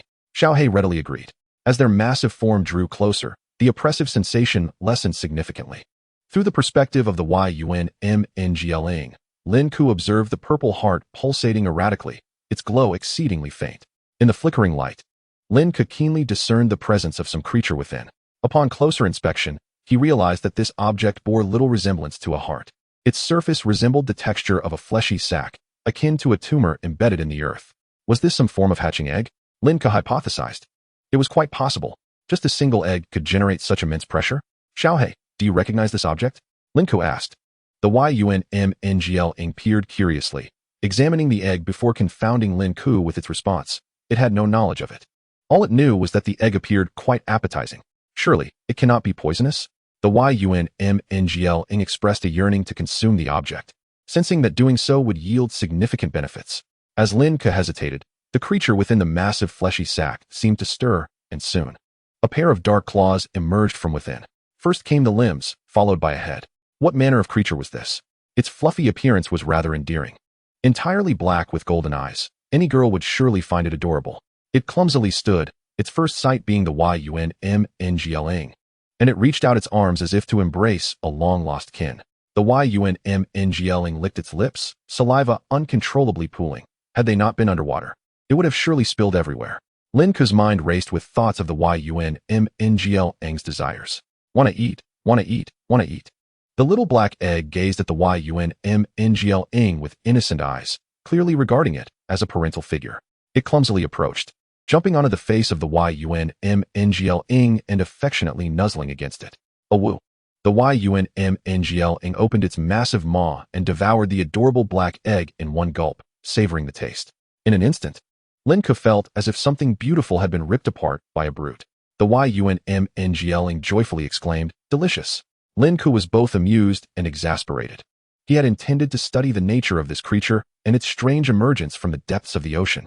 However, in the next moment, a torrent of experience surged into the body of the Yunmngling. It first ascended to level 7, then level 8, and finally level 9. The sound of 3 consecutive level-ups left Lin Ke bewildered. The Yunmngling had instantaneously risen 3 levels. The transformations accompanying its promotion were profound. Its already fearsome forehead sharpened further, and its scales glimmered with a dark radiance. Its form expanded by a third. Now, its size had surpassed that of a flying centipede. Lin Ke hurriedly opened his status panel. Companion Beast, Yunmngling Juvenile. Level, 950. Strength, 130. Constitution, 90. Agility, 130. Talent, 100. Element, Dark. Rank, World Destroying. Skills, Dragon Absorption, Beginner. Golden Claw, Beginner. Dragon Might, Beginner. Blood of the Black Beast, Passive. The enhancement of these attributes was utterly astonishing. Lin Ke was overjoyed. Xiaohei, you've done splendidly. What a delightful little beast. Forget everything else. Enhancement is the true path. Lin Ke had anticipated a fierce battle and had prepared accordingly. Now, it seemed as if they had encountered a colossal experience egg. Upon completion of the consumption, Lin Ke noticed a new passive skill, Blood of the Black Beast, had appeared in the Yunmngling's panel. Although its nature remained a mystery, the ascension in levels was sufficient to elate Lin Ke. Only 50 experience points remained until level 10. Xiaohei, put in some effort and see if you can elevate to level 10. And also help me gather some crystal cores. Lin Ke thought to seize the moment, feeling elated and eager to earn some money. What a thrill. The exquisite connection of heaven and earth, no matter how many times experienced, always ensnares Lin Ke. Chapter 38. I am just friends with the senior. After the ominous dark dragon fell into slumber, Lin Ke manipulated its body and chopped away the whole night. He increasingly discovered that this mysterious sea area was a vast treasure trove. Endless resources awaited his exploration. The enhancement of the dark dragon's level brought about significant changes.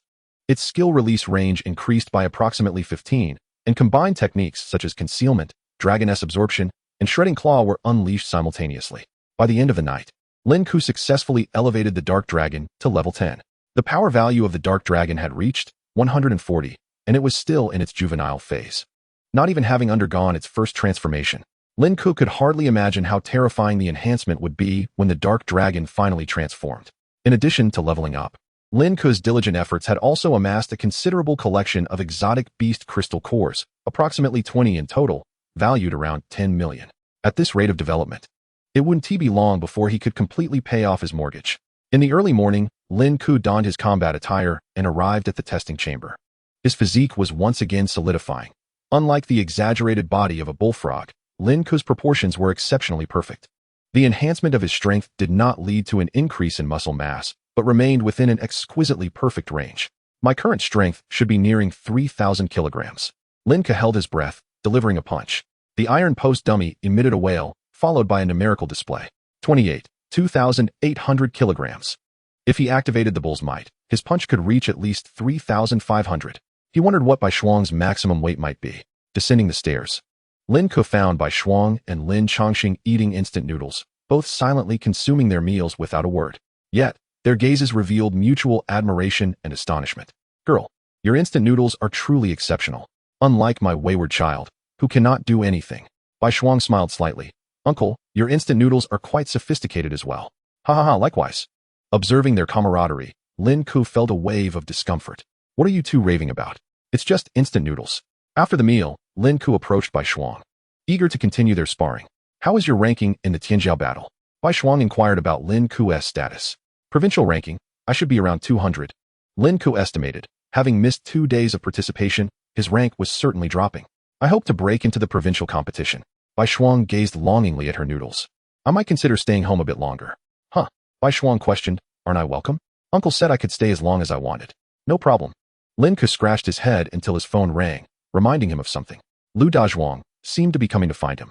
Old Lin, send me the address. I'll take a taxi over. Sure. Lin Ke quickly sent the address to Lu Dazhuang.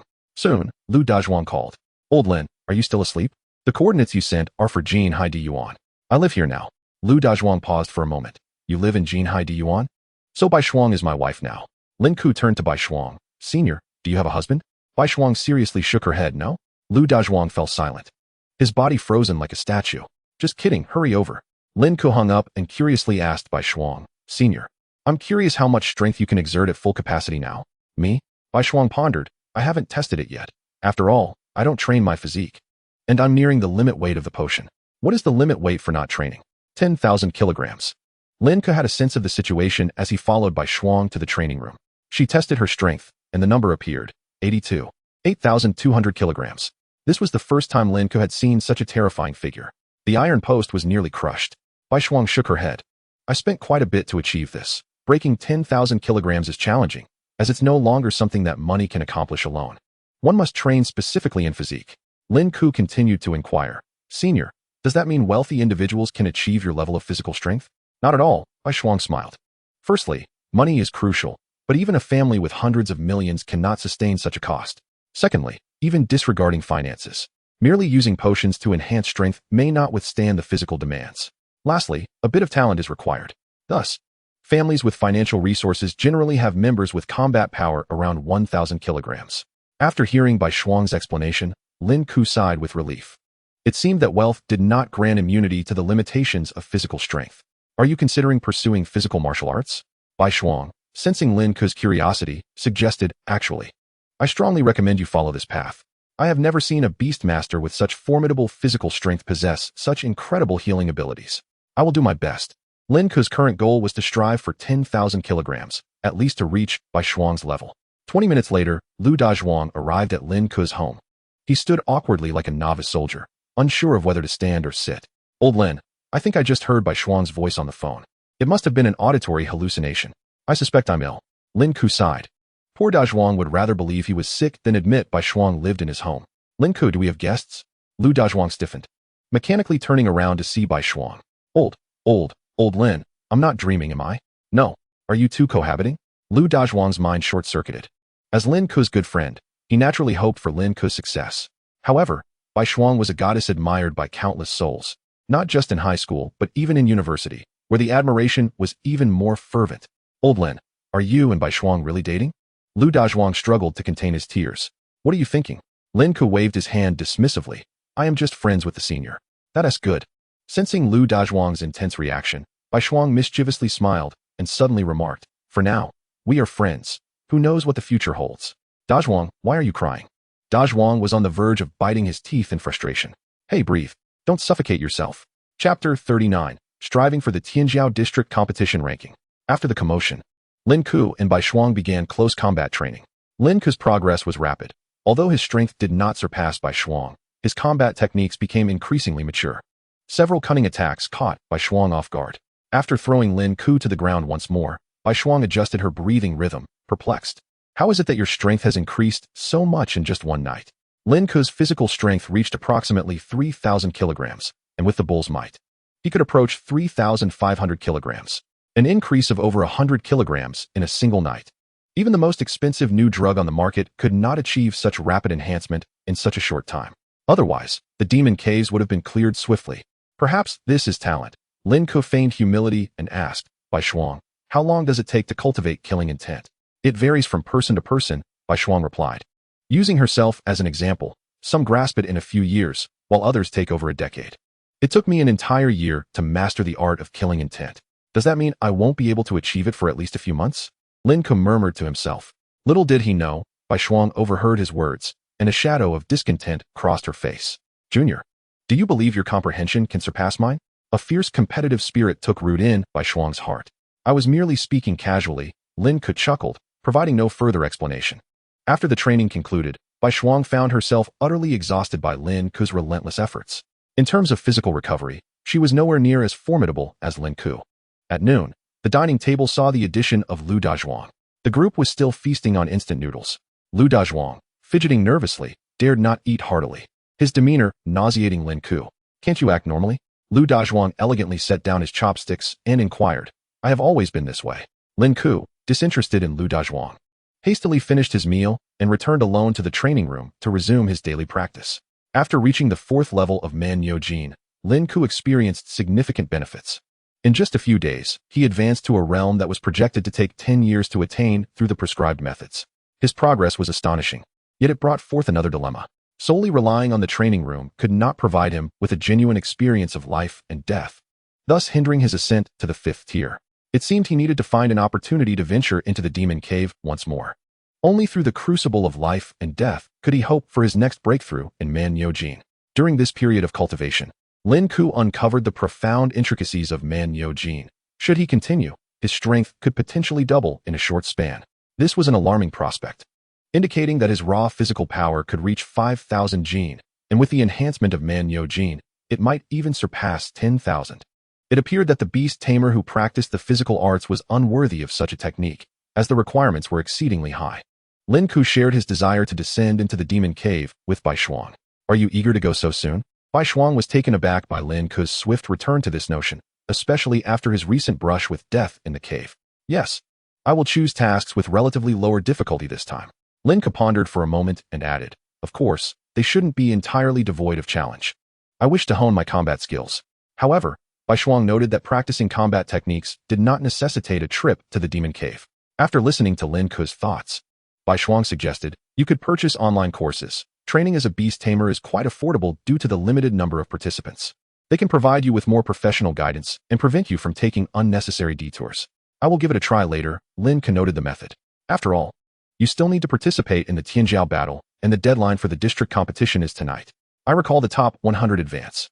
With Bai Shuang's reminder, Lin Ke suddenly remembered the Tianjiao battle. Due to the combat format being mediated through the intelligent brain, he had always felt a lack of immersive experience, which made him somewhat resistant to such training modes. Once the district competition concluded for the top 100, the provincial competition would commence immediately, and the simulation's realism should reach around 90%, including the sensation of pain. Lin Ke's eyes brightened. Has the intelligent brain developed to such a degree? If so, it was indeed something to look forward to.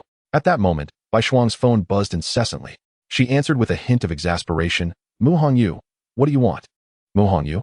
Lin Ke found the name vaguely familiar, but gave it little thought as he headed upstairs to initiate the regional Tianjiao battle selection. Based on his current strength, entering the top 100 should not prove difficult. Old Lin, can I come find you again in the future? Lu Dazhuang followed Lin Ke upstairs, his expression mirroring the bewilderment Lin Ke had when he first encountered this place. Both bore an air of confusion and helplessness. Of course, Lin Ke replied with a smile. Feel free to visit any time. Lu Dazhuang nodded, though a sense of disappointment lingered within him. It wasn't jealousy he felt towards Lin Ke, but rather a profound sense of powerlessness. Was this the life of the wealthy? An ordinary person would be elated to possess a companion beast, unable to sleep for joy. Lu Dazhuang certainly felt that way. He had spent an entire night hugging a maggot in delight. Old Lin, I will head back now. Lu Dazhuang was about to leave when Lin Ke called out, wait. After some time, I will take you to clear a dungeon so you can experience the feeling of flying. Really? Lu Dazhuang's eyes glistened with tears. Thank you, old Lin. Let me give you a kiss. Get lost. Lin Ke sighed with relief as Lu Dazhuang reverted to his usual playful self. Their bond was genuine. Their friendship should not be hindered by wealth. Even as Lin Ke climbed higher, he still wished to preserve this camaraderie. After all, the people he would encounter on his journey might not offer their sincerity. Returning to focus, Lin Ke donned the intelligent brain and prepared to strive for the top 100. His ranking had fallen to around 280, with the deadline looming. The Beast Tamers were frantically pushing to climb the rankings, fearful of falling short at the last moment. Lin Ke effortlessly returned to the 120th rank in just 20 minutes, and with his current strength, entering the top 100 was a simple task. Even breaking into the top 10 was no longer a concern. Those in the top 100 were primarily the main competitors from various universities in the Quanhai district, with second and third year students dominating, as fourth year students were ineligible due to age restrictions. Lin Ke initiated the rapid matchmaking mode. After selecting the next rank, the battle room suddenly filled with a considerable audience, and the numbers continued to climb. Soon, nearly 100 spectators packed the room, leaving no seats available. Lin Ke was curious. Who had he drawn this time? Chapter 40, Young Master Zhang. It's you who will be defeated. As his opponent appeared, the audience erupted in excitement. If young Master Zhang wins this match, he should be able to break into the top 2, right? Not just should be, it's guaranteed. I believe that if young Master Zhang desires, he could easily clinch first place in the city competition. After all, young Master Zhang came from a prestigious family. A mere city competition would be a walk in the park for him. Accustomed to the adoration of the crowd, Zhang Tsongyun, the young master of the Zhang family, basked in the limelight. He had felt this star-like treatment since birth, simply because he was the heir of the Quanhai Zhang family, a true elite among men. Young Master Zhang? Lin Ke felt a slight sensitivity towards this surname, recalling an old man from the Zhang family attempting to exert pressure during the auction. Had Bai Runin not intervened at a critical moment, he might have lost a significant amount of money. Silence, everyone. Zhang Tsongyun raised his hand like a ruler, and the noise from the audience vanished instantly. He reveled in this sense of dominance. People truly varied. Throughout his life, Zhang Tsongyun had effortlessly acquired everything he desired: luxury cars, villas, women, and all the resources for cultivation. Except for the recent humiliation he faced at the auction, his opponent had only just entered the top 100 and was likely to be defeated in no time. If I face young Master Zhang, I might as well surrender. That way, I can still earn his favor. Lin Ke struggled against the chill that coursed through him, muttering in disbelief. What a foolish notion. Is he your father? What did you say? Who are you cursing? The audience erupted in indignation, with many sycophants of Zhang Tsongyun reacting, including several of his enamored fans. Given his handsome appearance and considerable following. All right, everyone, there's no need to be upset. Zhang Tsongyun maintained his composure, casting a sidelong glance at Lin Ke. Meeting me is your honor, and being defeated by me is an even greater honor. Lin Ke felt an overwhelming sense of exasperation. Why were these wealthy individuals so obtuse? In comparison, the girl who used money to assert dominance appeared somewhat endearing, as she at least understood the value of action. Yet this young Master Zhang was insufferably arrogant. Summon your companion beast. What is the matter? Are you too intimidated by my presence to do so? I don't need a companion beast to defeat you. As Zhang Tsongyun basked in his self-satisfaction, Lin Ke's words pierced through his ears. What did you say? Zhang Tsongyun's smile froze. Such audacity. How dare a mere 100 competitors speak so arrogantly? Since you choose not to summon, I shall grant your wish and refrain from summoning as well. Zhang Tsongyun's grin turned sinister. You must be joking. Do you truly believe I, Zhang Tsongyun, am a fool? He was determined to win this battle swiftly and splendidly. Otherwise, how could he elevate himself above the rest?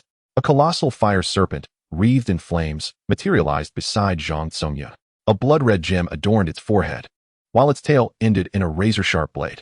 Zhang Tsongyun's companion beast was a flame steel python, a creature of near-elite quality, boasting ironclad defenses and the ability to unleash fiery elements. Squeeze the life out of him. The steel python obeyed Zhang Tsongyun's command, spewing flames forth. After unleashing its fiery breath, the serpent slithered low to the ground, unexpectedly appearing behind Lin Ke. This was a common attack tactic for the serpent, using its sharp fangs to latch onto its prey and constricting them until they could no longer breathe. In reality, once ensnared by such a serpent, one's bones could shatter in an instant. As the serpent encircled Lin Ke, Zhang Tsongyun turned to the stage, raising his hands high in celebration, reveling in the cheers of victory. Esteemed guests, I have not disgraced my name. The audience erupted in fervent applause, as though Lin Ke's defeat was the most favorable outcome for them. Steel python, slowly suffocate him. I want him to die in utter humiliation. However, after issuing this command, Zhang Songyun felt an unsettling sensation. His companion beast was unresponsive. Confusion washed over him as he turned around, only to witness a terrifying scene. Lin Ke had seized the steel python's tail and effortlessly spun it around like a propeller. Flames erupted from the serpent's mouth, cascading towards the audience. Despite being in a virtual realm, the sight was still chilling. Zhang Songyun's expression darkened. Young man, do you have any idea who you are up against? Is this how the wealthy introduce themselves? Lin Ke casually discarded the steel python, which had been reduced to a twisted mess, mere breaths away from demise. Zhang Songyun had anticipated a battle devoid of suspense, yet he was taken aback to discover that his prideful companion beast could not even best a beast master. I underestimated you. Even with his beast defeated, Zhang Songyun maintained his composure. His body was far more formidable than that of a commoner, strengthened by an assortment of potions that had greatly enhanced his physical prowess. Even without relying on his companion beast, he could easily crush Lin Ke if he so desired. Young man, I initially intended to humiliate you with my companion beast, but it seems I must take matters into my own hands. Lin Ke discerned the source of Zhang Songyun's confidence, but remained unfazed. He had gleaned from Bai Shuang the physical limits of science from noble families. By estimating Zhang Songyun's age, he deduced that his physical strength was akin to that of a grade schooler in comparison to his own. One strike, and you will fall. Zhang Songyun struck first, his speed eliciting gasps from the audience. Lin Ke remained unperturbed, watching as Zhang Songyun approached and raised his fist. To Lin Ke, his speed seemed painfully slow, as if time had been halted. With a mere flick of his hand, Lin Ke caught Zhang Songyun's fist and twisted it, dislocating one of his arms. In the blink of an eye, Zhang Songyun had sustained injury after just one exchange. Quick, too quick. He barely had time to react. The atmosphere grew increasingly silent. Cheers and accolades faded away, as the audience stared in shock at the injured Zhang Songyun. Young Master Zhang has taken potions since childhood. Even in the virtual world, his strength should surpass this fellow's by several folds, right? Am I mistaken? Young Master Zhang is hurt? Zhang Songyun gazed incredulously at his severed arm, realizing that he felt no pain in this virtual realm, which explained his delayed reaction. You have been concealing your true strength. Zhang Songyun's gaze grew fierce. Lin Ke had inflicted injury upon him with such ease, indicating that his power far surpassed his own. Lin Ke let go of Zhang Kanjiun's dismembered arm, which dissipated into data. Taking a deep breath, Zhang Kanjiun spoke calmly. Very well, I admit I underestimated you. If you concede now, I shall guarantee you a handsome reward. Otherwise, I will hunt you down and ensure you regret ever appearing in this world. Lin Ke silently approached Zhang Songyun and, in full view of everyone, delivered a resounding slap across his face. The sound echoed as Zhang Songyun spun and fell to the ground. Even in the virtual world, this humiliation was palpable. Lin Ke had meticulously controlled his strength, ensuring Zhang Songyun was not shattered. The audience plunged into silence, all eyes wide as they witnessed this shocking scene. Zhang Songyun had been humiliated. You are courting death. Zhang Songyun attempted to rise, but Lin Ke swiftly placed his foot upon his chest, crushing his arm beneath it. Then came the legs. As he watched parts of his body dissolve into data and drift away, Zhang Songyun lost all semblance of sanity. I will kill you. I will definitely kill you. Do not think for a moment that I cannot find you. Zhang Songyun, remember that it is the virtual world that has spared your life. Before Zhang Songyun could finish his retort, Lin Ke smashed his fist into his skull. After completing this act, Lin Ke surveyed the audience, who all averted their gazes in shame. Chapter 41, Mu Hongyu and Bai Shuang. You dare eliminate my golden grandson. An elderly voice resonated from the audience, filled with reproach. Akin to thunder. You disrespected the Zhang family. I will ensure you have no place to hide in the Spring Sea. If I find you, I will make you taste the bitterness of losing an arm. Unfazed by the elder's taunts, Lin Ke merely smiled. The competition for the gifted was precisely to identify true talent. It was commonplace for the less skilled to be eliminated. These aristocrats, believing they possessed all resources, were guilty of hubris, thinking themselves invincible.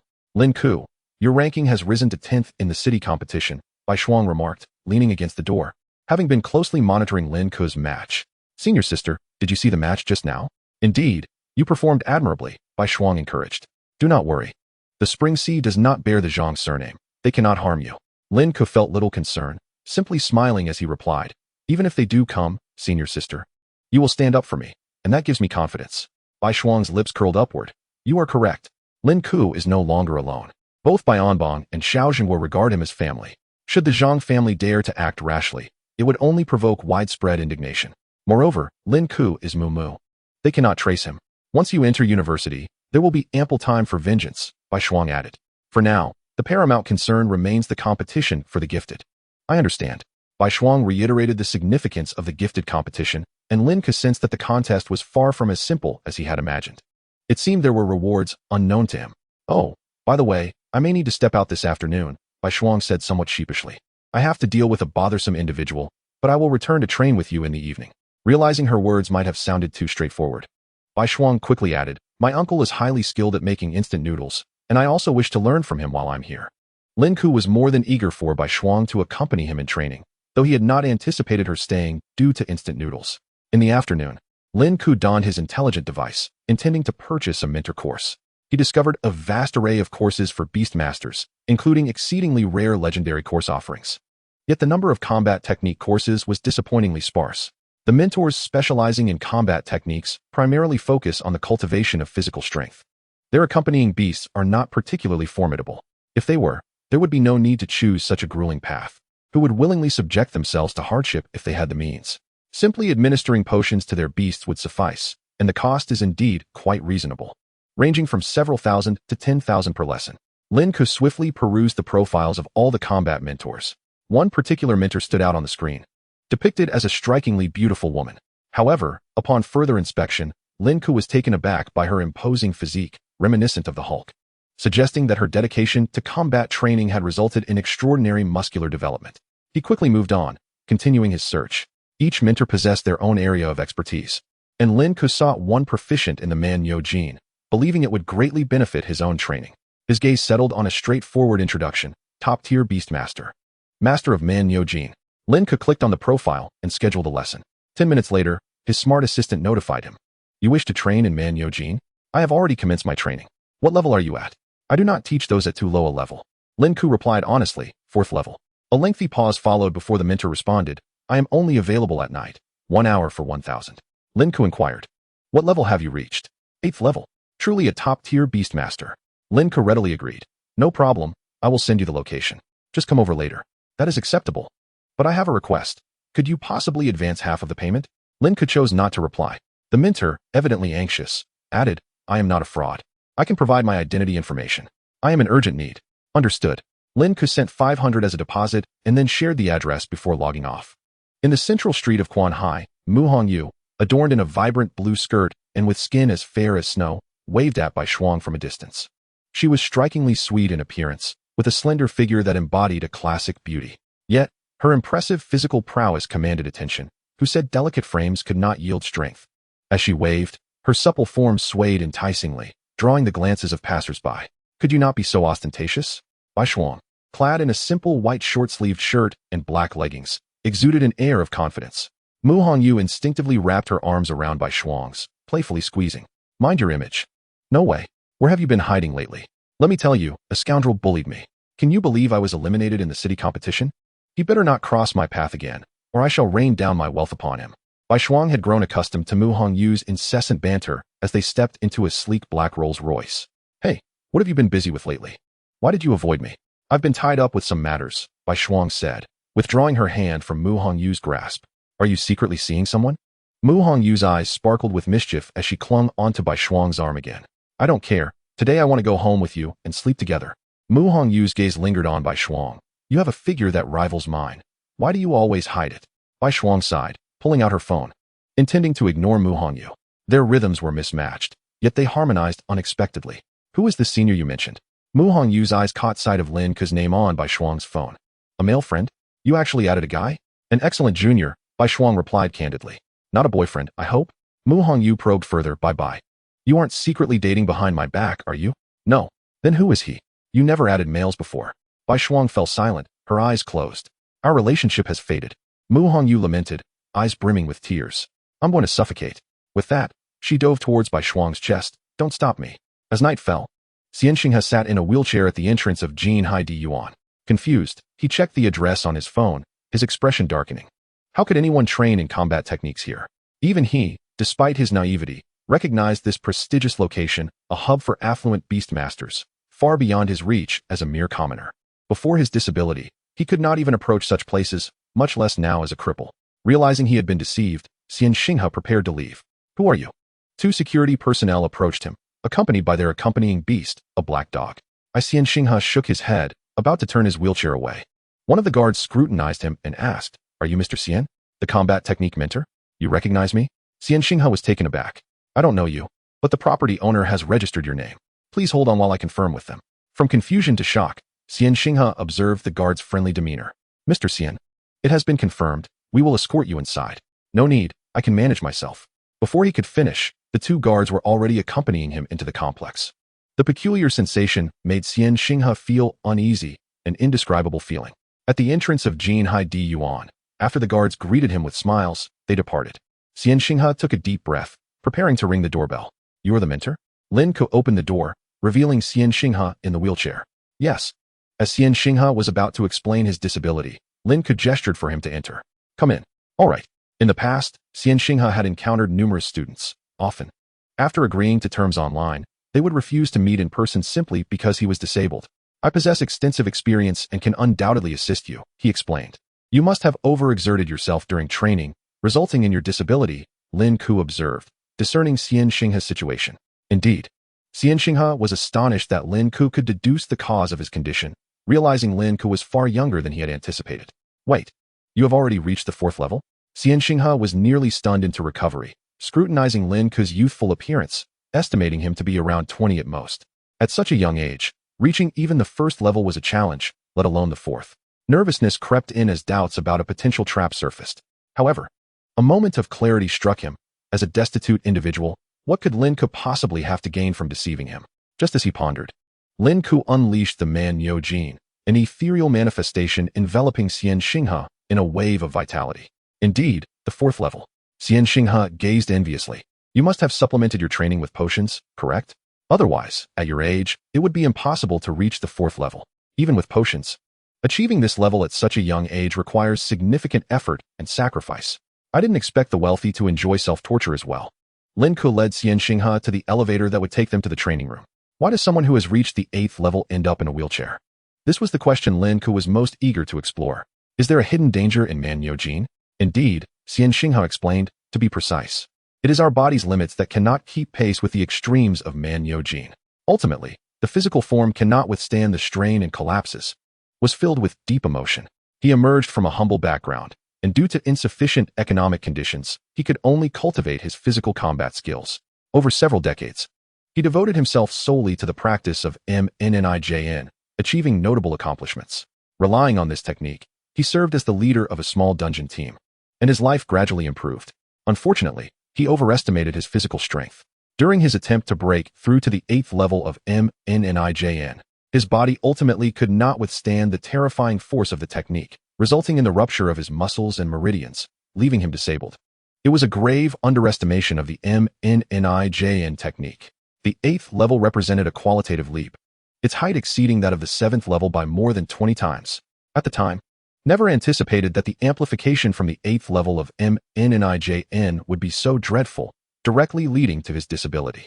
Said solemnly, "I spent several years searching for the founder of MNNIJN, hoping to uncover the secrets of this technique. However, when I finally found the founder, I discovered he had already perished at the 8th level." At this point, gave a self-deprecating smile. "I suppose I was lucky to have somehow passed through the 8th level. But unfortunately, I ended up with a body full of disabilities, equivalent to that of a cripple."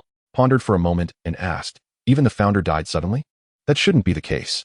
Initially did not wish to divulge so much, but he sensed that was unlike the typical wealthy young masters, as there was no piercing gaze in his eyes. "I later learned that the so-called founder merely stumbled upon MNNIJN. The true creator is nowhere to be found. You strike me as a practical person. If you wish to avoid ending up like me, I advise you to give up." After explaining, noticed that had fallen into contemplation. "If there is nothing else, I'll take my leave." Seeing S prolonged silence, prepared to leave in his wheelchair. "Let us have class," called out to. To be honest, he felt a surge of excitement. S words had greatly benefited him, revealing the profound origins of MNNIJN. The physical limits that others could not endure were merely their own issues. He need not concern himself with such losses. Even if his physical strength could not support MNNIJN, S healing abilities would ensure he would not become disabled. "Do you still wish to cultivate MNNIJN?" Inquired curiously, as showed no signs of retreat. "One must try to know if it works," replied without elaborating. "What do I need to do now?" Observing this, no longer hesitated and stated directly, "You demonstrate it once, and I will observe." All right. Undoubtedly possessed considerable skill. Even though he could not engage in practical combat with, his understanding of MNIJN was indeed profound. Many of the ideas and solutions he articulated opened his eyes. He realized that his original thoughts on MNIJN had some discrepancies. Advancement did not necessarily require insights gained from life and death. Enhancing the strength of muscles and meridians could also lead to improvement. Before reaching the 5th level, one could still rely on potions for enhancement, but upon reaching the 6th level, even with abundant resources, one could not advance further. Vividly described, in fact. I suspect that MNIJN has a supplementary text, though I lack the ability to find it. Concluding their exchange, sat cross-legged. Upon witnessing this, chuckled self-deprecatingly. "You are too eager. MNIJN is far more complex than you imagine." Began to contemplate the expansion of meridians and the surge of vital energy, as described by. Gradually, the energy in his body grew denser. Unknowingly, he entered the 5th level. In Chapter 43, Visiting and Hostility, energy solidified, and the meridians throughout his body expanded rapidly under the infusion of vital energy. His physical strength continually grew, and blood mist seeped from the pores of his skin. A blood-colored bull demon phantom expanded to several zhang in height, then swiftly shrank to adhere to his skin, as if merging with the bull phantom. This was the 5th level, blood demon armor. Had predicted that would require several years to potentially reach the 5th level. After all, even with ample resources, breaking through to the 5th level was no easy feat initially. Felt a sense of pride, thinking that wealth meant little, as his talent surpassed that of others. Did one truly believe that breaking into the 5th level could be accomplished with just a few words? Yet at this moment, was utterly astonished. "Are you just a step away from the 5th level?" he blurted out. Remained in meditation, offering no response. 10 minutes later, exhaled a deep breath, and the blood demon armor began to dissipate. "I have reached the 5th level." Cleared his throat awkwardly. "You possess remarkable talent, but as I mentioned earlier, the 6th level is quite challenging. If you are not fully prepared, do not attempt it lightly. If you trust my words, you may consider a monthly package. I assure you can break into the 6th level within a few years." Did not immediately agree, still savoring the insights from his recent breakthrough. What a martial enthusiast, thought. "What did you just say?" asked. "I said, if you trust me, you may consider a monthly package. My fees are quite reasonable." Felt his cheeks flush as he spoke. Once a rising star, he had been proud of his achievements in martial arts, even if his companion beast was not as strong as others. Now, in his current state, he felt like a commodity for others to choose from, unable to resist. This was the shame of a martial artist, yet he ultimately had to choose reality. A monthly package? Pondered before asking. When you were at the 7th level of MNIJN, what was your strength equivalent to regarding beast masters? Around a 6th tier beast master, replied, his gaze dimming. If I smoothly break into the 8th level, I wouldn't even regard a 7th tier beast master. As for the level of the 9th, dared not indulge in such aspirations. Merely the 8th level had rendered him a cripple. He feared the 9th level might cost him his life. "I will pay you normally. As for how long we cooperate, we can discuss that later." All right. Thought with a hint of disappointment. If he could secure a position with, at least his life would have some security. Unfortunately, wealthy individuals were not easily deceived. Perhaps he had been too ambitious. "By the way, have you not visited a hospital for your leg? Is there no hope for treatment?" "The hope is slim," replied with a bitter smile. "Just 2 injections of muscle reconstruction agents would cost 100 million, not including subsequent surgical expenses. It's basically hopeless." Nodded, understood. "Let us call it a day for now." After settling the fees, departed. Just as he sent off, returning home after buying instant noodles, entered. "Son, where is?" Eagerly asked as he stepped inside. "I got a new flavor of instant noodles today. She will surely love it." Rolled his eyes at old man. "Why do I feel that now is more your daughter than I am? If I could have a daughter like, you could go away." With no mercy, teased. Then leaned closer and whispered, "Silly son, I've heard that is exceptionally outstanding. What about you two?" "Dad, what are you thinking?" Had not considered that direction at all. Was among the top talents of the younger generation. Being a genius merely meant reaching her threshold. Furthermore, herself had no thoughts of romance. So how could he entertain such notions? It's not impossible. Immediately analyzed. Think about it. There are many outstanding individuals. But have you ever seen staying at someone else's house? You two are always exchanging pleasantries in the training room. I see it all. Chuckled, actually. If could be your girlfriend, we could research instant noodles together. Looked at as if you were a fool. Father, perhaps you could spare some time to visit the hospital. Bai Shuang, the senior, has a fleeting fascination with instant noodles. Inevitably, she will tire of them one day. In Lin Ke's eyes, Bai Shuang, having been born into affluence, is accustomed to a life of exquisite delicacies, and her occasional indulgence in instant noodles will surely come to an end. Not necessarily so. Lin Chongqing pulled out his phone. Look, just now, Xiao Shuang messaged me, saying she is bringing a friend over tonight, and asked if I could cook instant noodles. Lin Ke stared at the message from Bai Shuang, momentarily unsure how to respond. Is it possible this girl genuinely enjoys instant noodles? Soon enough, Bai Shuang sent another message. Lin Ke, I plan to bring a friend over tonight, and I've already spoken to uncle about it. I hope it won't be a bother. Lin Ke replied, no problem. A friend of Bai Shuang's? Up until now, Lin Ke had yet to meet any of the friends surrounding Bai Shuang, aside from her family. Her friends must be as exceptional as she is. Surely pleasant to engage with. Before long, nightfall descended. Lin Chongqing busily prepared dinner in the kitchen, while Lin Ke paused his training and changed into casual attire. Settling into the living room. Son, do you think Bai Shuang might bring a male friend? Lin Ke's heart skipped a beat. Yet he maintained a stoic expression. I doubt it. I've heard that Bai Shuang rarely has male friends. You seem quite well informed. Isn't it obvious? Bai Shuang is so renowned that it's hardly a secret. As the father and son conversed, the doorbell rang. Lin Ke opened the door to find Bai Shuang standing there, accompanied by Mu Hongyu. Lin Ke, sorry for the interruption, Bai Shuang smiled, introducing her friend. This is Xiao Yu, my friend.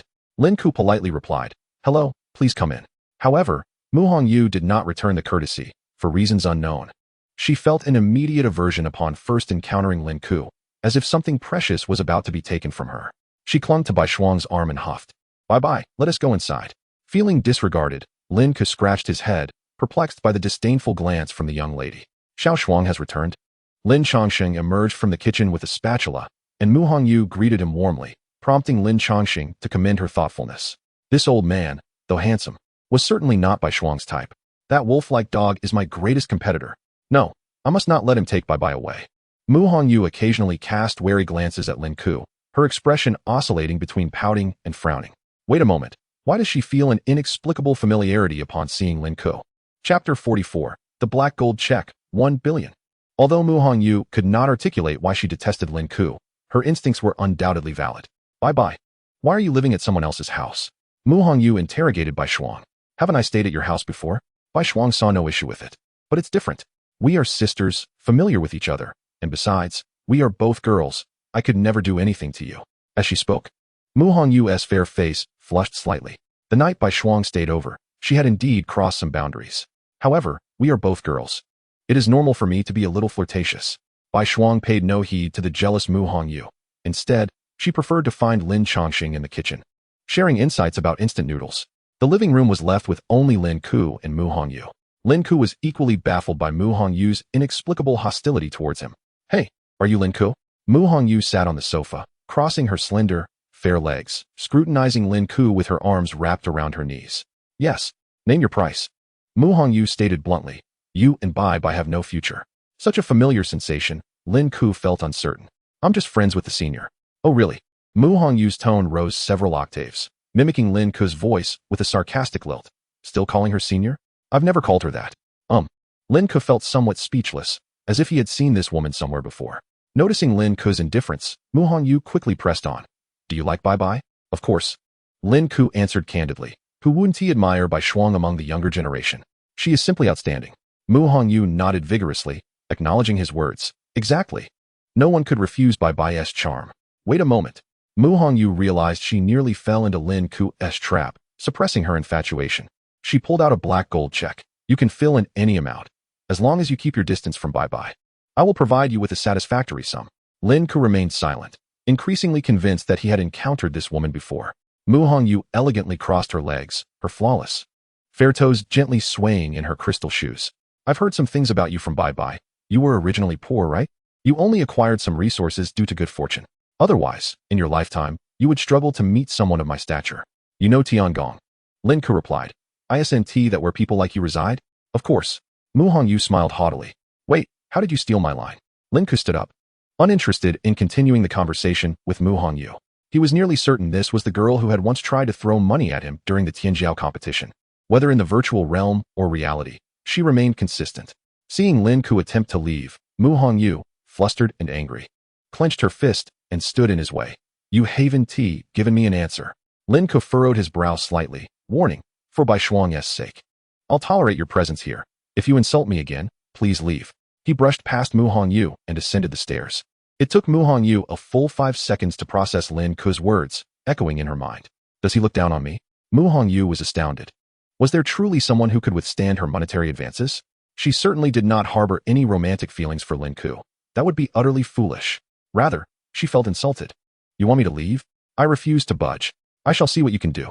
In the training room, Lin Ke typed black gold check into his phone. To be frank, Lin Ke's current ability to generate wealth was formidable. He had little interest in trifling sums. The reason for warning Mu Hongyu was his desire to avoid entanglements with such a wealthy young lady. It is simply a matter of differing backgrounds. Mu Hongyu epitomizes Lin Ke's stereotype of a privileged girl. A mere check cannot sway me. Who hasn't he encountered money? The black gold check, a unique instrument from the Beast Master Bank, had a minimum feeable amount of 100 million. Lin Ke was taken aback. 1 billion? Minimum 1 billion? Tears, unbeknownst to him, silently traced down his cheeks, and he hastily wiped them away. How foolish to weep over such a trivial sum. Perhaps it was simply too soon since his escape from poverty. The mention of 1 billion immediately reminded him of this very house. Had he just paid off the mortgage with a mere flick of his hand? Did I perhaps overreact to her? After all, she is a friend of Bai Shuang, and her concerns for Bai Shuang's well-being are understandable. As these thoughts swirled in his mind, Lin Ke mentally chastised himself. You blockhead, why are you defending her? It seems the training volume is still insufficient. My muscles have not yet learned to control my brain. Time to train. Several hours later, after regaining his composure, Lin Ke descended to find Lin Chongqing setting instant noodles on the dining table. Bai Shuang and Mu Hongyu were already seated, chatting and laughing, evidently having forgotten the earlier discomfort. As Lin Chongqing walked away, Mu Hongyu frowned slightly.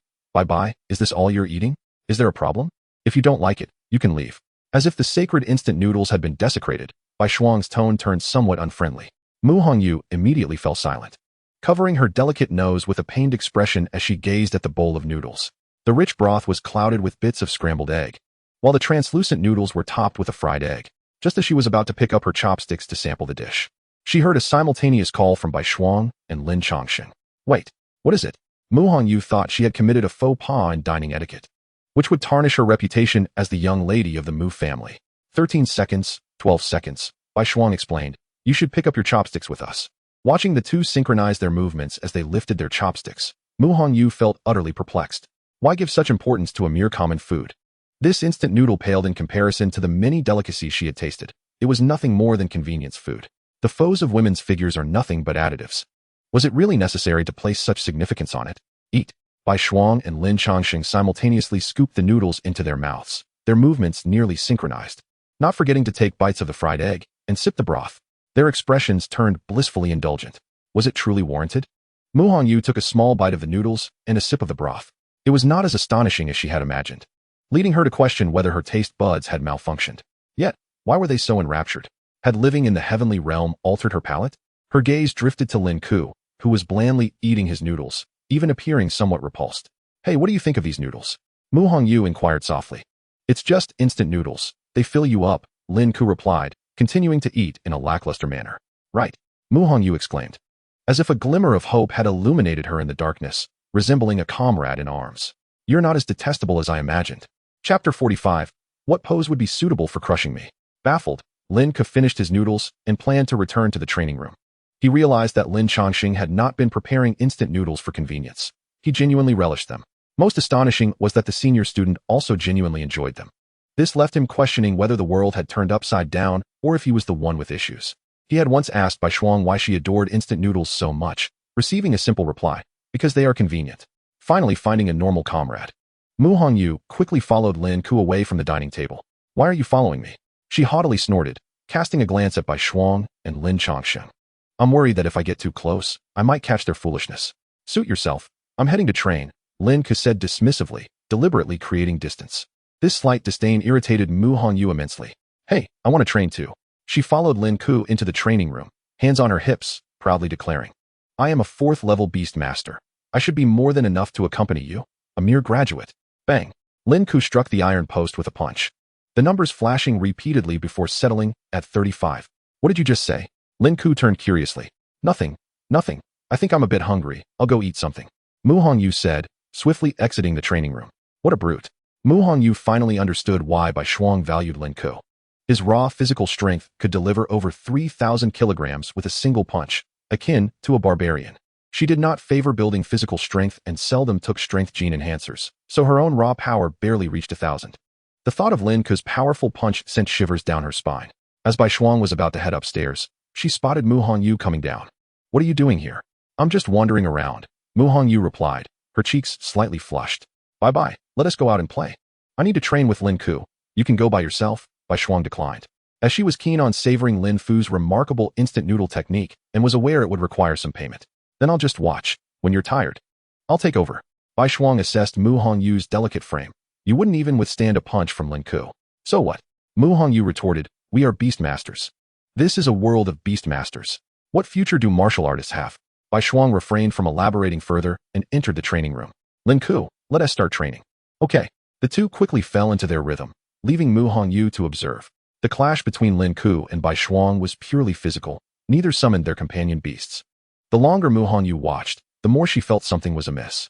Why weren't they using their companion beasts in battle? Unfortunately, neither seemed available to address her queries.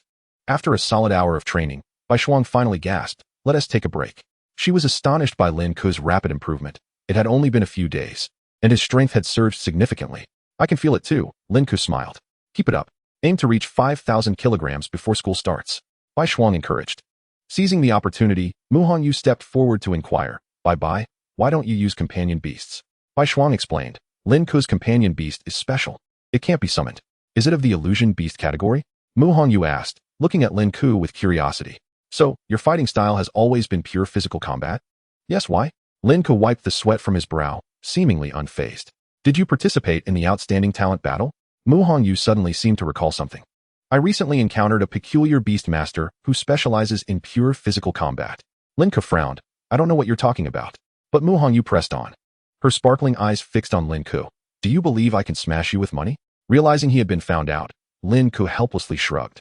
"Now that you mention it, I think I remember something. It's definitely you." Mu Hongyu immediately jumped beside Bai Shuang. "Bye, that's him. He bullied me. You promised to stand up for me. Quickly teach him a lesson." "Is it Lin Ke?" Bai Shuang asked, somewhat surprised, turning to Mu Hongyu. "You're in your second year and still can't deal with a college freshman? Isn't that a bit embarrassing?" Bye, you.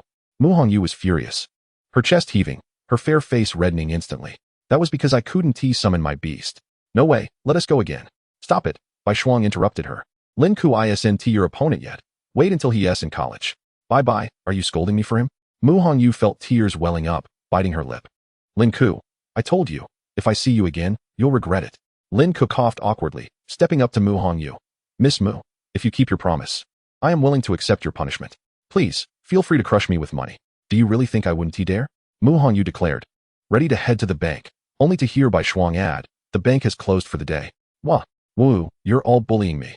Never having experienced such humiliation, Mu Hongyu reached for her phone to instruct the butler to bring cash from home. "All right, stop crying," Bai Shuang frowned, preparing to intervene. "Senior, don't stop her. I just want to see how much she can bring to crush me. I have good physique. The more she brings, the better, otherwise. It won't be enough." Bai Shuang, knowing Lin Ke's character, helplessly spread her hands. "Fine, you both settle your personal grievances first, and if you're still alive, we can resume training." "Woo, I will definitely crush you with money," Mu Hongyu cried, her tears flowing like rain, while Bai Shuang did not protect her, and Lin Ke playfully provoked her. She had had enough. She was determined to use money to crush this insufferable man. Lin Ke found himself genuinely wanting to challenge his own weaknesses. Such a shocking event was rare in life. Wept uncontrollably, her tears obscuring her vision. Nearby, Lin Ke's eager hands rubbed together as he asked, "Miss Mu, is it not ready yet? Should I lie down like this or on my side?" You. Mu Hongyu trembled as she spoke, her eyes rolling back in exasperation before she fainted. Hey. Lin Ke rushed to support her, his voice laced with urgency. "Are you all right? Wake up. Bring the money first before you faint." Upon hearing this, Mu Hongyu fainted completely. Chapter 46. Jin Hu Jin, Xian Xinghe's advice. Lin Ke realized that little fish must stay here for the night. Bai Shuang arranged for the unconscious Mu Hongyu to be placed in a room before returning to the training room. "She doesn't mean any harm. Just don't take it to heart." Lin Ke sat cross-legged on the floor, counting on his fingers. "Senior, how much money do you think I would need to be killed given my physical condition?" Bai Shuang chuckled lightly. "Don't get too caught up in money. Focus on your training." As night passed, Lin Ke endured a rigorous training session with Bai Shuang. Surprisingly, it was Bai Shuang who succumbed first.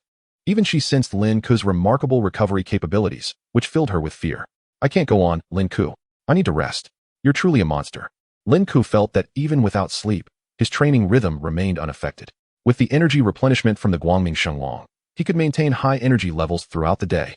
If the Guangming Shenlong were to awaken subsequently, the outcome would be terrifying. Just past noon, Lin could summon his mentor, Xian Xinghe. After their initial encounter, Xian Xinghe had become somewhat familiar with Lin Ke. Mentor, you mentioned yesterday that I should not attempt to break through to the 6th layer unless fully prepared. What exactly do I need to prepare? Xian Xinghe replied. First, ensure that your body and meridians are in peak condition. Then, your physical strength must reach at least 6,000 Jin to meet the entry threshold. What would happen if I forcibly attempted the breakthrough? Xian Xinghe, sensing Lin Ke's impatience, frowned and said, I do not recommend this course of action. Though you have wealth, a slight misstep could leave you crippled. The subsequent medical expenses would be astronomical. It is better to proceed steadily. Lin Ke assessed his own potential to challenge the 6th layer, believing his healing ability could mitigate the effects of muscle tearing. The question remained, could he fully unleash the energy of the Man Yo Jin if he forcibly entered the 6th layer? This was a question Xian Xinghe could not answer, as Lin Ke's physical strength defied conventional understanding. It seemed best to retreat for a few days, to focus on advancing his training with Xiao He and enhancing his physical strength. After several hours of lectures, Lin Ke approached Xian Xinghe. Thank you, mentor. Your insights have been invaluable. Setting aside the issue of Xian Xinghe's physical limitations, his extensive knowledge of physical refinement was genuinely impressive. By the way, mentor, if I were to equip you with a smart brain, would you be able to engage in combat with me? That is possible, Xian Xinghe hesitated. But the smart combat apparatus is prohibitively expensive, and unless we set the pain sensitivity to maximum, it would be difficult for you to make progress. No problem. I'll arrange that. Lin Ke was eager to engage in combat with Xian Xinghe, curious to see the strength of someone who had wholly integrated martial arts into their being. After the session, Xian Xinghe pulled out a tome of combat techniques, saying, You may take a look at this. I stumbled upon it during my research. Lin Ke accepted the ancient text with a tattered cover, which read, Jin Hu Jin. Doesn't it seem similar to Man Yo Jin? Xian Xinghe chuckled. I suspect Man Yo Jin is merely one of several branches of this type of technique. Unfortunately, I have only been able to locate this one. Thank you. Lin Ke settled the day's expenses. Why is there an extra 10,000 you show by? Xian Xinghe was taken aback. We didn't spend that much in just a few hours. Consider it payment for this technique, Lin Ke stated. Although Xian Xinghe felt undeserving, he accepted the funds. If you ever need my assistance in the future, just call. Lin Ke nodded in agreement. After 2 encounters, he perceived Xian Xing as a pure martial artist. His passion for discussing techniques evident in his animated expressions. Once a remarkable talent in martial arts. Lin Ke contemplated whether the energy from the Guangming Shenlong could enable Xian Xinghe to stand again. However, he was not one to altruistically grant such a gift. Their relationship was based on mutual benefit, and he did not feel compelled to offer Xian Xinghe a second chance at life, at least not yet. If that day were to come, Xian Xinghe would need to be firmly on his side, a trusted ally. As he saw Xian Xinghe to the elevator, Lin Ke intended to return to the training room to peruse Jin Hu Jin. Lin Ke, I want to share something with you. Xian Xinghe pressed the elevator button, having contemplated this for some time. You don't need to become too engrossed in physical techniques. Why? Lin Ke braced himself against the elevator door. I fear you may become so consumed by the practice of martial arts that you might forget the reality that beast taming dominates this world.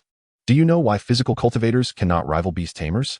Because when they enter a demon cave, all their attacks rely on close combat, making long-range strikes impossible. Once surrounded by demonic beasts, physical injuries are exceedingly difficult to heal, and the costs are exorbitant. This is the greatest weakness of physical cultivation. What good is being invincible in physical prowess if, once injured, one must bear exorbitant expenses? Moreover, the suffering endured in physical training surpasses that of beast tamers by far. Even healing beast tamers cannot easily mend the wounds of a physical cultivator. If we liken it to a game, physical cultivators are akin to tank warriors, suffering the most bloodshed, while beast tamers are like mages, capable of completing their quests without injury. Furthermore, those with means can easily attain physical strength that ordinary families could only dream of in a lifetime through potions. You should consider this carefully. Lin Ke relaxed his stance and smiled. Thank you for your advice. Seeing Lin Ke unmoved, Xian Xinghe ceased his persuasion. Lin Ke understood Xian Xinghe's counsel. It was common sense. However, his physique defied common understanding. What of the wealthy? Relying on potions, one could attain a strength of 10,000 Jin. But what about 100,000, a million, or even 10 million? How many injections could an ordinary body endure? Lin Ke's aspirations extended far beyond mere 10,000 Jin. As for his companion beasts, he had 2 already. In the training room, Lin Ke began to study Jin Hu Jin. It indeed bore similarities to Man Yo Jin, but possessed distinct differences. If Man Yo Jin focused on defensive physical techniques, Jin Hu Jin was an aggressive technique of the utmost strength, while Man Yo Jin emphasized physical endurance. Jin Hu Jin honed the energy, sharp and lethal, capable of cutting through iron as though it were mud. The sole commonality between the two techniques was the necessity for exceptional physical talent.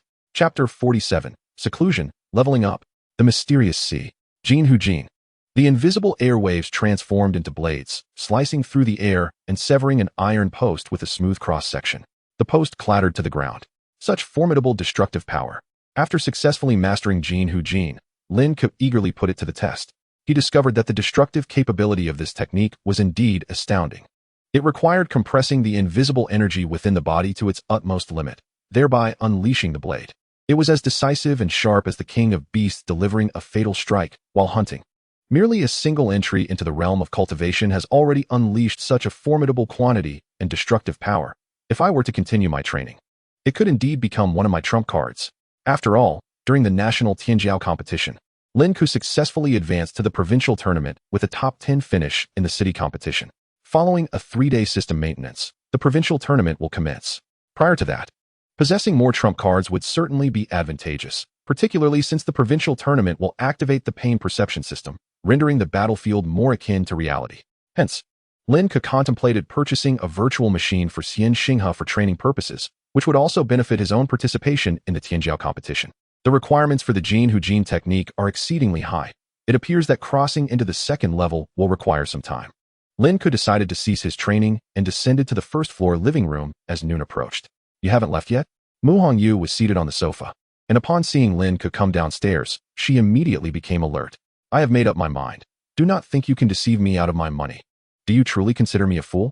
Oh, so this girl has caught on? Lin Ke responded nonchalantly. Is it really appropriate for you to occupy someone else's home like this? And what of it? Mu Hongyu pouted, adorably retorting, I can do so freely. Why can't I? Senior can assist me in training, but what assistance can you provide, Miss Mu? I could bury you in money. Mu Hongyu was both furious and anxious, unable to argue against Lin Ke, especially since she was in his home, making it difficult for her to counter his words. After teasing Mu Hongyu, Lin Ke sent messages to Lin Changxing and Bai Shuang, informing them of his intention to enter seclusion for a few days, and hurried back to his intelligent brain room. Intelligent brain, activate. Lin Ke's consciousness instantly descended into slumber, plunging into the depths of the ocean. Companion Beast, Yuan Ming Long, Juvenile. Level, 10, 7,820. Strength, 140. Root Bone, 90. Agility, 140. Talent, 100. Element, Darkness. Grade, Apocalypse level. Skills, Dragon Absorption, Beginner. Shattering Claws, Beginner. Dragon Might, Beginner. Blood of the Dark Beast, Passive. Upon opening the panel, Lin Ke discovered that Xiaohei's experience had risen from 1 to approximately 78. It seemed that during this period, he had awakened several times and casually consumed some experience before returning to slumber. He pondered whether, had he not awakened Xiaohei, it might have remained in slumber like the radiant holy dragon, leveling up while asleep. However, such a method cannot compare to actively hunting for rapid advancement. If fortune smiles upon him, and he encounters another one of those purple hearts, he could relish the experience of consecutive upgrades once more. It is better not to indulge in foolish daydreams. Lin Ke reminded himself not to expect to achieve significant progress in a day. The steadiness of leveling through monster hunting is far more reliable. Xiaohei had reached level 10, yet the label of juvenile persisted. Lin Ke specifically researched the information and discovered that the juvenile phase of companion beasts varies in duration. Some with lower ceilings might shed their juvenile status around level 5, entering their first explosive growth phase, while those with higher ceilings may remain in the juvenile phase well into level 10. For instance, certain companion beasts remain in their juvenile phase until they reach level 10. Lin Ke deduced that Xiaohei's juvenile phase would likely not dissipate until levels 15 to 20. Once it transitions from the juvenile phase to the growth phase, the prospect of first transformation would be imminent, heralding the first qualitative change for the Yu and Ming Long. Consequently, Lin Ke, who enjoys the benefits of heaven and earth in harmony, would also experience a significant enhancement. Thus, he resolved to dedicate the upcoming days of seclusion to elevate the Yu in Ming Long's level to 15, all while seeking additional gains. Human desires tend to swell alongside financial growth. Presently, Lin Ke yearned for many things. The Yu and Ming Long emitted a low roar from the depths of the ocean. marking the commencement of Lin Ke's leveling journey. As Lin Ke explored, he realized this mysterious sea region was indeed a sanctuary, nearly impossible to perceive its boundaries. A natural hunting ground. It resembled an enormous dungeon, teeming with beasts, where one need not worry about depleting the local fauna. Moreover, it brimmed with opportunities. The only concern Lin Ke harbored was the location of this mysterious sea, whether it existed on Blue Star or, as speculated by netizens, lay within an absolute forbidden zone. With Lin Ke tirelessly devouring his surroundings day and night, the Yuan Minglong swiftly ascended to level 11. At the moment of leveling up, Lin Ke did not choose to halt. Instead, he continued his relentless consumption. His mastery over controlling Xiaohe became increasingly adept. First, he would conceal himself, then execute dragon absorption, followed by employing shattering claws to eliminate foes, while any remaining stragglers were dispatched with dragon might. Each strike allowed him to effortlessly slay hundreds of fish. After a night of hunting, Xiaohe finally awakened, and upon sensing Lin Ke's presence, promptly conveyed a message. Have you sensed the allure of delicacies again? Lin Ke immediately felt a surge of anticipation. A creature that attracted the Yuan Minglong's attention must be a formidable one, akin to the mutated crimson bloodfish king that Xiaohe had slain upon awakening. That mutated crystal core had bestowed immense wealth upon Lin Ke. Since you are so eager, let us go and take a look. With excitement, the Yuan Minglong emitted a dragon's roar and swiftly swam toward the enticing location. Its size had grown formidable, resembling a moving house from a distance. The juvenile Yuan Minglong now exuded an aura of lordly dominance. Along the way, the Yuan Minglong effortlessly obliterated schools of fish, consuming a large mouthful of flesh. Experience gained, 100. Experience gained, 100. The sound of experience absorption echoed in Lin Ke's mind. This sensation of harvesting was indeed pleasurable. Xiaohe, how far have we traveled? 20 minutes later, as the Yuan Minglong surged forward at full speed, the marine landscape underwent a complete transformation. Lin Ke noticed the change and could not help but speak out. Oru.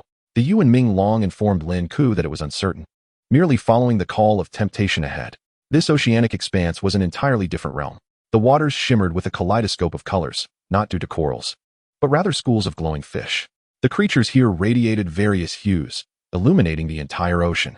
What a wondrous place. It seems my understanding of the mysterious sea is still too shallow. The Yuan Minglong, in a concealed state, swiftly struck, opening its cavernous jaws to devour the radiant fish. Experience gained, 200. Experience gained, 200. Experience gained, 200. A bountiful surge of experience. As Xiaohe's experience soared, before he could revel in it, another sound resonated in his mind. Acquired beginner rainbow mystic stone, red.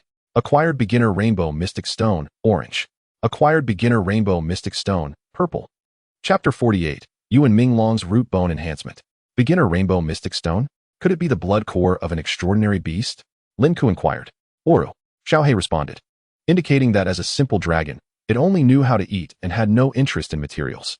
The rainbow mystic stones bore suffixes, red, orange, purple. Did this imply there were distinctions among these stones? Xiaohe, try consuming one. The Yuan Minglong directly swallowed a beginner rainbow mystic stone.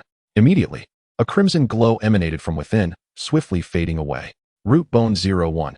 Lin Ke checked the panel and discovered that the Yuan Minglong's root bone had indeed increased. It had been stuck at 90 points. But after consuming a beginner rainbow mystic stone, it rose by 0.1 points. Xiaohe, how do you feel now? Oru. The Yuan Minglong did not notice the subtle changes. However, Lin Ke keenly sensed that this rainbow mystic stone was undoubtedly a remarkable treasure. If it could enhance the root bone attribute, allowing Xiaohe to consume them all would yield double the returns for himself. This object possesses the ability to enhance one's foundational strength, rendering it an invaluable treasure for my physical cultivation. Most importantly, within this vibrant and kaleidoscopic world, a myriad of creatures radiate with brilliant hues. Should I manage to sweep them all away, not only would I experience a monumental increase in my expertise, but I would also acquire a wealth of colorful Xian stones. Xiaohe, is the delectable temptation you referred to located here, or is it not? The words of the Yuan Mngl plunged Lin Ke into contemplation. He was reluctant to depart from this realm brimming with opportunities. Thus, he inquired of Xiaohe, how far remains to our destination? The Yuan Mngl informed Lin Ke that it was quite nearby. It seems we are in the same region. With the location of their objective revealed, Lin Ke devised a plan. Xiaohe, the experience here is exceedingly valuable. Coupled with the presence of colorful Xian stones, let us first gather a bounty, and once our strength has increased, we shall seek the delicacies you mentioned. Oh well? Xiaohei immediately consented to this proposal, and Lin Ke fed all the colorful Xian stones to Xiaohei. Xiaohei awakened, which was akin to Lin Ke activating an automatic hunting mode. He focused his attention on observing this distinctly different vibrant sea. These creatures emitted a variety of luminous glows. Could it be due to the colorful Xian stones? Xiaohei launched another round of attacks. Experience gained. Experience 300. Experience 500. Experience 500. A torrent of experience surged in, and the experience data was simultaneously updated, reaching level 11, 5. With Xiaohei's feeding frenzy, Lin Ke once again acquired colorful Xian stones. What differences exist among their colors? Just as Lin Ke pondered this, Xiaohei emitted a contented low growl, indicating to Lin Ke that the flesh of these creatures was delectable, quite to its liking. If you enjoy it, consume as much as you wish. Lin Ke felt elated. The catch in this sea was far superior to that in the dark, abyssal Black Sea. Both in quantity and quality, a stark contrast. If Xiaohei continued to hunt here, it would likely not be arduous to break through level 15 in a short span. After several hours, the Yunmngl entered a state of slumber, allowing Lin Ke to take control of its body. Woo! The Yunmngl was somewhat reluctant. Fear not. We shall meet again soon, Lin Ke reassured. Xiaohei's spirits remained low. It longed to be by Lin Ke's side. That day will come, Lin Ke said resolutely. Trust me. Once Xiaohei fell asleep, Lin Ke counted the number of initial colorful Xian stones he had devoured. 117. Bred Beast. Yunmngl Juvenile. Level 11, 6912. Strength 150. Foundation 102. Agility 150. Talent 100. Element Dark. Grade Annihilation level. Skills Dragon Absorption Beginner. Shredding Claw Beginner. Dragon Might Beginner. Blood of the Black Beast Passive. Experience reached 70, with the most significant increase in Foundation, now elevated to 102. After several evolutions, Xiaohei's foundational data had stagnated, which left Lin Ke somewhat disheartened. It seemed he had not nurtured it adequately. He wondered what effect this improvement in Foundation would have on his doubled returns. Manipulating Xiaohei's body, Lin Ke continued his rapid plunder. Abundant experience was within reach, and he was oblivious to fatigue. A continuous stream of shimmering, colorful fish was consumed. And experience surged once more. Lin Ke tirelessly devoured throughout the night. Xiaohei's level smoothly ascended to 12, and simultaneously, its foundation soared to 135. Xiaohei's physique appeared to grow even more massive. Lin Ke could distinctly feel that each movement generated considerable whirlpools, and even in a concealed state. The nearby swimming fish reacted. It was no wonder. Even the best hidden presence could be sensed when a colossal entity approached. Fortunately, this sea was vast, enabling him to locate creatures through the illuminated areas. Leveling up was not tedious, especially as he witnessed the growth of both experience and foundation, filling Lin Ke with motivation. Just as Lin Ke intended to hunt his next target, he observed the shimmering fish suddenly swimming toward the depths. In an instant, they formed a colorful rainbow bridge. Lin Ke stealthily maneuvered Xiaohei to follow, eager to discover why these fish congregated. This presented an opportunity for him to secure them all. As he swam deeper, the vibrant light gradually illuminated the ocean floor, and as the colorful radiance shone upon the seabed, Lin Ke abruptly realized he had stumbled upon a peculiar underwater structure. Was this a remnant of human civilization? Lin Ke immediately abandoned his hunting intentions and began to meticulously observe the surrounding edifices. The towering structures were in a state of ruin, sprawling across the ocean floor, having succumbed to the relentless erosion of seawater. With a glimpse, Lin Ke could nearly conclude that beneath hundreds of meters of water, a once resplendent civilization had thrived. Had this city been engulfed by the ocean? Or had some calamity befallen it? Lin Ke navigated through the buildings. Even those partially submerged in sand retained heights of several hundred meters. This was certainly not an obscure little town. Its scale surpassed even that of Quanhai City. He astutely noted that the fish continuously entered the structures to conceal themselves. Through the gaping windows of the shattered buildings, various hues of light emanated, as if an underwater city were gradually awakening from the darkness. They were in fear. The ability of marine creatures to sense impending danger is remarkably acute, prompting them to hide instinctively. Surely, some peril was looming. Should I also conceal myself and observe? Just as Lin Ke hesitated, the colorful luminosity overhead vanished entirely. In its place descended the profound darkness of the ocean. Chapter 49, Frenzied Ascendancy. Devouring the remnant soul of the Qi Kong Xuanwu. The unfathomable depths of the Black Sea seemed capable of swallowing everything. Lin Ke had not anticipated such a swift change. The overhead light had plunged into endless blackness, and the surroundings had become eerily silent. Lin Ke commanded the Yunmngling to enter a concealed state, intending to discern the source of the fear gripping these fish. Time passed, though Lin Ke could not tell how long. A radiance akin to a red sun appeared above him, leading Lin Ke to believe dawn had arrived. Yet, in the depths of the sea, how could there be a sun? Moreover, this sun was in motion. Lin Ke silently observed the trajectory of the red light, discovering it spiraled above the Black Sea, seemingly in search of something. Hiss! Lin Ke inhaled sharply, nearly exclaiming in terror. This red light was the eye of some creature.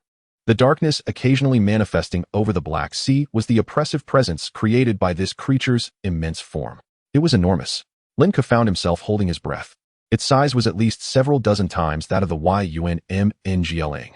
Lin Ke had never encountered such a terrifying entity in the mysterious sea. Each of its movements caused the structures to wail in agony.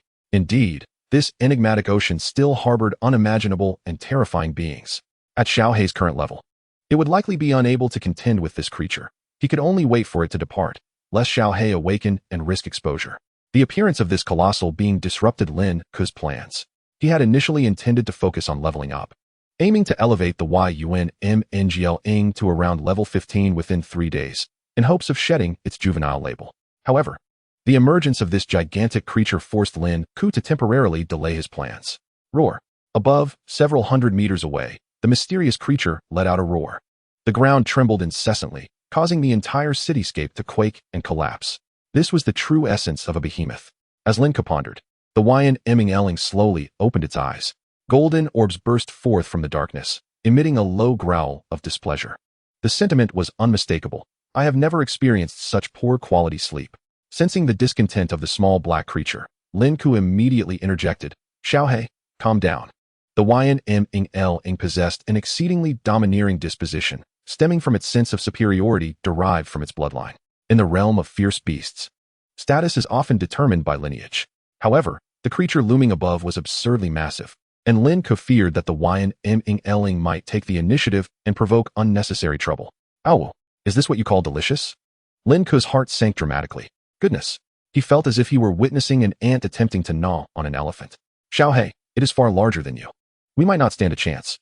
Humph. The Yunmngling expelled 2 jets of water from its nostrils, clearly displeased.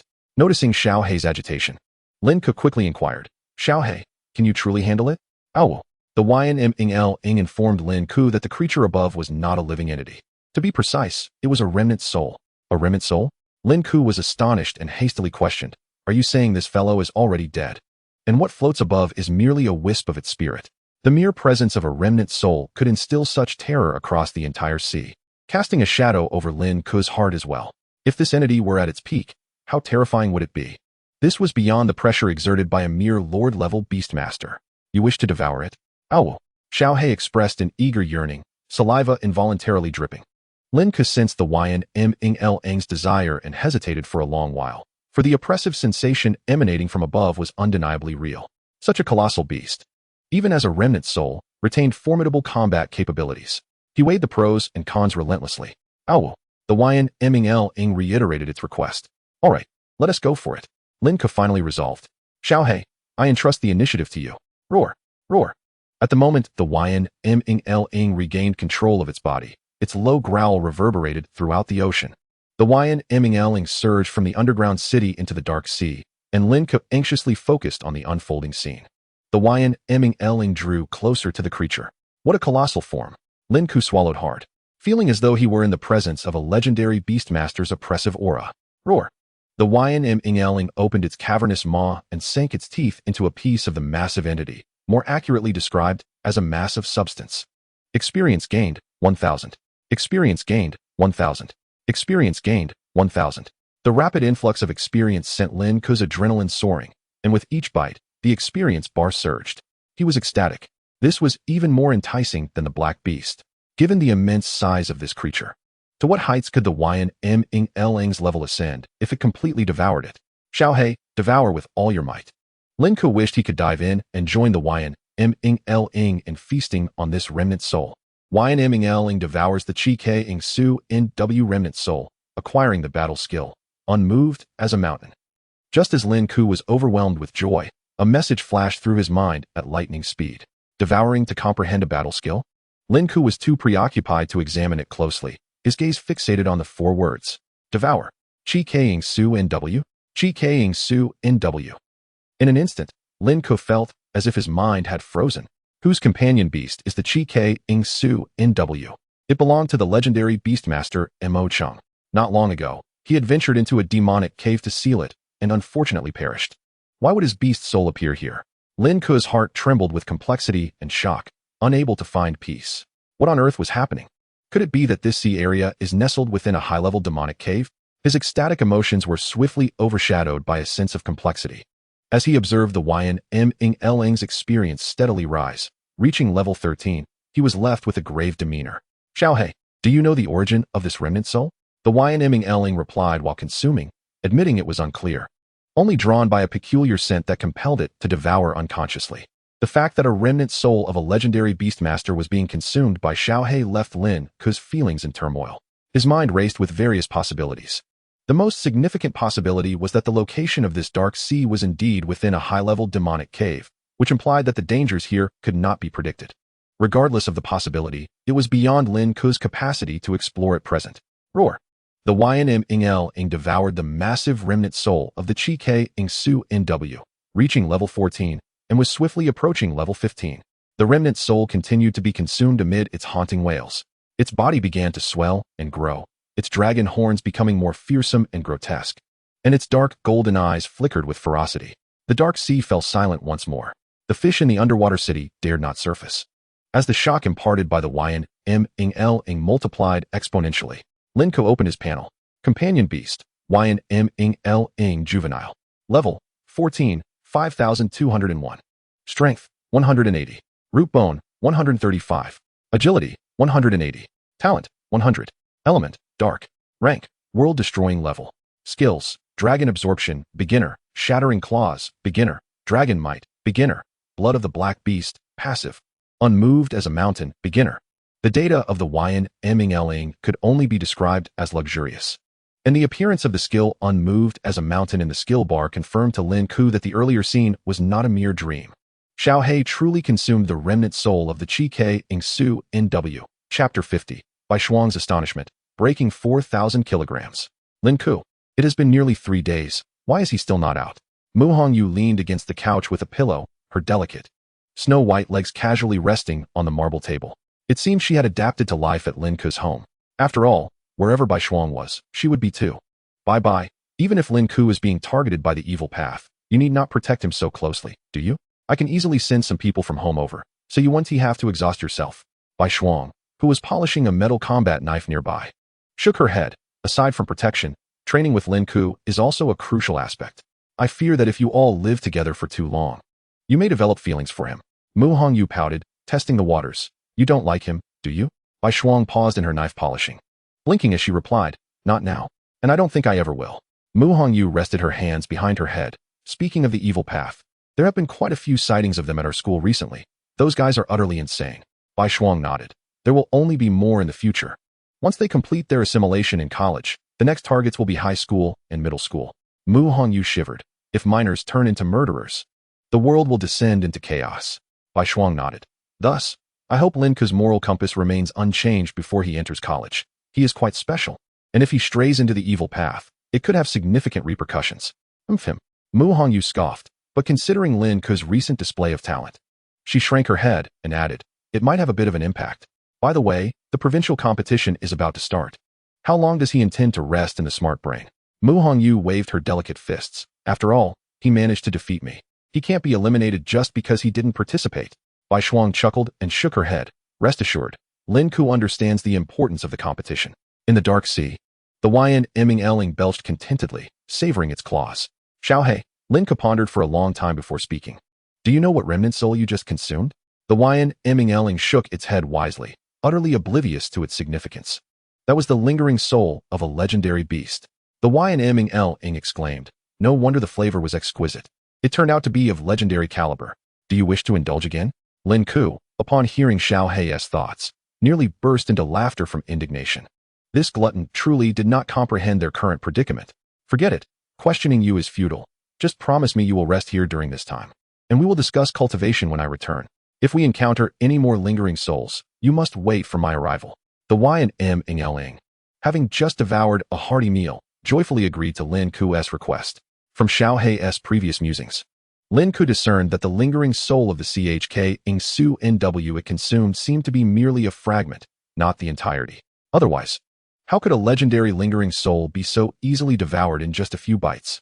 Lin Ke felt not only elated about this mysterious sea realm, but also a profound sense of reverence. If it were not for residing within Xiao Hei, he would undoubtedly struggle to survive in this place. By the way, Xiao Hei, do you feel you are on the verge of growing stronger? Lin Ke inquired curiously before his departure. A large question mark seemed to materialize on the head of the Y&M-ing, pondering deeply. Forget it. Asking is pointless. I shall see you next time. After bidding farewell to the Y&M-ing, Lin Ke exited the intelligence chamber. Rising from his chair, he inhaled deeply, a surge of power flooding through his body, the tingling sensation nearly eliciting a cry of joy. How exhilarating! After nearly 3 days of seclusion, the Y&M-ing's level had continuously risen, just a step away from level 15. Lin Ke could feel a significant enhancement in his physique. This immense sense of pleasure likely stemmed from a substantial improvement in his foundational strength. Lin Ke left the intelligence chamber and directly entered the training room. Below, hearing the commotion, Bai Shuang and Mu Hongyu also came in. Lin Ke, you have returned. Mu Hongyu spoke rather bluntly. Do you realize you almost delayed something important? The provincial competition is about to commence. Bai Shuang, however, remained silent, her brows slightly furrowed, her eyes reflecting a hint of astonishment. Lin Ke held his breath, his entire being crackling with energy, as if his muscles were awakening. Just as Mu Hongyu was about to speak, she was suddenly overwhelmed by a terrifying aura. Lin Ke unleashed a punch. The iron stake dented inward, his fist piercing through the other side. Numbers rapidly scrolled across the LCD screen. 4,000 kilograms. Lin Ke inhaled deeply, thoroughly satisfied with his current enhancement. Mu Hongyu's mouth formed the shape of a character, resembling an adorable little goldfish. Freak, pervert, madman, barbarian. Bai Shuang, equally animated, approached Lin Ke.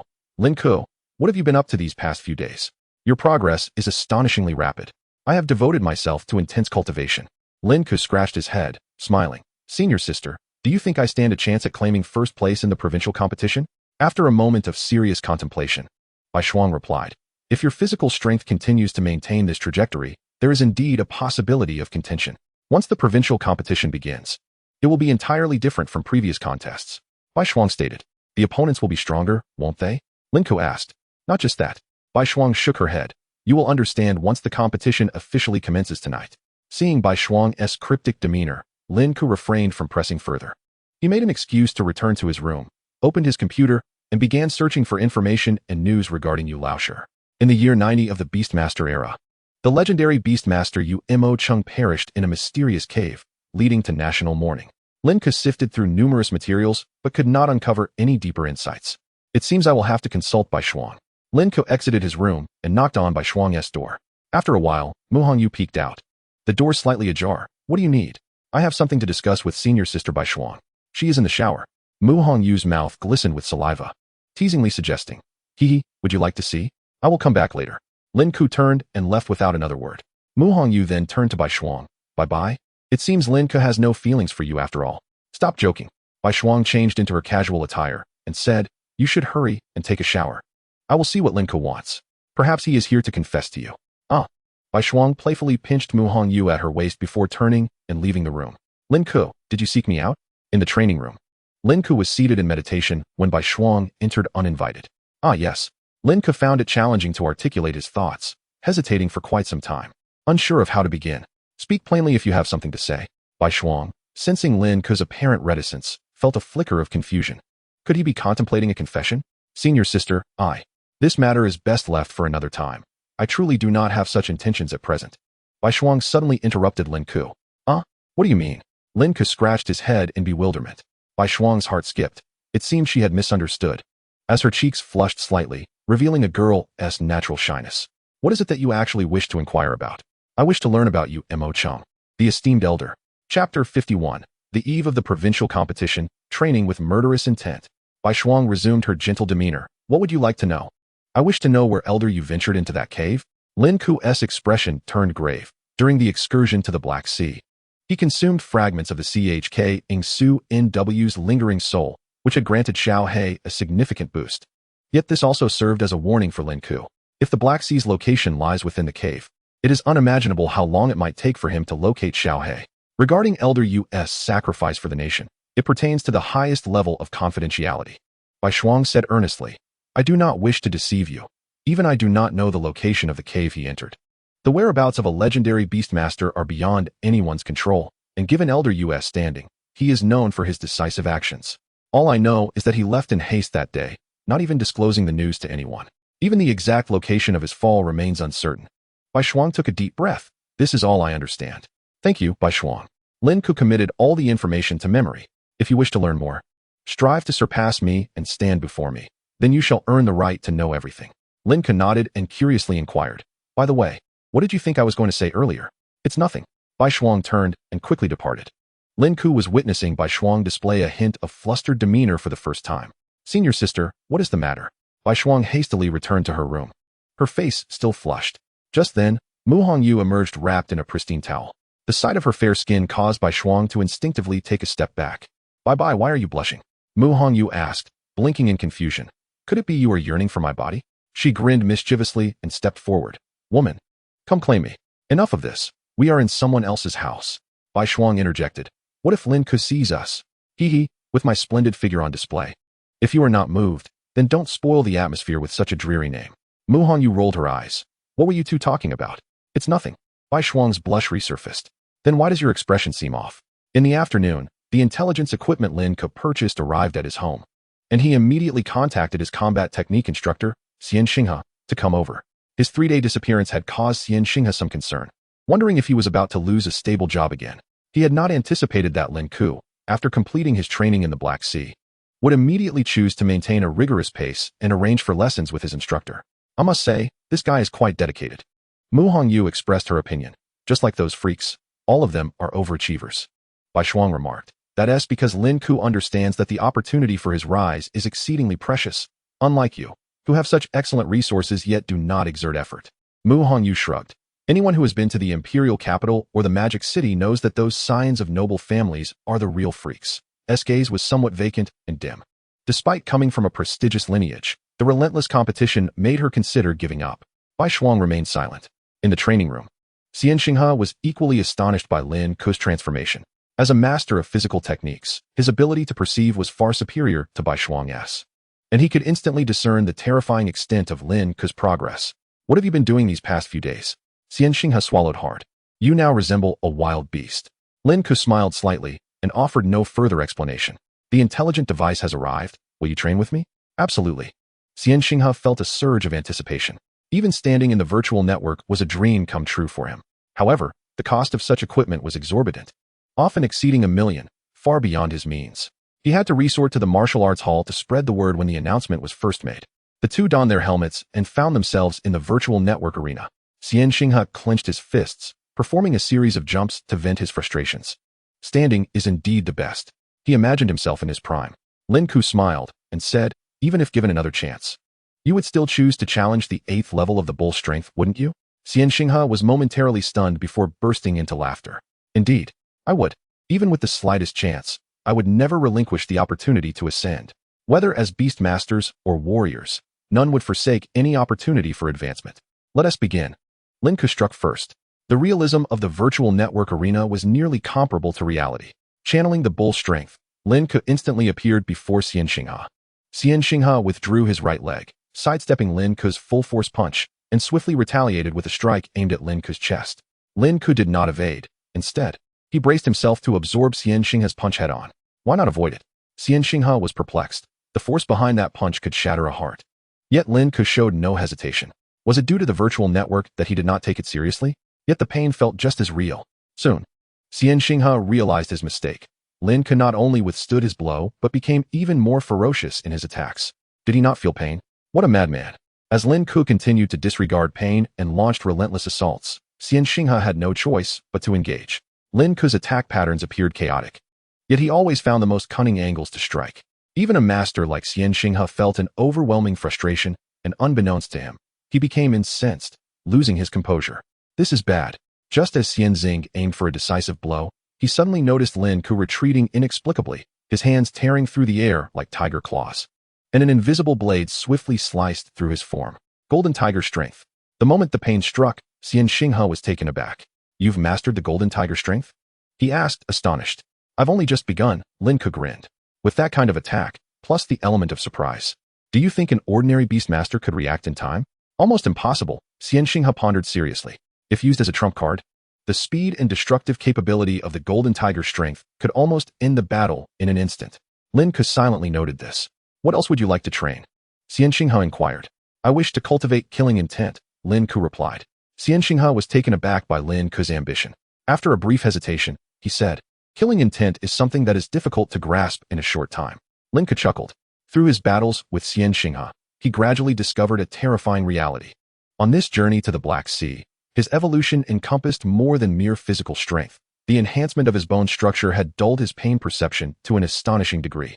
What would be a fatal injury to an ordinary person felt trivial to him. His body was subtly shifting towards an inhuman trajectory. Chapter 52, a slight shock to the elite of higher institutions. Not only that, but Lin Ke's senses were also evolving. Dynamic vision, acute hearing, and exceptional olfactory perception. If he wished, he could even hear the heartbeat of those around him. Since you wish to cultivate killing intent, you may have to endure some hardship. May I use the bull strength? Certainly. After receiving Lin Ke's consent, Xian Xinghe unleashed his bull strength. The pressure of the 8th level of bull strength was entirely different from Lin Ke's 5th level. It was as if a suit of armor enveloped Xian Xinghe's body, leaving no flaws visible. The ensuing process was almost one-sided torture for Lin Ke. He was not a match for Xian Xinghe and endured strikes from various dimensions. His physical power and pain tolerance, though higher than most, meant he had to withstand far more torment before Xian Xinghe could defeat him. While others flitted between life and death, Lin Ke traversed that space at lightning speed. This brutal contest lasted a grueling 5 hours. Xian Xinghe finally could not bear it and called for a halt. Lin Ke, I can't continue earning money like this. For someone struggling financially to utter such words. It was evident how intensely Lin Ke had been tormented. Let us call it a day. Lin Ke voluntarily disengaged from the intelligent device. Xian Xinghe lingered for a moment longer, circling the arena before reluctantly exiting. It feels wonderful to stand. Upon returning to the training room, Xian Xinghe found Lin Ke already in a meditative state. After being tortured like that, he can still enter a state of focus so quickly? Over their time together, Xian Xinghe had noticed that Lin Ke's training pace was astonishingly rapid, almost robotic, as he seemed perpetually tireless. Not only was he wealthy, but his competitive spirit was also disheartening. Lin Ke remained in meditation for a full hour, while Xian Xinghe quietly sat in his wheelchair, awaiting Lin Ke's awakening. When Lin Ke opened his eyes, a faint crimson glimmer flashed momentarily. Have you truly grasped killing intent? Not yet, Lin Ke shook his head. I've only touched upon its essence. From tomorrow, come by whenever you're free to be my sparring partner. Xian Xinghe asked gravely. Will it be the same intensity of training as today? Of course not. Xian Xinghe was about to breathe a sigh of relief. The intensity must be increased. Xian Xinghe remarked, living in such luxury, I am not envious in the slightest. Taking a deep breath, he added, thank you. After settling the expenses and sending Xian Xinghe off, Lin Ke returned to his room for a shower, adjusting his physical state to its peak. Preparing for the provincial competition set to commence at midnight. Old Lin, have you been following the elite Beastmaster provincial competition? Lu Dazhuang messaged Lin Ke. I fear you might be halted here. Haven T paid much attention. Are the opponents formidable? Formidable doesn't T even begin to describe it. They VE formed an alliance. Lu Dazhuang sent Lin Ke a forum discussion post titled Alliance of Elite Beastmasters from Higher Institutions. Let us meet on the summit. Lin Ke clicked on the post. Noticing it was initiated by the president of the student council from Huagua's foremost Beastmaster Academy, the Divine Beast Academy. Hello to all students from the Divine Beast Academy across the nation. I am Ouyang Zhanqing. I believe everyone participated in the provincial competition for the elite Beastmaster during the summer vacation to defend our honor. Lin Ke skimmed through the lengthy and tedious message, which essentially conveyed that this stage of the elite Beastmaster competition belonged to the Divine Beast Academy, as well as to all students of high-ranking universities nationwide. Allowing those from lower-tier institutions or outsiders to dominate the positions would be a disgrace to the esteemed academies. Lin Ke noted that most of the comments came from the top contenders in various regions, and they largely expressed agreement. I am the top student in our city, and as a pupil of Shinshou Shuyuan, if I cannot secure first place, I would feel utterly ashamed to return to school. The sentiment expressed by the individual upstairs is indeed accurate. We embody the pinnacle of youthful talent in Huaguo.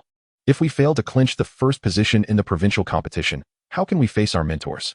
Would we not be betraying the nurturing we have received from our alma mater? However, dissenting voices have emerged. Have you considered the feelings of students from ordinary colleges? Our chances of advancement were already slim, and now we are left with no opportunity. Indeed, I have worked diligently to create a chance to prove myself.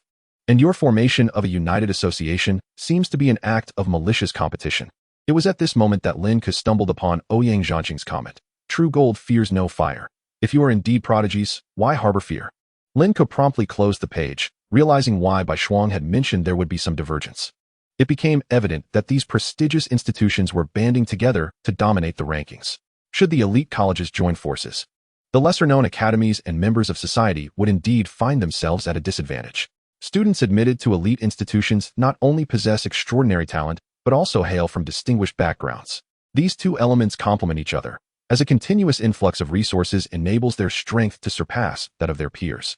University serves as a microcosm of society. Even Lin Ke's high school has exceptional classes akin to Lu Chong, merely reflecting the current social landscape. As one ascends, the variety of prodigies encountered increases. Yet, Lin Ke remained largely unconcerned. He had no desire to engage with the myriad of public opinions circulating online, as they bore no impact on him. Securing first place in the provincial competition was his sole aim, not for anyone else, but for himself. After shutting down his computer, Lin Ke returned to the training room to quietly practice the Jin Hu Jin technique.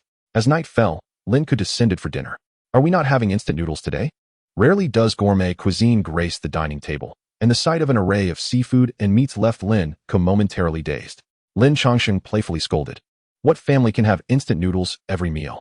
Occasionally, we must indulge in something the common folk enjoy.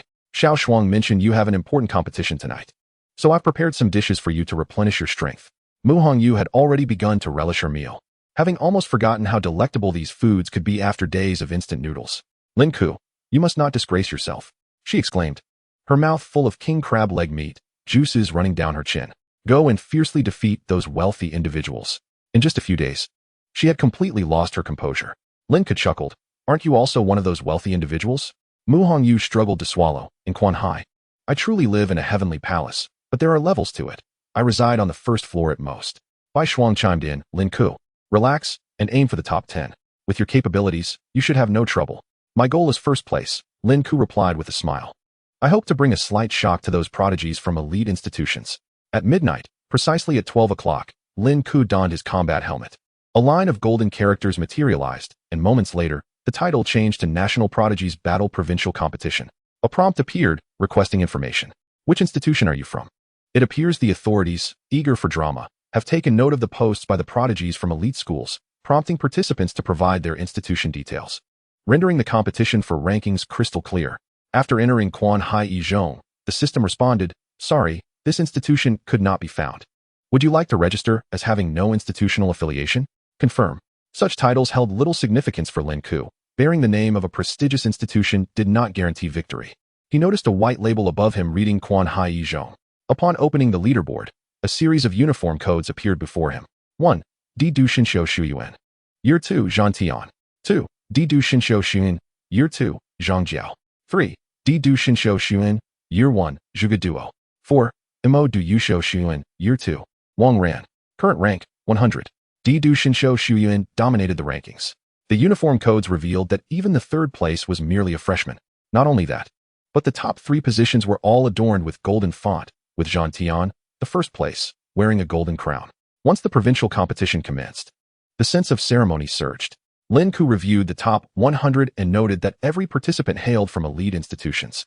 This leaderboard starkly illustrated the disparity between wealth and opportunity. He clicked to match. Without delay, he found himself on the arena. His opponent bore the insignia of Quan Hai Hua de Yushou Shuyuan, hands clasped in prayer. Please, do not let me be matched against those freaks from elite institutions. Upon opening his eyes, he saw Quan Hai Zhong. Heaven is assisting me. He felt an overwhelming excitement. Tonight, I am both the chosen one and the singular contender. Kid, you should go home and drink milk. This is a life and death struggle, not a match for high schoolers. Encountering me is your misfortune. Lin Ke remained silent, finding the rapid change in his opponent's demeanor amusing. The duality of their character was indeed striking. Come forth, Mo Tung. As the match began, Lin Ke's opponents summoned their companion beast, a plant type swallowing heaven demon vine. Level, plant type. If mutated, it could potentially awaken poisonous vines. The tendrils slithered forth like serpents, yet Lin Ke disregarded them and vanished from sight. In his mind echoed the voice of defeat, and in the final moment, he glimpsed Lin Ke standing behind him. Hang! What the heck? Someone is cheating. The first match ended in an effortless victory for Lin Ke, as he had anticipated. He continued in the matching mode. In 5 consecutive matches, Lin Ke encountered no competitors from elite institutions, swiftly dispatching his opponents with lethal speed. His rank rose, 99. Rank increased, 98. Rank increased, 95. After the final match, Lin Ke surged into the top 100 and became the sole bearer of the title Quan Hai Zhong. Zhang Tian had just concluded a match when a private message arrived. Senior, there's a peculiar fellow who has entered the top 100. Zhang Tian leisurely replied. Just the top 100? Should we care? However, the name was somewhat jarring, causing discomfort. Is that so? Let me take a look. Zhang Tian accessed the leaderboard, his delicate fingers gliding over it, as if caressing silk. Everyone else's numbers appeared uniform, pleasing to the eye, until he reached around the 90th position, where a name suddenly jutted out, resembling a vast chasm. Quan Hai Zhong. Is this a joke? Zhang Tian confirmed with another swipe, only to find that the name had vanished. The rankings from 90 to 100 returned to their tidy uniformity. Heh, insignificant fish fade like brilliant fireworks, gone in an instant. Senior, he has climbed to 81st place. Zhang Tian exclaimed. What did you say? Indeed, Quan Hai Zhong occupied the 81st position. As Zhang Tian scrolled, he rose another place, akin to a splinter piercing his finger, eliciting a sense of nausea. Notify everyone that whoever encounters this Quan Hai Zhong must humiliate him to the point of withdrawal.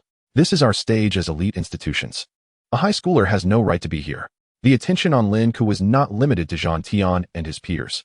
Once he ascended to the provincial competition, the atmosphere shifted dramatically as these prodigies vied for their respective provinces.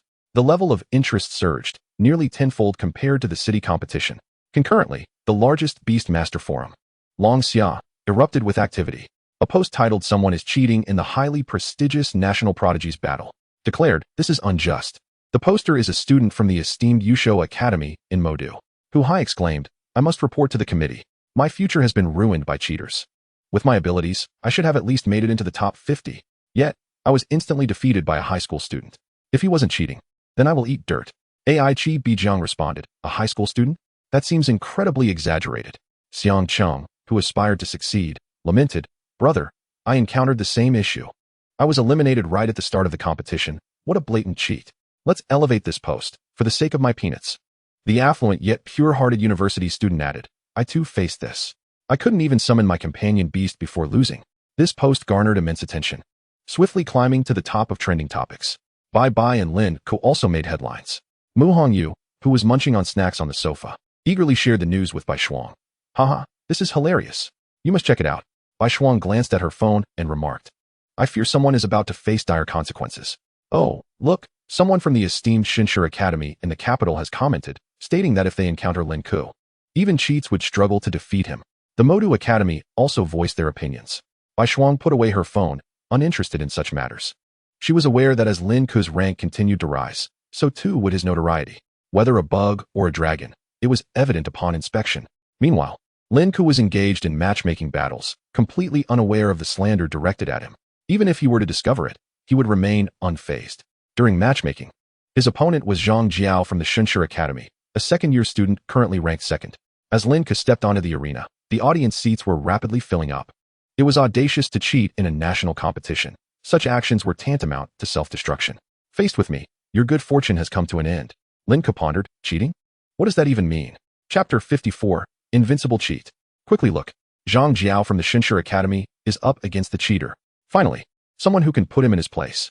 Although Zhang Jiao was not the strongest in the academy, defeating this individual would be a matter of moments. The room was packed, and the crowd clamored, let me in to see. The news of Zhang Jiao facing Lin Ke quickly stirred a significant uproar on the forum. Those who had suffered defeats in the competition began to empathize, questioning whether their opponents had also resorted to cheating. If they encountered a cheat, how unjust would their loss be? Fairness. We demand fairness. No cheats. We can lose honorably, but we cannot be eliminated by cheats.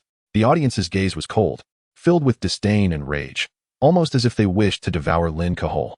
Up to this point, Lin Ke had no comprehension of what was transpiring. He had not anticipated facing a student from the Shinshu Academy so soon. The title above his head gleamed brilliantly. Boy, are you prepared to endure a pain that makes you wish for death? Zhang Jiao sneered. You should blame yourself for provoking someone you shouldn't have. Have I provoked someone? Lin Ke was utterly baffled. He had been diligently winning every match without antagonizing anyone. All his opponents fell with a single blow, so there should be no suffering involved. He had been so merciful. Could he have really offended anyone? A mere high school student reaching this stage must have cheated his way here. Such a person deserves to be punished for undermining the integrity of the competition. Zhang Jiao, avenge us. Hearing the incessant chatter from the stands, Lin Ke finally grasped the situation. Zhang Jiao's expression soured, his icy gaze darting towards the audience. Are you instructing me on how to act? A group of low-tier academies. Talentless beast tamers, you deserve your losses. To those from inferior academies and the common folk, Zhang Jiao's words dripped with disdain. I have no interest in avenging you. You have provoked our captain. Lin Ke furrowed his brow in curiosity. I don't recall ever facing anyone from the Shenshur Academy. Your name, Zhang Jiao replied flatly, has marred the aesthetics of the rankings. Our captain has obsessive-compulsive tendencies, and your presence disgusts him. Thus, he has commanded all members of the Shenshur Academy to ensure that if they encounter you, they will let you experience a pain that makes you wish for death. Although the arena was virtual, the pain sensation system was activated, and experiencing torment would undoubtedly be unpleasant. An unnameable fury began to rise within Lin Ke. He had anticipated the arrogance of the higher academies, yet he did not expect their sense of superiority to be so overwhelming. This was simply unacceptable. That individual. Why does he seem somewhat familiar? On the sidelines, Zhang Tsongyun, who was watching his brother's match, squinted his eyes. It's that scoundrel. Cousin. He is the one who disrespected the Zhang family and eliminated me through despicable means. Zhang Tsongyun's eyes burned with fury as he shouted at Zhang Jiao. Grandfather wants to deal with this person. Is that so? Zhang Jiao had not anticipated such a twist of fate. Kid, I must say you are truly unfortunate. I originally intended to simply toy with you. Now, however, I shall shatter every bone in your body. Zhang Jiao grinned maliciously as he summoned his companion beast. A massive fire serpent that soared into the air, its bloated body seemingly capable of swallowing a person whole, taking up most of the arena. The crowd gasped in awe. Truly, the Shenshur Academy is formidable. The pressure is palpable. This companion beast must be nearing level 30, a fire demonic python, belonging to both the fire and poison types. The serpent continuously flicked its tongue, fixating its predatory gaze on Lin Ke, opening its fangs in a manner reminiscent of measuring Lin Ke's length. Humph. A waste is a waste. You're so frightened that you forgot to summon your companion beast. Zhang Jiao waved his hand. Demonic python, let him taste your venom. The demonic python reared up, resembling a massive spoon, spewing forth purple, viscous liquid needles. Lin Ke's pupils shifted as he meticulously tracked the trajectory of the incoming liquid needles, retreating to evade the attack. Chase him down. Cut off his escape route. I want to see how you manage to evade. The demonic python advanced, and Zhang Jiao mirrored its movements. Unlike the opponents Lin Ke had faced before, this one was not stationary, but focused on coordination. Zhang Jiao recalled that this fellow might be cheating, so he needed to maintain a safe distance. The demonic python pressed closer, attempting to confine Lin Ke's space. Yet Lin Ke stood firm, watching the serpent approach him. The demonic python, displeased, noted that this human was enduring its pressure and still remained steadfast. It opened its gaping maw, its body recoiling like a spring before launching forward to devour Lin Ke whole. Seizing the moment, Lin Ke spread his arms and grasped the massive fangs of the demonic python. Ha ha ha, you little scoundrel, have you lost your mind to challenge a companion beast in strength? Zhang Jiao commanded, demonic python, what are you hesitating for? Swallow him. Upon issuing the command, Zhang Jiao was startled to see his companion beast still maintaining its gaping mouth stance, its tail thumping against the arena floor, showing no intention of obeying. Beast, what are you hesitating for? Zhang Jiao panicked, about to issue another command when he heard a crack. The demonic python's two massive fangs, resembling ivory, were forcibly twisted off by Lin Ke. Hiss. Blood sprayed from the demonic python's mouth. Lin Ke seized the opportunity, plunging straight into the serpent's abdomen. White fangs in, red fangs out. The seemingly impenetrable belly of the demonic python was suddenly pierced by Lin Ke, leaving a gaping wound. Flame pillar attack. Zhang Jiao remained composed. After all, he was an elite nurtured by a prestigious academy. Roar. The Mo Tianmeng gathered flames within its maw, unleashing a scorching fireball that hurtled towards Lin Ke's body. Ha ha ha, let it burn you to ashes. Zhang Jiao cackled madly, his gaze fixated on Lin Ke, eagerly anticipating the sound of his anguished cries for mercy. With a resounding crash, two enormous fireballs illuminated the arena, engulfing Lin Ke entirely. Yet, in less than half a second of being surrounded by flames, a dull thud resonated as Lin Ke shattered both fireballs with a single punch. Zhang Jiao's smile gradually froze, and he raised a trembling hand, realizing that Lin Ke had emerged unscathed from the inferno. rendering him seemingly invincible. In the heat of the moment, Zhang Jiao recalled that Lin Ke possessed an extraordinary ability. Emotion Mang, constrict him. Panic began to creep into Zhang Jiao's demeanor as he lost his previous composure. His opponent had yet to summon his companion beast, relying solely on physical strength to sever the fangs of the Emotion Mang. Was this not a manifestation of some divine power? Could someone accomplish such a feat without thousands of pounds of strength? The Emotion Mang flicked its tongue, swiftly launching a binding and suffocating attack on Lin Ke, wrapping around him in a series of tight coils. As it constricted its serpentine body, its scales compressed relentlessly. It raised its head, drooling with anticipation, aiming to squeeze Lin Ke to the brink of asphyxiation before devouring him whole. Observing the success of its binding skill, a flustered Zhang Jiao regained his composure and strolled leisurely to the side of the Emotion Mang. You boast of extraordinary powers, do you not? Why not try to move? I imagine you must be feeling quite uncomfortable now, as your bones are crushed bit by bit. Today, you shall experience that torment. Indeed, as a student of the Imperial Capital's Beast Master Academy, he should have been able to handle such a cheat with ease. In the face of absolute strength, all schemes and tricks were but fleeting illusions. Suddenly, the Emotion Mang began to cough violently, its beastly eyes trembling. Its binding skill had never failed before, capable of easily suffocating foes of the same tier. Once the 3 coils were complete, salvation was impossible. Yet now, why was it struggling? The Emotion Mang emitted a fierce tremor and roar, its tongue quivering in a wave-like motion, tears streaming from its eyes. The proud scales of its body were subjected to the sound of rending flesh. Amidst its cries, 2 hands emerged from its belly, grasping its lips. The Emotion Mang thrashed its head in a desperate attempt to escape, but to no avail. The sound of tearing fabric echoed as Zhang Jiao watched in horror as the Emotion Mang's body was ripped in half from its mouth by a monstrous force. Scalding blood splattered across his face, while the remains of the fallen Emotion Mang continued to writhe on the ground. Lin Ke emerged, disappointment etched across his face.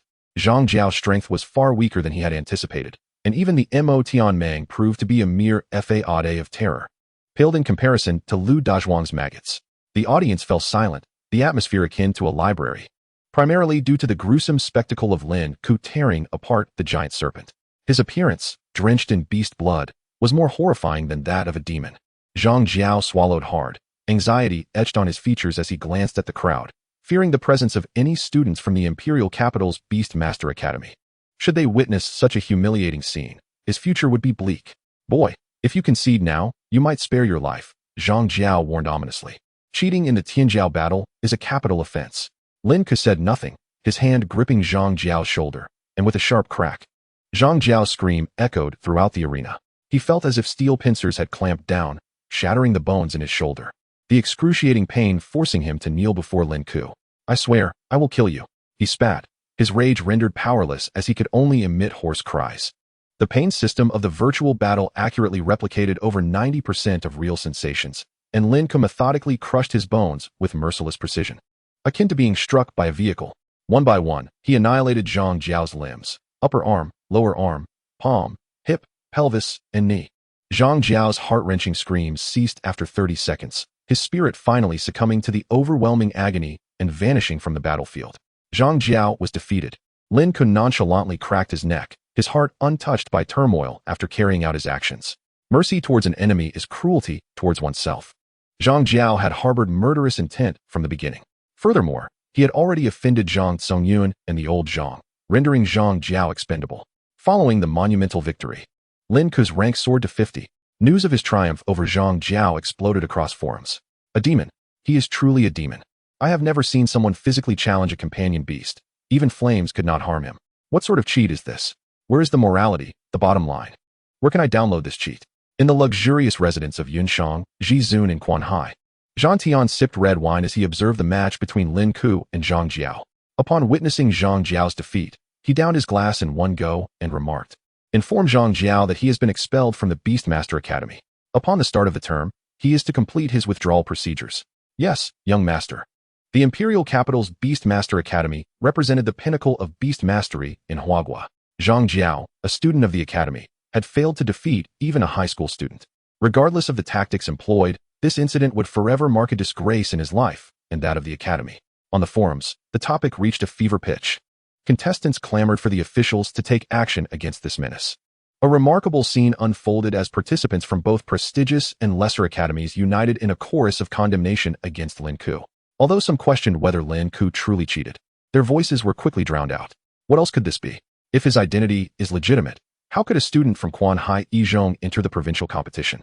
Back in high school, I was still pining after my desk mate. I am from Quanhai Yizhong, and we certainly do not have anyone that formidable, after all. Only students who graduate from the third year are eligible to awaken companion beast eggs.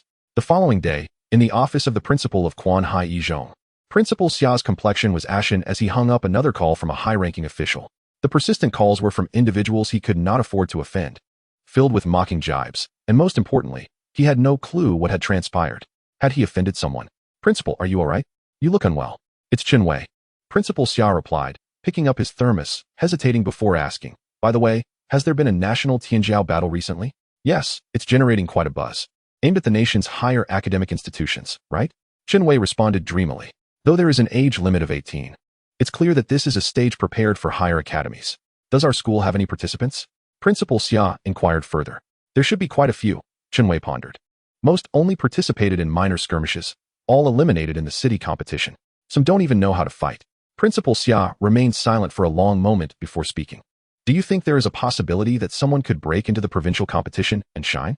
Principal, if there were such a person in our school, wouldn't we be soaring? Chen Wei scoffed, unable to believe it. However, Principal Xia's expression hardened as he remembered someone. Could it be Lin Ke? Lin Ke? Chen Wei suddenly recalled his student.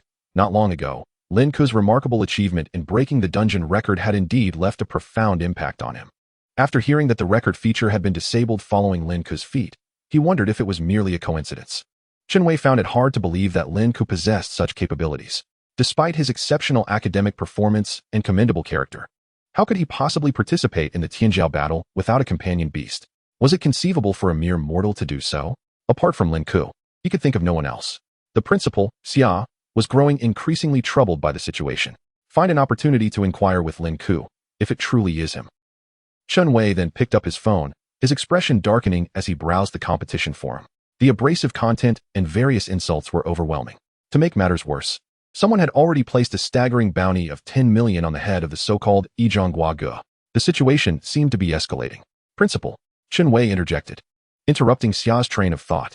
I will look for a chance to ask him, but please refrain from disclosing this information. Regardless of whether this person is Lin Ke or not, you underestimate me. Xia, leaning on his cane, straightened his stooped form and stated earnestly, it is a good thing for our school to produce talent. As the head of Yizhong, if I lack the ability to protect my students, I would never dream of harming them. If this student is truly from our institution, no matter who they are, I would expend all my efforts to ensure their success. At Jinhai Di Yuan, Lin Ke had just finished his daily training session with Xian Xinghe. Your progress is accelerating at an impressive rate, Xian Xinghe remarked. At this pace, you will soon reach the 6th level of Man Yo Jin, perhaps even grasp the essence of killing intent.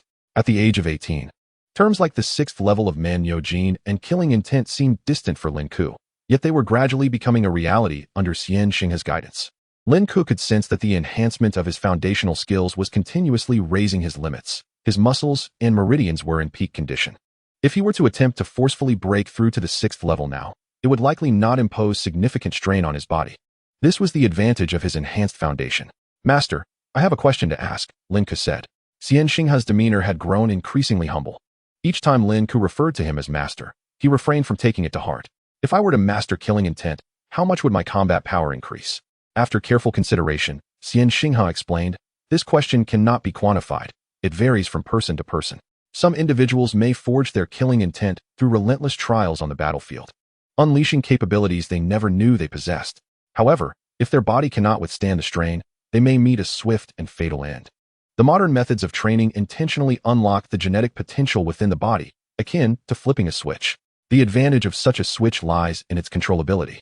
You can activate and deactivate it at will, preventing premature exhaustion of your physical resources. Typically, martial artists, including beast masters, can enhance their combat power by at least a factor of 2 once they master killing intent. I have even heard of some exceptional cases where individuals can unlock 5 or even 10 times their power in a short span. Xian Xinghe shrugged, adding, however, once they reach that level, their bodies are often irreparably damaged. Operating beyond capacity leads to inevitable collapse. Killing intent is indeed a powerful tool. Lin Ke felt an even stronger resolve to comprehend it as it represented an elixir for someone like him, who relied solely on physical prowess. Exercise caution with killing intent. Xianxinghe cautioned. It seemed that his own past failures made him reluctant to see Lin Ke repeat those mistakes.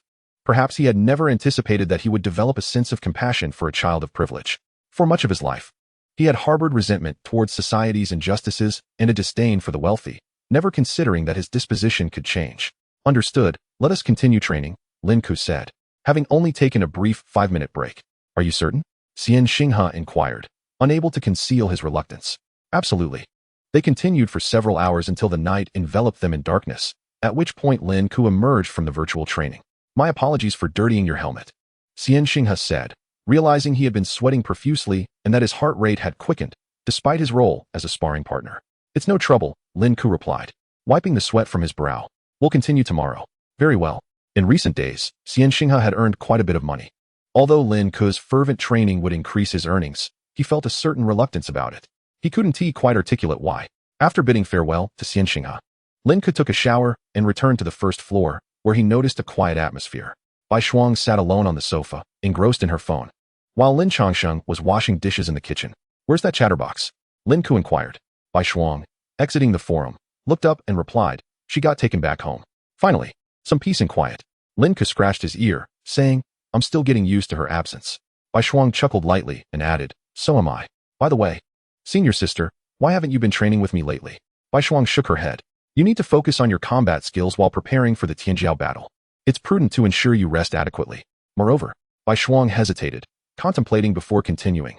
I may need to stay here a bit longer because you're attracting quite a bit of attention. Lin Ke could surmise the reason. He never troubled himself over such matters. As long as his strength was formidable enough, no one could bully him. Furthermore, after stepping into the martial realm, Lin Ke's mindset had shifted significantly. If anyone dared to provoke him, he would guarantee that they would not return. I'm off to take a shower, Bai Shuang announced as she stood to leave. Lin Changsheng, seizing the moment while washing dishes, approached Lin Ke with a sly expression. Son, I heard from Xiao Shuang that you've been participating in some competition recently. Is the pressure intense? Not too bad. Why do you ask? Lin Changsheng replied mysteriously, I have some good things here to help you relieve stress. He pulled out his phone with a conspiratorial grin. For the sake of respect for the elderly, Lin Ke retorted, turning to head upstairs. His phone vibrated, revealing the mixed feelings of having such a father. Humph, don't come crying to me when you're itching all over after watching, Lin Changsheng declared, half proud, half pouting. Lin Ke received a call from Lu Dazhuang. Old Lin, is the Gao Wong mentioned on the forum referring to you? It should be, Lin Ke responded. No way. You've even taken down the wealthy students from the Imperial Capital Beast Academy? That's incredible, Lu Dazhuang exclaimed. That Zhang instructor, while not top tier, is at least of moderate strength and considered a genius by others. Now they're putting a bounty on you in the forum. Lu Dazhuang cautioned. You must be careful. Don't worry, I'm well aware of the situation. Lin Ke hung up just as Bai Shuang emerged from the bathroom. Her gray towel draped over half her delicate face, her flushed complexion accentuated by the steam. Even in her oversized nightgown, her perfect figure was undeniable. Those so-called geniuses paled in comparison before her. Lin Ke instinctively turned to leave, but Bai Shuang stopped him. What is it, senior sister? Bai Shuang smiled gently, her tone soft and steady. You seem to hesitate to call me by my name. After teasing, she added seriously, participate in the competition wholeheartedly. Even if the heavens break apart, it matters not. I will be here for you. That's exactly my intention, Lin Ke replied with a smile, pointing toward the sky. I, too, wish to see if the heavens can crush me. After Lin Ke departed, Bai Shuang's smile gradually faded as she gazed at the increasingly turbulent messages on the forum, a glint of malice flickering in her eyes. The scar on her eyelid, torn by a beast, oozed a chilling essence. It was time to show these so-called geniuses what true despair looked like. Chapter 57, The Extreme Contrast. Lowly and the Evil Enchantress. The smart brain was synchronizing. Welcome back to the National Tianjiao Virtual Battle. After concluding his conversation with Bai Shuang, Lin Ke donned the smart brain and resumed his competition just past midnight. The provincial competition has only 3 advancement slots, regardless of the circumstances. He must ensure his position within the top 3. He relishes the sight of those who despise him, yet cannot bring him down. As for explanations, why entrap oneself in a self-justifying quagmire? Wouldn't it be more satisfying to shatter a few skulls instead? Let the matches commence. Lin Ke activated his slaughter mode once again. Every opponent he faced was swiftly dispatched with headshots, gunshots, or crushed in an instant, leaving them with no opportunity to plead for mercy or hurl insults. Throughout the entire process, Lin Ke uttered not a single unnecessary word. His ranking ascended at an astonishing pace, current rank 40, current rank 35, current rank 29, current rank 20.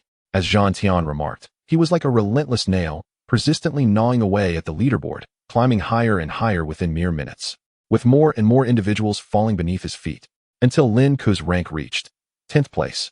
Matchmaking in progress. Opponent, Zhuyi Academy first-year student, Zhuge Duo, current rank 3. What luck, another match against a student from Zhuyi Academy. Lin Ke appeared on the arena. The audience quickly overflowed, and to Lin Ke's surprise, the spectators did not jeer, but rather held up various support signs, as if welcoming a celebrity. When the girl opposite him emerged, Lin Ke's eyes brightened. She was petite, with a short pink watermelon haircut and a round face adorned with a pair of lustrous black eyes. Her slender arms and captivating gaze elicited an inexplicable desire to protect her. Dressed in a pink Lolita gown paired with pure white knee-high lace stockings, her fair thighs were slightly flushed from the tight fit. A perfect little girl. My name is Zhuge Duo. Her voice was sweet and innocent, yet utterly charming. Clearly a natural darling. Such a girl would probably cry quite loudly, Lin Ke mused. He refrained from introducing himself, merely stretching his neck and adopting a combat stance. Duo, duo, duo, duo, we love you. Duo, duo, duo, duo, the most beautiful. The audience chanted in unison. Thank you all, Zhuge Duo replied, her eyes shimmering with a crystalline brilliance that exuded a refreshing aura. Shall we begin? Lin Ke expressed his impatience. Zhuge Duo had not summoned her companion Beast, seemingly treating the arena as her personal concert. Oh, hasn't the match already started? Zhuge Duo smiled sweetly. I know, you aren't using hacks. Her words piqued Lin Ke's interest. I am not surprised that you can defeat them. You are indeed formidable. Zhuge Duo smiled mysteriously. After all, I have witnessed your fierce side, She pouted playfully. I told you we would meet again soon, Lin Ke. Who are you? Lin Ke's alertness surged, a vague sense of crisis swelling within him. His virtual persona bore no resemblance to his real self. Only those who knew his home address or had encountered him in reality could possibly know his name. Yet, he had never met this Zhuge Duo. You are making me very sad, Zhuge Duo said with a hint of displeasure. Stinky little brother. Didn't I say I would come find you myself? It's you. Lin Ke finally remembered. The seductive voice belonged to that enchantress. Yet, the adorable girl before him made it difficult to reconcile their images. It was an extreme contrast. So you finally recalled me. I mentioned that I adore carnivorous creatures. A glimmer of purple sparkled in Zhuge Duo's eyes, and a shadowy figure appeared behind her, a marionette clown, her companion Beast, a special type. Just as Lin Ke prepared to retreat, the scenery around him abruptly shifted. He found himself on a soft, luxurious bed, the comforting sensation instantly making him feel fatigued. Stinky little brother, wake up. A voluptuous woman with red waves and enticing lips was straddling his stomach, her delicate hands drawing circles on Lin Ke's chest. Upon closer inspection, she bore a resemblance to Zhuge Duo, though with a completely different aura. The upper half of her attire was a sheer black camisole, while the lower half was completely bare. Was this an illusion? You truly are quite robust. The seductive voice of the enchantress echoed in Lin Ke's mind, lingering and unshakable. Once you enter my domain, the outcome is already decided. However, you must offer something before you depart. Out of consideration for you, I shall drain you dry before letting you go. How does that sound? Lin Ke realized that aside from his lower body, he could still move his hands. He rested his hands behind his head, displaying no signs of panic. Instead, he gazed at the alluring Zhuge Duo with a mischievous smile. Is this really a good deal? Are you certain? Lin Ke's teasing tone elicited a series of giggles from Zhuge Duo. Do you know why the men who have encountered me fear me? Because I will make you never wish to touch a woman again for the rest of your life. How coincidental. Lin Ke's smile widened. I guarantee you will never dare to exert your powers against me again. Let us await the outcome. This was a protracted struggle, lasting day and night, fraught with challenges and fierce exchanges. The match endured for a staggering 9.5 hours. The heavens were shattered, and the earth trembled. The sun and moon dimmed, and the world changed color. Finally, after the 10th hour, the marionette behind Zhuge Duo emitted a piercing cry, tearing apart and vanishing in place. Zhuge Duo trembled, finally kneeling on the ground. Lin Ke strolled leisurely to her side, looking down at her from above. No, please don't come any closer. I beg you, don't come near. I don't want this anymore. I'm too scared. Lin Ke remained invigorated, feeling no pressure whatsoever. You too, huh? Just as Lin Ke was about to strike, Zhuge Duo let out a shrill cry and chose to concede, leaving the arena. Lin Ke raised his arms in triumph. This was the most fulfilling battle he had ever experienced. With his stamina and endless vitality, no one stood a chance against him. Lin Ke claimed another point from the prodigy of Zhuyi Academy. His ranking soared once more. 9. He had officially entered the top 10. Meanwhile, the news of Zhuge Duo's defeat spread rapidly across forums. People expressed their sincere respect for Zhuge Duo. This delicate young girl had managed to withstand the hand of the Hacking King for a full 9 hours. Just as public sentiment reached a fever pitch, the official announcement finally appeared at the top of the page. Chapter 58, Legendary Beast Tamer speaks out. Everyone, thanks to our collective efforts, the officials have finally taken action. The announcement is out. The forum erupted, with a flood of onlookers joining the fray. Wonderful. Once this hacker is banned, the so-called academy will be utterly insignificant. What do you mean by so-called academy? Ha ha ha. The prodigy battle should be a stage for the students of our esteemed institutions. Third-rate academies and societal outsiders shouldn't even be allowed to participate. The moment the announcement was released, the true nature of the participants was laid bare. Prestigious institutions remained aloof. Slightly lesser institutions believed that apart from the elite, none of the others were worthy opponents. The so-called academy mused, if a high school student can create such upheaval, could I too? Amidst the jubilant atmosphere of the forum, many who returned after reading the announcement felt as though they had ingested something vile. Stop your self-indulgence. I suggest you take a look at the announcement. I assure you, after reading it, you will surely cry. Let us see. The third-rate academies and the so-called academies should all bow down. After a participant from a prestigious institution posted a comment, they finally turned their attention to the announcement's content. The announcement lacks textual information, consisting instead of a series of images akin to a detailed page, featuring various chat screenshots. The first image reveals a particularly heated discussion regarding Lin Ke's identity, wherein a user named Ko-Ko-G commented, "This young man cannot possibly be cheating. I can vouch for him." This statement immediately incited a wave of ridicule. You vouch for him? What do you know? Do you believe I could track you down and slice you into 3 pieces? Isn't this a blatant cheat? Aren't you the king of cheaters? Ko-Ko-G quickly retorted, "This system was personally supervised and maintained by me. To my knowledge, there are only a handful of individuals worldwide who could elude my scrutiny and cheat, and this young man does not possess such ability." The mocking continued, "Oh, you supervised its establishment? Who do you think you are, a legendary beastmaster? How about you share your address? I'll come to confront you right now. Ko-Ko-G, send your mother-s ellipses. Send your location." Subsequently, Ko-Ko-G ceased to respond. Just when everyone thought the matter would settle, a user with the official title of Legendary Beastmaster left a comment. "I reside in the Imperial capital, at Hongwan Villa, number 03. Just push open the large iron gate on the left, and you will find my home. Welcome to visit. Signed, Zhu." Upon this revelation, the comment section erupted. This is an official forum, and the authenticity of such a title cannot be fabricated. No one would dare to impersonate a legendary beastmaster, as it is a grave offense. The legendary beastmaster, Zhu, thus descended into the comment section, personally attesting to Lin Ke's innocence. He is the youngest legendary beastmaster in all of Huagua, renowned for his unparalleled strength, having constructed and safeguarded nearly all dungeon formations over the past decade. A true hero. The comments that once insulted Zhu instantly transformed into a spectacle of amusement. Hey, he shared his address. Go confront him. The chance to defeat a legendary beast master lies before you. Snap a photo, dig a grave. Bow once, bow twice, bow thrice. Courtesy complete. The entire thread descended into chaos. Most despairingly, all content posted within this thread is impervious to deletion, as if shielded by a mysterious force. This incident immediately stirred a tempest, a malicious wind sweeping across the entire forum. Have you heard? That cheater, no, that student from Quanhai Yizhong, is actually not cheating. That is terrifying. I've always said he wasn't cheating. It's just that contemporary netizens are too gullible and have been manipulated. You were the one who cursed the most back then. Sending ellipses. Do you think you're Lord Zhu? Zhu not cheating? How is that possible? What a joke. Contestants who had viewed the thread could hardly believe their eyes, reading it over a dozen times before reluctantly accepting this reality. You may question Quanhai Yizhong, but would you dare to question a legendary summoner? The proud students of prestigious institutions found themselves in utter despair. The so-called Elite Academy Alliance, which boasted its members' superiority, vowed to monopolize the rankings across provinces. Yet now, a monster has emerged from Quanhai, one whose strength exceeds their comprehension. They even once designated him as a blatant cheater. Now that Zhu has personally intervened to clarify, no one dares to speak further. Lin Ke mused, "A great scholar will surely vindicate me." He noted Zhu's quirk of favoring ellipses, reminding himself not to provoke the wrong person. Lin Ke had not anticipated that Zhu would advocate for him.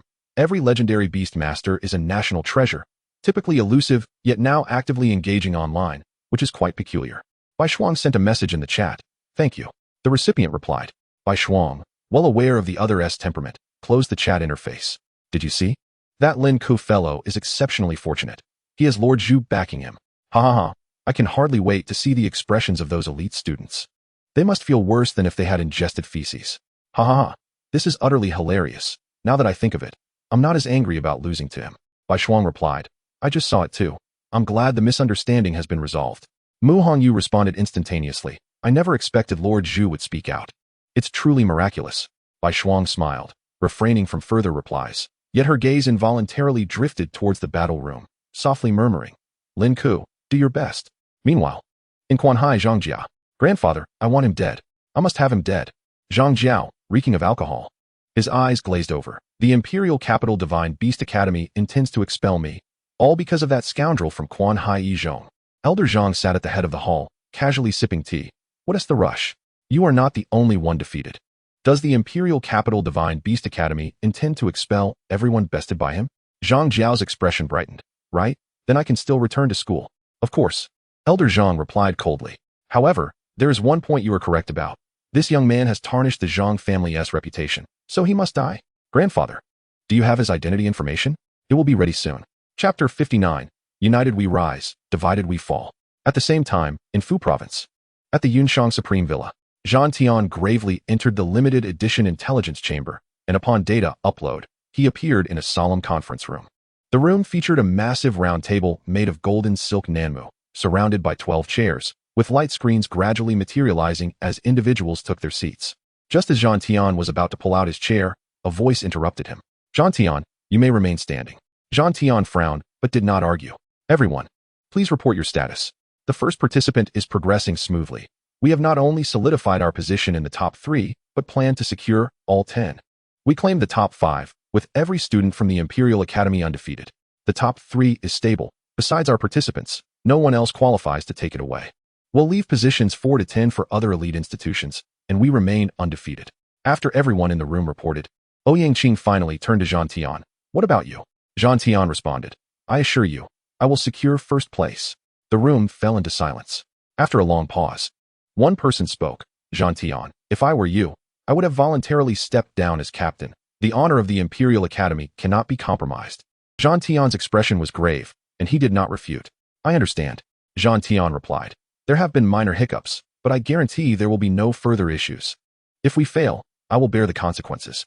Ouyangqing concluded, his upright form leaning slightly against the chair, his legs naturally resting on the table.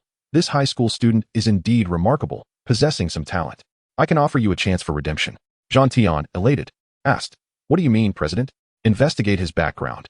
If he comes from a wealthy family, the Imperial Capital Divine Beast Academy may consider making an exception to recruit him. If he hails from an ordinary family with just $1 billion, then we shall abandon the attempt. Ouyangqing's tone was icy. Class is a chasm he will never cross. The talent displayed in high school will swiftly diminish once he enters university, ultimately being overshadowed. Perhaps the only pride he will retain in his life will be his high school years. In the conference room, the others continued to sneer. Once enrolled in an elite academy, the expenses are exorbitant. A mere vial of potion can reach a price of 10 million, let alone the various precious cultivation resources. Even families worth billions cannot withstand half a semester. Only the truly affluent families possess the qualifications to enter the Imperial Capital Divine Beast Academy. In addition, a hierarchy of disdain exists even within the upper echelons. For instance, despite Zhan Tian's affluent background, he hails from Quanhai, a coastal city that pales in comparison to the likes of Didu or Imodu. Withdraw. I have a meeting with the presidents of the 3 prestigious universities. Ouyangqing coldly glanced at Zhan Tian and remarked meaningfully, Do not let me suffer further embarrassment. All present stood solemnly, pledging, to safeguard the glory of the Imperial Academy is our inescapable duty. Lin Ke had just concluded his match and descended the stairs. Bai Shuang was in the living room, diligently polishing her alloy warblade. Upon seeing Lin Ke, she smiled and said, Lin Ke, congratulations on having your grievances redressed. Indeed, Lin Ke scratched his head. I never expected a legendary beast master would speak out for me. Quite so, I did not foresee it either, he hesitated, pondering whether to disclose the events concerning Zhuge Duo from the previous night to Bai Shuang, considering it was his first encounter with the dark arts. How should I put it? The experience was rather pleasant. Senior, what should I do if I encounter the dark arts again? Bai Shuang paused her actions and blinked, responding, Follow your heart. The dark arts have many branches. Not all practitioners are deranged. At least some are like that. Then Zhuge Duo must surely be one of the deranged. Lin Ke coughed lightly, contemplating whether to withhold the previous night's events from Bai Shuang. as they were not rooted in reality. Moreover, he had not suffered any substantial loss. What is it? You do not appear well. Bai Shuang set down the war blade and approached Lin Ke, their gazes meeting. It's nothing. Perhaps just the fatigue from the match. You too can feel tired, Bai Shuang smiled gently. In that case, take the day to rest well and adjust your state for your upcoming opponents. The title of provincial champion is not easily attained. Upon hearing Bai Shuang's words, Lin Ke curiously inquired, Senior, do you know who my opponents are? I know a bit. Bai Shuang pondered briefly before continuing. Within Fu province, there is a rather troublesome opponent for you named Zhan Tian, a descendant of the Zhan clan, a prestigious family. He possesses commendable talent and has dual companion beasts. Dual companion beasts? Lin Ke asked, intrigued. For a wealthy family, acquiring 2 companion beasts should not pose a challenge, given their ample resources. Not quite, Bai Shuang elaborated. Zhan Tian's companion beasts are somewhat unique. They are not hatched from eggs, but are innate, inscribed within his very being. Innately possessed companion beasts?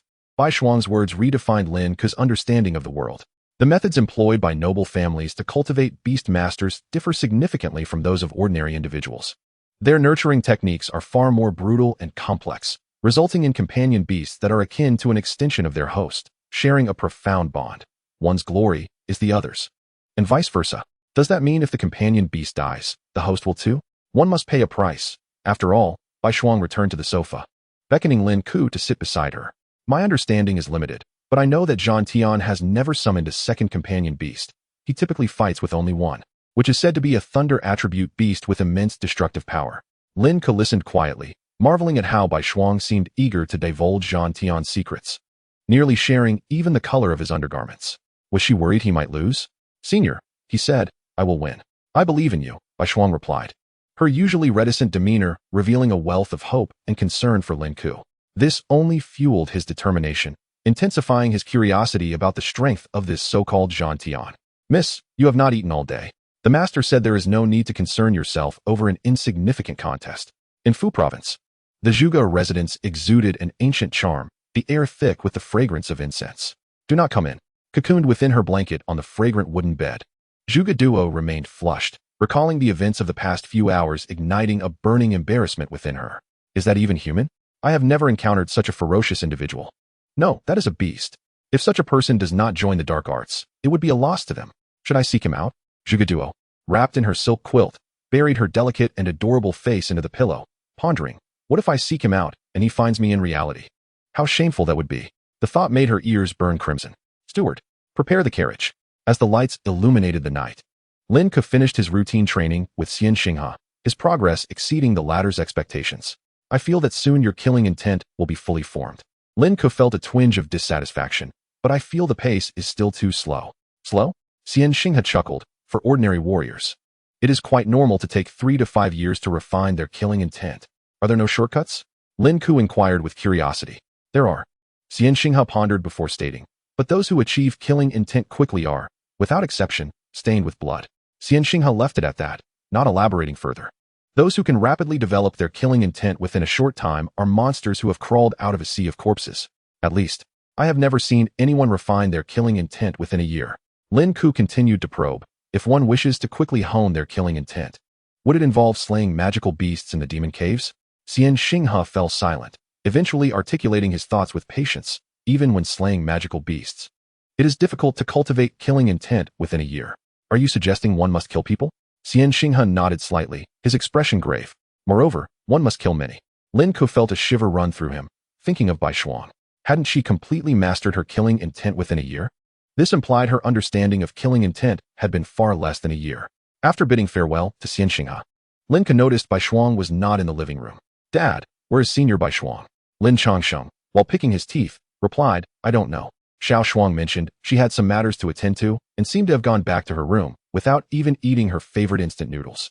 As he spoke, Bai Shuang descended from upstairs, her alloy war blade slung at her waist. Lin Ke, I must step out for a while. Is there something urgent? A personal matter. Bai Shuang smiled, providing little explanation, and hurriedly left the house. Lin Ke did not dwell on it. After a light meal, he intended to visit the Black Sea to check on Xiao He.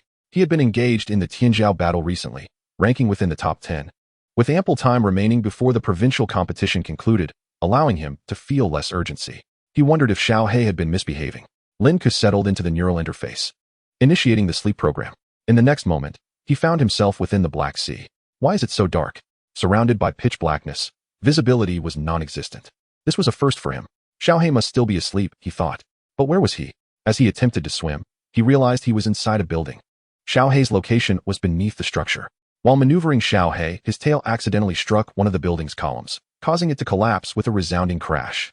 Had Xiaohei grown so enormous? Lin Ke was taken aback, measuring the size of the shadow dragon, which now exceeded 20 zhang. This was larger than many lord-level companion beasts.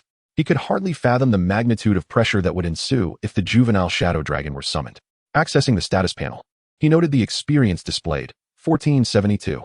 It seemed Xiaohei had awakened briefly during the interval and had greedily devoured a considerable number of swimming fish.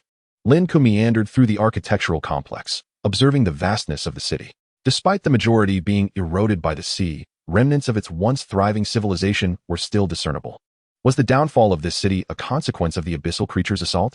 Lin Ke had perused numerous records, yet found no references to either the abyss or the city itself.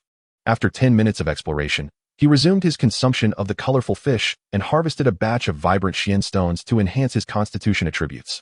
Since his last encounter with the Qi Kong Xian Wu, Lin Ke had developed a profound reverence for the Black Sea, refraining from venturing too far from his exploration zone for fear of danger. He contemplated waiting until the level of his Yu and Ming Long increased sufficiently to ensure his own safety before ascending to the ocean's surface, hoping to uncover some clues. Additionally, he pondered that by training in this locale, he might once again encounter the remnants of the Qi Kong Xian Wu. Old Yu, may you bless me with another meeting with the remnants of the Qi Kong Xian Wu. At the very least, encountering a purple cocoon would suffice. A legendary beast, replete with treasures. With the demise of Old Yu, surely he would desire a successor to inherit his legacy? Though I am but an unworthy junior. Only I possess the capacity to devour such legacies. Just as Lin Ke embarked on his quest for experience, the Zhang family of Quan Hai was aglow with activity. As one of the ancient families of Quan Hai, the Zhangs boasted commendable connections in the military, business, and political spheres. Yet their sole regret lay in never having produced a prodigy from a prestigious institution. Now, with the family cemetery finally showing signs of vitality through the emergence of a Zhang Jia, it was tragically extinguished by a wretched individual. Within the secluded study of the Zhang residence, 15 photographs adorned the table, one of which featured Lin Ke. The elder head of the Zhang family, Zhang Junyang, remained silent, his gaze sweeping over the faces captured in the photographs before ultimately pausing on Lin Ke. Could these 15 individuals possibly be the culprits? Opposite Zhang Junyang stood 2 men clad in black, one of whom, sporting a beard, spoke up. Elder Zhang, we have investigated all senior classes at Quan Hai No. One high school, and the individuals listed here are the most likely suspects. The others do not meet the criteria. The bearded man pointed at Lin Ke's photograph, stating, this individual harbors the greatest suspicion.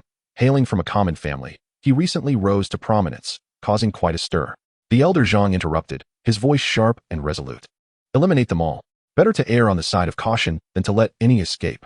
He smirked coldly. As long as that individual does not participate in the Tianjiao battle again, it will signify that I have not erred in my judgment. As for the other innocent souls, they have only their fate to blame. Elder Zhang, while our targets are students, we count the kills by the head. Given your high count this time, I can offer a discount. Zhang Junyang scoffed. Does my Zhang family lack such trifling funds? I want you to torture them to death. Leave not a single bone intact. Feed them to the dogs. Understood, Elder Zhang, the 2 men replied, pocketing the photographs as they exited the study. Zhang Junyang had barely settled into his peachwood chair when a commotion arose outside. What now? He wondered, raising his gaze, suspecting a killer might have further inquiries. Just as he was about to speak, a splash of blood akin to ink streaked across the stained glass window. Who? Zhang Junyang's heart leapt into his throat. He dared not be reckless and immediately summoned his companion beast, the pinnacle-level man Goose Snake King, a 6th-tier beast. The man Goose Snake King, stretching an impressive 10 zhang, coiled within the study, nearly occupying half the room.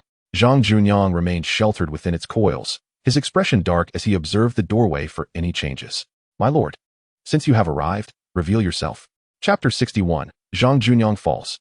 The man Goose Snake King flicked its tongue, its head held high, ready to strike. Zhang Junyang's body tensed as he pondered who dared to intrude upon the Zhang residence at night. The study was the core of the Zhang estate. Entry required navigating numerous guards. Not even a fly could penetrate this fortress. He struggled to fathom what means the intruder had employed to breach this sanctum. There was only one plausible explanation. The intruder possessed extraordinary strength, rendering the guards mere decorations. My lord, I see you. Do not hide. Zhang Junyang attempted to draw out his opponent with these words.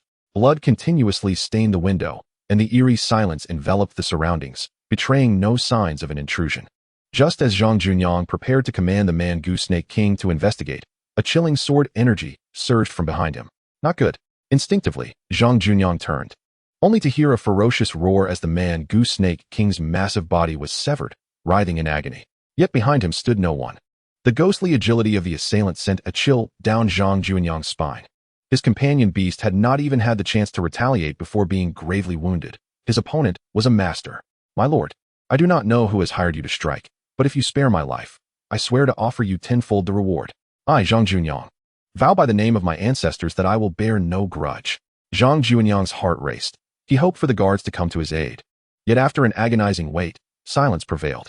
His heart sank. Surely, the guards of the entire Zhang estate lay dead, and he remained oblivious to the identity of his assailant. The severed body of the man Goose Snake writhed on the ground, its massive head crashing against the wall, causing the entire study to tremble. Witnessing this, Zhang Junyang reluctantly retracted his beast, leaving himself alone in the chamber. I have shown ample sincerity. I implore you to reveal yourself. No sooner had he spoken than a slender figure in black materialized behind him without warning. Zhang Junyang lacked the courage to turn, for a blade gleamed coldly against his throat. My lord, I do not comprehend your motive for the killing. But before he could finish, his vision blurred, and he glimpsed the ceiling before the sound of a thud echoed. A head rolled away. The shadow vanished, leaving Zhang Junyang, the head of the Zhang family, to perish quietly. Jinhai Diyuan. Xiaohei, you have finally awakened. 3 hours later, the Yuan Ming Long stirred from its slumber, invigorated by Lin Ke's voice. Do not be disruptive. I cannot stay with you for long. Lin Ke chided the Yuan Ming Long, having spent 3 hours raising its experience points to 97. As it approached level 15, Lin Ke felt an exhilarating surge of excitement, for this might herald the end of its juvenile phase. Oh well.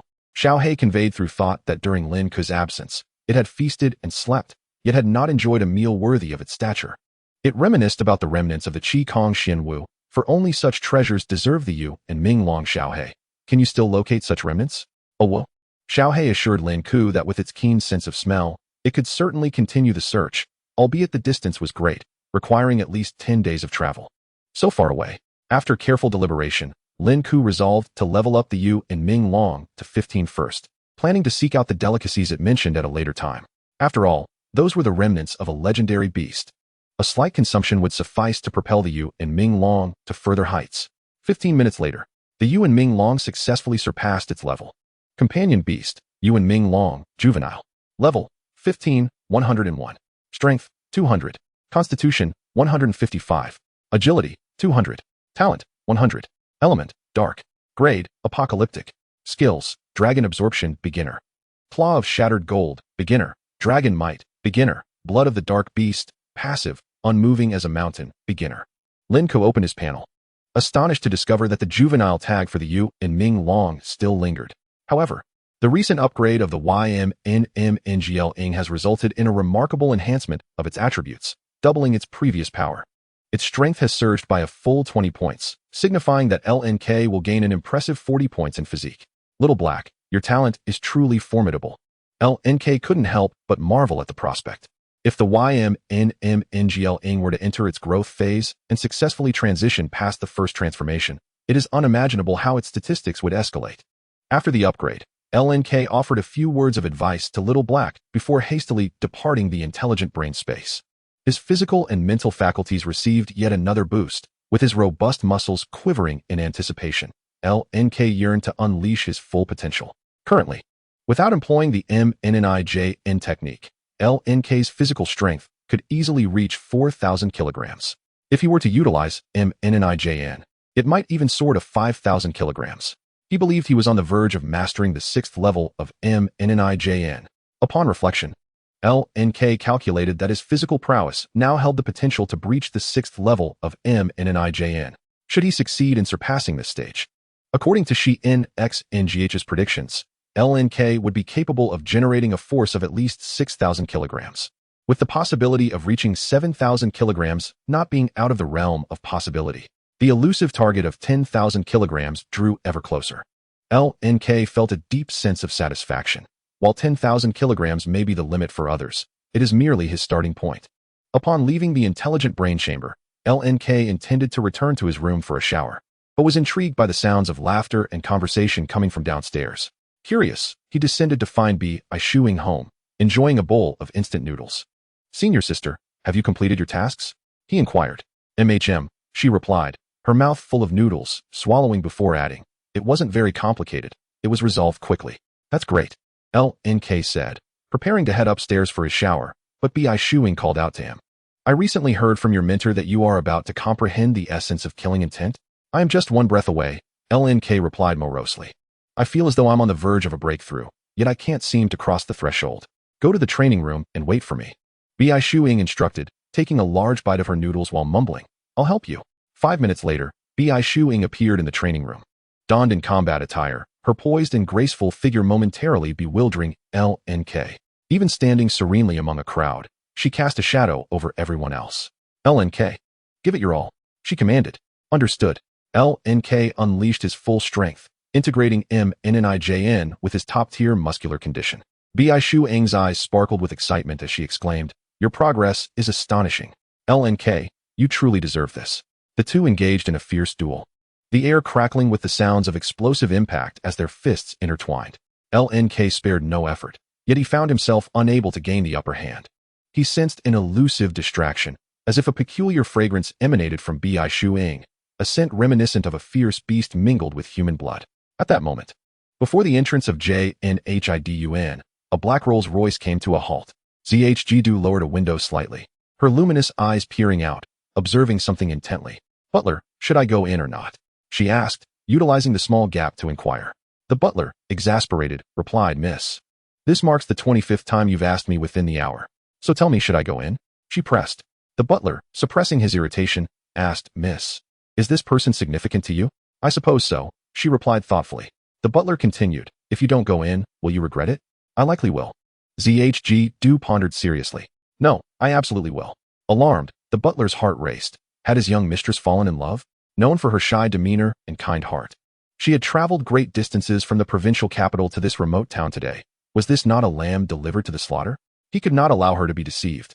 Thinking quickly, the butler cleared his throat and said, "Miss, forgive my candor, but if he truly wishes to see you, he would come to you, considering your esteemed status. Why must you seek him out? That won't do. What if I don't go and he gets taken away?" ZHGDU countered, her concern evident. "Miss, you need not be so anxious. Should you desire, there are countless young talents in the provincial capital who would leap at the chance to meet you. You are renowned as a gentlewoman, celebrated for your grace and kindness. Who are they to compare to Lin Ke?" ZHGDU retorted, her indignation rising. A group of arrogant young masters, self-proclaimed paragons of virtue. Every time she thought of them, she felt nauseated. They were nothing compared to Lin Ke. They couldn't even compare to a single hair of his. Every time she recalled Lin Ke's ecstatic face during their wild escapades in the demon lair, ZHGDU's cheeks flushed with warmth. This was the path of the wicked. Such individuals were needed for such a path. "Miss, should I go in your stead?" the butler suggested, struggling to contain his frustration while mentally noting the name Lin Ke. "What use would that be?" ZHGDU replied. Her identity as a practitioner of the wicked path was a closely guarded secret, one she had diligently kept while seeking suitable talents for her organization, aspiring to grow stronger and achieve greatness once more. "Miss, it seems to me that he does not regard you as important. Otherwise, had he known you were here, he would have come looking for you. He is unaware of my arrival," ZHGDU whispered. The butler felt a pang of frustration. If those young masters from the provincial capital were to discover this, what would their reaction be? ZHGDU was the beloved goddess of many. "Shall I inform him on your behalf?" The butler grumbled. "Otherwise, it would be unseemly for you to wait here indefinitely." "Inform him? No, no, no," ZHGDU exclaimed, clutching her snow-white legs. "Butler, if you dare to inform him, I will dismiss you." Just the thought of that image sent chills down her spine. She had witnessed Lin Ke's ferocity. Even if she had not experienced it firsthand, she had seen it with her own eyes. She was afraid. The butler's heart sank. He wished he could eliminate this Lin Ke character. Why did he deserve to keep the sweet and lovely young lady waiting for an hour? "I've been with the young lady for 10 years. How could I nearly lose my position?" he pondered. "I will not allow you to meet her, I swear." ZHGDU's expression was conflicted, her delicate features twisting in anguish as she anxiously fidgeted, caught in an endless loop. "Butler, yes, come here," she softly called, her gaze softening. "Sometimes, I think, without you, I wouldn't know what to do." The butler's eyes glistened with unshed tears, but before he could respond, he felt a sudden jolt of pain at the back of his head. Go. Don't go. Go. Don't go. One by one, strands of hair fell, as Zhg gently plucked them as if they were fresh blossoms. The thinning crown of his head gleamed as if polished. Miss. The butler's heart bled as he decisively interrupted her actions, exclaiming, I believe you should go. If he sees you, he will surely be delighted. After all, you have come all this way. Really? Indeed. The butler's tone was grave, as it had to be. One more strand, and he would be bald. Zhg had carelessly plucked 6 strands of her hair. 6. Wait here for me. I'm going. With newfound resolve, Zhg realized the butler was right. She held no grievances against Lin Ke. He would not harm her. I merely wished to draw him closer. If necessary, I can employ some tactics. Her confidence surged, reaching unprecedented heights. The butler envisioned those 6 strands of hair transforming into golden angels, gracefully ascending to the heavens. Farewell, my youth. After presenting her identification card to the gatekeeper, Zhuge effortlessly entered Jin Hai Yuan. She owned 2 apartments here, primarily for the care of her cats and dogs. Generally, the staff managed everything. Had it not been for Lin Ke residing here, she might have forgotten that she possessed these 2 properties. They were not particularly valuable. After all, she had plenty of houses. Upon reaching the 18th floor, the chime of the elevator startled Zhuge, causing her to anxiously survey her surroundings before stepping out with delicate strides. Clad in a light black Lolita long dress adorned with a black bell accessory at her chest, she covered her ears to avoid making noise. With each step, her mind replayed the terrifying image of that man, rendering her legs weak. Zhuge, you must have some ambition. Her cheeks flushed crimson as she fought to muster her courage, finally managing to stand tall. Lin Ke, we meet again. Too commonplace. Haha, sister. I have come to find you personally. Zhuge laughter echoed the whimsical sound of Fo Yi Go. After their encounter, her face blushed once more, overwhelmed by shame. Zhuge was in a panic, beads of sweat forming as she contemplated the first words to say after knocking on the door. In a hurry, she pulled out her phone. Butler, how should I greet him? The butler replied, No, I need to think it over. I remember you have some hair left. Just as Zhuge was about to turn away, the enormous copper door of the villa swung open on its own. Lin Ke inadvertently collided with Zhuge, knocking her down. Who?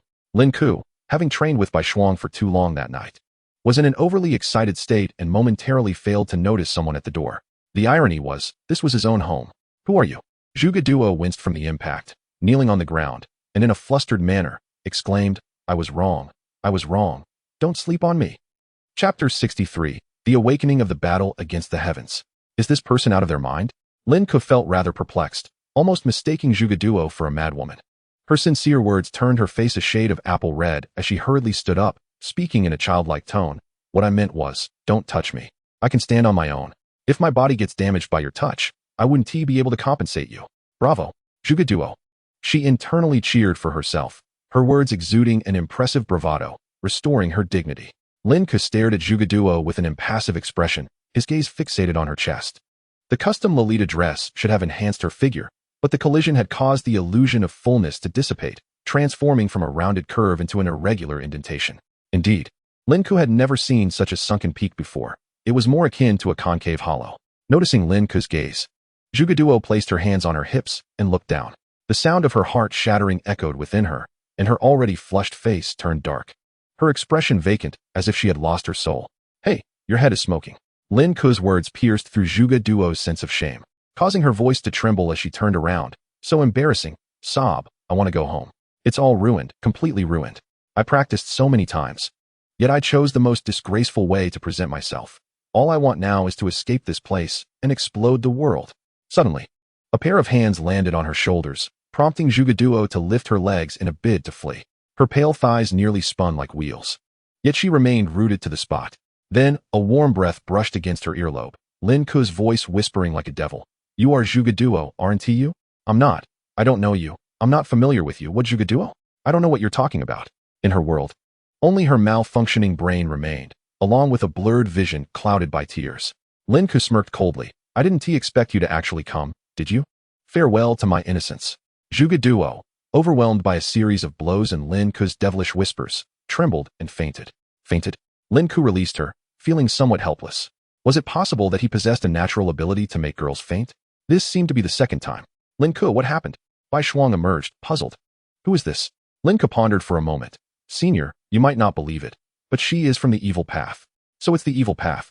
Aren't you shocked? Lin Ke felt a bit out of place. She came right to my home. Bai Shuang responded. Just her? She effortlessly lifted Zhuge Duo, saying, even if she truly is from the evil path, she is probably just a novice. Real practitioners of the evil path kill without blinking. Hearing the commotion, Lin Chongqing also emerged and immediately imagined a scene of Lin Ke being caught in a compromising situation with Zhuge Duo. You, Lin Ke, having your dear old dad's connections, and Bai Shuang's charm isn't enough. You've become this desperate. It's the prey version. Uncle, it wouldn't be good to leave her lying here. I'll take her to the room to wait for her to wake up, okay? Bai Shuang sought approval. Xiao Shuang, you are too magnanimous. Lin Chongqing's eyes glistened with tears. Lin Ke could not help but chime in. Yes, senior, you are truly remarkable. Rebellious son. Get up. What is going on? After the commotion, the two concealed the truth from Lin Chongqing, with Bai Shuang merely explaining that this was a junior of hers who had fainted accidentally. Given Bai Shuang's tone, it sounded quite plausible, and Lin Ke nearly clapped in approval. After carrying Zhuge Duo upstairs, Lin Chongqing awkwardly said, Good son, I misunderstood you. Rest assured, I will compensate you. Observing Lin Chongqing's exaggerated expressions, Lin Ke remarked, You can keep that for yourself. Flush it down the toilet. Still feeling uneasy, Lin Ke knocked on Bai Shuang's door. Bai Shuang poked her head out, a gentle smile gracing her lips. Lin Ke, I've never met a person whose head was smoking. Senior, is it really all right for her to be here? It's fine, Bai Shuang dismissed nonchalantly. I'm worried she might harm you. Lin Ke asserted firmly, well aware that Zhuge Duo's beast-controlling abilities seemed to belong to a special illusionary beast category.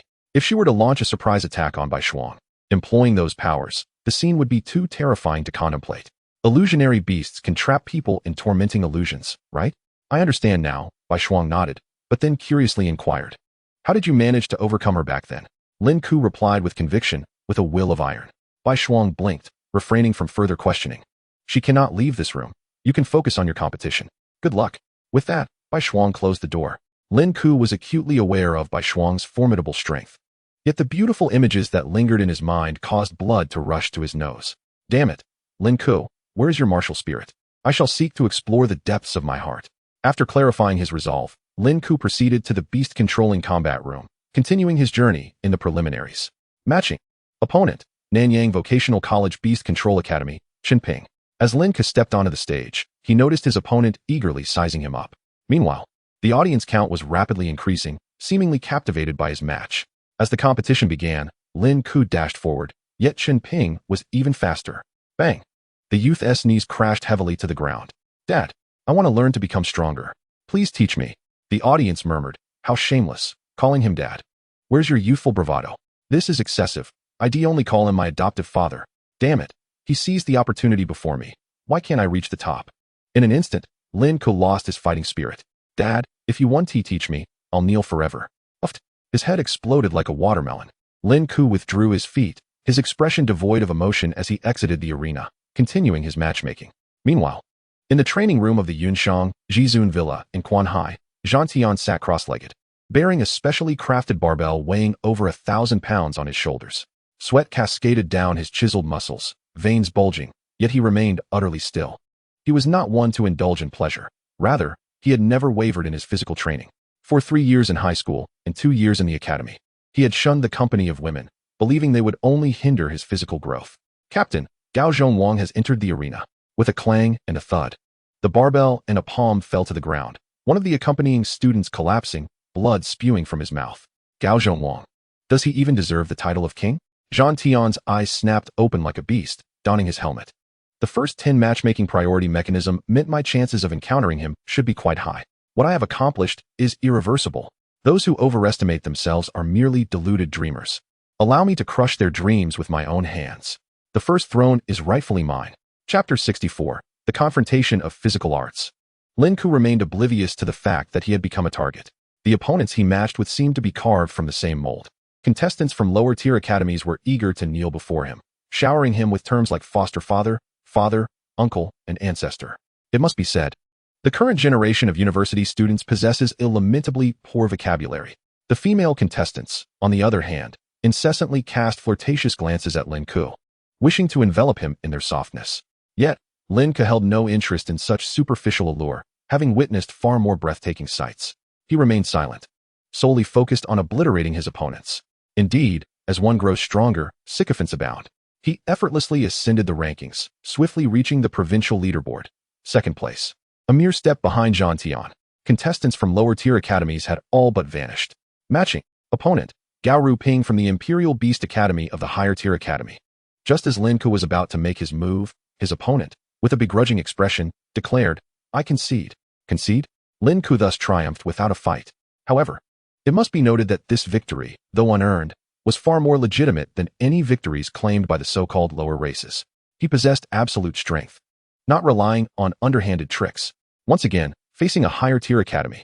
Just as Lin Ke was about to engage, he noticed his opponent smirking coldly. Just wait. Once the captain faces you, you will know true despair. In an instant, Lin Ke vanished, and his opponent began to shout, "I concede." Before the words could escape his lips, Lin Ke shattered his skull. These higher-tier academy students concede as soon as they face me. Perhaps to increase Zhang Tian's chances of encountering me? It seems Zhang Tian is eager to face me. Alas, the outcome shall remain unchanged. Lin Ke resolutely pressed the button to continue matching. Matching. Opponent. Zhang Tian from the Imperial Beast Academy of the higher-tier academy. First place. When Zhang Tian appeared in the center of the arena, a golden crown emblem adorned his head, while Lin Ke bore a silver crown. One was a top-tier prodigy from the higher-tier academy, undefeated and exalted. The other was merely a high schooler, labeled as Gao Jong Wong. Finally, they met. Zhang Tian did not immediately attack. Instead, he slowly retrieved a black ribbon, meticulously gathering his long hair into a bun. The audience seats rapidly filled. The intelligence system further amplifying the excitement, tripling the number of spectators in the room. Who do you think will win this match? It must be Zhang Tian. Another chimed in without hesitation. I acknowledge that this Gao Jong Wong possesses some strength, but he has a long way to go compared to the true prodigies of the higher-tier academy. The future belongs to him, but right now, he is definitely no match for Zhang Tian. I have faith in Gao Jong Wong. Perhaps he can indeed create a miracle. As the audience buzzed with discussion, Zhang Tian secured his hairstyle and smiled brightly. Thank you for waiting for me. I have always been curious. Could you enlighten me? Lin Ke replied, what? I am intrigued as to why you have not summoned your companion beast throughout this match. Is it because they are unworthy? Zhang Tian's demeanor resembled that of a girl. His bone structure flawless yet not overly delicate, exuding an air of refinement. Lin Ke contemplated inwardly, should Xiaohe descend, this arena would hardly suffice for its presence. Thus, I wonder, if you were to face me, would you summon your companion beast to battle? You would not see it, Lin Ke candidly responded. Truly audacious. Zhang Tian finally shifted into a combat stance, his legs rhythmically bouncing, his movements a disciplined dance typical of striking arts. He repeatedly swung his fists at the air. In fact, I have a modicum of understanding of physical arts. No sooner had he spoken, Zhang Tian's movements accelerated dramatically, his body becoming a fleeting shadow. Lin Ke raised his hands in defense, and with a resounding thud, a massive imprint appeared on his arm. Zhang Tian closed in once more, raining down fists upon Lin Ke like a torrential storm. His strikes were fierce, and his technique seasoned. It was evident he had undergone professional training in physical arts. The two exchanged hundreds of blows amidst a flurry of shadows and explosive sounds, leaving the audience in awe, their applause echoing through the venue. Finally, they witnessed the full extent of Gao Jong Wong's capabilities. It was astonishing. Zhang Tian was not to be underestimated. He had always dispatched opponents in an instant, yet his physical arts were terrifyingly potent, requiring immense physical strength. How fortunate the wealthy are. One wonders what substances they utilize to elevate their bodies to such heights. However, wealth alone cannot ensure survival. Without diligent training, one cannot withstand the effects of such substances. Our academy's students represent the pinnacle of Huagua's standards. The pinnacle has been bested by a high school student? At this statement, the audience fell into a deathly silence. Rendered speechless, another punch transformed into dozens of afterimages. Zhang Tian's smile wild, his breath slightly labored. I must revise my earlier assessment of you. You are indeed a cut above the rest. I used 30% of my strength before, and now I am at 40%. I hope you allow me to relish this. Upon finishing, Zhang Tian launched his next attack, his fists roaring like a fierce tiger, while Lin Ke absorbed every blow. Showing no signs of weakness, even in a distracted state, he felt an uncanny similarity. It was too reminiscent, almost identical. He continuously analyzed Zhang Tian's attack patterns and techniques, realizing that they mirrored those of Sister Bai Shuang during his daily training. He could almost see Sister Bai's figure overlapping with Zhang Tian's. The only difference lay in the fact that Sister Bai's strength and speed far surpassed Zhang Tian's. Had this examination inadvertently become an open book test? Every punch Sister Bai struck upon me was an answer? She truly feared my failure. Lin Ke's heart was a tumultuous sea of emotions. If he did not win this battle, it would be an unsatisfactory conclusion. Zhang Tian, is this the physical art you take pride in? Lin Ke suddenly spoke. What? Zhang Tian retreated, already beginning to perspire, while Lin Ke appeared as unaffected as ever. Zhang Tian keenly discerned disappointment in Lin Ke's eyes. Am I being looked down upon? Zhang Tian's pupils quivered. Throughout his life, he had never been regarded with such disdain, not even once. Even upon entering the Imperial Academy, he had earned the title of Provincial Captain through his exceptional performance. What a glorious history. How dare this mere ant look down upon him? Zhang Tian's expression darkened to the extreme, feeling more pained than if he had been slain. Initially intending to toy with him, it seemed prudent to swiftly conclude this match. Zhang Tian's gaze inadvertently drifted to the audience, spotting familiar figures, Ouyang and others, arms crossed, observing the battle intently. As Zhang Tian, I possess an undeniable reason to win. He roared like a beast. Muscles began to swell rapidly across his entire body, the trapezius bulging as his slender neck shortened under the pressure of the muscle, and even his head began to enlarge. The black cord binding his hair snapped, cascading his long locks downwards, and fangs began to sprout from the corners of his mouth. In that moment, Zhang Tian appeared as a terrifying specter. Chapter 65, Zhang Tian's defeat? The carousel. In the audience, Ouyang watched the match with arms crossed, embodying the demeanor of an upper echelon. President, Zhang Tian should easily secure a victory. The match should conclude shortly, commented a bystander. Is it truly exhilarating to triumph over a mere high school student? President, I was mistaken. Ouyang shot him a cold glare. Return and donate 1 billion to the Imperial Academy. Should I hear such foolish words from you again, you know the consequences. Understood. As their conversation unfolded, Zhang Tian roared forth like a wild beast. His physique had expanded to the size of a small mountain, his once refined and handsome appearance obliterated, replaced by an insatiable thirst for blood and untamed ferocity. His massive fists collided with the air, producing a series of sonic booms, and in an instant, he appeared before Lin Ke. Lin Ke raised his hand to block the punch. Bang, bang, bang. The echoes of their collision reverberated in the center of the arena, resembling the dull thud of a siege cannon. Lin Ke remained utterly unperturbed. Within Zhang Tian's beastly form, a ripple of disbelief emerged. His enhanced physical strike had yielded no damage. This transformation, achieved through the sacrifice of his own image and the infusion of numerous muscle-enhancing potions, how could Lin Ke withstand it? Lin Ke's body appeared no different from that of an ordinary person. Such an outcome was intolerable for Zhang Tian. Roaring in frustration, he retracted his fist and struck again. The wind howled, and his punch surged with overwhelming force. Lin Ke's body finally manifested the shadow of a mighty bull, the quintessence of the bull's strength enveloping his fists. And the two clashed once more. Crack! A crisp sound rang out as Zhang Tian's tree-like arms twisted grotesquely, snapping like a pencil. Intense pain surged through him. Yet Zhang Tian showed no sign of suffering, instead falling into silence. Lin Ke's physical strength and resilience far surpassed his own. Clearly, this high school student had not reached this stage by mere fortune, Ouyang discerned. His physical prowess exceeds that of Zhang Tian. This individual is worthy of joining the Imperial Academy. The subordinate beside him, still reeling from the turn of events, quickly interjected. President, what if he comes from an ordinary family? Do I need to repeat myself? Ouyang murderous gaze silenced the subordinate. A 5 billion fine. Should there be a next time, you will be expelled. Thank you, President.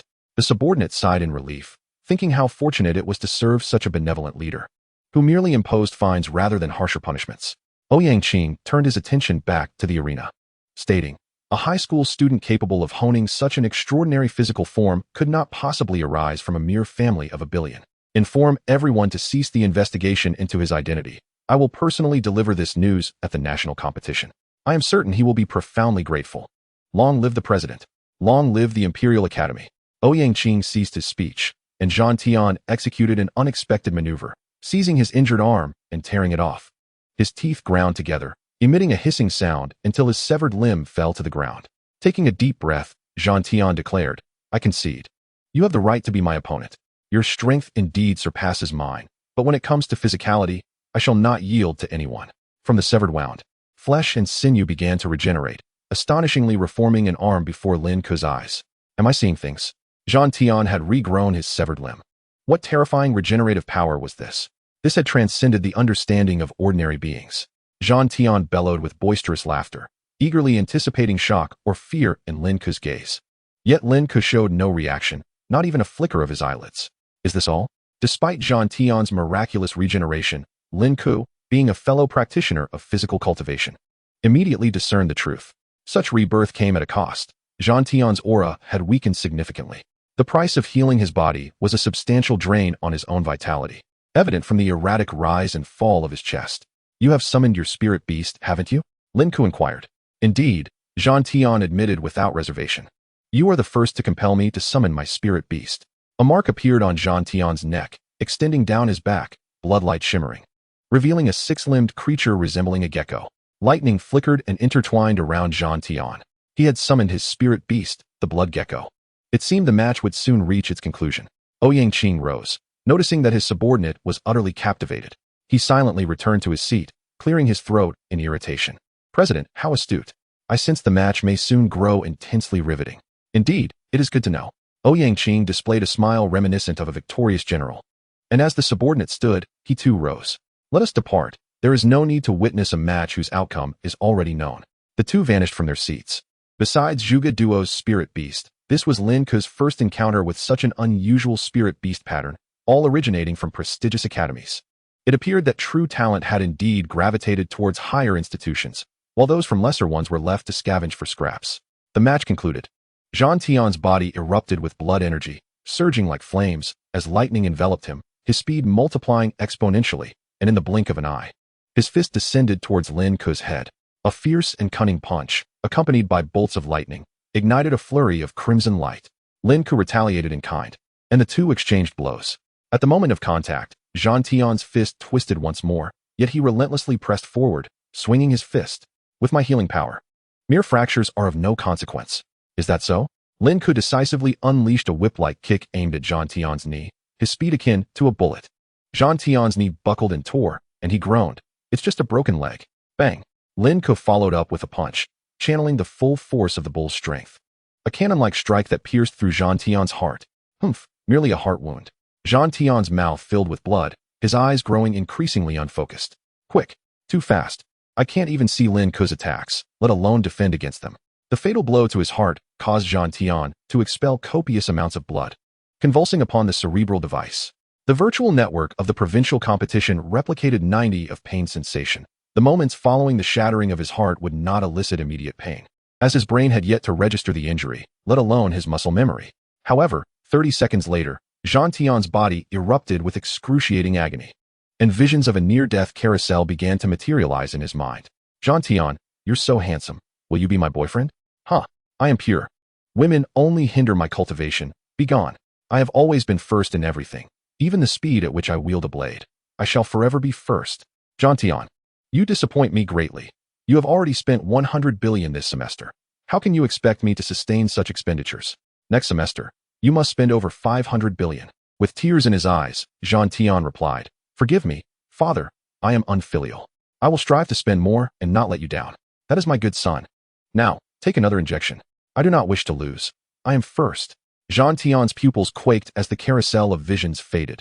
Finally, his head drooped, and he fell silent. Yet, his body remained on the stage, untransmitted. Chapter 66. The Direct Confrontation, the Black Armor Domain. In the Imperial Capital. President. The attendant of the Imperial Academy burst into the study, his footsteps reverberating on the crimson carpet as he sprinted for a full 5 minutes before reaching Ouyang desk. Breathless. Zhang Tian, what is the matter? Has the competition concluded? Ouyang slowly set down the book titled How to Become Poor, rising with an air of nobility. He was 30 seconds slower than I anticipated. Not at all. Zhang Tian has been utterly defeated, mere moments from death. Ouyang expression remained impassive as he tilted his head, regarding the attendant with an expression akin to a starfish from Beaky Castle. What I mean is, the time at which he was defeated. Yes, indeed. The president is truly prescient. The attendant wiped the sweat from his brow. What shall we do next? Inform Zhang Tian that he has been expelled. Furthermore, dispatch someone to Fuxing. The first must belong to the Imperial Academy. If we cannot resolve the issue, then we shall eliminate the issue itself. Understood. Wait, halt. Ouyang suddenly recalled something. Did you witness Zhang Tian's defeat with your own eyes? Was he teleported from the arena? I did not have the chance to ask. Useless fool. What good are you? The attendant understood the implication, bracing himself as Ouyang delivered a swift kick. Zhang Tian still has trump cards unplayed. Hurry and investigate. I refuse to believe that a mere high school student could so easily vanquish him. At the arena, Lin Ke and Zhang Tian faced off, the audience eerily silent.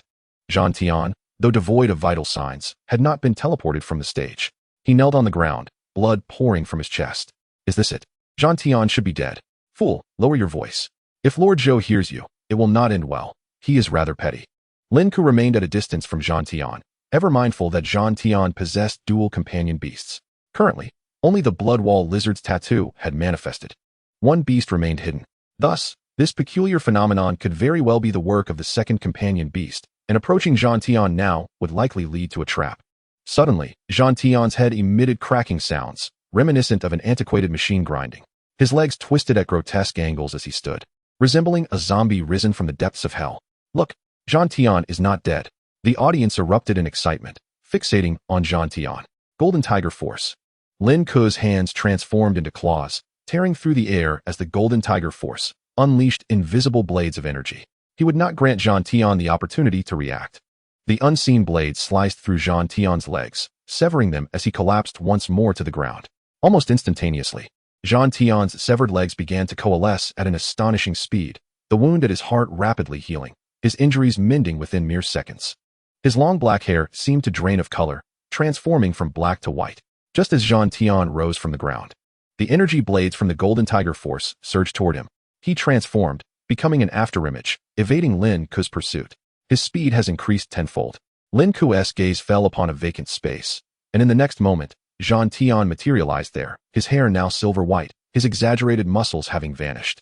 Reverting to his original form, yet now exuding an even more terrifying aura. With a series of cracking sounds, Zhang Tian twisted his neck before speaking. I had thought that with the healing of the Bloodwall Lizard and my physical strength, I could easily crush you. It appears I was mistaken. This move was initially intended for the national competition. Using it here is a testament to your worth. Some things, once lost, can never be regained. Black viscous liquid began to seep from Zhang Tian's skin, expanding to engulf his body entirely, mimicking human muscle structure. His height surged from 1.8 meters to an imposing 3 to 5 meters, the black liquid solidifying into a formidable ebony armor.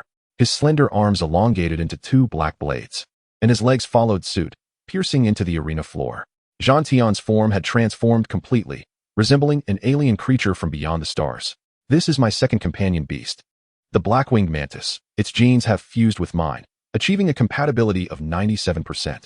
I am the beast, and the beast is me. The transformation Zhang Tian displayed ignited fervent discussions among the audience regarding the competitors. Can he truly merge with an alien beast? Isn't that a capability exclusive to the special and illusionary beast categories? How has Zhang Tian accomplished this? This is beyond your understanding. Zhang Tian hails from a wealthy family, endowed with substantial resources. Children born into such families are injected with biological gene serum from birth. If they cannot match, the family will invest heavily to customize a companion beast for them. However, if a match is achieved, they become one with their beast, resulting in combat prowess far exceeding that of a typical beast master. The bond of mind and spirit is no substitute for wielding the sword oneself.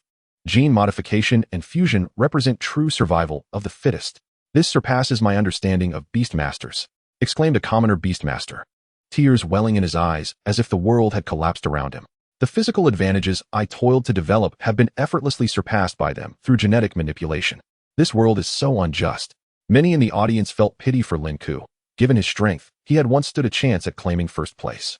Yet now, Zhang Tian had revealed his ultimate trump card, the fusion of dual companion beast genes, entirely severing Lin Ke's chances of victory. Regardless, Gao Jong Wong remains my number one in heart. Ha ha ha, commoner beast masters are prone to delusions. He believes he can be first? Our captain is the true champion. That Gao Jong Wong is merely a clown. In the face of absolute power and wealth, all else is but a fleeting illusion. Allow me to conclude this farce. Zhang Tian's voice was hoarse as his legs plunged into the arena, transforming into a streak of black light, vanishing from sight. His speed had increased tenfold. To the audience, Zhang Tian had become an enigma, impossible to perceive. What terrifying explosive speed! Is this the horror of the merging of man and beast? The crowd erupted once more. Lin Ke's pupils darted, striving to track Zhang Tian's figure. In a moment of void, he slowly raised his hand, fist clenched, and struck at the emptiness. Clang, clang, clang. Sparks erupted as Lin Ke's fist collided with Zhang Tian's dual blades. You can see me? Zhang Tian's incredulous voice resonated throughout the arena. Of course I can see you, Lin Ke replied with a light chuckle. You flit around the arena like a pest. It's quite irksome. Is this the speed you take pride in? It seems rather lacking. As the words left his lips, Lin Ke vanished entirely from Zhang Tian's sight, leaving no afterimage behind. Chapter 67. Complete domination, claiming the crown. Gao Jong Wong has disappeared. Why do I feel his speed surpasses Zhang Tian's? Impossible. It must be an illusion. As the audience buzzed with speculation, Zhang Tian was oblivious, entirely unable to sense Lin Ke's presence. The rushing wind whistled past his ears, only to shift to the other side in the next moment. A chilling breeze continually tested his limits. This was one of Lin Ke's trump cards, agility. His greatest strengths lay not only in power and physical healing capabilities, but also in the flawless inheritance of the swift attributes bestowed by Xiao He, resulting in a terrifying enhancement. This trump card had only been revealed to Bai Shuang once. Following that, she had instructed him to conceal his abilities, engaging in combat at speeds less than 10 times his own, only to be unleashed in dire circumstances. His ghostly speed would deliver the most crushing blows to his foes. Damn it, come out. Zhang Tian seethed, showcasing his prized trump card to eliminate Lin Ke, yet before he could even make a show of it, Lin Ke had imparted a lesson through reality. Regardless of speed, strength, insight, or perception, he was utterly overwhelmed by Lin Ke. It felt as though he were trapped in a dream. In his quest for genetic fusion, he had transformed into this form, yet Lin Ke still retained his humanity. How could he unleash such terrifying speed? Zhang Tian was driven into a frenzy, wildly brandishing his black blade, attempting to restrict Lin Ke's movements. What does it matter if you are fast? My defensive capabilities have significantly improved. As long as you cannot injure me, the match cannot conclude. The moment the gust of wind faded from his ears, Zhang Tian felt a tremendous force strike his chest. Lin Ke had appeared before him, delivering a punch to his heart, yet failing to breach the black armor. Ha ha ha, you cannot harm me. As Zhang Tian prepared to thrust his black blade, Lin Ke vanished once more. Faced with such mockery, Zhang Tian became infuriated. Insect, you are the true insect. Just a cowardly insect that can only evade. Zhang Tian hurled insults at Lin Ke, hoping to provoke him into revealing himself. Come out and face me. Aren't you fond of physical combat? I await your arrival. There was no chance of victory. Spectators could not help but voice their concerns. Is Zhang Tian still human in this state? If his opponent appears, he would surely be annihilated. Zhang Tian was not wrong. What does speed matter? It could not penetrate his defenses. A mere assassin faced with an impenetrable shield was utterly helpless. What good are critical strikes if they cannot breach defenses? Online, many were posting about this live melee, drawing tremendous attention. Compared to traditional beast battles, the raw physical confrontation between the two was far more novel and exhilarating. The popularity of this match soared to the top of the Tianjiao battle rankings, decisively overshadowing the second-ranked capital's Tianjiao battle. Come on, face me, Zhang Tian. Seeing that Lin Ke's attacks were ineffective, let out a maniacal laugh. I do not believe your stamina is boundless. I can endure this for a day. In Zhang Tian's eyes, Lin Ke, no matter how swift, would eventually exhaust himself, and he believed he would emerge as the ultimate victor. The outcome was inevitable. It was merely a matter of time. Lin Ke reappeared before Zhang Tian, striking his black armor's abdomen.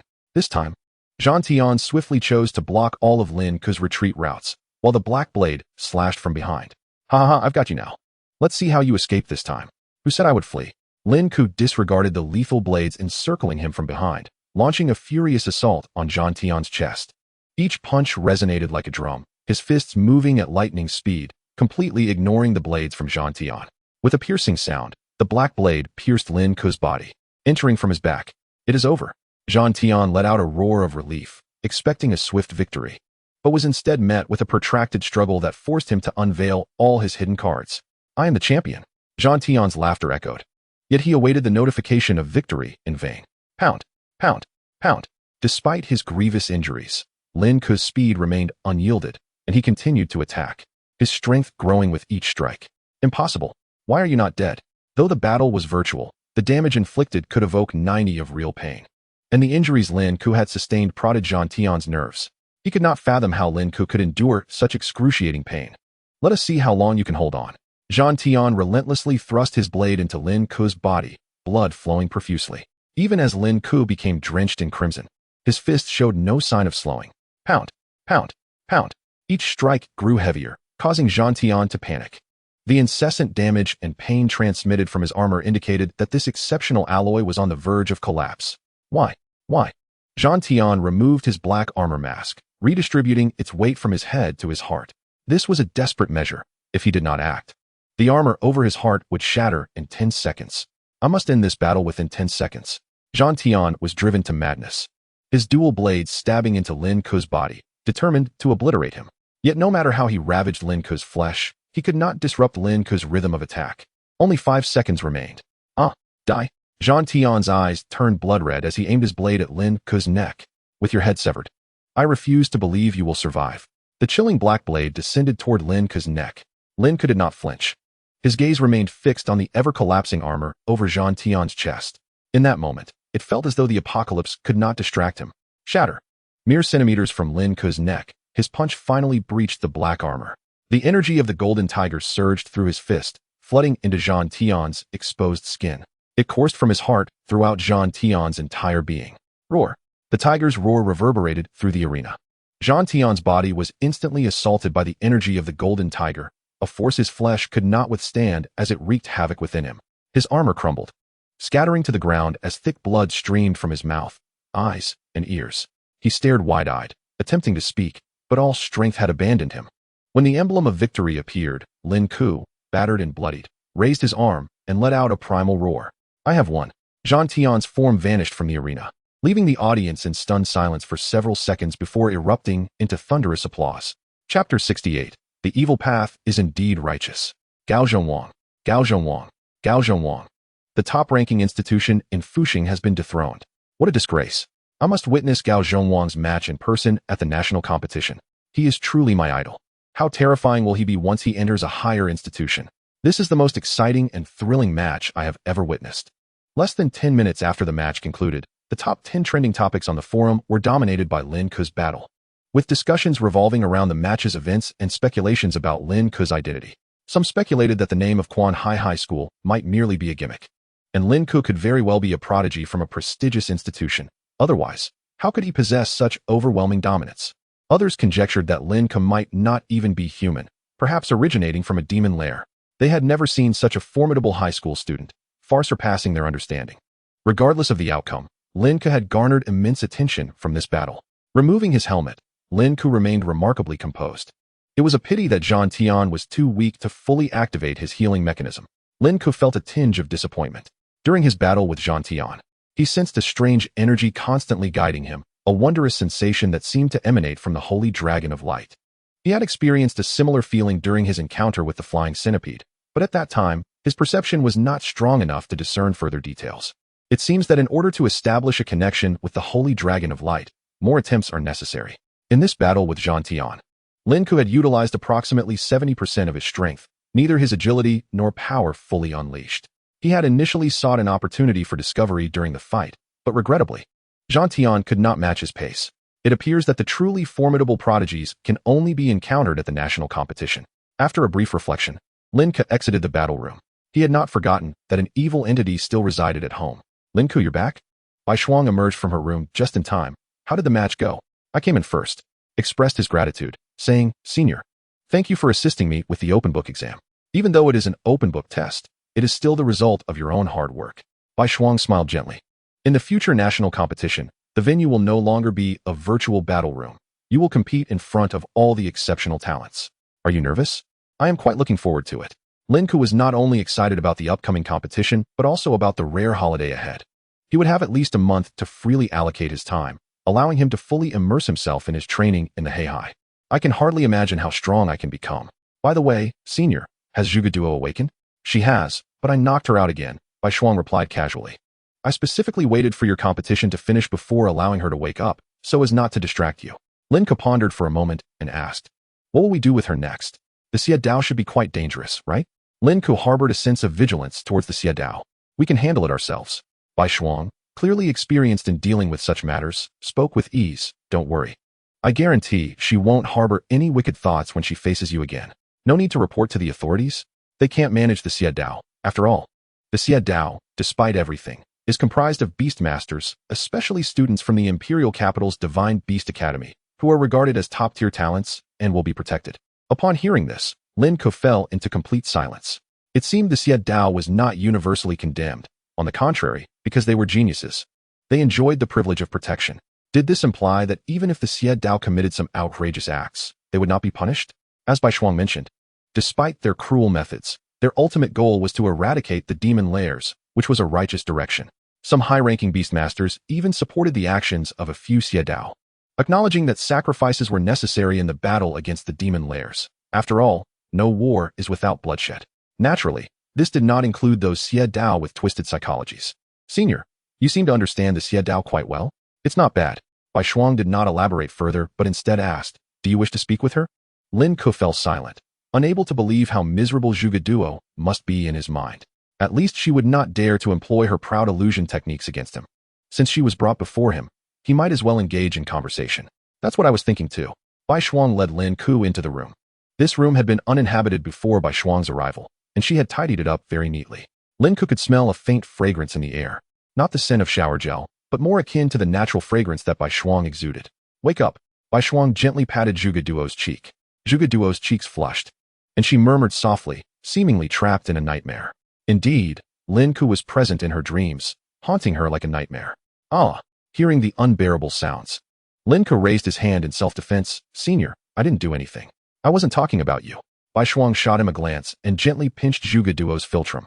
Zhuge Duo's expression contorted in pain, and she finally opened her eyes. After gasping for breath, her back soaked in sweat, upon regaining clarity and seeing her surroundings, she immediately clutched the blanket tightly, wrapping herself up completely. Lin Ke, you hurt me. Zhuge Duo cried out, tears streaming down her face like rain on pear blossoms, leaving Lin Ke feeling utterly helpless. Are you overthinking this? I didn't do anything to you. It's you. You bullied me. Zhuge Duo exclaimed, her large teardrops falling continuously, feeling deeply wronged after being tormented by Lin Ke all night in her dreams. Although it was just a dream, she felt a lingering ache in her back, as if her very essence had been drained. I don't care. Since you have already possessed me, you must join the Xiedao, or else I will die to show you. Do as you wish. Lin Ke was too apathetic to engage in Zhuge Duo's unreasonable tantrum, and one might assume he had done something to her. Bai Shuang then spoke. Are you one of the Xiedao? Only then did Zhuge Duo realize that besides Lin Ke, there was another person in the room, and this person seemed somewhat familiar. Her mind was in disarray as she mumbled, the Xiedao is simply the Xiedao. What difference does it make? After all, it is all for the purpose of eradicating the demon lairs, and to trample those arrogant wealthy individuals into the ground. Lin Ke, you must join us. Lin Ke was utterly bewildered. Trample the wealthy into the ground? Aren't you a wealthy person yourself? Zhuge Duo, however, responded with righteous indignation. Yes, I despise myself too. I believe I should stand alongside the common people. The wealthy are the most detestable. The richer they are, the more despicable they become. This world is in chaos because of them. Why should the exceptional talents from ordinary households be unable to attend prestigious academies? Isn't it just about money? Given equal resources, those talented commoners are no less capable than those privileged heirs. We, the Xiedao, aim to eradicate this behavior and restore fairness to the world.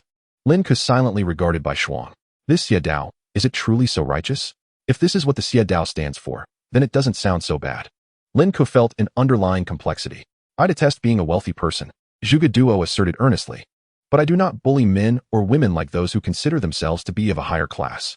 Zhuge Duo had always felt her life to be hollow, following the path laid out by her father and family, attending prestigious elementary schools, high schools, and ultimately entering elite institutions. Her friends and social circles were all from the upper echelons, and she was indoctrinated with the belief that only the elite deserved to live, while the common folk were unworthy of being called beastmasters.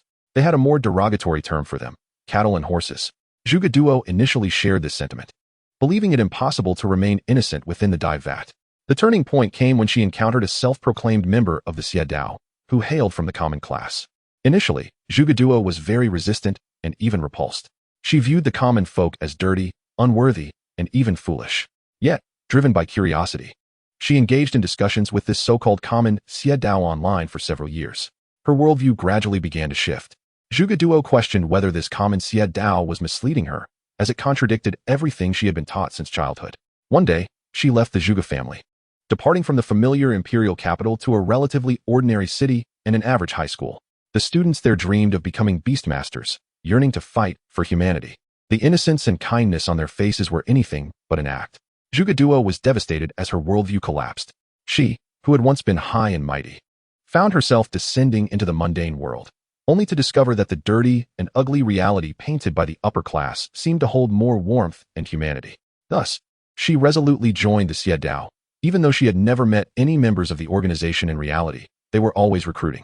Although Zhuge Duo had never successfully recruited anyone in these years, she firmly believed that with perseverance, someone would eventually understand them. So Lin Ke, please join us. Zhuge Duo, with a mix of fear and avoidance in her gaze, spoke with unwavering determination. With your strength and talent, you will surely become powerful in the future. Let those wealthy individuals see that common talents are no less than they are. Are you serious? Lin Ke looked at Zhuge Duo in astonishment. This was entirely different from his preconceived notions of the Xie Dao. How do you upgrade the demon lairs? What is the purpose of doing so? It can't possibly be for the sake of the common people, can it? Lin Ke quickly pinpointed the flaw in her argument. Despite Zhuge Duo's grandiose claims, she could not refute this point. What upgrade to the demon lairs? Zhuge Duo, completely unaware, inquired with curiosity. Can demon lairs even be upgraded? Her question caused Bai Shuang to furrow her brow as well. Haven't you seen me in the demon lair before? Lin Ke said in a deep voice. Were you not the one upgrading the demon lairs? What are you talking about? Zhuge Duo shook her head. At that time, I entered the magic cave using my companion Beast, searching for allies, and then I saw you. Bai Shuang, she is not lying. So the one who upgraded the magic cave is not Zhuge Duo? Zhuge Duo blinked her big eyes, completely confused about what the two were discussing. Senior, if it wasn't her, then does that mean there is another person involved? Yes, there should be other evil factions.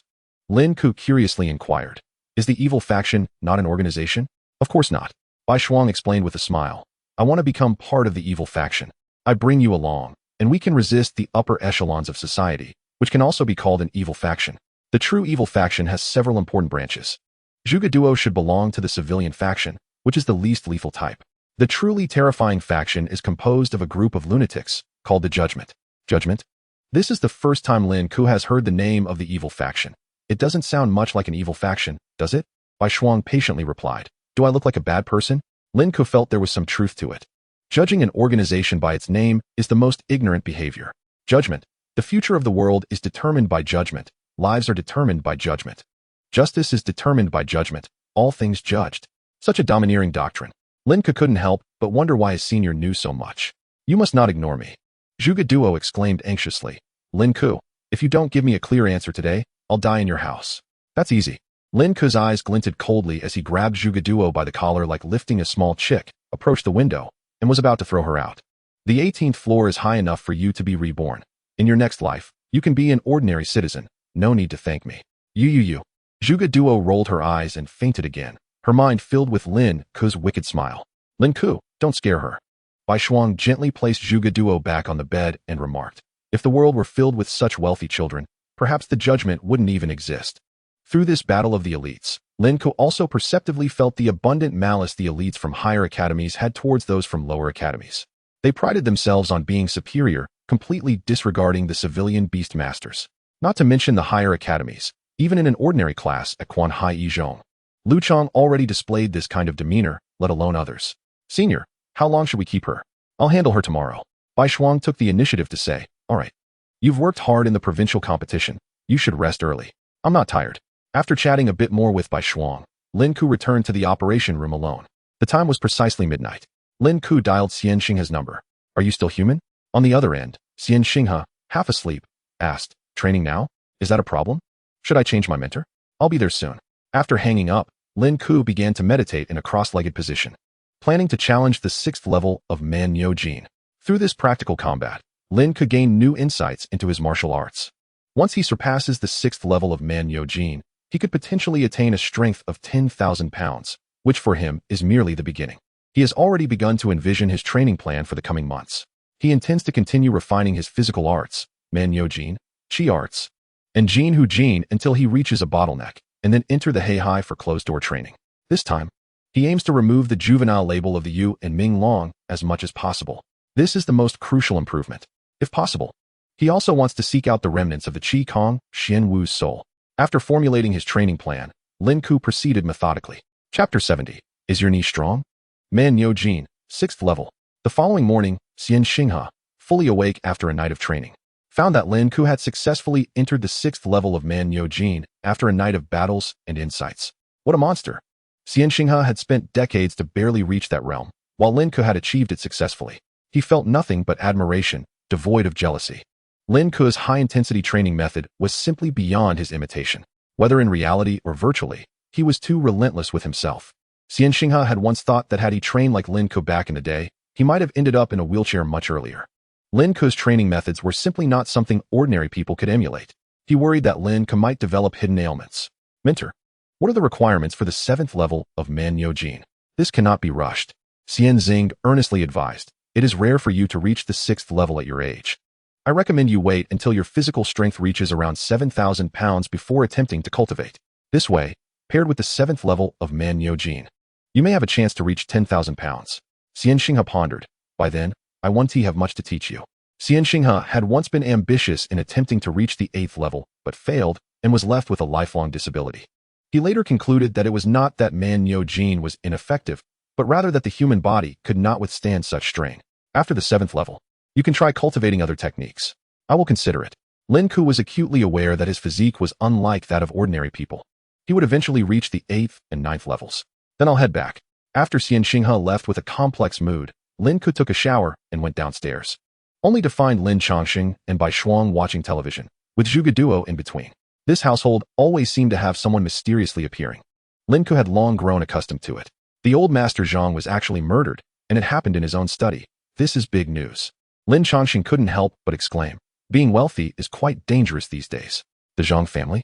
Lin Ke approached the group, glancing at the news report, which provided little information, only briefly announcing the death.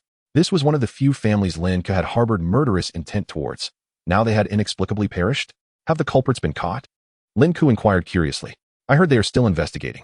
Bai Shuang responded. They should catch them soon. Zhuge Duo, clutching a pillow, had no interest in the television content, always wary of Lin Ke beside her. Ever since coming here, she had been plagued by nightmares, as if suffering from a nightmare curse. That detestable Lin Ke. Once I master my beast, I will make you experience what it means to have weak legs, just as Zhuge Duo silently vowed. Lin Ke received a call from his homeroom teacher, Chen Wei. Is this Lin Ke? It was indeed Chen Wei who called. The news of Quan Hai Yizhong winning the provincial championship was spreading like wildfire, and even Principal Xia's phone was nearly overwhelmed. Unable to avoid it, Chen Wei had to seek Lin Ke for clarification. It's me. That teacher remembers your home is on Pingyang Road. I happened to pass by today and heard you moved. Although Chen Wei spoke discreetly, Lin Ke could discern the implications in his words. We moved to Jinhai Diyuan. Oh, Jinhai Diyuan. Chen Wei nodded. Then the teacher might have a chance to visit? Chen Wei fell silent for a long time on the other end.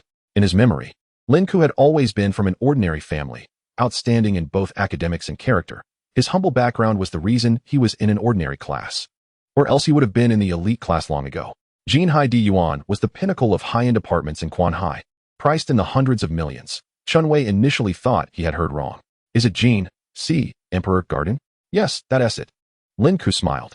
Are you planning a long overdue home visit, old teacher? Upon learning Lin Ke's address, Chen Wei's heart began to retreat. In such a location, he would never dare to pass by, let alone look up at it. Lin Ke had already moved into Jinhai Diyuan. Did that not imply? Chen Wei mused, then got straight to the point. Lin Ke, do you know about the National Elite Battle?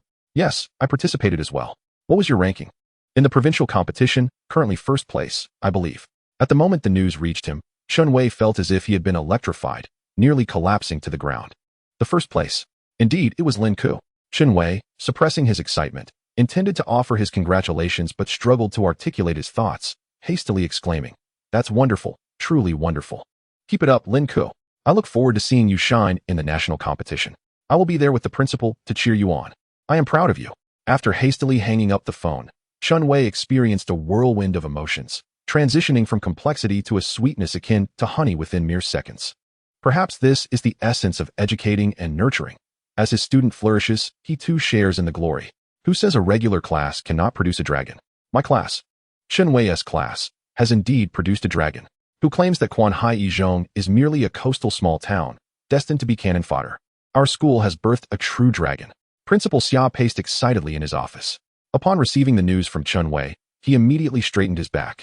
In recent days, he had received countless phone calls, some congratulatory, others threatening, but most were probing.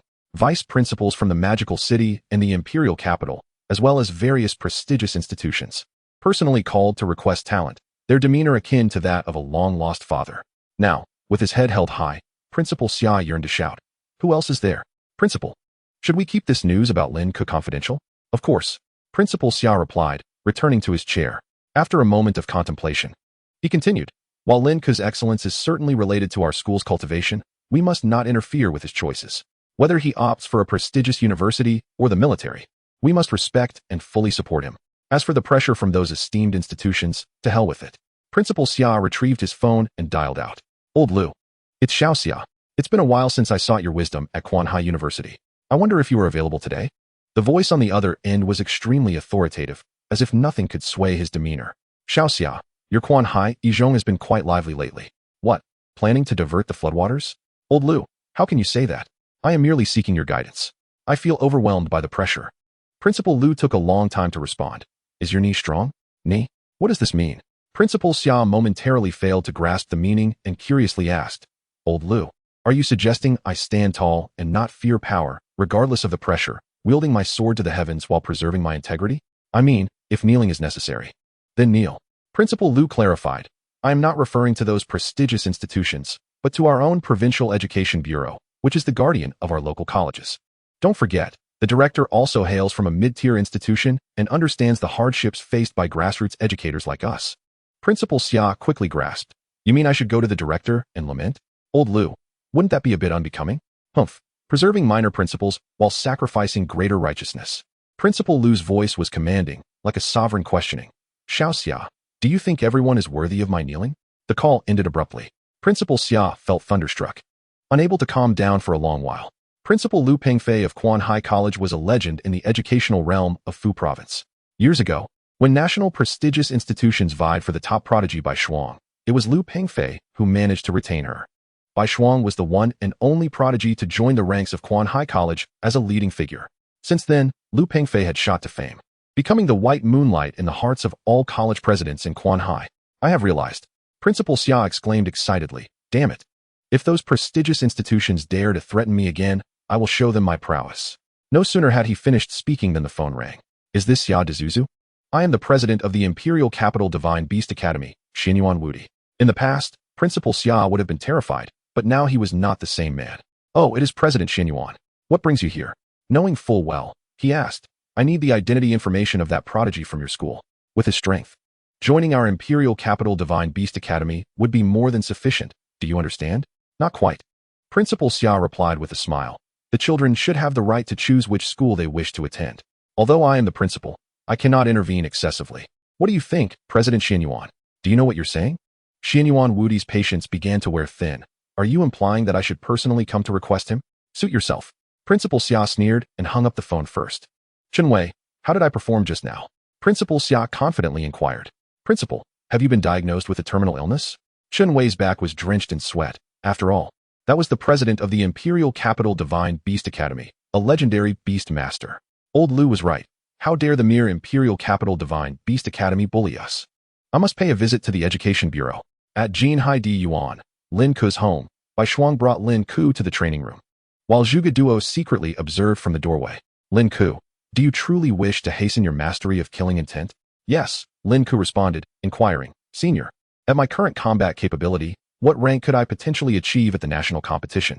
Around the top 32, Bai Shuang analyzed. Only the 32? Lin Ke estimated his standing. Realizing that the overall strength of his home province, Fu Province, was not on par with the talents from other provinces in Hua Country. When it came to first place, Bai Shuang indeed stood apart, but in terms of overall quality, the magical city, the imperial capital, and the rapidly rising Sujiang province were the true breeding grounds of prodigies. This is the top 32 of the nation, Bai Shuang reminded him. If you can comprehend killing intent, you indeed have the potential to advance further. I understand, Lin Ke sat cross-legged. In fact, I have recently been able to touch upon certain thresholds under Xianxing's training, yet I cannot seem to cross the final step. Why is that? You need an opportunity. Lin Ke wished to inquire if this opportunity involved killing, but felt it might be too abrupt, so he remained silent. Lin Ke, have you ever experienced death? Bai Shuang suddenly asked. I suppose I have, he replied. I mean true death. I have not. Bai Shuang stepped aside, drew her combat knife, and pointed it at Lin Ke. I can help you experience it. Perhaps this will allow you to enter the realm of killing intent. However, this is akin to pulling seedlings to help them grow, and could lead to a loss of control. You must think carefully. After a moment of hesitation, Lin Ke nodded. I want to give it a try. Then let us begin. Bai Shuang's eyes turned blood red as she gathered her killing intent, charging forth with her combat knife, unleashing her full might. Zhuge Duo, watching from the sidelines, dared not utter a sound. This person possesses the potential for the dark path. She observed as Bai Shuang relentlessly attacked Lin Ke, each strike deadly and bloody, offering him no respite whatsoever. After several exchanges, Lin Ke was left battered and bleeding, utterly disheveled. Zhuge Duo's thoughts began to shift. No, this person must be from the dark path. Too ruthless. Lin Ke seemed like a novice in her hands. But why did she seem somewhat familiar? Zhuge Duo mused internally, feeling as though she had seen Bai Shuang somewhere before. This was no mere illusion. Bai Shuang executed her actions without pausing, leaving Lin Ke no room to breathe. Even with Lin Ke's robust physical strength and terrifying healing ability, he could not withstand Bai Shuang's relentless barrage of attacks. He continuously used the Man Nyo gene to defend, yet his physical wounds kept multiplying. Lin Ke did not plead for mercy, gritting his teeth and persisting, as if the injuries to his body were insignificant to him. Senior, there is no need to hold back. Are you certain? Just as Bai Shuang, feeling a pang of sympathy, began to slow her assault, Lin Ke spoke again. I can still endure. Zhuge Duo covered her eyes, unable to watch. At that moment, Lin Ke had become a figure drenched in blood. Madness. They are both mad. Bai Shuang was well aware of Lin Ke's healing capabilities, and she had indeed held back until now. Since Lin Ke had taken the initiative to speak, she decided to no longer restrain herself. In an instant, the figure vanished, and the battle blade sliced through the air, producing a chilling gleam. A burst of crimson blossomed from Lin Ke's chest as his heart was cleaved in two by Bai Shuang. His pupils dilated in shock as he collapsed to the ground. Ah, you killed him. Zhuge Duo, suppressing her terror, rushed into the training room, only to be paralyzed with fear by the murderous gaze of Bai Shuang. This was a goddess of death. She was unlike any woman of such terrifying prowess he had ever encountered, truly a Valkyrie. Bai Shuang wiped the blood from the blade's tip. Standing still as she gazed at Lin Ke, her breathing slightly intensified, ready to intervene and salvage Lin Ke's life. Had she struck too hard? 10 seconds later, Lin Ke's dimmed pupils regained clarity as a soft white glow emanated from his dantian, enveloping his body entirely. Immediately, a terrifying roar of a magical beast echoed throughout the room. Chapter 72. The Method to Connect with the Holy Light Dragon. This was a space awash in a milky white hue, serene and pure, teeming with waves of delightful energy. Upon opening his eyes, Lin Ke discovered himself in this realm. Here, he curiously surveyed his surroundings, and upon looking up, he noticed a colossal milky white cocoon quivering, as if some creature within was struggling to emerge. A familiar sensation resonated within his heart, prompting Lin Ke to inquire, "Are you Xiao Bai?" The Holy Light Dragon. This was Lin Ke's second beast companion, a world-destroying beast with whom he had never before established contact. Inside the cocoon, the phantom of the Holy Light Dragon swam restlessly, seemingly on the verge of breaking free. Upon hearing Lin Ke's call, its movements became increasingly fervent. This cocoon felt vaguely familiar. In the blink of an eye, the Holy Light Dragon tore through the thin membrane of the cocoon and emerged, its entire form a brilliant white, every inch adorned with silver scales. Its eyes were pure white, as precious as gems from a snowy domain. Sacred, noble, and imposing. At the first sight of the Holy Light Dragon, Lin Ke couldn't help but exclaim, "So handsome." Its presence seemed to embody the very essence of all creation, every motion capable of shaking the world. Surely, this was the legendary, auspicious beast. Light always inspires longing, while darkness instills fear.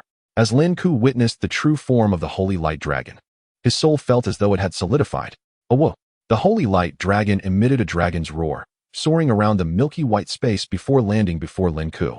Its body, approximately 3 zhang in size, appeared minuscule compared to the legendary beasts that obscured the heavens. Yet the Holy Light Dragon was still in its juvenile phase. Lin Ke curiously accessed the template of the Holy Light Dragon. Companion Beast, Holy Light Dragon Juvenile. Level, 3, 20. Strength, 60. Bone Quality, 90. Agility, 120. Talent, 100. Element, Light. Grade, World Destroying. Skills, Divine Prayer, Beginner. Indestructible Body, Beginner. Light Forbidden Zone, Beginner. Unbeknownst to Lin Ke, the Holy Light Dragon, which he had never before connected with, had already reached level 3. Its size was significantly larger than that of Xiao He at level 3. Furthermore, it did not require manual manipulation for hunting within this space. It could level up, which was the most convenient aspect. Xiao Bai. Lin Ke reached out with curiosity.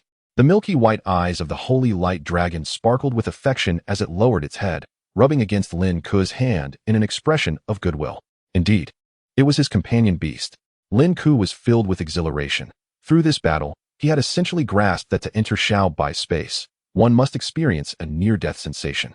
That fateful stab from Bai Shuang had inadvertently led him to discover the method of entry into this realm. Did you sense my danger, prompting you to break free from your cocoon? Lin Ke asked, anxiety creeping in. Does that mean you cannot level up? If his attempt inadvertently hindered Xiao Bai's progress, it would indeed be a case of losing more than he gained, and Lin Ke was still unaware of the Holy Light Dragon's whereabouts. If it could not level up, that would be disastrous. Oh woo, Xiao Bai explained. Upgrading while asleep is exceedingly slow due to passive absorption. Once awakened, I can consume the energy of this space, accelerating my leveling speed. Thus, awakening me is actually beneficial. Lin Ke's eyes brightened as he surveyed the milky white space. Xiao Bai, do you know where you are? The Holy Light Dragon hung its head, completely confused by the question. Never mind. One day, I shall find you.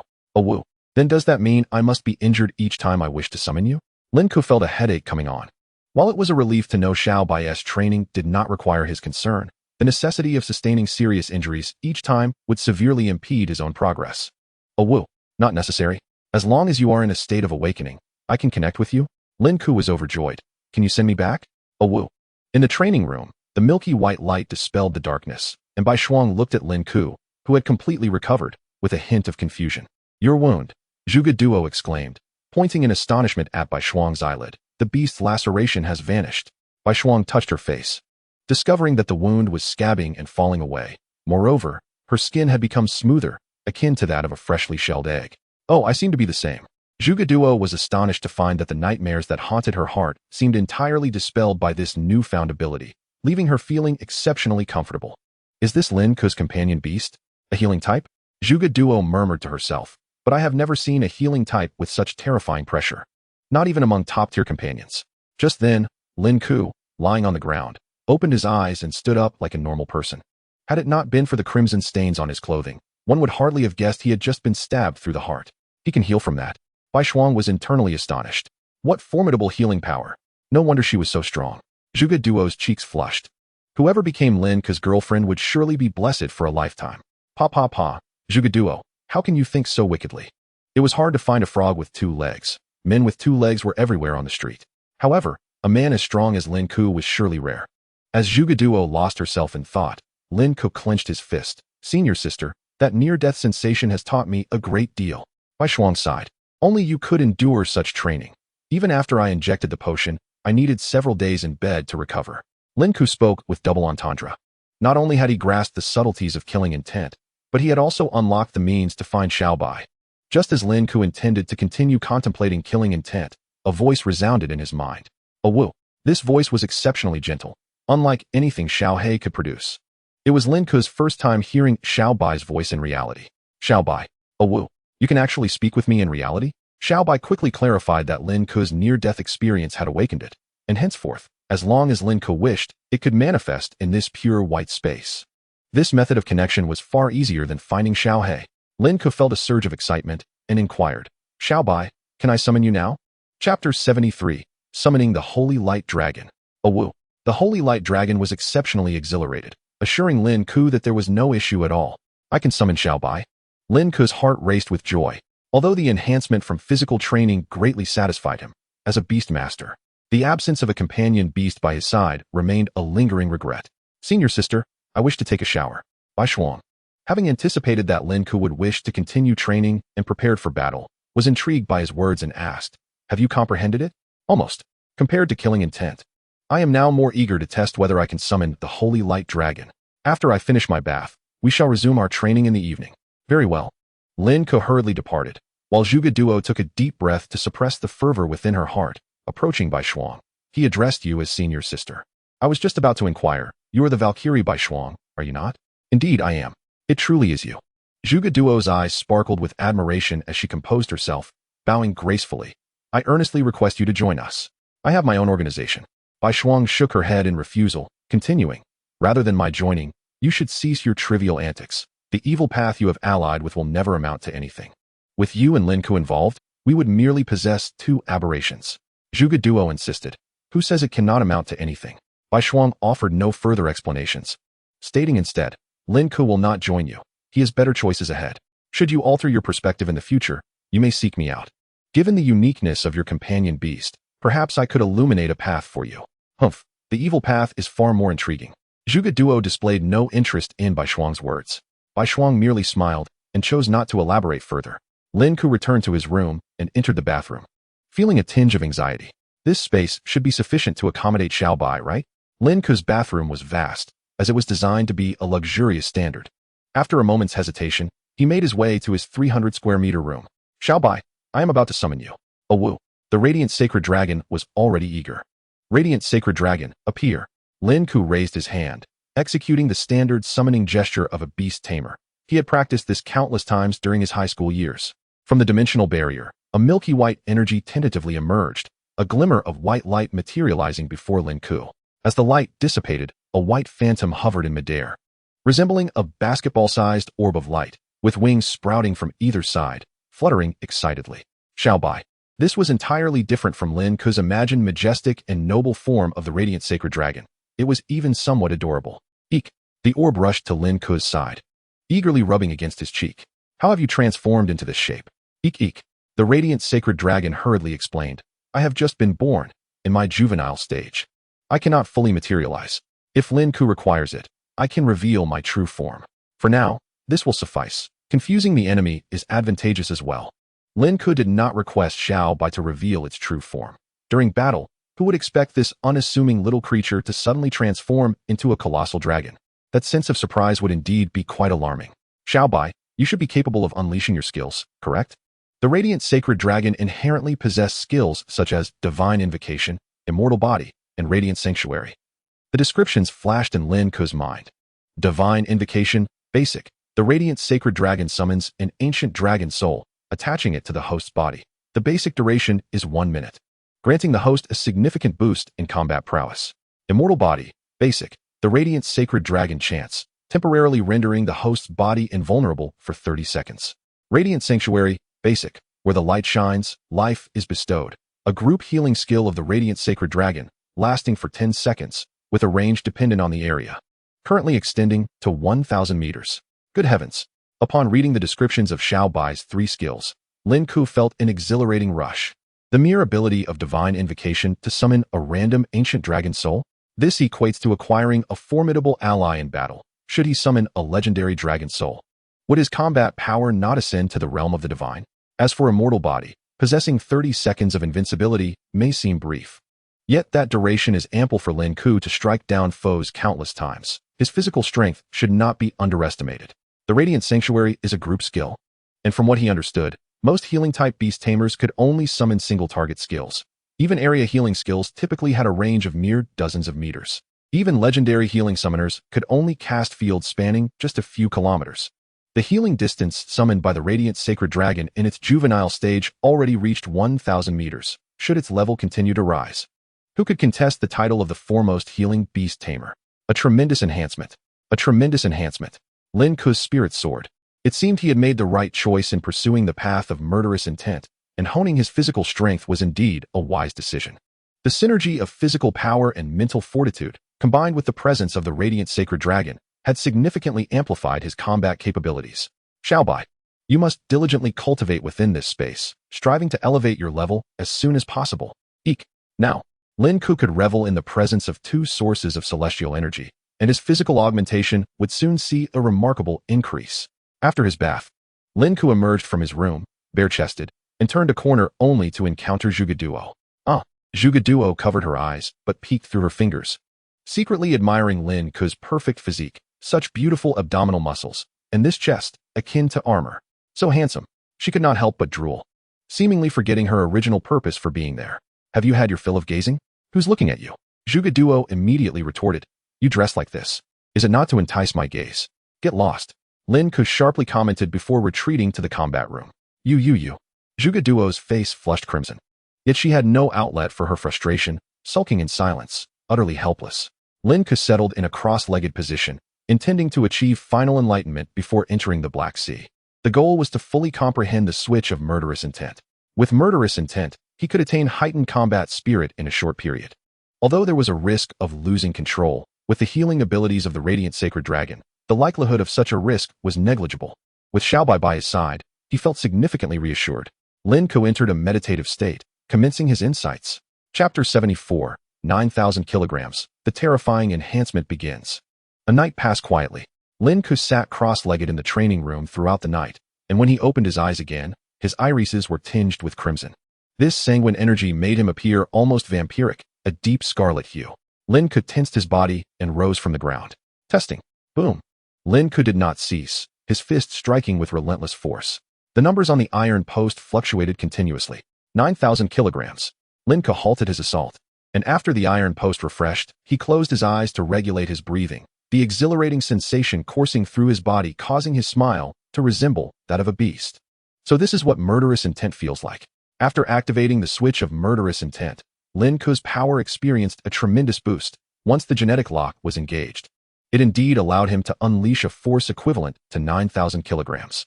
I feel that my exploration of murderous intent is far from sufficient. Lin Ke could distinctly sense that the realm of murderous intent was far from simple. Nevertheless, he was already quite satisfied with having successfully grasped the basics in less than a month. Exiting the training room, the sound of chattering from downstairs made Lin Ke feel as though he had returned to a bustling flower and bird market. Upon descending the stairs, he discovered chaos had erupted. Zhuge Duo and Mu Hongyu were embroiled in a fierce argument. Why do you get to live here? I have only been here a few days. Who do you think you are? What of it if I live here? This isn't your home. I insist on staying. Do you believe I will throw you out? You flat-chested wench. You cow. Who are you calling a big milk cow? Lin Ke promptly abandoned the idea of going downstairs. Having keen hearing was not always a blessing, as he could hear the disarray from the upper floor. Just as he contemplated escaping, he noticed an abrupt silence enveloping the area. Then, Bai Shuang's voice rang out. Continue arguing, and I will throw you both out. Splendid. Truly worthy of senior sister Bai Shuang. Lin Ke simply returned to his room, took a bath, and made his way directly to the intelligence room. Lin Ke, have you comprehended murderous intent? He encountered Bai Shuang as soon as he stepped out. I have grasped the basics. Lin Ke smiled and said, Senior, surely the intent to kill varies in intensity, right? There are 9 levels. Bai Shuang replied, you have comprehended the first level. Consider it an entry point. Your advancement should be significant, but the subsequent journey completely depends on fate. I cannot provide you with any constructive advice, for I am still at the first level myself. All right, then I shall conduct my own research later. By the way, Lin Ke, your academy is Quanhai, correct? Yes, as long as I can be with you, Senior. I shall arrange it. After Lin Ke finished speaking, he was about to enter the intelligence brain room when Bai Shuang suddenly recalled something and exclaimed, oh right. The national tournament for outstanding talents may occur after your university begins. At that time, you will represent Quanhai Academy. Does that mean there are still about 2 months left? Indeed, you can take this time to adjust yourself and strive to break the 10,000 gene barrier before participating. Lin Ke nodded with a smile, concealing the fact that he no longer regarded the 10,000 gene strength lightly. His ambition was to aim for 20,000 genes. After exchanging pleasantries, Lin Ke entered the intelligence brain room. Bai Shuang took out her phone and made a call. Principal, I have a genius to send to you. Quanhai Academy. Lu Pengfei sat behind a massive calligraphy artwork inscribed with the character Run and answered Bai Shuang's call. Genius? Who could possibly outshine you? Lu Pengfei chuckled and said, Girl, do not jest with me. I am serious. All right, our academy is quite commendable. You can arrange it directly. However, I must inform you. After pondering, Lu Pengfei inquired curiously, by the way, what achievements does this genius possess? Just recently, they secured first place in the provincial tournament of the Fu province. Clang. The phone fell from Lu Pengfei's grasp, his eyes reddening as it took him a moment to pick it up. Xiao Shuang, do you think I am worthy? Lin Ke's performance in Fu province had caused quite a stir. How could an educational authority like Lu Pengfei be unaware? Yet, he had never anticipated that such a hot potato would land in his lap. If I say you are worthy, then you are. Bai Shuang directly hung up the call.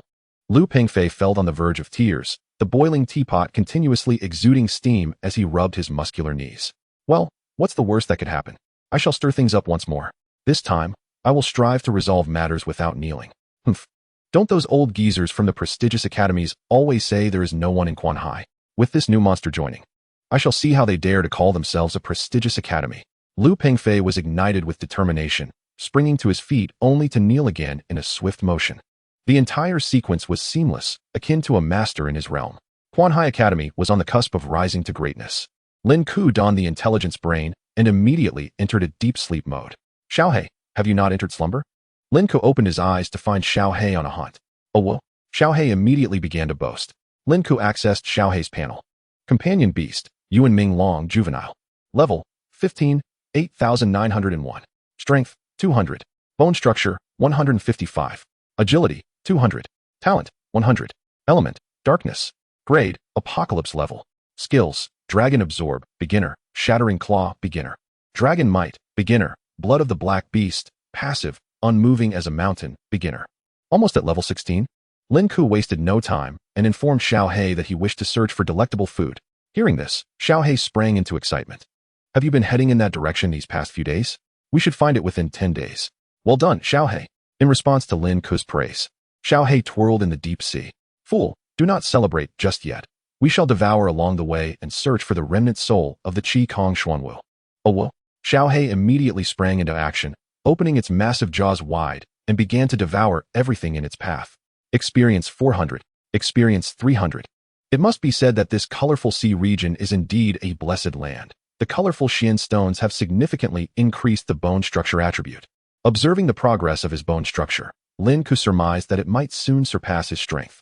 After 10 minutes, with a low roar from the Yuan Ming Long, its level rapidly surpassed 16. Chapter 75, Is a Reason Necessary? After crossing level 16, the Yuan Ming Long fell into a deep slumber. Oh woo! It emitted a reluctant wail. It's all right, Xiaohei. I will cultivate here for a while. We shall meet again once you awaken, right? Upon hearing Lin Ke's words, the Yuan Ming Long felt satisfied and drifted into sleep. Lin Ke embarked on his solitary cultivation journey, following the path planned by Xiaohei, pausing intermittently to cultivate while making progress. Experience 300. Experience 500. Experience 500. 16. Experience 12. This journey was indeed fruitful, although the number of colorful Xian stones was decreasing. The number of crystal cores was increasing. Lin Ke planned to accumulate a batch before uploading everything to the intelligence brain world for auction, estimating the total value to be at least 100 million.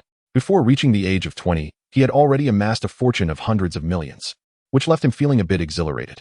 After a night of hurried travel and cultivation, more than 10 hours passed before the Yuan Ming Long awoke and informed Lin Ke that, at this pace, they would reach the nearest delicacy within 5 days.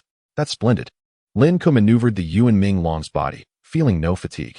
Unlike Xiaohei, who would take breaks along the way, he wasted not a single second outside of his cultivation time. Supported by the healing energy of the radiant holy dragon, Lin Ke was more resilient than a machine, entirely unaware of what fatigue felt like. Xiaohei, shall we break through to level 17 here before continuing our journey? Oh well. Lin Ke considered that enhancing his strength a bit more before reaching their destination would be beneficial. After 15 hours of frenzied devouring and cultivation, the Yuan Ming Long successfully surpassed level 17. Its attributes underwent another transformation. Lin Ke estimated that he no longer needed to rely on external enhancements like brute strength or killing intent. His pure physical power could easily reach the 5,000 kilogram range. After the Yuan Ming Long's level increased, Lin Ke continued his journey. With Xiaohei's enhanced agility, their travel became significantly more efficient, swiftly moving toward their destination. On the third day of deep-sea leveling, Xiaohei had just fallen into a slumber for less than half an hour when it suddenly woke up. Oh well, Xiaohei, what is it? Just as Lin Ke was about to set off, he noticed the Yuan Ming Long stirring restlessly. Is there something delicious nearby? Lin Ke inquired curiously. Why didn't you sense it before? The Yuan Ming Long explained that this particular item was not very appetizing and its aura was too faint, only detectable upon close approach. Then let us go take a look. Following Xiaohei's guidance, Lin Ke adjusted their course and sped towards the source. Upon exiting the colorful sea region, Lin Ke discovered that most of the scenes in the Black Sea were shrouded in darkness. Had it not been for Xiaohei's extraordinary talent, it would have been exceedingly challenging for him to navigate. After 15 minutes, Lin Ke spotted a green beam of light emanating from the sea floor, illuminated by the glow of something buried beneath the sand. Had it not been for the flickering dark green light, he would have surely overlooked it. Xiaohei, what is that? Oh well. The Yuan Ming Long quickly explained that this item should be of the same type as the purple cocoon they encountered last time. Is it a creature developing within a cocoon? A vision of Xiao Bai emerging from the cocoon flashed in Lin Ke's mind, and he felt an uncanny similarity between the two. Xiaohei, do you think these creatures were placed here by someone? The Yuan Ming Long expressed confusion, only knowing that consuming this item would facilitate an upgrade. Greedy little thing. Confirming that there were no threats nearby, Lin Ke allowed Xiaohei to take control of the body and approached the dark green light source. Xiaohei, in a state of urgency, extended its claws and delved into the seabed, completely extracting the dark green cocoon from the depths. Quite sizable indeed. Lin Ke meticulously observed the emerald cocoon, noting that apart from a faint luminescence, there seemed to be no signs of biological activity within. In contrast to the Heishou, this creature appeared to be on the brink of demise. How? Xiaohei, ever the opportunist, devoured it in one swift motion, chewing it thoroughly before swallowing. Experience gained. Experience 3,000. Experience 3,000. Experience 3,000. This cocoon resembled an experience egg, yielding substantial experience boosts every time the Yu and Ming Long consumed it. Currently, at level 1799, just a step away from level 18. Upon inspecting the panel, Lin Ke discovered that no new abilities had manifested for the Yu and Ming Long this time.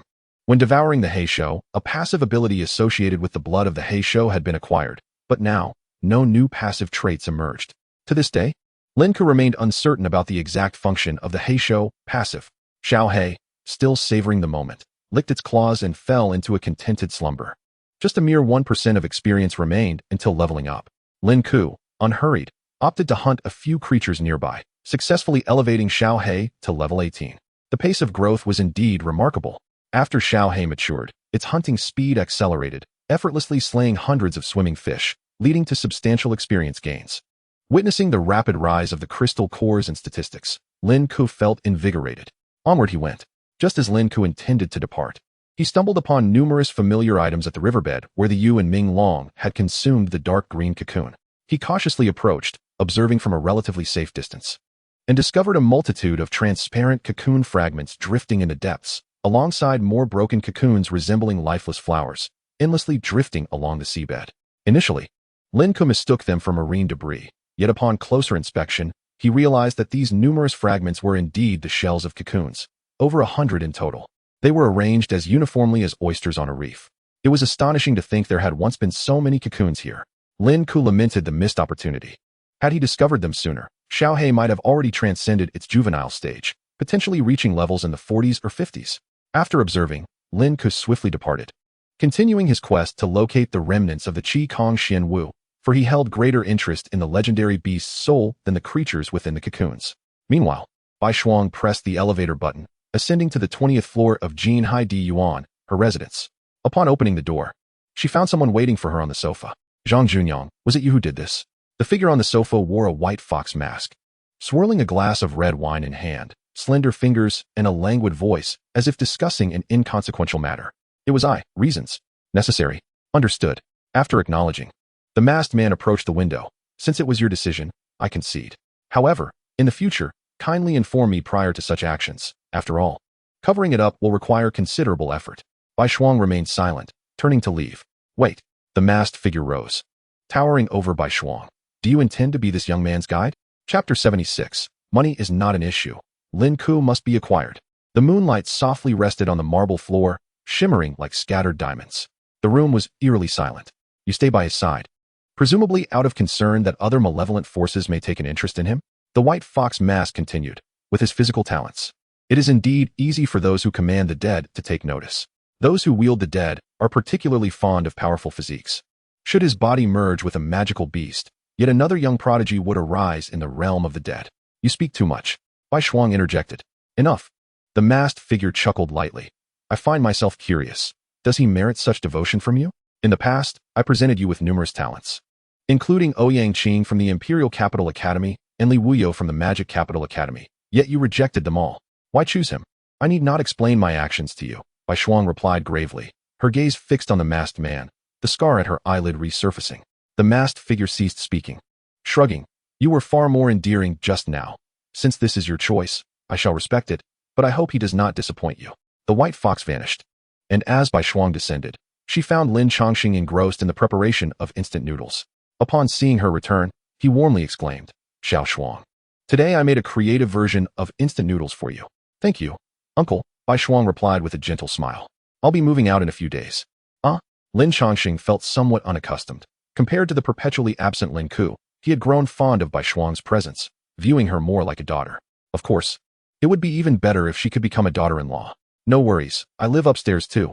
I'll drop by whenever I can. That is good to hear. By the way, where are your two friends? They went to duel. Lin Chongqing. The Black Sea. After another awakening of the Yu and Ming Long, Lin Ke found himself increasingly closer to his destination. How? The Yu and Ming Long awakened once more. After days of training, Xiao He had reached level 18. On the verge of hitting 20, Lin Ke remained filled with determination, constantly contemplating that if he could find the remnants of the Qi Kong Xian Wu, perhaps he could leap into level 20 in one fell swoop. The Yu and Ming Long, still bearing its juvenile label, possessed an intimidatingly large physique. Lin Ke had specifically researched the evolution of companion beasts from juvenile to growth stage, discovering that the vast majority of beasts underwent significant physical and appearance transformations once they entered the growth stage. Most companion beasts experienced an increase in size of approximately 1,050 units. This marked the first critical juncture for beasts, akin to Lu Dazhuang's companion beast, which could grow from the size of a thumb to that of a palm upon reaching the growth stage, a substantial enhancement. His beast possessed an exceptionally unique growth trait, requiring only the consumption of excrement to grow stronger. In a sense, it might not even need to descend into the demon's lair, as long as enough time elapsed. It could potentially evolve into feces. See Mad Maggot. Xiaohei, I wonder what changes your appearance will undergo once you reach adulthood. How exciting. The Yuan Ming Long, unusually silent, had its mind preoccupied with thoughts of food. Knowing that Lin Ke would tease it about its appetite, it fully committed to the journey, forsaking the consumption of experience. The journey, initially projected to take 10 days, was shortened to 5 thanks to Lin Ke's efforts, and that night, Xiaohei, fighting against drowsiness, let out a roar. How? Have we arrived? Lin Ke immediately perked up, searching the darkness for signs of the Qi Kong Xian Wu's remnants. Xiaohei, why can't I see anything? How? The Yuan Ming Long explained that patience was required. Having waited this long, Lin Ke was naturally unperturbed. He directed Xiaohei to continue hunting for upgrades while scavenging for crystal cores. With the current funds, he should have enough to purchase a set of basic battle armor, perhaps even with some surplus. No man can resist the allure of battle armor, and Lin Ke was no exception. Yet, the thought of becoming destitute again after the purchase sobered him. Acquiring wealth, acquiring wealth, acquiring wealth. This amount is still far from sufficient. While Lin Ke waited, 30 Rolls-Royce vehicles, bearing the imperial capital's license plates, arrived in an orderly fashion at the residence of Fu Province's Zhan Tian. Young master, the people from the imperial capital have arrived. The old steward bowed and approached the door to Zhan Tian's room. After a moment, Zhan Tian, disheveled and with red-rimmed eyes from days of weeping, finally opened the door, his body still twitching uncontrollably. The old steward felt a deep pang of sympathy and said, "The master regrets his actions. If he had allowed you to spend more back then, perhaps this competition would have turned out differently." Zhan Tian, suppressing his spasms, replied, "Tell my father I will strive harder. I will not disappoint him again." The old steward, with a face full of hope, responded, "Understood, young master. The master will surely feel proud upon hearing your words." Dressed in a tailored suit, Zhan Tian regained his composure, with the steward and maid trailing behind him in perfect unison as they approached the grand entrance of the villa. Truly, he was a prodigy from the capital, and the spectacle was indeed magnificent, the steward mused inwardly. As the car door opened, the person stepping out was not Ouyang Qing, but his steward, accompanied by attendants and maids from the luxurious vehicle. The sight of servants exiting a Rolls-Royce startled the old steward momentarily. Once everyone had disembarked, Ouyang Qing's steward methodically unfurled a red carpet. The maid skillfully entered the estate and sprayed a large white circle on the green lawn, inscribed with a message. "Master, what are they doing?" Zhan Tian inquired, shaking his head in curiosity as he gazed skyward. In the distance, the roar of a beast-like rotorcraft echoed, and a powerful gust of wind swept across the grass as a massive alloy helicopter descended smoothly onto the lawn. 2 maids hurried forward and knelt on the ground, while Ouyang Qing, clad in a white suit, stepped down without sparing them a glance, effortlessly treading upon their soft backs. "President," Zhan Tian approached with an apologetic demeanor. "I was unaware of your visit. I apologize for the lack of hospitality." Ouyang Qing waved his hand dismissively and pulled out a handkerchief to cover his mouth and nose. "It is also my fault for coming unexpectedly. My subordinates were not adequately prepared, and I had to rush out." He gestured, "Let us go inside and talk." Taking the lead, Ouyang Qing moved as though the estate were his own, while Zhan Tian trailed behind, head bowed like a child who had erred. "Zhan Tian, your defeat is not unjust," Ouyang Qing remarked coolly. "The opponent's strength is indeed far superior to yours. Thus, I have decided to grant you another opportunity for redemption." The mention of a chance for atonement ignited a flicker of hope in Zhan Tian. Failing to secure first place in Fu Province had brought shame to the entire Imperial Academy, an unprecedented occurrence. No such misfortune had befallen other cities, as the top positions were predominantly claimed by the esteemed institutions of the capital, the magical metropolis, and the 3 major academies. Mid-tier academies were hardly in contention for such accolades. Only one prodigy, Lin Ke, exists in this realm, Zhan Tian lamented, his voice hoarse. "I cannot face my school again." "Pathetic." Ouyang Qing scoffed, his voice stern. "The elite of the Imperial Academy are resilient. One failure should not lead you to despair." A mere provincial champion is insignificant to the Imperial Academy. If that individual truly possesses strength, I will personally await him on the national competition stage. Even entering the top 32 in the national tournament will be a challenge for you. Zhang Tian bit his lip in frustration and asked, "What is this opportunity for atonement you mentioned? Have you not found him yet?" The high school student? Ouyang Qing returned to the matter at hand. The prestigious academies in the magical metropolis and Su Jiang are covertly investigating, attempting to recruit him into their ranks. Zhang Tian's temper flared. They are unworthy. A true prodigy should join our Imperial Academy. Neither Su Jiang nor the magical metropolis can be compared to us. Despite his defeat by Lin Ke, Zhang Tian remained rational, knowing that only the Imperial Academy was deserving of such talent. Precisely. Ouyang Qing narrowed his eyes, his tone menacing. The farce of the past must not repeat itself. The new generation of leaders must emerge from the Imperial Academy. It was a disgrace when a Valkyrie who suppressed an entire generation of prodigies hailed from a lesser academy. President, did you not assert that if the opponent merely comes from an ordinary family with a net worth of 100 million, he would be unqualified to join? Ouyang Qing shot a piercing glance at his attendants and barked, "Are you foolish? What if he is a mere pauper? The Imperial Academy's student council can easily offer him a few billion, and collectively, that amounts to hundreds of billions. This is not a trivial matter. Our immediate priority is to locate him and ensure he joins the Imperial Academy. We cannot allow him to be absorbed by other prestigious institutions." The swift change in Ouyang Qing's demeanor stemmed significantly from pressure exerted by the Board of Trustees, of which the Ouyang family was a member. News of Lin Ke's remarkable performance in the Qianhai Tianjiao tournament spread quickly. Initially, Ouyang Qing had no intention of intervening. He planned to defeat Lin Ke in the national competition and settle the matter. With his strength, he could safeguard the glory of the Imperial Academy.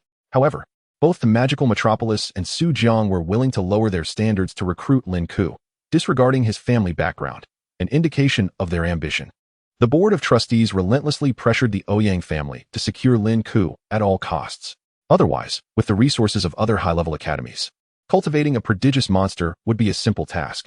Safeguarding the glory of the Imperial Academy is our duty. This individual must join us. Lin Ke, amidst the chaos in the Black Sea, remained oblivious to Ouyang Qing's intentions of casually offering him hundreds of billions. Had he known, he might have refrained from confronting Zhang Tian so fiercely, at least leaving some dignity for the Imperial Academy. Xiaohei, it has been 3 hours. Has the residual soul not appeared yet? After clearing the area of all minor creatures, Lin Ke grew increasingly anxious as the residual soul remained elusive. He had intended to devour the residual soul to see if he could successfully break through to level 20, but this uncertainty was gnawing at him. Roar! The Dark Nether Dragon suddenly spoke. It's here? Lin Ke immediately commanded the Dark Nether Dragon to enter stealth mode, concealing its presence. The surrounding sea, now devoid of any life, was eerily quiet, save for the glimmering golden eyes of the concealed Dark Nether Dragon. I see it. Lin Ke spotted a colossal shadow on the horizon, larger than the previous Qi Kong Xuanwu. The apparition flickered with a faint azure glow, obscuring its true form. Roar! Xiaohei, attack! Upon receiving Lin Ke's command, the Dark Nether Dragon shot forth like a drawn bowstring, without a hint of hesitation. The allure of the legendary residual soul was irresistible to the Dark Nether Dragon. Who knows what treasures it might yield this time? Dark Nether Dragon devours. Azure Luan Crystal Iron Dragon gains shared attribute. Root Bone Evolution. Azure Luan Xian Bone. Experience gained, 5,000. Experience gained, 5,000. Experience gained, 5,000. Experience gained, 5,000. A cascade of notification sounds echoed as the Dark Nether Dragon's level swiftly ascended to 19. Lin Ke was awash in exhilaration. The relentless surge of experience contrasting sharply with the indulgent feasting of Xiaohei. Delightful. Truly delightful. Lin Ke suppressed his joy as he examined the residual soul of the beast Xiaohei had consumed. Such a significant enhancement could only indicate that the opponent was undoubtedly a legendary beast. Yet, this beast was not the Qi Kong Xuanwu, but rather the Azure Luan Crystal Iron Dragon, a branch of the dragon lineage. It seemed rare for a legendary summoner to have any connection to the dragon race, as the descendants of the Yellow Emperor have revered dragons throughout history. And every beastmaster harbors a profound longing and aspiration for dragons. The Qingluan Essence Iron Dragon is undoubtedly part of the dragon lineage. In terms of bloodline, it should not surpass Xiaohei. I am grateful for the generous gift from my esteemed predecessor, and I shall endeavor to honor it, to avoid any adverse effects. Lin Ke repeatedly murmured sweet words in his heart. Within this Black Sea, there surely exists more than one legendary beast's residual soul. This is monumental news for Lin Ke. The greater the number of legendary beast souls present in the Black Sea, the more opportunities await. Although Lin Ke cannot yet ascertain whether the Yuan Minglong belongs to the apex of the Black Sea's food chain, if he perseveres in his pursuit of consumption, with Xiao Hei's terrifying growth potential, it will inevitably evolve into an unparalleled existence within the Black Sea. Roar, roar, roar, roar.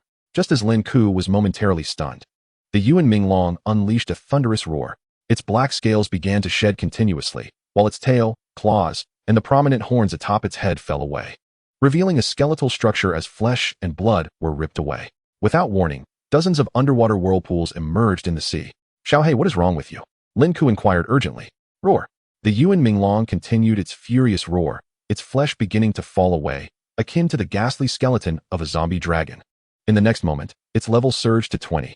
The juvenile label vanished. Chapter 78. Evolution. The Chaotic Minglong, a tremendous enhancement.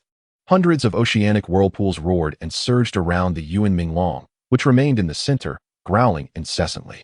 Lin Ke was utterly bewildered, attempting to access the panel, only to find the Yuan Minglong's panel had appeared.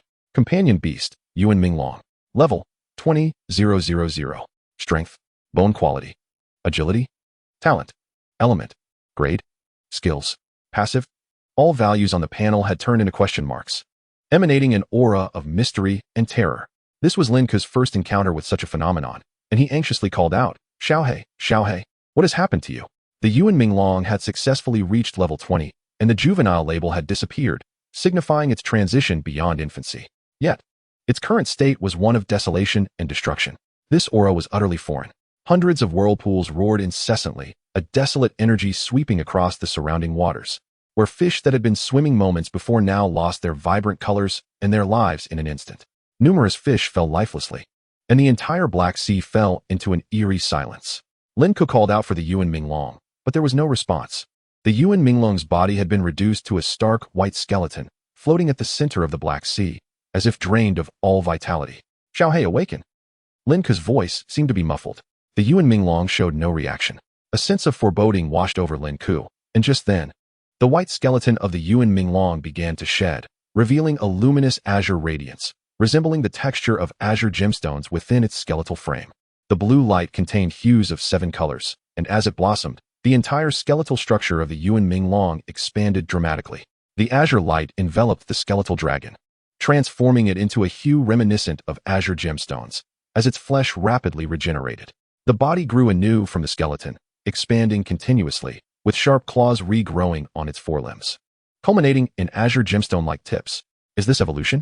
Lin Ke dared not speak, silently observing the metamorphosis. The dragon's head, tail, and wings grew rapidly, and in the blink of an eye, the Yuan Minglong's form was fully resurrected, appearing as a massive mountain submerged in the depths of the sea. When the Yuan Minglong's legs touched the ground, a tremor akin to wailing reverberated through the seabed. Open your eyes. The dark golden beastly eyes ignited, emitting a low growl, roar. Its roar reverberated throughout the Black Sea. Xiao Hei, can you hear me? Roar. The Yuan Minglong's voice had deepened significantly. No longer the tender sound it once was, yet its emotions remained unchanged. Did you just evolve?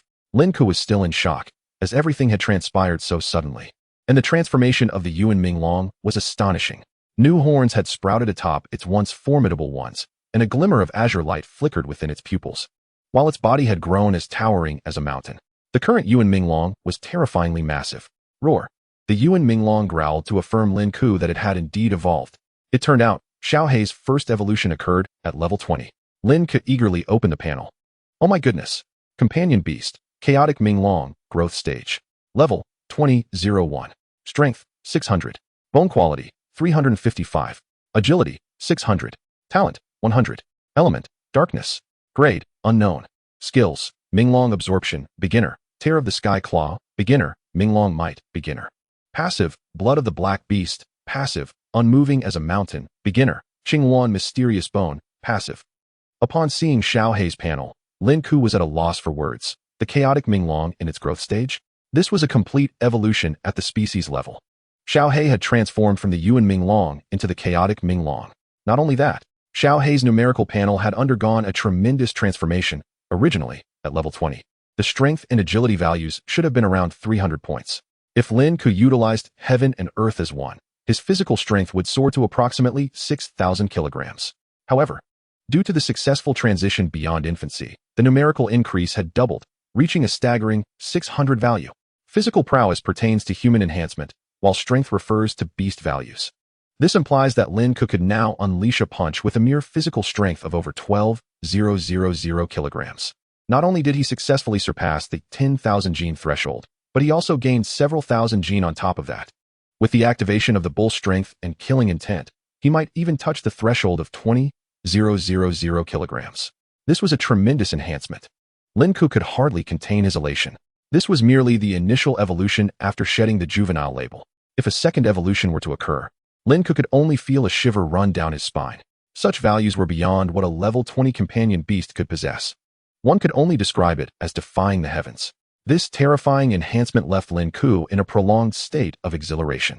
Once he regained his composure, Lin Ke speculated that this extraordinary enhancement was likely unrelated to the Qinghuan Essence Iron Dragon, but rather a consequence of reaching the level 20 threshold. Xiaohei's perfect talent had brought about growth beyond Lin Ke's expectations. He had anticipated a numerical increase upon shedding the juvenile label, but he had never imagined it would reach such an astonishing level. Xiaohei, you have brought me an overwhelming surprise. Roar.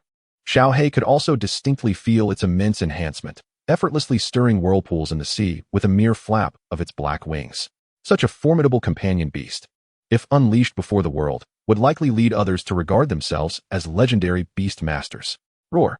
Xiaohei lowly growled to inform Lin Ke that it was about to fall into slumber once more, as the overwhelming enhancement had left it mentally and physically exhausted, likely requiring several days of rest. Sleep well. Were it not for the circumstances, Lin Ke would have wished to summon a female dragon to reward Xiaohei properly. Of course, this was just a jest. Roar. Amidst the reluctant low growls of the Yuan Minglong, it gradually closed its eyes, resembling a tranquil mountain resting within the Black Sea. Just as Lin Ke intended to continue admiring the Yuan Minglong's panel, a voice echoed in his mind. Chaotic Minglong evolution complete, blood of the Black Beast merging. The Black Beast is a shadow of calamity, originating from the ancient progeny of the devouring calamity deity's monstrous offspring. Blood of the Black Beast fusion underway. Chapter 79. Breaking the 10,000 gene barrier, never yielding. Calamity? Black Beast fusion? What does this mean? Lin Ke had not anticipated that Xiaohei's evolution would indirectly activate the passive ability of the Black Beast. Calamity? Does this not imply disaster? Lin Ke found it hard to reconcile the image of the once adorable creature with such a term. Yet, what did the passive ability of the Black Beast's blood signify? Would it lead to misfortune? Lin Ke continued to examine the description of the Black Beast's bloodline. Passive the Calamity clan, truly a creature of pure evil. How could such bizarre beings exist in the Black Sea? Could this place be the tomb of the gods? The wicked path did not align with his identity. The Black Beast's passive, upon merging with the body, triggered the Calamity evil body, channeling the power of the Black Beast into the flesh, enhancing devouring and berserk capabilities. Lin Ke's eyes sparkled. What a treasure! A true gem. This was tailor-made for him. His unwavering dedication to physical training clearly resonated with the Black Beast's passive, which evidently amplified the strength of his devouring and fury. Although Lin Ke was uncertain about the implications, it appeared remarkably powerful. No, he must exit the retreat early and test it out. Lin Ke eagerly departed from the Black Sea space. After all, Xiaohei remained in slumber, and he could take this opportunity to observe the enhancement of his power and the benefits brought by the Black Beast's passive. In the intelligence room, Lin Ke removed his helmet, hearing the cracking sound of it. Damn! Startled, he hastily loosened the helmet. A torrent of energy surged, continually impacting and solidifying his body, each wave more intense than the last. The sensations of tingling and power overwhelming Lin Ke, prompting him to unleash a roar. Exhilarating. This was the most terrifying enhancement of his physical prowess under the state of heaven and earth in harmony. Lin Ke nearly lost control and crushed the helmet in the process. His body felt increasingly light. Beneath this muscular frame, which was not overly bulky, lay an incredibly formidable strength. Lin Ke was now unsure to what extent his physical power had evolved. With a heart full of trepidation, Lin Ke stepped into the training test area. Testing. The iron stake puppet appeared. Lin Ke unleashed a punch, purely with his physical strength. Whoosh. The shadow of his fist withdrew, and Lin Ke remained standing motionless, utterly unrecognizable as having struck. The iron stake shattered instantly. The numbers fluctuated continuously. 15,000 kilograms. Incredible. In less than 5 days, Lin Ke not only successfully broke through 10,000 kilograms of physical power, but exceeded it by an additional 5,000. This transformation was likely due to his innate attributes. If combined with the strength of the bull's might and the intent to kill, he might even surpass 20,000 kilograms. It felt as if the days under 10,000 pounds were just 5 days ago. Xiao Hei's growth, shedding the label of infancy, had yielded rewards beyond Lin Ke's imagination, completing what was originally intended to be a month-long retreat in just 5 days. How would he activate the calamity body now? Lin Ke sat cross-legged, gradually sensing the changes within his body. Delving inward, he observed the situation, a fleeting azure glow emanating from his bones.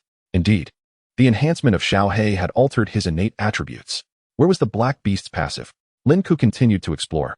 Finally, at the Dantian area, he sensed a strange energy.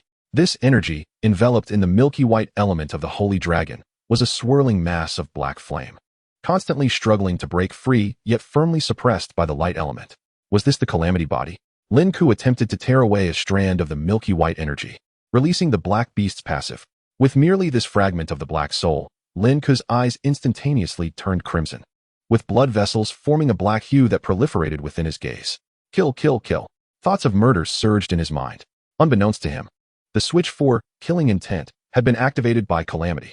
This felt like an amplification of his abilities. A torrent of violent energy rushed into his body, and Lin Ke rationally manipulated the energy of the Holy Dragon to suppress the calamity body of the Black Beast. He dared not fully unleash it. The aura of desolation, disaster, and terrifying destruction, if entirely released, could very well claim lives. Such a wicked state. Lin Ke adjusted his breathing, forcibly suppressing the sinister thoughts, sealing the milky white energy back atop the Black Beast's energy. The irrational behavior gradually faded. The state he had just exhibited was certainly not merely the result of a single level of killing intent.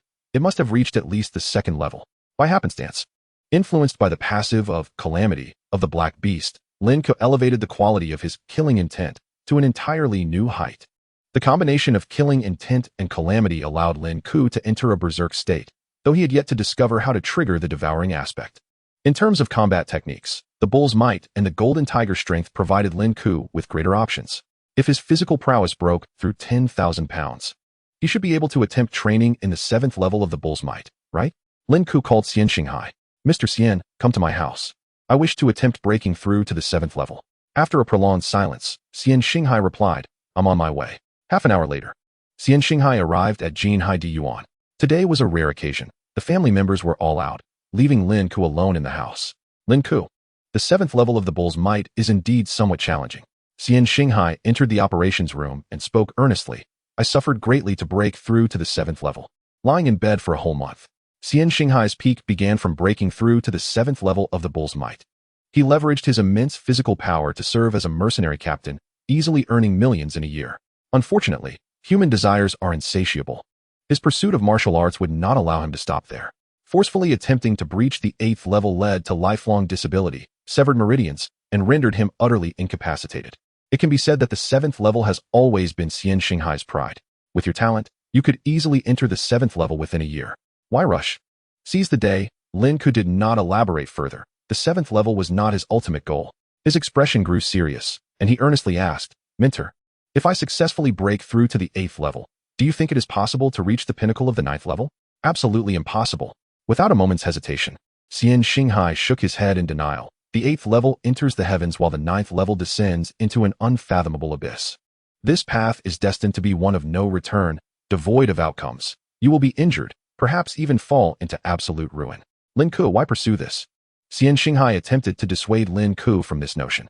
You have yet to cross the 7th level. Why must you? Mu. A shadowy figure of a bull loomed before Xian Xinghai, an undeniable presence and familiar pressure rendering him momentarily speechless. His words caught in his throat. Just before you arrived, I successfully crossed the 7th level. Now, I want to try for the 8th level. Lin Ke spoke with unwavering determination, echoing a phrase that would forever remain etched in Xian Xinghai's memory. For a martial artist, wounds are the imprints of destiny. Scars are the tattoos of a king.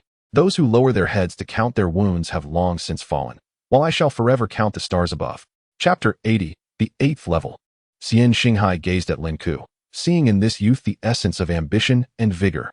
Indeed, you are right. Xian Xinghai ceased his attempts to dissuade him and shared the insights he had gained upon entering the 8th level. Once you begin, the qi and blood within the 12 meridians will expand wildly. Any carelessness could cause a breach. At that point, you will face hidden dangers. You must spare no effort to contain the expanding pressure within your meridians, then break through each meridian one by one. Do not rush. Once all 12 meridians are opened, you will smoothly transition into the 8th level. I understand. Compared to Xian Xinghai's anxiety, Lin Ke's heart remained remarkably calm. His physical strength had already exceeded 10,000 kilograms, and his innate attributes were terrifyingly robust. Breaking through to the 8th level should not be too difficult. As Lin Ke settled into a meditative position, Xian Xinghe felt his heart race. Although it was not Lin Ke's attempt to break through to the 8th layer, Xian Xinghe shared in the anticipation. At the tender age of 18, one could only achieve a beast master level of at most the 1st or 2nd tier. Should Lin Ke successfully transcend to the 8th layer of the Man Yo, his physical prowess would rival that of a 6th or 7th tier beast. Barring the exceptional strength types, Xian Xinghe gasped. Only through experience could one truly comprehend the magnitude of Lin Ke's talent. However, there was another concern Xian Xinghe refrained from voicing. Even if Lin Ke stepped into the 8th layer, his body might not withstand the tumultuous surge of vital energy. Yet, those of wealth and status possess gene restoration potions, affording them ample room for trial and error. Meanwhile, Lin Ke began to mobilize the energy within his body. The energy resided in his dantian, coursing through his meridians and blood vessels like the ebb and flow of tides, a flush of color appearing on Lin Ke's face. Be careful, Lin Ke. Xian Xinghe was all too familiar with this state. He had once successfully reached this juncture himself, but the true danger lay ahead. Once the energy within the meridians fused with the blood, it would become extraordinarily volatile. A minor misstep could lead to crippling consequences. Xian Xinghe dared not speak, quietly encouraging Lin Ke from the sidelines. Was this the sensation of energy and blood merging? Lin Ke could feel the vitality intensifying upon contact. Yet this sensation remained within the realm of control, not as daunting as he had imagined. He began to guide the energy circulating through his 12 meridians, sensing his limbs tremble irregularly. This was the vibration caused by the swift passage of energy, and any lapse in caution could lead to a breach. Xian Xinghe held his breath, nearly forgetting to inhale. He had clearly advised Lin Ke to exercise meticulous control to prevent the energy from surging uncontrollably. Yet, Lin Ke's current state evidently disregarded his counsel. When Xian Xinghe had crossed into the 8th layer, he had meticulously conquered each meridian one by one, not daring to be negligent. Yet Lin Ke's approach was to unleash all 12 meridians simultaneously, leaving no room for error. His impatience might lead to failure. Xian Xinghe felt a pang of disappointment. Lin Ke was undeniably too hasty. Nevertheless, without a trace of arrogance, how could one be called a youth? Blood and energy began to seep from Lin Ke's skin, a precursor to potential rupture, a sign of the impending overflow. It was at this stage that he had faltered. Xian Xinghe sighed. Despite having successfully transcended the 8th layer, the surge of energy had shattered his own meridians entirely. A mist of blood coalesced around Lin Ke's body. Upon realizing the external leakage of energy, he summoned the healing power of the Radiant Sacred Dragon to shield his meridians. The healing capabilities of the Radiant Sacred Dragon far surpassed the destructive force of the 8th layer of the Man Yo, enveloping his meridians in a milky white energy. In the blink of an eye, the turbulent mist that had been swirling around him vanished without a trace. Had he managed to control it? Xian Xinghe was astonished, nearly rising from his seat. This was the impact of fully unleashed energy through all 12 meridians. Lin Ke had been on the brink of failure, yet he had managed to suppress it. Lin Ke's arms and thighs began to swell, the energy filling his flesh and blood, causing his clothes to tear as his muscles expanded. With a deep, resonant bellow, the Man Yo's fury erupted from Lin Ke, and the surging energy behind him soared skyward, ultimately manifesting as a colossal phantom of the Man Yo. This illusion was strikingly substantial, enveloping Lin Ke entirely, providing him with protection akin to an armor forged from vitality. Had he succeeded? Xian Xinghe nearly leapt from his wheelchair. The 8th layer of the Man Yo, which had once tormented him, was now a milestone Lin Ke had genuinely surpassed. Lin Ke, how do you feel now? Not bad, he replied. With a relentless surge of energy, Lin Ke, clad in blood-red armor, launched a punch into the void. A resounding thud echoed against the metallic walls of the training room, leaving an indentation behind. What terrifying power! Xian Xinghe's throat felt dry as he swallowed hard. How does it feel that your Man Yo's 8th layer seems to surpass even my own? Lin Ke chuckled lightly. It isn't as difficult as I envisioned. Even without employing the protective energy of the Radiant Sacred Dragon, Lin Ke's formidable physical strength rendered the tumultuous surge from the 8th layer incapable of damaging his body. His physique was extraordinarily robust. The mere impact of fully opened 12 meridians was inconsequential. Truly a prodigy. Xian Xinghe's smile was bittersweet, a hint of melancholy and unyielding spirit evident in his eyes. Since you have reached my level, I shall take my leave. The achievements of his student had eclipsed his own as a disabled mentor. Thus, he felt no longer worthy to remain. During his time guiding Lin Ke through the Manyo, Xian Xinghe had been struck by astonishment time and again, yet mostly exhilaration. In Lin Ke, he glimpsed the vibrant spirit of his younger self, so fervent and enviable. Leaving? Where to? Lin Ke, still adorned in the Manyo armor, calmly replied. Isn't there still one more layer to achieve? Upon hearing Lin Ke's intention to pursue the 9th layer of the Manyo, Xian Xinghe swallowed his words of caution once more. Then let us try? Xian Xinghe sighed repeatedly. I apologize, Lin Ke, but I can no longer provide any insights or guidance. You must rely solely on your instincts to seek a breakthrough. Yet, he recalled a saying from a legendary martial arts master. What saying? Once you transcend to the 9th layer of the Manyo, the world will transform. Lin Ke's eyes ignited with golden light, as the energy cyclone within him roared once more. Xian Xinghe suddenly comprehended that he was about to witness the moment when shackles would shatter. The 9th layer. Chapter 81. The 9th layer, the world transforms. The Manyo transforms into a dragon. The world transforms. This was the introduction to the 9th layer, a height that Xian Xinghe had never been able to reach. He could not fathom how many times he had envisioned it in dreams, utterly unable to imagine what the true 9th layer felt like. Much like a person unable to conceive of colors they had never seen, Xian Xinghe could not envision the exuberance of the 9th layer. Lin Ke, go for it. Xian Xinghe clenched his fists, pounding the worn armrests of his wheelchair, cheering for Lin Ke. At this moment, he no longer regarded Lin Ke as merely his student, but as a comrade, even a beacon of hope for the martial arts world. As warriors, we fear not life or death. Lin Ke remained oblivious to Xian Xinghe's transformation of him into a courageous hero willing to risk everything for a breakthrough. His mind remained unperturbed. Even if his physical form crumbled, he had the healing energy of the radiant sacred dragon as a trump card, which underpinned his courage to challenge the 9th layer. I shall see just how challenging the 9th layer is. Lin Ke seated himself, the Manyo armor enveloping him, seemingly sensing his determination, letting out a long howl that dissipated. With energy taking form, meridians opened, inner mysteries unfolding, connecting the 5 organs. With all meridians unveiled, the energy surged through, and he continuously manipulated the power of blood and energy into his channels. The capacity of the meridians has its limits. Even Lin Ke's formidable physique could not guarantee an unending expansion of energy within them. If they were pushed to their limits, the meridians would rupture. Yet, without risking the rupture, there was no way to proceed. To embrace death to seek life?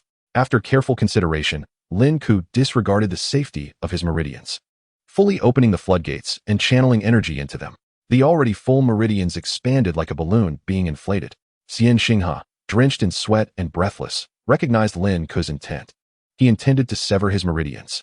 What a dangerous gamble. If it failed, all would be lost. Was it worth it? Absolutely worth it. Xian Xinghe silently smiled ruefully, tears streaming down his cheeks. Given another chance, he would unhesitatingly make the same choice. Who would not wish to stand atop the peak? Lin Ke, at present, makes progress with every passing moment, reaching the limits of his potential. In the realm of the fierce bull's technique, he is a force capable of creating and destroying. Bang, bang, bang. Under Lin Ke's relentless infusion of energy, the 12 meridians shatter, and the turbulent blood and energy surge violently within him. With a sudden spurt, he tastes the sweetness of blood at the corner of his mouth, expelling a mouthful of crimson. Yet, he continues undeterred, channeling his energy to assault his internal organs. In ancient times, such a state was known as entering the devil's path, and this describes Lin Ke's current predicament. A moment's carelessness could lead to self-destruction. With hidden mysteries within, let me see what wonders lie ahead. Lin Ke disregards all caution, even foregoing the healing energy of the radiant holy dragon, allowing the chaotic energy to ravage his body. Inside him, the radiant holy dragon senses the continual depletion of Lin Ke's internal organs and is about to intervene when Lin Ke halts it. Shall I stop? He refuses the healing. Feeling his organs dislocate, his intestines twisting like knives, and his heart racing uncontrollably, reaching a staggering 300 beats per minute. The pain remains unrelenting, tormenting him to the point where beads of sweat form and trickle down his pale cheeks. Xian Xinghe grits his teeth, trying not to let Lin Ke's state affect him. There is no turning back for Lin Ke now. All 12 meridians are severed. Even if he were to cease his training, he would lie in a bed of sickness for an extended period. If he does not succeed, he shall perish. Lin Ke's body endures continuous agony, as if he were being sawed and smashed, leaving him no respite. Blood flows from his eyes, nose, and ears, seeping through his skin. In the blink of an eye, he becomes a figure drenched in blood. Not enough, still not enough.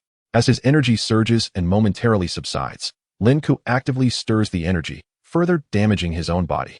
How dare you make me endure such immense suffering, and then simply suggest I stop? Let the storm rage on with greater ferocity. Realizing Lin Ke is intentionally stirring the tempest, Xian Xinghe takes a deep breath, his admiration and longing reaching a pinnacle. This is the epitome of martial arts. This is the true heart that dedicates everything to the pursuit of martial arts. You, Lin Ke, are destined for greatness. Lin Ke remains oblivious to Xian Xinghe's inner turmoil. He has lost his sense of hearing, smell, and sight, the taste of blood in his mouth gradually fading, and his sense of taste has vanished entirely. All 5 senses are lost. His pupils rapidly expand and contract, and at the moment they narrow into slits, the vertebrae in his back begin to protrude. As the spine continues to rise, it breaks through his skin, and the initial forms of bone spurs emerge from 33 vertebrae. Lin Ke. Xian Xinghe panics. Lin Ke's current appearance resembles that of a beast rather than a human. Roar. Lin Ke emits a low growl, his beastly eyes locking onto Xian Xinghe. In an instant, Xian Xinghe feels as if he has plunged into a millennium of icy despair, overwhelmed by an endless aura of killing intent. He has succumbed to madness. Xian Xinghe smiles bitterly. Lin Ke, to be the one to end your life would be my honor. Unfortunately, the 9th layer remains a legend. Lin Ke seems oblivious to Xian Xinghe's words, vanishing from sight, and seizing Xian Xinghe by the neck, lifting him effortlessly. The bone spurs on his spine continue to grow, resembling blades of war, radiating an aura of terror. At the dantian, the milky white halo sealing the disaster, aura suddenly bursts forth, coursing through Lin Ke's entire being. The severed meridians reconnect, the bone spurs on his spine expand several-fold, and his muscles swell continuously, while Lin Ke's pupils gradually take on a fierce, dark glint. His grip tightens, rendering Xian Xinghe unable to escape. His feet have long since degenerated, and faced with the frenzied Lin Ke, he can only gaze at him gently. I have no regrets. Xian Xinghe smiles in relief. Crack. In the next moment, Lin Ke crushes his neck. Xian Xinghe collapses to the ground. Lin Ke emits another low growl, and at his shoulder joints, bone spurs begin to grow incessantly. His aura is no longer human. Completely immersed in a state of demonic transformation. The disaster. Aura continually seeps from Lin Ke, and just as he is about to lose control entirely, a flash of milky white light flickers in his beastly eyes. Shall by now. The radiant holy dragon emits a long howl, enveloping the entire training room in healing energy. At the instant the disaster energy comes into contact with the light element, it retreats back into Lin Ke's body. The bone spurs extending from his spine also begin to retract. Lin Ke's gaze returns to the wisdom befitting a human. Shall by save him? Chapter 82, 30,000 Gene of Strength, Perfected. Master. Lin Ke approaches Xian Xinghe, lifting him into his arms. He bears the memory of having killed Xian Xinghe, but he did not intervene in this act, for the healing ability of the radiant holy dragon is sufficient to resurrect Xian Xinghe. Having been killed by me, you have no regrets. Thus, your life now belongs to me. The radiant light of the holy dragon envelopes Xian Xinghe, and amidst the shifting scenes of Xian Xinghe's world, a colossal dragon suddenly intrudes. The radiant dragon spirals within his realm, and Xian Xinghe kneels in submission, overwhelmed with excitement. Is this heaven? Wake up! Clap! A crisp sound resonates, causing Xian Xinghe to tremble and rise from the ground. Lin Ke. Xian Xinghe gazes at his surroundings in astonishment. Wait, wasn't he dead? You're awake? Lin Ke stands and smiles. You were just a hair's breadth away from losing your life. Did you save me? Xian Xinghe finally regains his senses, rising from the ground to examine his unharmed body. I'm not dead. Xian Xinghe falls into contemplation. Lin Ke. I just saw heaven. He becomes somewhat agitated. In heaven, there are sacred dragons, the true creatures that beast masters should pursue, not those that are beyond the grasp of a beast master. Your wheelchair is over there. Lin Ke points toward the direction of the wheelchair. All right. Lost in thought, Xian Xinghe walks toward the wheelchair, sitting down. Something feels off. He surveys the area and curiously inquires, is there something on my face? Why are you looking at me? Lin Ke points to the ground and then to the wheelchair. Following the path, Xian Xinghe gazes at the wheelchair that has accompanied him for many years. Beneath him, the long quiet second brother seems to have stirred. What is happening? A shock runs through Xian Xinghe, and he stands up directly from the wheelchair. I'm standing. Am I really standing? He cautiously takes a step forward. Then another. Congratulations. Lin Ke smiles. You have been reborn. It's you. Xian Xinghe can no longer see the path ahead, tears streaming down his face. He rushes toward Lin Ke. Lin Ke, thank you. That essay steel post. The words come too late, and Xian Xinghe's head collides heavily with the post. Before he bursts into hearty laughter. Lin Ke, From this day forth, my life belongs to you. Xian Xinghe covers his face, weeping. Only after losing and regaining can one truly understand the overwhelming emotion. If possible, Xian Xinghe wishes to stand for a lifetime, never to sit again. Never. All right. Stop kneeling to me. Lin Ke helps Xian Xinghe to his feet. From now on, I will still call you master. Then I shall call you adoptive father.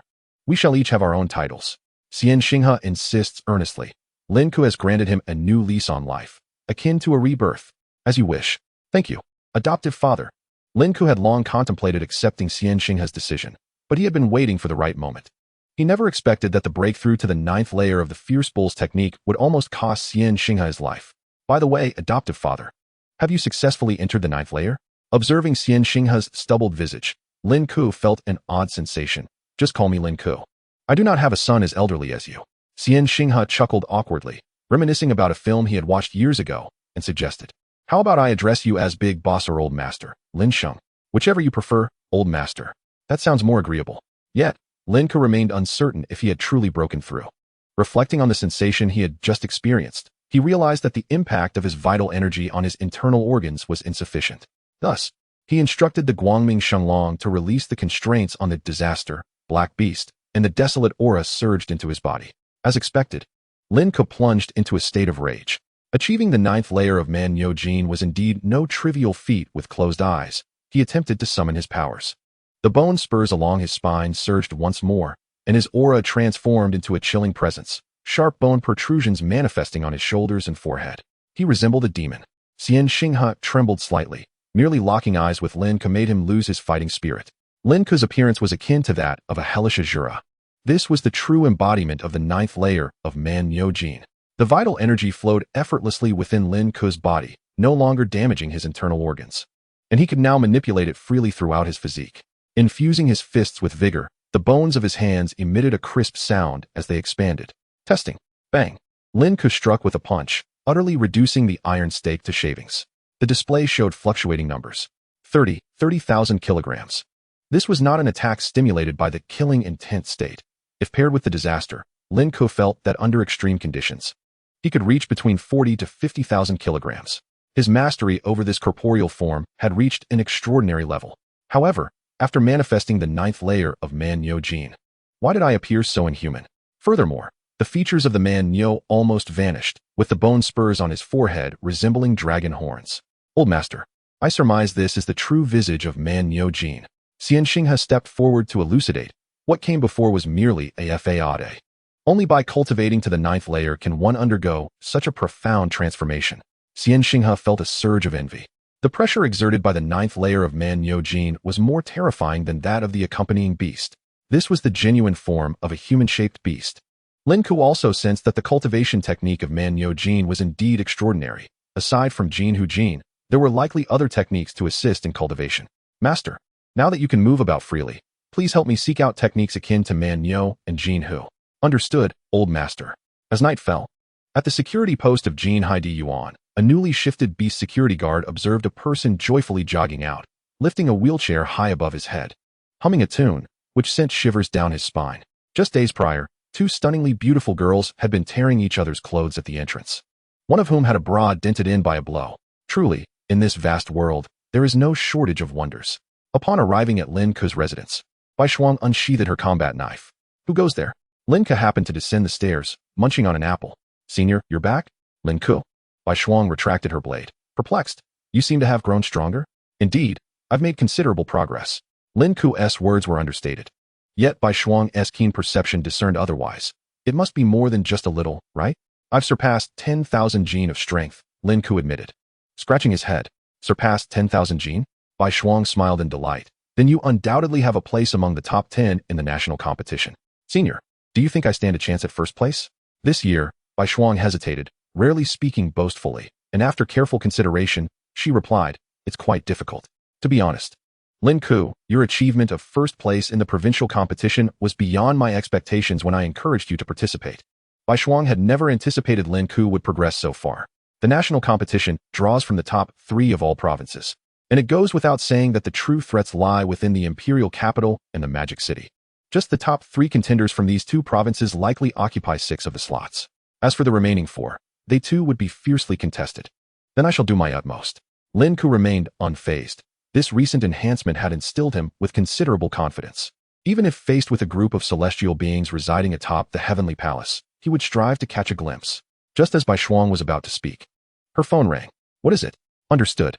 Bai Shuang hung up and said, Lin Ke, someone from the imperial capital has arrived. Do you wish to meet? Someone from the imperial capital? Lin Ke inquired, puzzled. Who is it? Ouyang Qing, the president of the second-year student council at the imperial capital Divine Beast Academy. They are merely aware of your existence, but know nothing of your specifics. Upon hearing this name, Lin Ke recalled. Ouyang Qing was the one who had posted on the forum to establish the so-called elite alliance of higher learning.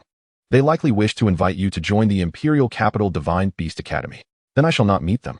Without a second thought, Lin Ke decided. As he had already resolved to study at Quan Hai, he had witnessed the ethos of such prestigious institutions, and it was not suited for him. They might offer you a substantial sum, Bai Shuang hinted. How much could that be? Lin Ke scoffed. Ouyang Qing's father was a board member of the imperial capital Divine Beast Academy and ranked among the top 3 in wealth among beast tamers in Huagua. I despise the wealthy. Lin Ke exclaimed. Understood. Bai Shuang retrieved her phone and dialed. Tell them that the hundreds of billions offered by the student council are of no interest to Lin Ke. They might as well go to sleep. How much? Lin Ke nearly snatched the phone, his heart racing. Hundreds of billions? Did they think this was a promotional giveaway? Even though Lin Ke's worth had reached an elite level of 1 billion, hearing such a convoluted figure was still shocking. Indeed, I said he lacks nothing. Ouyang Qing, upon being rejected, felt no surprise, but rather thought his actions somewhat impolite. If I had known, I should have added a few hundred billion to make it sound more appealing. President, even if he lacks money, you personally came. How could he be so aloof? In the car, Zhang Tian was seething with anger. I will confront him now. Are you seeking death?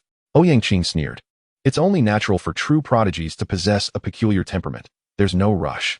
We will stay in Quan Hai for a few days and wait for a suitable opportunity to approach.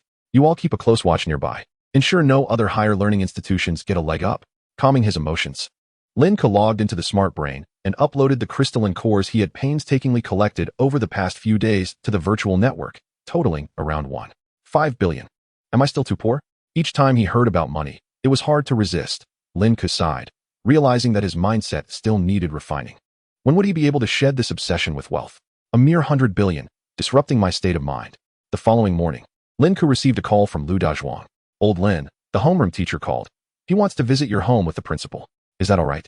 The homeroom teacher is coming? Sure, that is fine. Lin Ke speculated that it was likely related to his recent achievements in the Tianjiao battle. Having informed Chen Wei of this news, now that it was the off-season, it was only natural for his former homeroom teacher to come and congratulate him.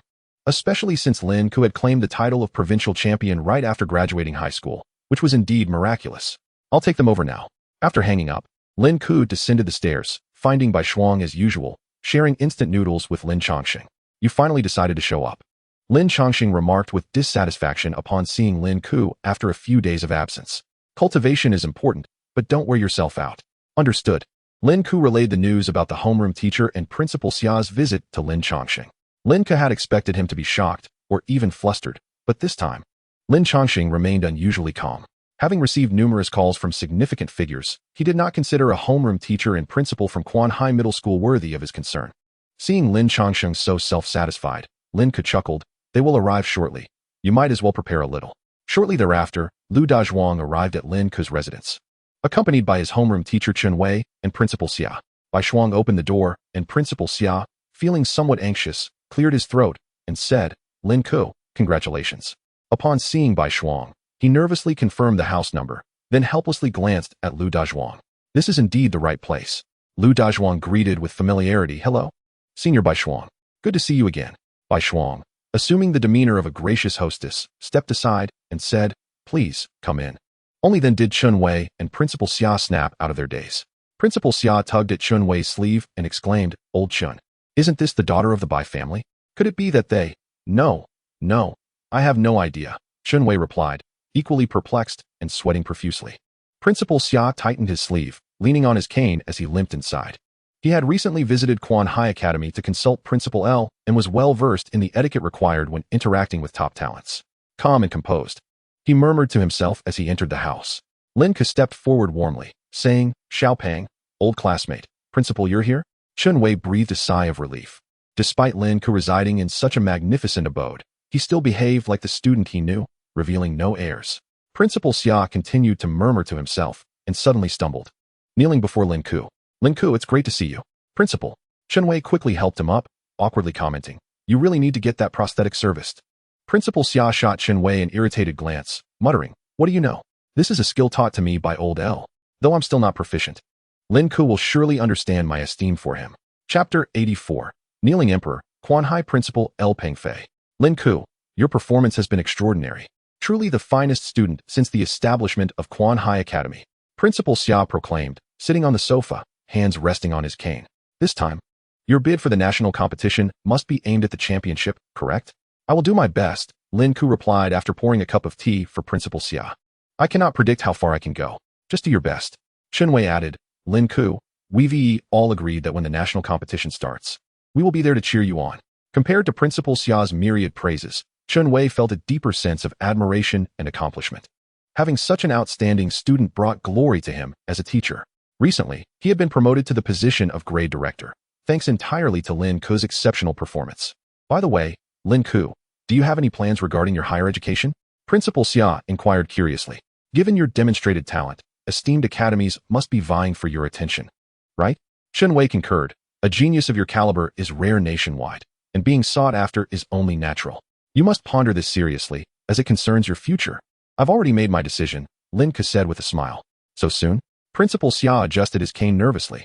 It must be a prestigious academy in the capital or Shanghai. Right? Quanhai Academy, Lin Ke stated plainly. Quanhai Academy? Principal Xia exclaimed in shock, feeling a twinge of pain in his knee. Truly, old L. You are going to Quanhai Academy? Chen Wei echoed in disbelief. Lin Ke, with your current achievements, you could easily consider a more prestigious institution. Why choose a local academy? Chen Wei was considering the matter from his own perspective. If he had Lin Ke's talent, he would certainly pursue a higher academy.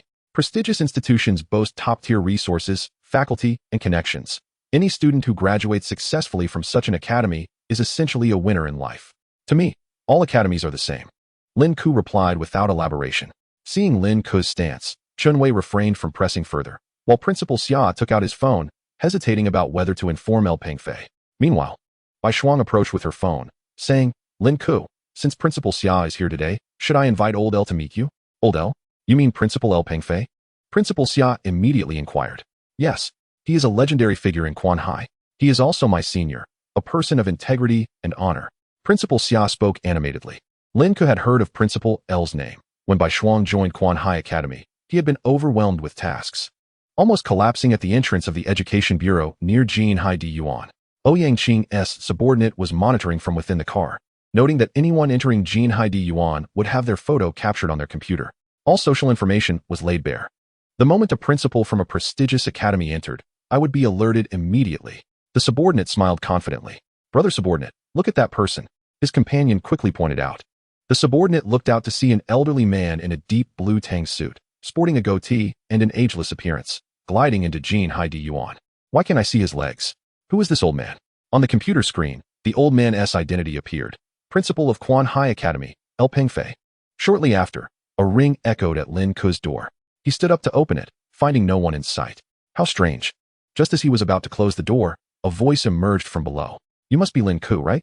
L Pengfei, hands clasped behind his back, knelt and looked up with a warm smile. It's a pleasure to meet you. I am your future principal, L Pengfei. Hello, Lin Ke extended his hand, only to realize L Pengfei had already stood upright before him, his speed akin to a flash of lightning, leaving Lin Ke questioning whether he had indeed knelt. Master of the kneel, the kneeling emperor. Principal Xia recalled L Pengfei's prowess, feeling that compared to L's smooth kneeling technique, his own approach was riddled with flaws and worthy of ridicule. I must practice diligently upon returning home, just in case. L Pengfei seamlessly integrated himself into the conversation. Old L, you've finally arrived. Bai Shuang greeted the principal, stating, from now on, Lin Ke will rely on your protection. Rest assured, my older sister. It is my duty. L Pengfei replied seriously. Just as I protected you back then, I will protect him now. As long as he is a student of our academy, I will stake my life for him. Older sister? Lin Ke felt he had misheard. You flatter me.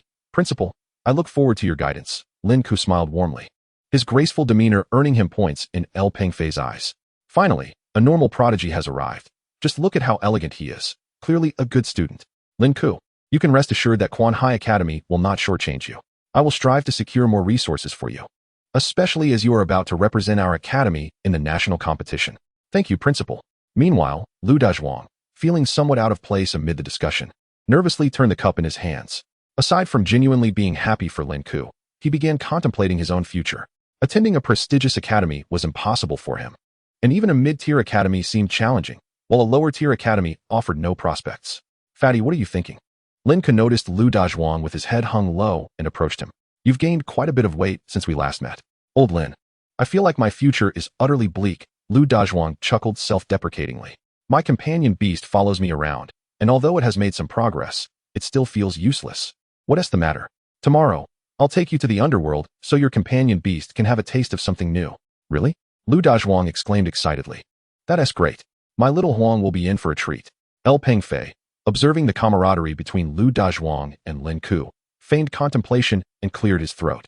This little fat brother, may I ask what your companion beast is? Me? It's a maggot, and it's quite adept at consuming waste, Lu Dazhuang replied bashfully. Scratching his head. Isn't that an exceptionally rare companion beast? Pengfei exclaimed, rising abruptly. You must join us at Quanhai Academy. Huh. Lu Dazhuang was taken aback. With his academic achievements and the caliber of his accompanying beast, he truly lacks the qualifications to be here. Such a rare accompanying beast may very well have the potential for mutation in the future. I consider this a preemptive investment. Pengfei, without a hint of embarrassment or remorse, spun a lie, unaware of the stench of his words that would later permeate the entire Quanhai Academy. Meanwhile, Ouyang received a call from his subordinate. President, a principal just entered, but he is not from a prestigious academy. I was wondering if I should report this to you. Ouyang, seething with anger, retorted, Are you a fool? Do I need to repeat myself? The subordinate replied. But this is where the female war god, by Shuang, was taken by Quanhai Academy. I suspect this old man possesses some sort of magic. We must be cautious. Chapter 85. The Rarity of Talents. As the principal of Quanhai Academy, Pengfei was acutely aware of how difficult it is for truly exceptional talents to be recruited by mid-tier institutions. People aspire to greater heights. No prodigy would willingly lower their worth to attend a mid-tier academy. A year of advancement at a prestigious academy equates to 3 years at a lesser one. The opportunities for development are entirely different. Even talents of mediocre qualifications strive to enter prestigious academies, only opting for mid-tier institutions if they ultimately fail to gain admission. Hence, he placed immense importance on Lin Ke. If he must kneel, then so be it. I, Pengfei, do not kneel to just anyone. I have knelt throughout my life. I need not explain myself to others. Understanding this, Pengfei decided to enroll Lu Dazhuang in the academy as well, for it would not significantly impact the student body while also winning Lin Ke's favor. How clever. After the subordinate reported Pengfei's news to Ouyang, there was a prolonged silence on the other end. Quanhai Academy. I remember it was merely a third-rate institution back in the day, hardly even second-rate, right? The subordinate, searching through the academy's data, agreed. Indeed, President, your memory is impeccable. It matches the records exactly. Ouyang scoffed, a third-rate academy. If it weren't for senior sister by S own choice, this insignificant Quanhai Academy would not be worthy of competing with my Imperial Academy. It was evident that Ouyang was well aware of past events, and he could not fathom Lin Ke choosing to join a third-rate academy. Can a third-rate institution truly retain him? Continue monitoring the movements of the prestigious academies. The subordinate asked, President, what if that fellow really does join Quanhai Academy? Ouyang coldly responded, that would be even better. He would be ruining his future and severing his path to greatness. He will ultimately fade into obscurity. A third-rate academy cannot cultivate true prodigies. If Lin Ke does not choose to join the Imperial Academy, as long as he does not enroll in another prestigious institution, it holds no significance for me. No one can refuse the Imperial Academy's personal invitation. I have no interest in the Imperial Capital's Divine Beast Academy. Lin Ke remarked after pouring Pengfei a cup of tea. Senior sister by mentioned that Quanhai Academy is quite outstanding. Indeed, Pengfei replied with a beaming smile. I have witnessed Lin Xiaoyu's talent firsthand. He would shine brilliantly at any school. Lin Ke smiled and said, Elder L just mentioned that he would do his utmost to secure resources for me. I wonder what those resources entail. Pengfei cleared his throat, rest assured. Even if the resources cannot compare to those of a prestigious academy, they will not be lacking by much. Whenever you have requests, feel free to come to my office. Excellent. Lin Ke replied with satisfaction. I will certainly take advantage of that, and will not hesitate to trouble you. Pengfei felt a sudden pang of foreboding. Why did he suddenly sense something ominous? Was it just his imagination? Lu Dazhuang was still reveling in the joy of being accepted into Quanhai Academy. silently vowing that from now on, the toilets of Quanhai Academy would be impeccably maintained. As long as I am here, there will be no blocked toilets at Quanhai Academy. Protecting the Academy's restrooms is our solemn duty. With that, El Pengfei stood up and said, Lin Ke, my young friend, and you, fatty. See you at the start of the term. See you at the start of the term. Lu Dazhuang hurriedly stood, fearing the principal might change his mind. Could this be the case of one person achieving greatness while others rise with him? Lin Ke smiled and nodded as he saw El Pengfei to the door, with Principal Xia and Chun Wei following suit. In the elevator, Chun Wei felt somewhat awkward, while Principal Xia and El Pengfei conversed animatedly.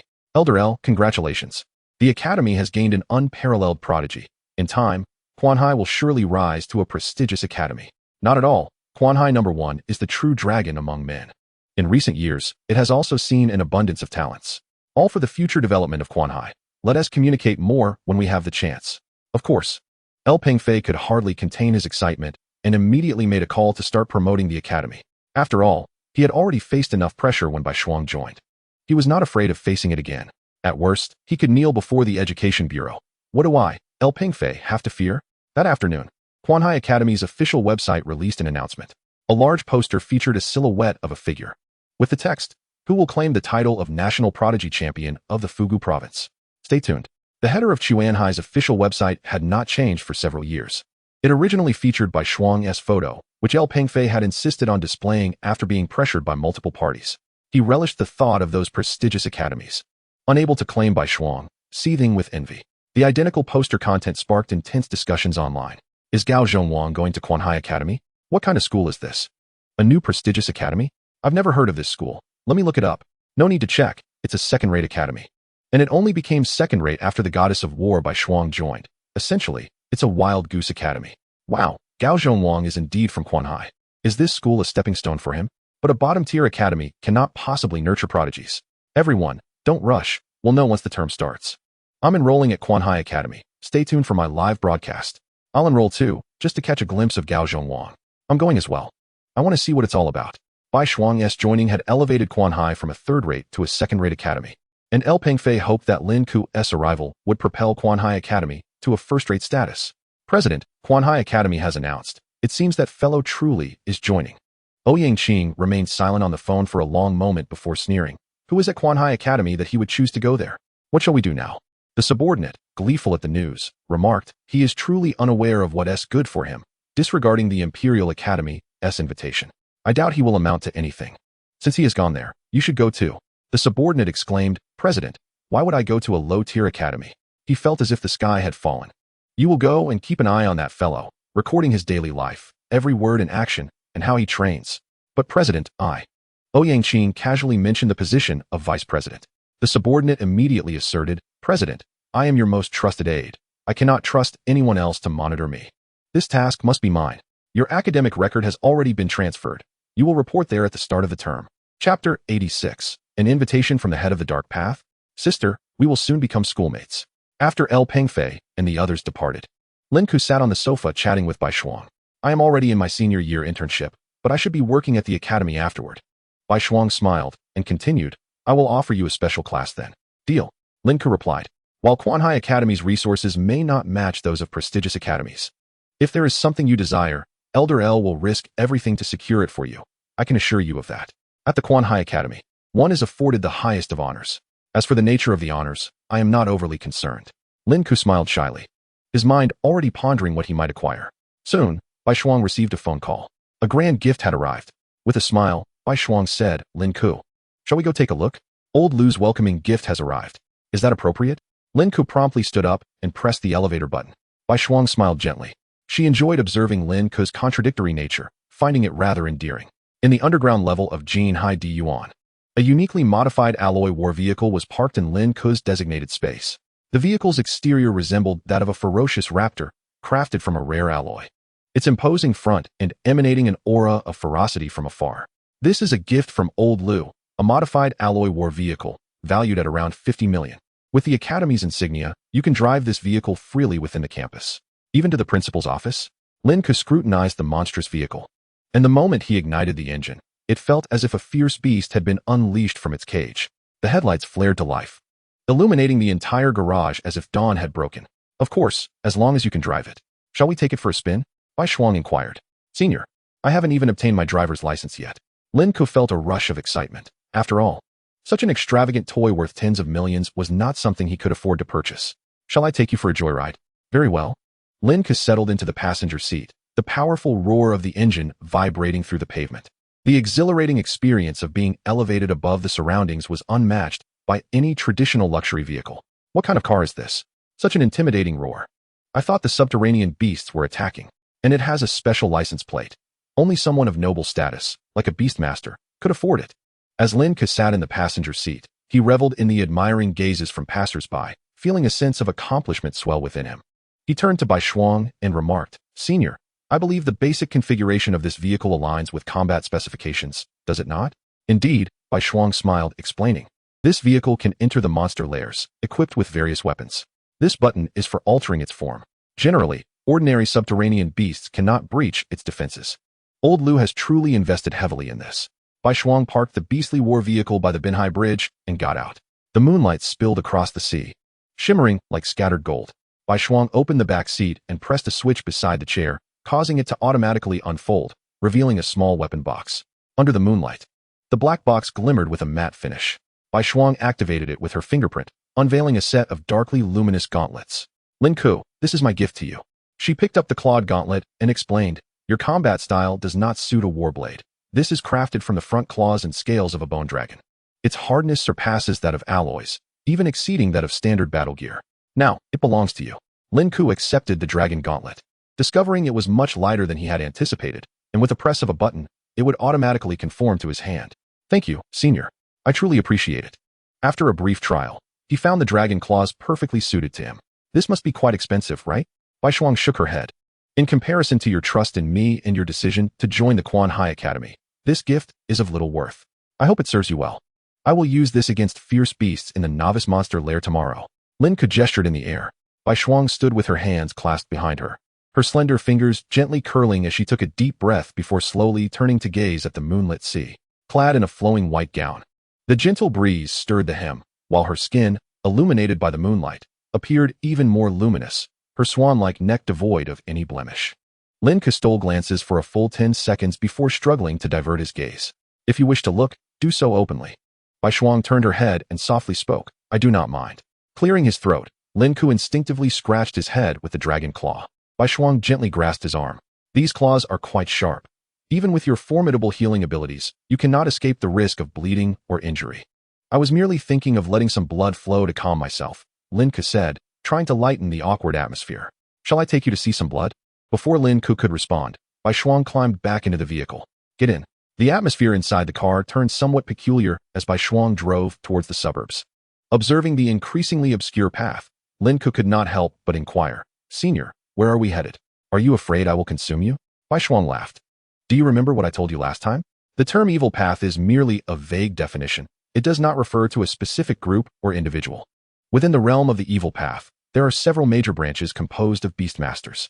They hold special status and often commit acts that defy the law. They are referred to as corpse masters, ghost masters, and evil masters. These individuals, relying on their unique identities and immense power, regard human life as expendable and will stop at nothing to achieve their objectives. When they cross the line, it can lead to catastrophic consequences. Thus, an organization comprised of the deranged is necessary to counteract such behavior. This organization is called the Judgment.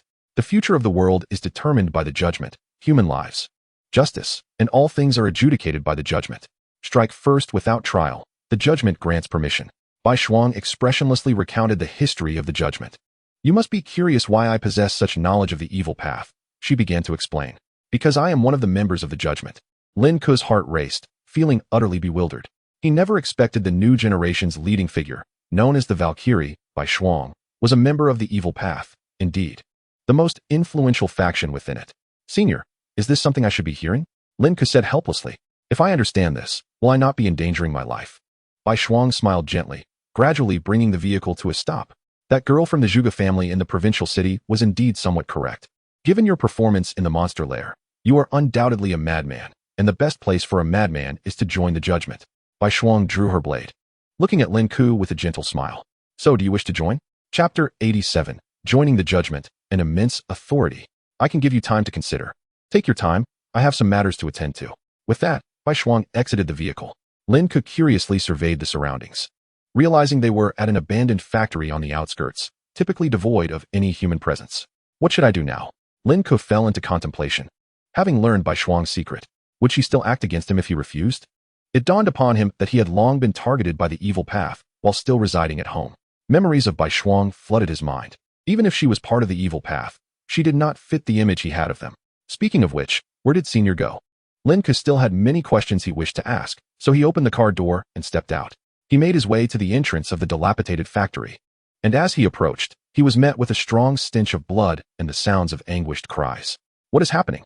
Traversing the muddy ground, he finally arrived at the factory's entrance, where he witnessed a shadowy figure fighting against a group of individuals. The figure in white weaved through the crowd, her blade leaving trails of blood, organs, and severed heads in her wake. Lin Ke stood frozen, his gaze following Bai Shuang's every movement, her cold, piercing eyes and decisive actions feeling utterly foreign to him. Please, don't kill me. I have a daughter.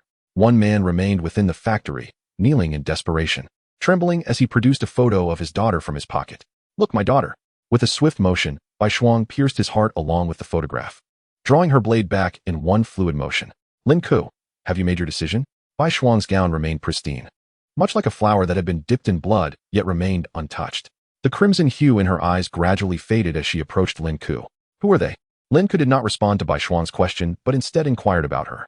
Gao, a branch of the evil path, revels in tormenting individuals to the brink of death, employing a unique method to extract human souls and transform them into their own peculiar beasts. These creatures can invade human bodies, completing the possession and domination of their souls. The last one I killed personally refined the daughter of a neighbor into a ghostly infant at the tender age of 5, subsequently nurturing her as a tool for his own amusement. This place serves as one of their gathering spots, where these individuals delight in sharing their experiences of torment. Existing beyond the realm of normalcy, Lin Ke took a deep breath and remarked, they are all damned souls. Judgment can also indiscriminately slaughter the innocent. Bai Shuang suddenly interjected. It entirely depends on your choices. I am curious, who established this organization? A legendary beast master, Bai Shuang replied, her tone softening. I'm afraid I can only share this much. There are some things I do not know myself. If you join, you can explore on your own. But within this organization, individuals are unaware of each other's identities, except for the guide. So, is the senior sister my guide? Yes. Lin Ke fell silent. Bai Shuang continued. Lin Ke, within the judgment, there exists a well-established reward and punishment mechanism. Once you join, your progress will accelerate. This should be what you have longed for, right? You are correct. Lin Ke slowly approached Bai Shuang and smiled. These indeed resonate with me. Yet it is you, senior sister, whom I yearn for the most. Bai Shuang couldn't help but laugh, her gaze soft as water as she said, then pursue me and surpass me. I only admire the strong. Then let this be a delightful decision. Lin Ke extended his hand. I joined the judgment. Welcome aboard, Bai Shuang replied, shaking Lin Ke's hand. Congratulations. You are now one step closer to the truth of this world. Truth? What does that mean? Once you pass the newcomer assessment, someone will naturally inform you. Related to the demon lair. Bai Shuang drove, and the two returned to Jinhai Diyuan. As usual, everything seemed unchanged. Lin Changxing was still cooking instant noodles, and Bai Shuang was diligently discussing the art of consuming noodles. Only Lin Ke retreated to his room, lost in thought. Which of those senior sisters is the true one? The image of Bai Shuang's actions lingered in Lin Ke's mind, refusing to dissipate. Although he had shattered many skulls during the provincial competition, it could not compare to reality. Lin Ke sensed a lingering scent of blood on him, a foul odor emitted from exposed internal organs. Virtual killings and real-life murders are entirely different concepts. Could I truly take action? Lin Ke questioned himself. No wonder Xian Xinghe once mentioned that those who can comprehend the intent to kill in a short time are generally not kind-hearted. The senior sister mentioned that joining the judgment would lead to rapid strength enhancement. Does that mean access to more training resources? What surprised Lin Ke was that the judgment was founded by a legendary beast master. What, then, is the truth of the world? This night was destined to be sleepless. Lin Ke spent the entire night awake, and after a brief morning wash, he hurried out. Old Lin, I'm here. Early in the morning, Lu Dazhuang squatted by the street, holding a meat bun in his left hand and tofu pudding in his right. Upon seeing Lin Ke, he immediately wiped his hands and stepped forward. I bought you tofu pudding. No thanks, I have no appetite. The trembling tofu pudding in Lu Dazhuang's hand almost made Lin Ke retch. It resembled brain matter. Then shall I eat it? Go ahead. After receiving Lin Ke's consent, Lu Dazhuang devoured the meat bun and tofu pudding in one go, wiping his mouth contentedly. Ah, satisfying. Fatty, what level is your maggot now? Level 5. Lu Dazhuang summoned the maggot, now about 20 centimeters long, significantly larger than when it first hatched. Old Lin. I must tell you, Principal LV was right. I might have received the protagonist template. Lu Dazhuang whispered, glancing around. You know about novels, right? I might be the protagonist in one. You are the protagonist? Yes. Lu Dazhuang proudly showcased the maggot in his hand, speaking earnestly. In novels, the protagonist's beast is usually the weakest at the start, and then, while facing ridicule and scorn, it secretly grows stronger until it astonishes everyone. My Huang fits this template perfectly. No need to enter the demon lair. As long as it eats excrement, it can level up. Its appetite is growing, and my family is struggling to keep up. Lu Dazhuang gently patted his companion beast, saying, Xiao Huang. Today your Uncle Lin Ke will take you to the demon lair for a fresh experience. Quickly thank Uncle Lin. The maggot bowed 90 degrees towards Lin Ke. This little creature is quite clever, right? Lu Dazhuang immediately tried to bring his hand closer, but Lin Ke evaded him. Let's not get too close. I'm feeling a bit nauseous. It doesn't smell, Lu Dazhuang argued. Then you lick it. Ahem, let's change the subject. Lu Dazhuang quickly shifted the topic. Last night, I mentioned in our class group that we're going to enter a dungeon, and they were all envious. Several classmates from different classes have privately messaged me, wanting to join. Even our former class flower, Lin Wanner. Lu Dazhuang animatedly described, seemingly venting Lin Ke's frustrations. Those who avoided you when you hadn't hatched a companion beast now all want to curry favor with you. Let them eat excrement. Lu Dazhuang blushed. A bunch of sycophants. Generally, high school students do not have the right to enter the lair, as companion beasts are still in the nurturing phase after hatching. Only those in university can truly enter. Lin Ke possesses the privilege to access the lair. He holds a Beast Master identity card issued by the Companion Beast Association, allowing him to enter ordinary dungeons freely. By the way, old Lin, my dad said to invite you and uncle over for dinner when you have time. He wants to express his gratitude properly. Lu Dazhuang, due to Lin Ke's influence, enrolled in Quan Hai Academy. When Lu's father found out, he excitedly whipped Lu Dazhuang with his belt, nearly making Lu Dazhuang acknowledge Lin Ke as his godfather. This was too embarrassing, so Lu Dazhuang dared not mention it. Fengyang Mountain, besides the artificial dungeons, is also home to the largest gathering of novice demon lair dungeons in Quan Hai City. Almost all first and second tier beast masters from Quan Hai come here to grind dungeons, and many martial artists who have lost their companion beasts seek work as team leaders. Although these martial artists have lost their companion beasts, their physical strength is formidable enough to handle these simple novice dungeons with ease. Old Lin, will the dungeon be dangerous? Lu Dazhuang followed Lin Ke through the market, his gaze continuously scanning the fresh wares at the stalls. It shouldn't be. I'm here after all. Lin Ke paused at a stall selling remnants of magical beasts and shattered crystal cores from within the dungeons. Typically, the association does not require such inferior products. So beast masters can only set up stalls by the roadside to sell them at low prices, avoiding being stuck with them. Let us go. We should pick a dungeon. After a cursory glance, Lin Ke lost interest. These items paled in comparison to treasures produced by the Black Sea. The two arrived at the Companion Beast Association at the foot of the mountain. In the spacious hall, groups of teams were recruiting capable beast masters. Is this the world of beast masters? Lu Dazhuang looked around in awe, while Lin Ke confidently approached the central island platform, where a giant light screen displayed the introductions and difficulties of novice demon lair dungeons. Level 1 Dungeon, Demon Vine World. Environment. The edges of the demon vine world are composed of weak man-eating demon vines. Mechanism. The demon vines possess low lethality and do not prefer to gather in groups. Recommended team. 3. Difficulty. 2. Hidden hint. Do not congregate towards the center of the dungeon. Level 1 Dungeon, Misty Land. Environment. An abandoned village shrouded in thick fog, with visibility reduced to less than 5 meters. Mechanism. Every 15 minutes, the mist solidifies into corporeal water spirits, low in strength but numerous. Suggested team composition, for members, with assigned vigilance directions. Difficulty. 2. Hidden hint. A fog-clearing bronze gong is concealed at the top of the clock tower, when used. The entire team receives a 30 speed bonus. Sublevel instance, glowing mushroom cave. Environment. A damp cavern filled with bioluminescent mushrooms. Mechanism. Harvesting the glowing mushrooms will attract poison dart frogs, range toxic attacks. Suggested team composition, 2 members. Difficulty. 1. Hidden hint. In the northwest corner, there exists a non-luminescent pale mushroom. Touching it triggers a hidden supply chest. The large screen displays various introductions to the novice instances. And Lin Ke discovers that there is a plethora of types, including horror, illusion, and the common beast types. Most of these instances have been extensively documented due to open sourcing. The screen refreshes the instances at a rapid pace, changing in the blink of an eye. Lao Lin. Which instance shall we explore? Lu Dajwang, hiding beside Lin Ke, suggested, how about we find an easy one to practice? Lin Ke shook his head in silence. Bai Shuang had just gifted him an exquisite weapon, and venturing into a simple instance clearly did not align with Lin Ke's desires. Just as Lin Ke pondered, Bai Shuang called, Senior sister? Lin Ke, you should be heading to Fengyang Mountain, right? I recall you were scheduled for an instance today. I just arrived, Lin Ke replied, glancing at the instances flashing on the screen. These instances feel somewhat simplistic. Bai Shuang responded, I anticipated you would say that. I sent Bai Lao over. He will guide you to a more intriguing instance that should suit your tastes. Really? Lin Ke's interest piqued. Thank you, senior sister. Good luck. After hanging up, Bai Yuntian approached with a smile. Lin Ke, my young friend, we meet again. Bai Lao, it's been a while. Come, I will take you to witness an unexplored instance. This is typically an instance that requires a third-tier beastmaster to enter, but with your talent, it should not pose much of a challenge. What is an unexplored instance? Lu Dajwang asked curiously. Bai Yuntian explained with a smile. It refers to newly discovered instances, usually appearing near Fengyang Mountain. The novice instances are generally not very high in level and need to be explored by third-tier beastmasters first. Once the entire instance is fully explored, the association will organize and assign a level for future beastmasters to reference. Sometimes, the strength of the open-sourced instances exceeds expectations, leading to the demise of many beastmasters within. Leaning closer to Lin Ke, Bai Yuntian whispered, Lin Ke, my young friend, this is a violation of protocol.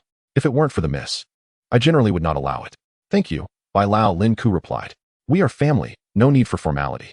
Bai Yuntian did not expect Lin Ke to achieve such remarkable success in a short time, having triumphed in the provincial competition at such a young age against prestigious institutions. By the way, open-sourced instances offer corresponding rewards based on their intensity, with the highest reaching millions of Beastmaster coins. Lu Dajwang gasped, Lao Lin. Perhaps I should refrain from going to avoid hindering you.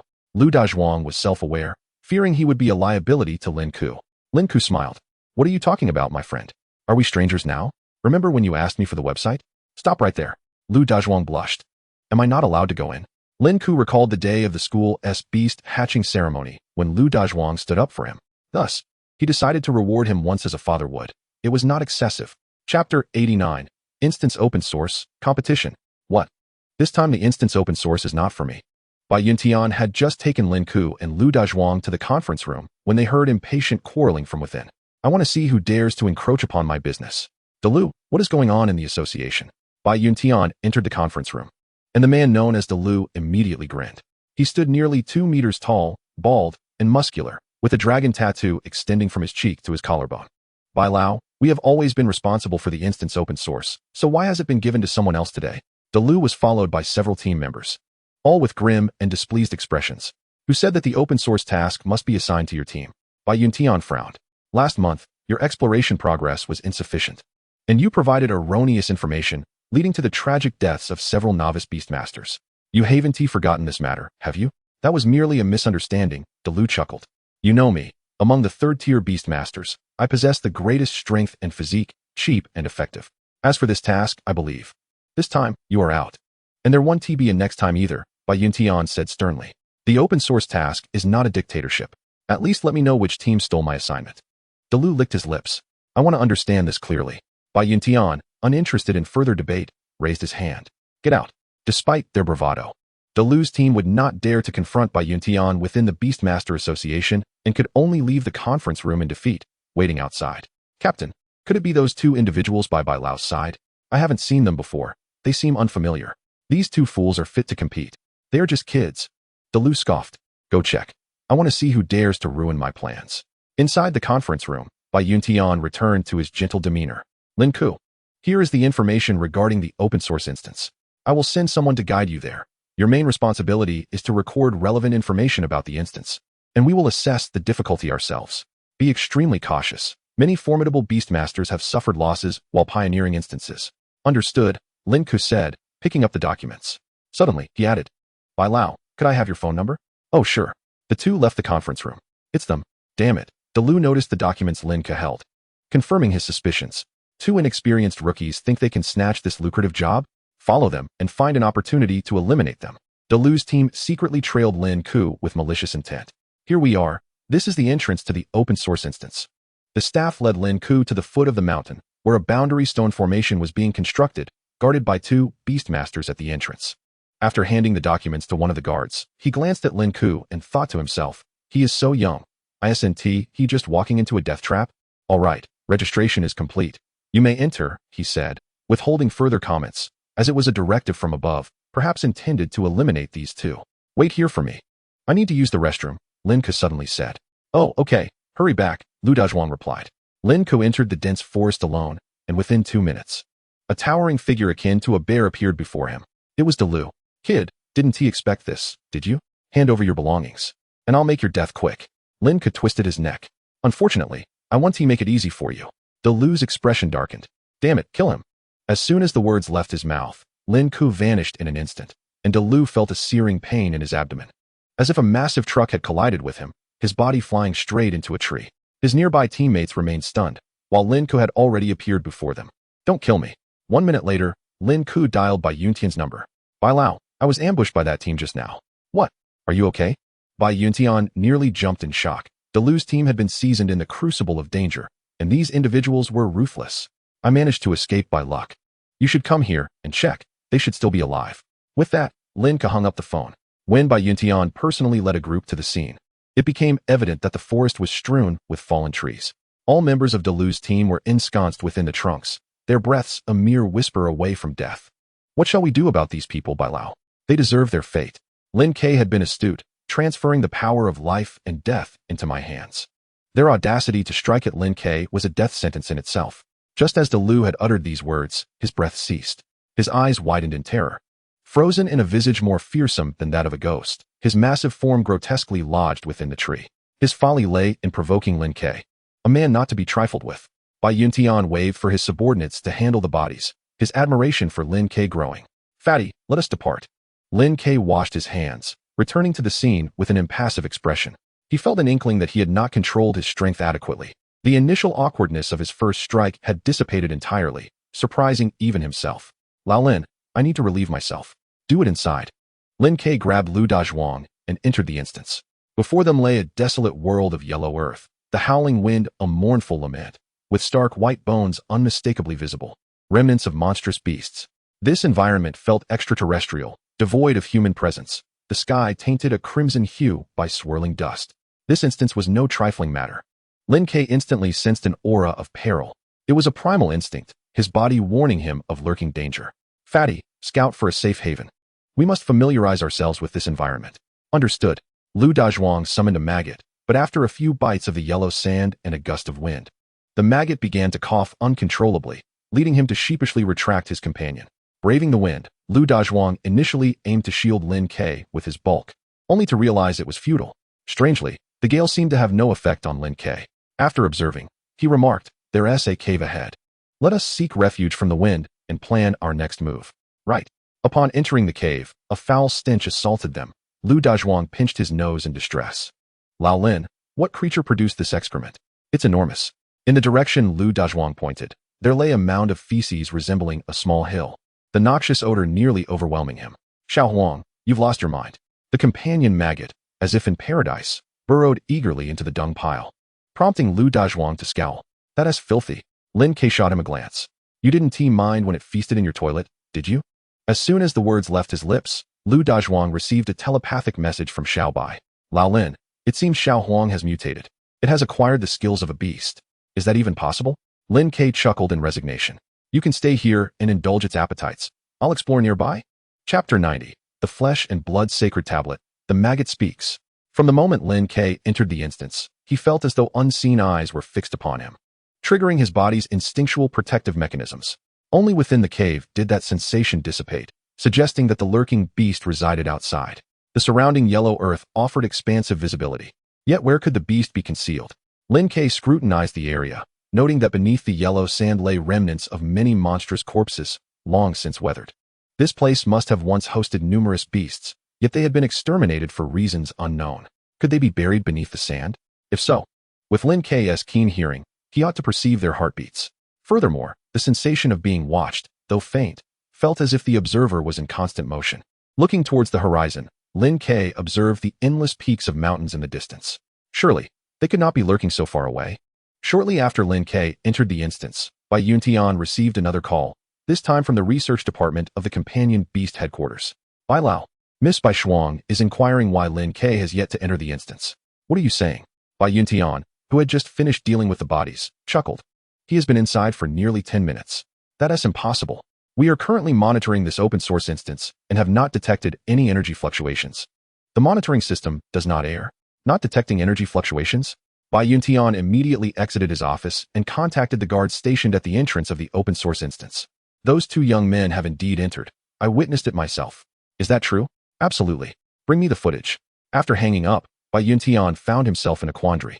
Unsure of whom to believe. He redialed. The guards confirmed that Lin Ke has entered the instance. Please recheck. Notify me immediately of any updates.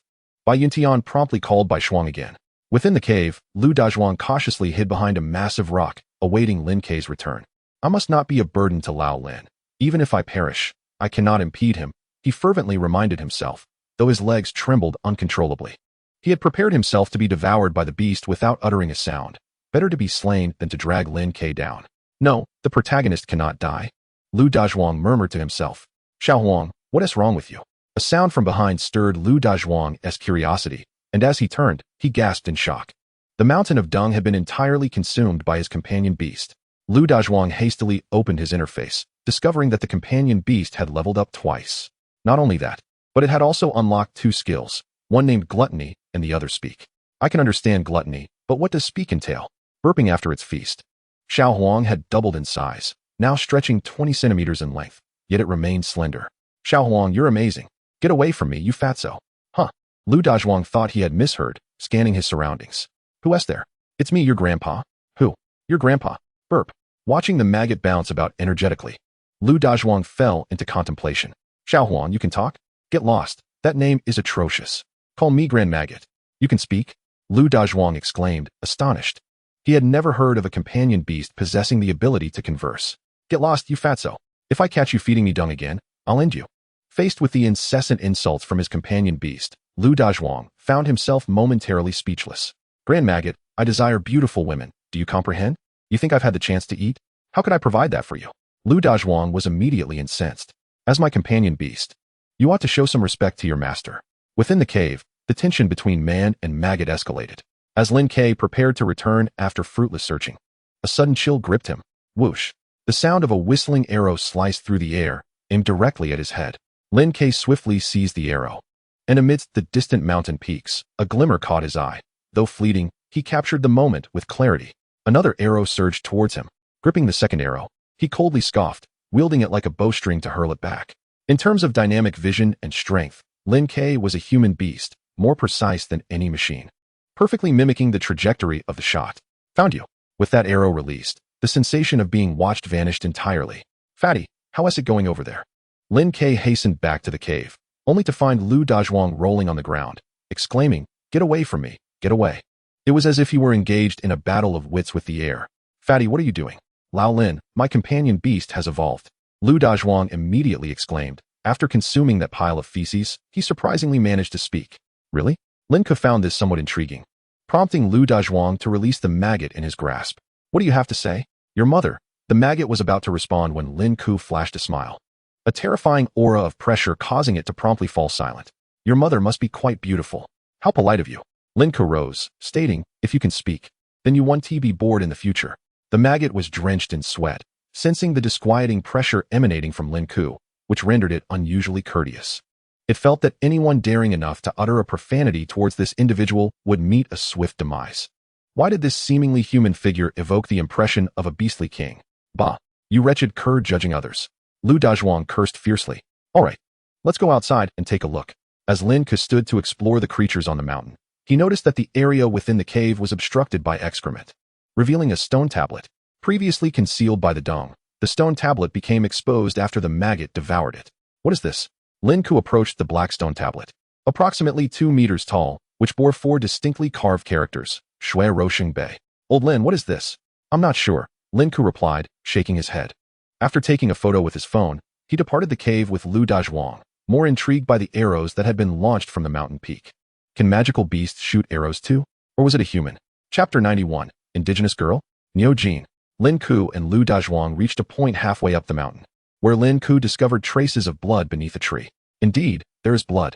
There were only 1 or 2 drops, covered in dirt, making them nearly undetectable without close inspection. This was not the behavior of a ferocious beast. Old Lin, what are we doing here? Lin Ke pointed in the direction they had come from, saying, can you still see the cave? Not very clearly. Lu Dajwang shook his head. It's too far. Lin Ke squinted. He could clearly see the entrance of the cave in the direction he had searched, but his body had been enhanced, rendering him different from ordinary individuals. A normal person wouldn't even be able to accurately shoot an arrow at his position, let alone see it clearly. The assailant was right here, using arrows to ambush me. Huh. Lu Dajwang was astounded, and the maggot perched on his shoulder immediately spoke up. My lord, the assailant must be a woman. How do you know? Lin Ke inquired curiously. Although she has departed, I can still sense the traces of her presence. Lick the maggot. Who are you talking about? All right. Stop it, Lin Ke interjected. My lord is right. I want to make a sound. Lu Dajwang's eyes nearly rolled back in disbelief. A woman, thousands of meters away, was able to shoot 2 arrows consecutively at him. Merely contemplating it felt absurd. What could she have consumed to possess such strength? Lin Ke was filled with questions. Since she was human, why would she ambush him? Was it underhanded methods? Or perhaps another beastmaster? Dajwang, stick close to me. The opponent should still be nearby. No problem. Lu Dajwang took a deep breath, seemingly resolved. Old Lin, if the opponent is too strong, don't worry about me. Right. The maggot concurred, my lord. If the opponent is too strong, just let them be. Just take me with you. Your mother. Amidst their incessant bickering, the sound of arrows slicing through the air echoed from the dense forest. Lin Ke reacted swiftly, raising his hand to catch the arrow. This arrow carried even greater force. Here, Lin Ke vanished from his spot, leaping into the trees and swiftly pursuing into the dense forest. His dynamic vision surpassed that of any beast. No rustle of leaves or whisper of wind could evade his keen gaze. As he descended from the tree, landing in a thicket, a dagger suddenly thrust forth from the bushes. Lin Ke twisted his body to adjust his trajectory, delivering a powerful kick to the incoming dagger, causing a muted grunt to resonate through the forest. A dark-skinned girl with short hair emerged from the underbrush. Her cheeks bore crimson marks. Her eyes were as fearsome as those of a wild beast, and her movements were swift. Realizing her dagger had failed, she immediately discarded it and drew her bow, aiming at Lin Ke. The distance was close. 3 arrows flew towards Lin Ke from different directions. Just as he steadied himself after landing, Lin Ke threw a punch into the void. A massive shockwave altered the arrow's trajectory, causing them to shatter and fall to the ground. Who are you? And why did you ambush me? In response to Lin Ke's inquiry, the dark-skinned girl charged at him like a leopard. Lin Ke noticed a necklace made of ferocious beast teeth adorning her neck. Is this a magical cave native? The girl raised her fist, the muscular lines of her arms bulging with power. Her strike could easily slay any beast. Lin Ke did not flinch or evade, raising his own fist to meet hers. In terms of strength, he was unafraid. Bang! A deafening explosion echoed through the mountains, sending the girl flying back into the thicket. While Lin Ke curiously examined the mark on his fist. Where does this girl derive such strength? It must be over 8,000 kilograms. Lin Ke was astonished that an unremarkable girl could unleash such terrifying power. Thinking of fleeing? Sensing movement in the thicket, Lin Ke swiftly pursued in the opposite direction, blocking the girl's escape. Trying to run when you can't win? Leave your life behind. Lin Ke would not show mercy simply because she was a girl. Those arrows she had shot were meant to kill him. He struck without hesitation. The girl, seeing no path of retreat, let out a low growl, and a red glow of blood energy enveloped her. This is Man Yojin. Lin Ke instantly recognized the martial skill she was employing, and this familiar sensation sparked a certain conjecture within him. You forced me to kill you. The girl finally spoke. You have some power, but not much. I can kill you. With the shadow of the man Nyo enveloping her, the girl became audacious, and from her aura, Lin Ke deduced her Man Yojin was likely at the 7th level. Is this a novice dungeon? Had Lin Ke not entered to open up the source, other 3rd-tier beast masters would undoubtedly have perished. Lin Ke couldn't help but question the actual difficulty of this dungeon. Where exactly had he descended? Die? The girl focused her Man Yo shadow, unleashing a full power punch. This strike was enough to instantaneously annihilate any enemy. Lin Ke let out a low growl, channeling his own Man Yo Jin to counter. Your 7th level Man Yo Jin is indeed formidable, but before the ancestral master, it is still insufficient. Bone spurs erupted from his spine, and the blood energy of the man Nyo enveloped him. Lin Ke's eyes were etched in crimson at that moment. He resembled a vengeful deity. The dark-skinned girl's pupils dilated. Her punch, which had been filled with force, suddenly lost its power as it met Lin Ke's overwhelming aura, and she ceased to resist, kneeling on the ground with her hands spread out. Beast God. The girl gazed up at him reverently. Her eyes filled with intense admiration and profound fear, her body trembling uncontrollably. The ferocity and coldness from earlier vanished without a trace. Beast God. Lin Ke grasped the girl's hair, pulling her to face him. Strangely, she did not resist. Instead, she appeared exceedingly compliant, as if she were an entirely different person. Spare me, great Beast God. Lin Ke decided to refrain from acting immediately, releasing his grip on her hair after dispelling the man Yojin. The girl knelt on the ground, gazing up at Lin Ke with longing. Her eyes were a deep, wild green, her features strikingly defined, evoking a strong desire for conquest. To tame a fierce lion into a loyal dog would be an immensely satisfying achievement. Clearly, the girl now resembled a docile pup, her rounded form shifting as if she bore some unspeakable burden. Why do you call me Beast God? The Beast God, the young maiden of the Beast God, seemed to misunderstand Lin Ke's inquiry. Lin Ke deftly shifted the topic. Is there anyone else here besides you? Just as the maiden was about to respond, a commotion erupted within the dense forest, followed by several intense gusts of wind, and soon Lin Ke found himself surrounded by several equally striking young women. He was instantly encircled. In Chapter 92, Lord Beast God, there were a total of 12 indigenous women surrounding Lin Ke, each glaring at him with fierce expressions. The short-haired native quickly spoke in a dialect that Lin Ke could not comprehend. Upon hearing her words, Lin Ke confirmed that these were indeed the natives of the Demon Abyss. It turned out that humans truly existed within this treacherous place. Although the women surrounding Lin Ke were momentarily driven back by the native, their eyes remained filled with wariness and animosity. Lord Beast God has been offended. The short-haired girl continued, struggling to articulate her thoughts in broken phrases. Have you come here to take us away? Her eyes, a striking light green reminiscent of shimmering gemstones, gazed at Lin Ke with an intense, wild yearning. Were all the natives in the Demon Abyss endowed with such alluring physiques? Their bodies were wrapped in tiger skins, almost bursting forth.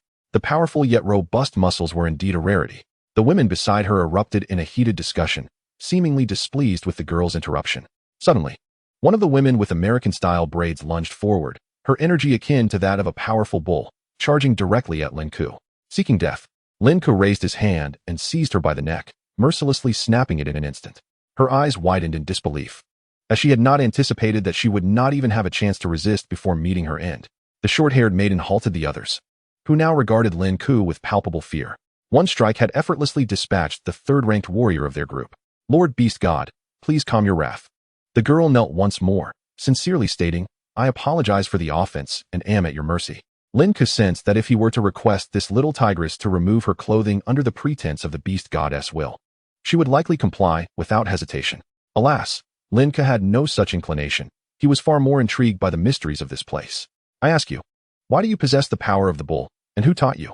The girl, relieved that Lin Ke did not express anger, replied, It is a legacy from the Beast God. We are unskilled in our training and have yet to achieve transformation. If it were not for the blood and flesh sacred tablet, I fear we would never comprehend our potential. Her explanation was muddled, and Lin Ke found her accent quite difficult to understand. Transformation? Did she refer to a special state of the power of the bull at the 9th level? And the blood and flesh sacred tablet? He had encountered it once within the cave. He pressed on. Take me to see the blood and flesh sacred tablet. Yes. The girl immediately sprang up, and the guards nearby parted to create a path, fearful of offending Lin Ke and incurring a fatal consequence. As for the deceased woman, they lacked the courage even to move her body. Lord, may I take IA's corpse back with me? The short-haired girl asked with trepidation. She offended you, but I wish to bring her back. As you wish, Lin Ke replied, recalling Lu Dazhuang. Come here, fatty. After a moment, Lu Dazhuang pushed through the underbrush, bowing his head as he approached Lin Ke.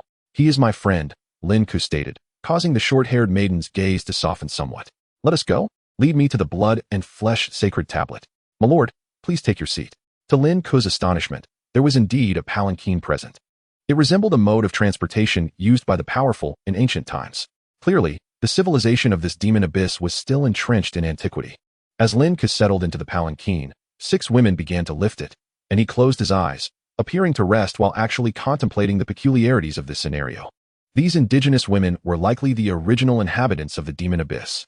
If he were to eliminate them all, would the instance refresh? Or was this instance unique? At least from what he had learned in school textbooks, there was no mention of humans existing in caves.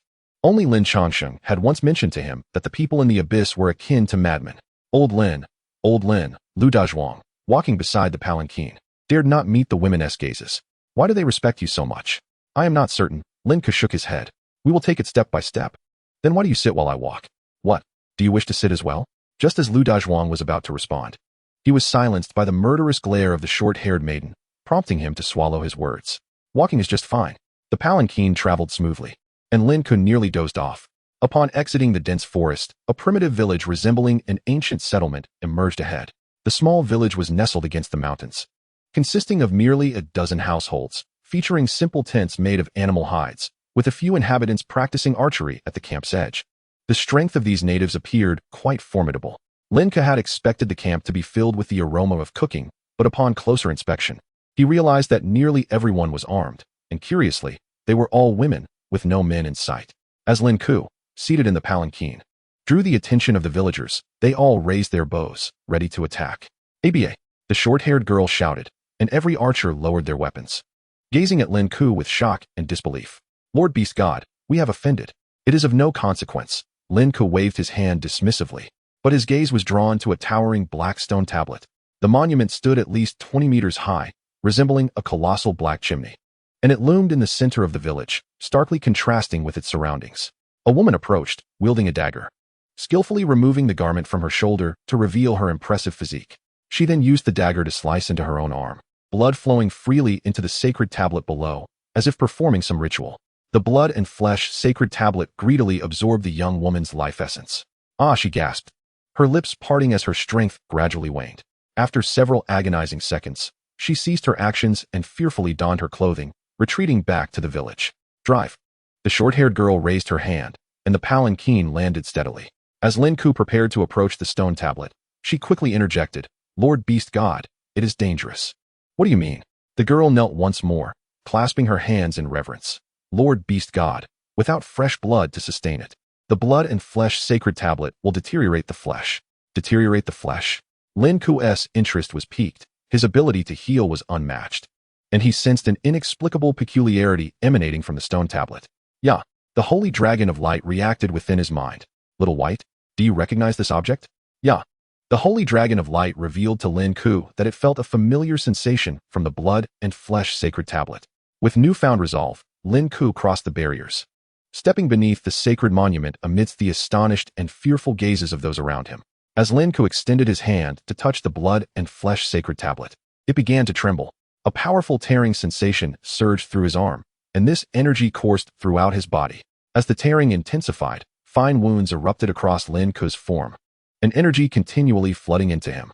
In Chapter 93, The Land of Origins, from the Demon Abyss, the short-haired maiden was about to approach when the blood and flesh sacred tablet unleashed a terrifying wave of energy. The entire village and all surrounding tribespeople were swept away by this force. Even the young woman harnessing the power of the bull at the 7th level could not withstand this overwhelming power, being sent reeling backward with blood seeping from her lips. In a state of panic, she attempted to rush towards Lin Ke, only to discover that bony spikes had begun to sprout from his back. In the moments when the tribe was engulfed in terror and lamentations, upon witnessing the transformation occurring within Lin Ke's body, they collectively chose to kneel in reverence. They chanted peculiar phrases, marveling at the strange stone tablet. Lin Ke distinctly felt a tearing and destructive force within his flesh, as if that energy sought to burst him apart. Unfortunately for it, it had chosen the wrong individual. Lin Ke's physique was formidable, and even under such fierce energy, it could not dismantle his form. Energy continuously surged from the stone tablet into Lin Ke's body, a sticky, moist sensation enveloping his palms. Lifting his gaze, he discovered crimson blood seeping from the apex of the sacred tablet. As more blood flowed down, it became evident that this so-called blood and flesh sacred tablet was indeed constructed from flesh and blood. A strange, beastly roar emanated from the tablet as a mass of scarlet energy coalesced above it, taking the shape of a gruesome skeleton that lunged toward Lin Ke. Just as the blood skeleton was about to reach him, a blinding milky white light erupted from Lin Ke's being, piercing through the skeleton. The skies transformed, becoming a pure white. The wild girl stared in astonishment at the colossal beastly silhouette swirling in the heavens, and once more, knelt in supplication. This silhouette continually churned in the sky, and as it tore through the clouds and the pure white light, it revealed its sanctified visage, the holy dragon of light. "Oh my! A dragon!" Lu Dajhuang exclaimed, nearly fainting from the sheer shock. Such an overwhelming sensation was beyond words. Lin Ke realized that his body was greedily absorbing the blood from the sacred tablet, while his flesh rapidly solidified. and the bony spines along his spine were instantly stained red. His presence became exceedingly peculiar, fierce, and desolate. Such terrifying energy. Lin could clearly sense that this force had fully solidified his flesh, granting him a new level of enhancement in a remarkably short span. With a resounding crash, as the last of the blood was drained, the immense blood and flesh sacred tablet shattered and collapsed. Fragments of the tablet morphed into decayed corpses that fell around them. An overwhelming stench wafting through the air. The holy dragon of light vanished into the clouds, and a single drop of rain fell from the heavens, landing squarely on Lin Ke's nose. Is it raining? Suddenly, a torrential blood rain descended without warning, painting the earth in crimson. Lin Ke stood amidst the blood rain, relishing the euphoric sensations brought forth by the recent surge of power. Despite his ignorance about the true nature of the blood and flesh sacred tablet, he was convinced it was a remarkable artifact. His body had undergone a new evolution under the tablet's relentless strain. How could this feeling be described? Lin Ke perceived it as a gamble. If his flesh could not withstand the tablet's pull, he would be consumed by it. Conversely, if he successfully endured the pressure, all the energies within the tablet would be his to claim. Of course, this remained but a conjecture, without any means of verification. The blood rain dissipated swiftly, and the short-haired girl gazed at Lin Ke with newfound fervor. The beast god has saved us. The beast god. The beast god. This time, not just the short-haired girl, but all the women in the tribe fervently raised their arms in worship, their respect for Lin Ke ingrained deep within their souls. What is your name? Lin Ke inquired as he approached the short-haired girl. Beast god, I am Twoba'ing. Twoba'ing. Lin Ke nodded and asked, what is the purpose of this blood and flesh sacred tablet? My lord, we are also uncertain, Twoba'ing replied in fear. It demands blood, and once activated, it cannot be halted. If it does not receive blood, terrible things will occur. The corpses of the ferocious beasts around them, were they the result of the blood and flesh sacred tablet? They were killed during our hunts, Twoba'ing confessed, revealing that her tribe had originally hunted beasts to nourish the tablet. The tablet was meant to reciprocate energy to the tribe, a mutually beneficial arrangement. However, the tablet's demands grew increasingly insatiable, rejecting ordinary beast blood, forcing them to sacrifice their own blood continuously. One by one, tribe members perished, drained of life. Any resistance against the tablet would lead to immediate annihilation. Listening to Twoba'ing's account, Lin Ke realized that the blood and flesh sacred tablet was indeed a malevolent entity. Could it be a creation of higher-ups from the human world, designed to eradicate the population of the abyss? Aside from your tribe, are there others here? Twoba'ing's gaze dimmed as she weakly shook her head. They are all gone. What about the blood and flesh sacred tablet? Lin Ke recalled the tablet he had seen within the cave. Perhaps there were more in this place. My lord, I do not know, Twoba'ing answered honestly. We dare not approach any unactivated tablets. Having grasped the situation regarding this realm, Lin Ke became increasingly curious about why Twoba'ing referred to him as the beast god. Was it merely due to his mastery of the Man-Nyo technique at the 9th level? Or was this so-called beast god the very founder of the Man-Nyo technique? Twoba'ing, from where did you learn the Man-Nyo technique? Are there other techniques? My lord, you are wise. Twoba'ing exclaimed passionately as she clasped her fists. We discovered the barrier you left behind, and from it, we gleaned the technique. Indeed, Lin Ke's heart soared with joy, just as Xianxinghe had speculated. The origins of the Man-Nyo technique might not be from the human world, but rather from the abyss. Furthermore, aside from the Man-Nyo and Jinhu techniques, there should be other methods as well. Take me to see, Lin Ke sighed. Your talents are lacking. With just a little guidance, you may reach new heights. Thank you. Beast god. Twoba'ing knelt, fervently bowing her head, completely indifferent to the revealing sight before her. Fatty, stay here. I will return shortly. Got it. Twoba'ing led Lin Ke toward the barrier, while Lu Dazhuang scratched his head uneasily, wondering if, as Lin Ke's brother, he would be bullied by these natives. By the way, why did all these natives look so remarkably beautiful? As Lu Dazhuang swallowed hard, he heard a voice beside him. Fatty, hurry and take me to the toilet. I need to relieve myself. Oh dear, being your companion beast is such a joy. Chapter 94. Do I look like a stallion? Lu Dazhuang rolled his eyes, searching around but finding no restroom, ultimately having to shamelessly ask, where's your toilet? What is a toilet? The women whispered among themselves. Seemingly baffled by the term, Lu Dazhuang squatted down to demonstrate, yet before he could lower his pants, he was kicked over. Shameless. Beat him. Alone. Twoba'ing took Lin Ke away from the camp, the entire area situated at the foot of a mountain, where the rock walls bore signs of excavation, resembling colossal Buddhist niches. Pathways had been carved into the rock, revealing dozens of caverns at a glance. Are these all techniques? Not entirely, Twoba'ing softly explained. Many of the caverns serve as quarters. Quarters? Twoba'ing lowered her head, murmuring, "Yes, quarters for the beast god." Lin Ke coughed lightly and said, "I am not a beast god." He was unperturbed by revealing his identity, knowing that the women of the camp posed no threat to him. "No," Tuoba Ing insisted earnestly. "You are the beast god. Legend has it that the beast god will come to save us. A century ago, you appeared." "A century ago?" Lin Ke remained silent, pondering how someone might have cultivated the Man-Yo technique to the 9th level 100 years ago. The power of these abyss warriors was truly formidable. "By the way, how is it that you can understand my words?" Lin Ke inquired curiously before entering the cavern. "This is a legacy passed down by the beast god." "Oh."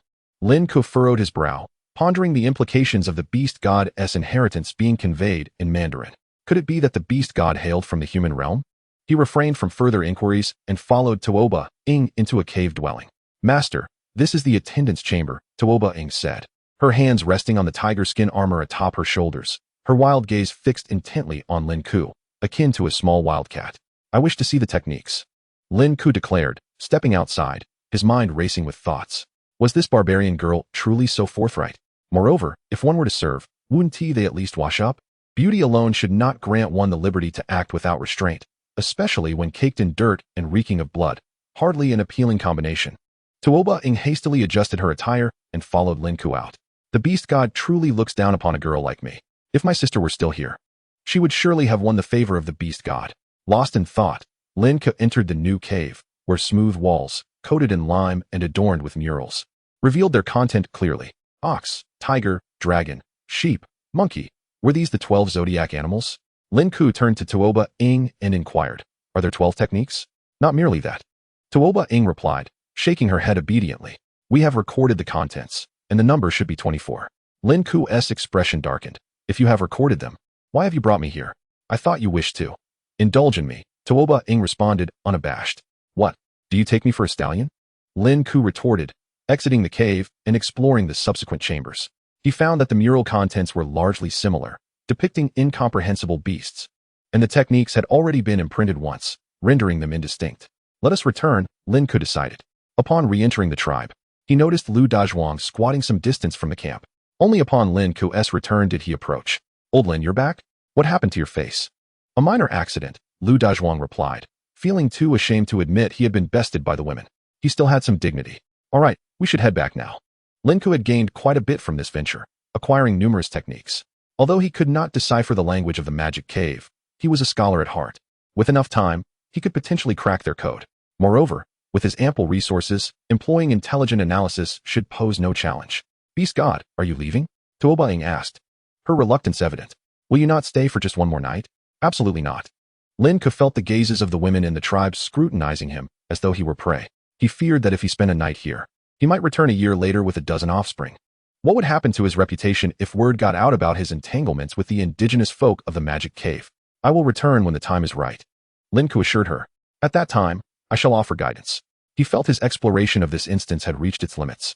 With the only dangers posed by the incredibly strong cave-dwelling humans and the blood-flesh sacred steel, he resolved to conduct a thorough investigation upon his return. "Beast god, may I accompany you?" Tuoba Ing asked. "Enough," Lin Ke responded sternly. "I shall return in due time. Farewell, chubby one." "All right, coming." Lin Ke and Lu Dazhuang departed the Tuoba tribe's encampment. On the way, Lu Dazhuang finally spoke up. "Old Lin, I had no idea there were humans inside the magic cave." "Neither did I until today," Lin Ke replied. "By the way, what happened to your maggot?" "I stored it in my space. It attempted to curry favor with those fierce females and nearly ended up as bait on a fishing hook." Lin Ke chuckled. "Dazhuang, I hadn't realized your maggot had mutated. You might consider exploring the dung heaps of the magic cave. There might be opportunities there." "Huh, I was thinking the same." Lu Dazhuang exclaimed with enthusiasm. "Old Lin, I feel that it won't be long before we can fight side by side. At least, when you need me. I'll finally be able to step up." Chapter 95. The truth of the magic cave upon returning to the vicinity of the cave's barrier. Lin Ke found the entrance to the previous cave in disarray. Approaching, he discovered that the blood-flesh sacred steel had shattered.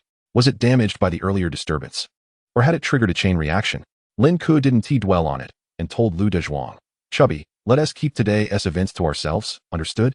Including your maggot's mutation." "Understood," Lu Dazhuang replied, grinning. "In any case, we are quite formidable." Fengyang Mountain. At the branch of the Companion Beast Association. Bai Yuntian scrutinized the images displayed on the screen. Lin Ke and Lu Dazhuang had indeed vanished into the formation. They must have entered the instance. Why had the headquarters sent erroneous information? How peculiar. Could there be an issue with the formation? This was a seal personally placed by Lord Zhou. It should not have malfunctioned. As Bai Yuntian's mood grew increasingly heavy, a phone call interrupted. Lin Ke has returned? Splendid. I'm on my way. After hanging up, Bai Yuntian immediately informed Bai Shuang and swiftly left the office. Lin Ke, you have finally returned. Bai Yuntian exclaimed upon seeing Lin Ke, relieved to confirm he was unscathed. Old Bai, why are you so agitated? Lin Ke queried, perplexed, noticing that the guards shared the same expression. Are you unaware of what transpired? Bai Yuntian asked, catching his breath. You rascal, were you transported elsewhere? He then relayed the headquarters message to Lin Ke.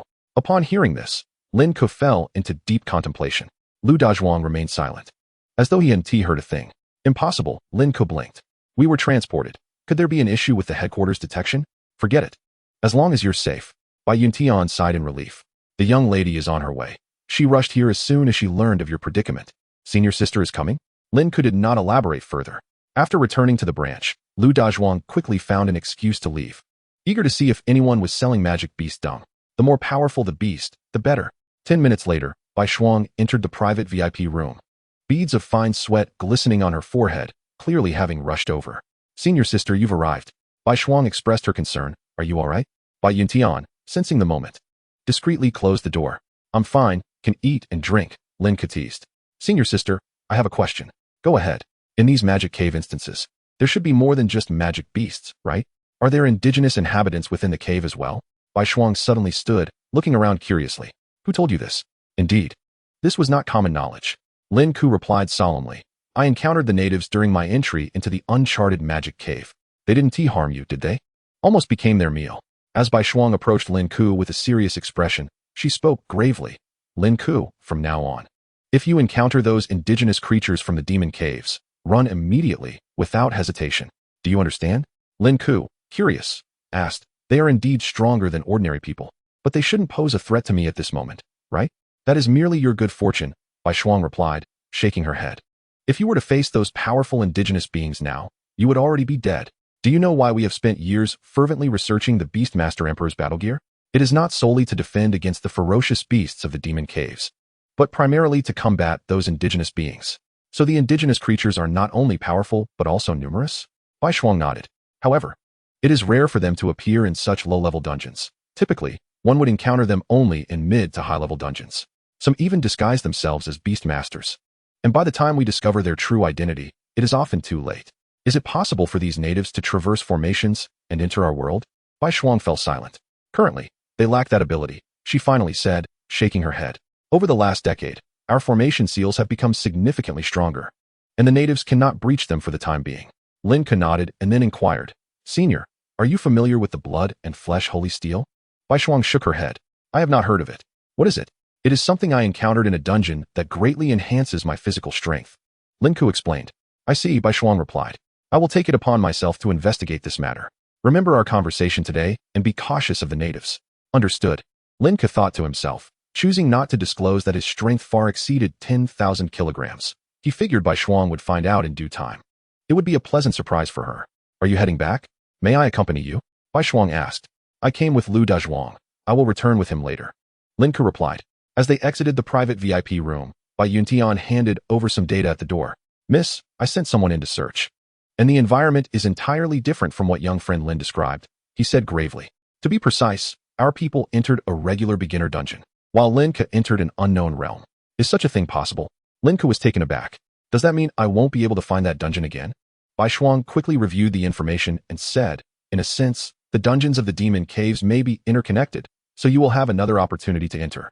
Bai Lao, please seal the entrance to this dungeon for now, Bai Shuang instructed. We may uncover more clues in the future. Understood. After Bai Yuntian departed, Bai Shuang continued. Oh, there is one more important matter to discuss with you. They have decided to conduct an assessment of you ahead of schedule within the next few days. I will accompany you then. You need not be overly anxious. The assessment should not be too difficult. Once you pass, you will gain access to abundant resources and information. When you become stronger, I will not hinder your entry into that dungeon. Thank you, Senior. After Bai Shuang left, Lin Ke recalled the techniques inscribed on the animal skins. He decided to study them further. Perhaps he would uncover additional leads beyond the techniques themselves. As for the assessment from the Judgment faction, he did not dwell on it too much. Joining would be ideal, But if he could not, it mattered little, for he had his own well-established cultivation system. After bidding farewell to Lu Dazhuang, Lin Ke returned home alone. Upon approaching his door, he sensed an unusual aura. Chapter 96. Ouyang Qing's visit. The judgment assessment begins. The judgment assessment has arrived? Lin Ke slowly opened the door. Finally, we meet, Gao Jong Wong, Lin Ke, in the center of the living room. Ouyang Qing lounged on the sofa, a glass of red wine in hand, flanked by applauding followers and Zhan Tian. Ignoring Ouyang Qing and the others, Lin Ke attempted to ascend the stairs. Is this how wealthy people behave? Trespassing in my home. If I were to kill you, it would not be a crime. Noticing the fierce glint in Lin Ke's eyes, Ouyang Qing set down his wine glass. My etiquette is ingrained in me. I encountered your father earlier and gifted him a red envelope of 100 million. He should be on his way to the bank now. Do you think that amount is insufficient? 100 million? No. Did he understand how to spend it wisely? That old man has always been one to flaunt his wealth. If he saw a balance of over 100 million, he would be insufferable. Did I give too little? Ouyang Qing pondered, shaking his head. No matter. I will make it up next time. Are you so wealthy that you have nothing better to do? Lin Ke cautiously probed. Feel free to try and strike me with money if you dare. Ouyang Qing dismissed the notion entirely, lifting his wine glass to take a sniff. I heard you join the Quanhai Academy? Lin Ke remained silent. Ha ha ha, you certainly have some spirit. Ouyang Qing replied nonchalantly. If you beg me now, I might be able to persuade the Imperial Academy to accept you reluctantly. Lin Ke stepped forward to seize Ouyang Qing by the collar. Kid, stop. Zhan Tian coldly interrupted, capturing Lin Ke's arm. In the world of intellect, you can be formidable, but here in reality, our strengths are not vastly different. Get away. Lin Ke forcefully shook his arm, sending Zhan Tian crashing against the wall in a flash, leaving even Ouyang Qing momentarily stunned by the speed. Impressive. Zhan Tian, stifling his pain, rose with his heart racing. This fellow's strength was astounding, surpassing even his last encounter. How could his improvement be so rapid? Previously, Zhan Tian had been somewhat dismissive of Ouyang Qing's assessment of Lin Ke, believing he had merely lost due to a moment of carelessness. However, it was now evident that Lin Ke's power far exceeded his own. Just that one strike nearly fractured his spine. Curse it, what kind of potion did he consume? That was a mistake on my part. Kid, if you dare, let us have another go. Zhan Tian continued to taunt, seeing Lin Ke poised to strike again. Ouyang Qing interjected, Lin Ke, guests should be treated with respect. Such behavior is unbecoming. This is a check for 100 million. Consider it a greeting gift. Lin Ke took the check, his tone softening. Have a seat. Changing his approach, Ouyang Qing produced another check. As Lin Ke accepted it, a smile finally broke across his face. As expected of a distinguished academy's prodigy, your demeanor is indeed ingrained in you. Please, take a seat while I fetch you some water. Is this even allowed?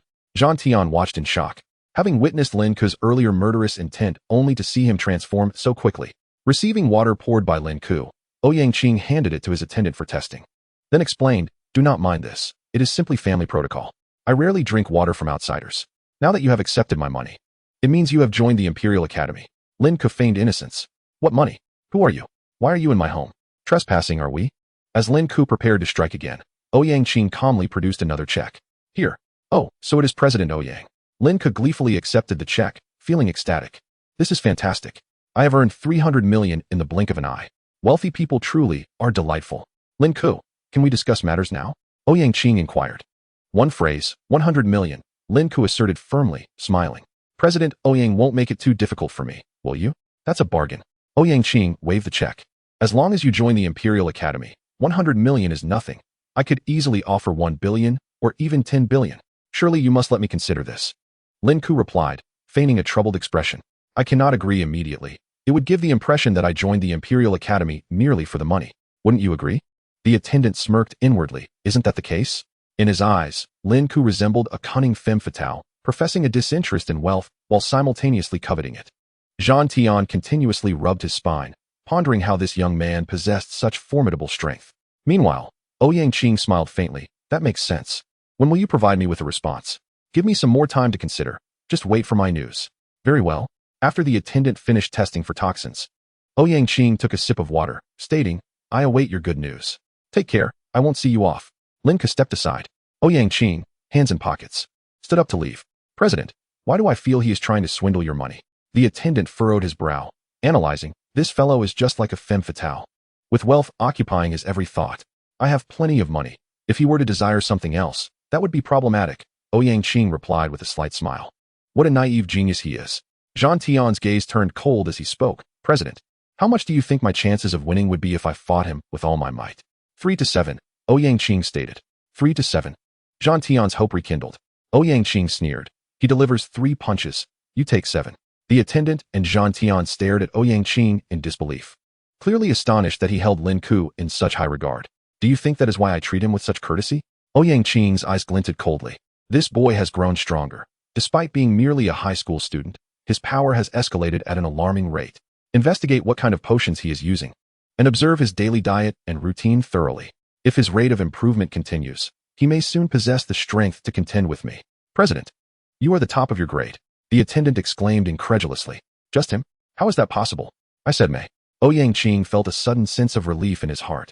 Even if he were to allow Lin Ke to join Quan Hai Academy, he must ensure he does not fall into the hands of other prestigious institutions. Otherwise, the Imperial Academy could very well be threatened. Having inexplicably earned 3 billion, Lin Ke logged into the intelligent brain to withdraw the money.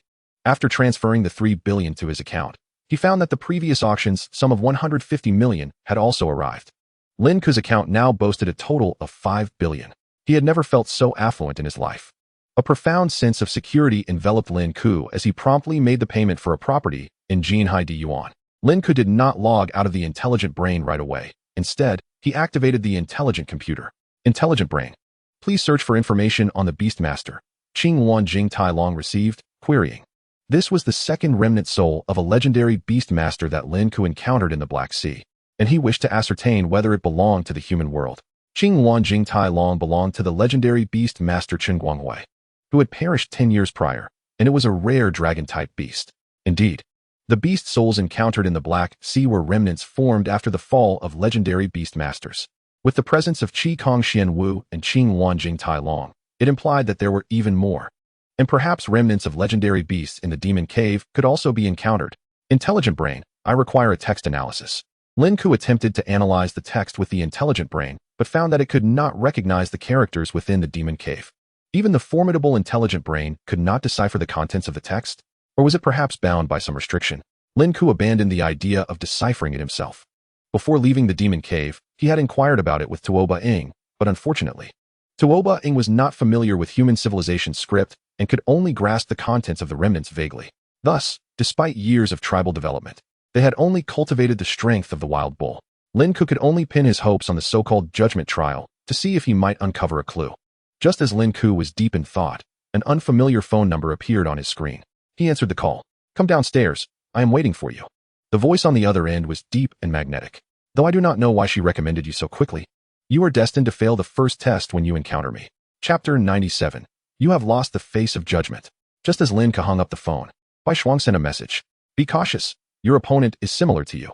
Bai Shuang did not divulge much. But Lin Ke understood that his adversary was likely a physically formidable beastmaster.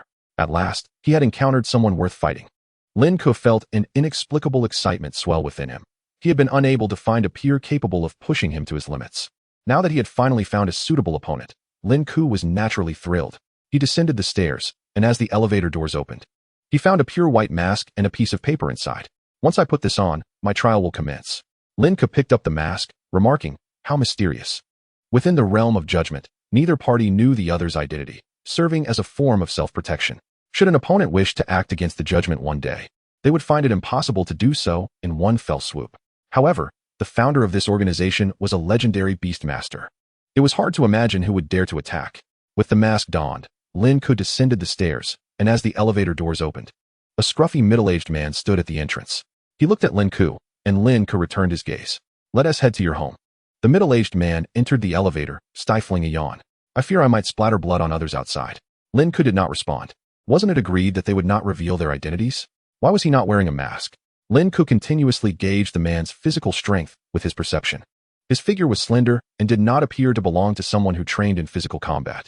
Nevertheless, Lin Ke remained cautious. The judgment trial would not be so simple. The two arrived at Lin Ke's home, where he led the man to the training room. The spacious area was perfect for a duel between the two. Allow me to introduce myself. I am your mentor for the first round of testing. You may call me Captain Song. None of this is important, as we will only meet this once. Very few can pass the trial under my supervision. Song Danqing pressed a camera on his chest, stating, recording begins. With a casual demeanor, he lit a cigarette and scratched his head, saying, according to the data, You possess approximately 8,000 kilograms of strength, so I shall fight you with the same strength. That wouldn't be unfair, would it? That is fine. Lin Ke tensed his body, preparing for battle. Then let's begin. Song Danqing flicked the cigarette toward Lin Ke and lunged forward like a leopard. He had already envisioned how he would play the next act, delivering a punch that would send Lin Ke flying, then casually taking a puff from the cigarette, saying, "You still have a long way to go." Bang! A solid punch crashed into Lin Ke's chest, and as Song Danqing prepared to catch the flying cigarette, he realized Lin Ke remained firmly planted, unshaken. "Are we starting?" Lin Ke asked in surprise. Before Song Danqing could react, Lin Ke threw a punch towards his nose. "What the hell?" Song Danqing clutched his nose and staggered back, cursing. "That bastard gave me false information. My 1,000 kilograms of strength can't budge you." The cigarette fell to the ground, breaking in half. Lin Ke took the initiative to attack. Facing Song Danqing felt inexplicably peculiar. Despite appearing fragile, his earlier probing punch had failed to harm him. He could only hear a torrent of complaints.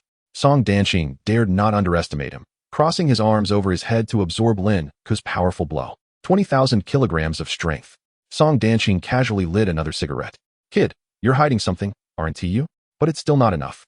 Song Danqing attempted to seize the initiative, unleashing his own 20,000 kilograms of strength in response. This was the first time Lin Ke encountered an opponent with physical strength exceeding 20,000 kilograms, igniting the warrior spirit within him. He did not dodge or evade, bracing himself to absorb Song Danqing's incoming punch. "Today, I will teach you a lesson. Deception is a soldier's best friend." Song Danqing suddenly unleashed his full might, akin to a dragon's roar, as he poured all his strength into a single punch that struck Lin Ke. The force of this blow was a staggering 30,000 kilograms. "Sirwa ba kanai." In this urgent moment, Song Danqing exclaimed in disbelief, for Lin Ke's physique showed no signs of injury or retreat. He steadfastly endured the onslaught of his attack. Song Danqing momentarily forgot the grandiloquent words he had prepared, his heart racing wildly. This was impossible. The intelligence had clearly stated only 8,000 kilograms, and now, having exerted 30,000 kilograms, nearly fourfold the force, he was still unable to shake Lin Ke. Was this boy a monster? Was he even human? Song Danqing extinguished his cigarette, finally choosing to confront Lin Ke with seriousness. "I acknowledge your talent, and you deserve my full attention. No more hiding. As your mentor, my strength far surpasses yours. Give it your all, if you can." Lin Ke's body gradually ignited with fighting spirit. Although Song Danqing enjoyed posturing, he had genuinely withstood several of his attacks. To his surprise, this unassuming man with stubble possessed an impressive physique. "Enough talk. Face me with all your strength, or I won't allow you to pass." As soon as Song Danqing finished speaking, Lin Ke was enveloped in a surge of bloodlust.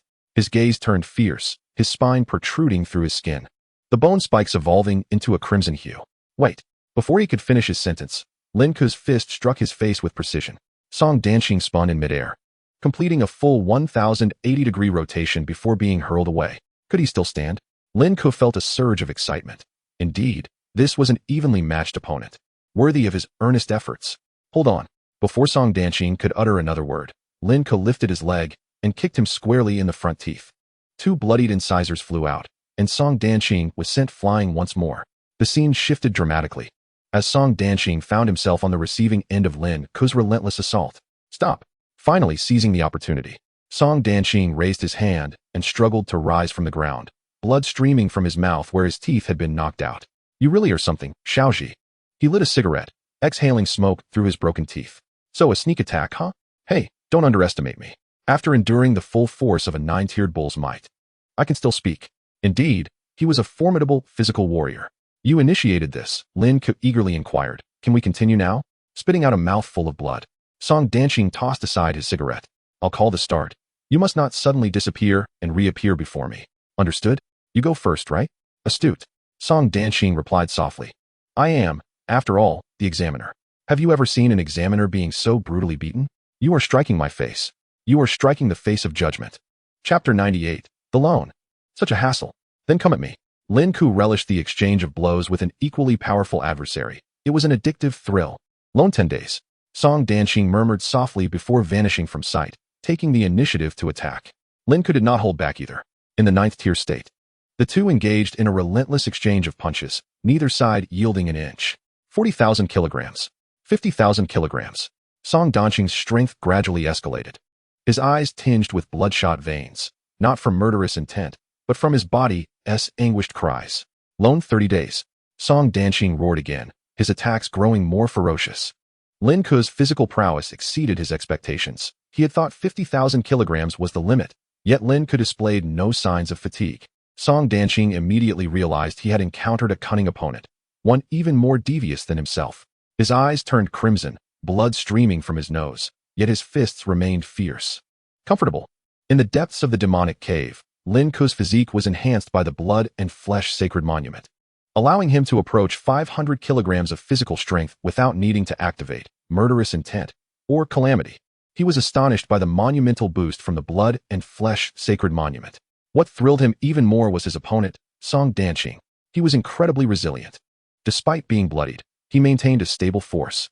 Lin Ke had only experienced this sensation within himself. In the blink of an eye, both their strengths surpassed 60,000 kilograms. At that moment, Song Danqing only wished to weep. The source of his strength required a price. The previous opponent who had made him, Loan, 30 days had long since become a memory. How could this fellow still be so vigorous and continuously growing stronger? Was his beast companion also of a special type, like his own? As Song Danqing's thoughts spiraled, Lin Ke's strength surged once more, activating murderous intent, a ferocious, bloodthirsty aura engulfed him as his fists rained down on Song Danqing like a torrential downpour. 70,000 kilograms. I'll loan for 3 months. Song Danqing spared no effort, forcibly borrowing a certain energy, instantly matching Lin Ke's strength. Both were in a state of explosive power, holding nothing back, neither willing to concede. At least, that was how Song Danqing perceived it. I refuse to believe your body can endure such an influx of power unscathed. Song Danqing remained rational, convinced that Lin Ke was also experiencing immense pain. Hold on. Why are you smiling? What had promised to be agony now seemed to bring Lin Ke pleasure, and Song Danqing felt a pang of dread. This guy was actually enjoying himself. Stop. Song Danqing urgently called for a halt. Monster, hang the wall. He speculated that Lin Ke might be some ferocious beast resembling a human, but could not possibly be one. Song Danqing formed his judgment. Have you ever seen a person's spine grow bone spikes? He had a premonition that if the battle continued, no matter how much power he loaned, Lin Ke would always be able to suppress him. What was the point of continuing? He feared that if they kept fighting, Lin Ke might rip out his bone spikes to use as weapons. You've passed my test. Trembling, Song Danqing lit a cigarette. I concede. Lin Ke clasped his fists and said, if you were to use your companion beast, you could probably defeat me in an instant. Good to know. Song Danqing shot Lin Ke a look. What kind of potions do you usually consume? Lin Ke fell into contemplation. Bai Shuang had mentioned this as well. And Ouyang Qing had investigated discreetly, for Lin Ke's physical strength indeed defied logic. It seemed he needed to buy some muscle-enhancing potions to keep on hand, just in case. Just a casual consumption, Lin Ke explained with a smile. Freak. Song Danqing vaguely recalled seeing Lin Ke last time, when he had an even match against a flying sky centipede. If the current Lin Ke faced it, the creature would likely perish before it even appeared. I'm off. Song. See you next time. Lin Ke expressed anticipation. I feel you haven't used your full strength. Song Danqing's lips twitched. Considering the power he had just borrowed for 1 or 2 months, he would be bedridden for at least half a month. Let us talk another time. Soon. Lin Ke received a text message from Bai Shuang. Congratulations, you have passed the first test. Curious, Lin Ke inquired. How many tests are there? That varies by person. Sister. Today Song is quite powerful. His physical strength is on par with mine. Lin Ke shared details of the recent battle with Bai Shuang.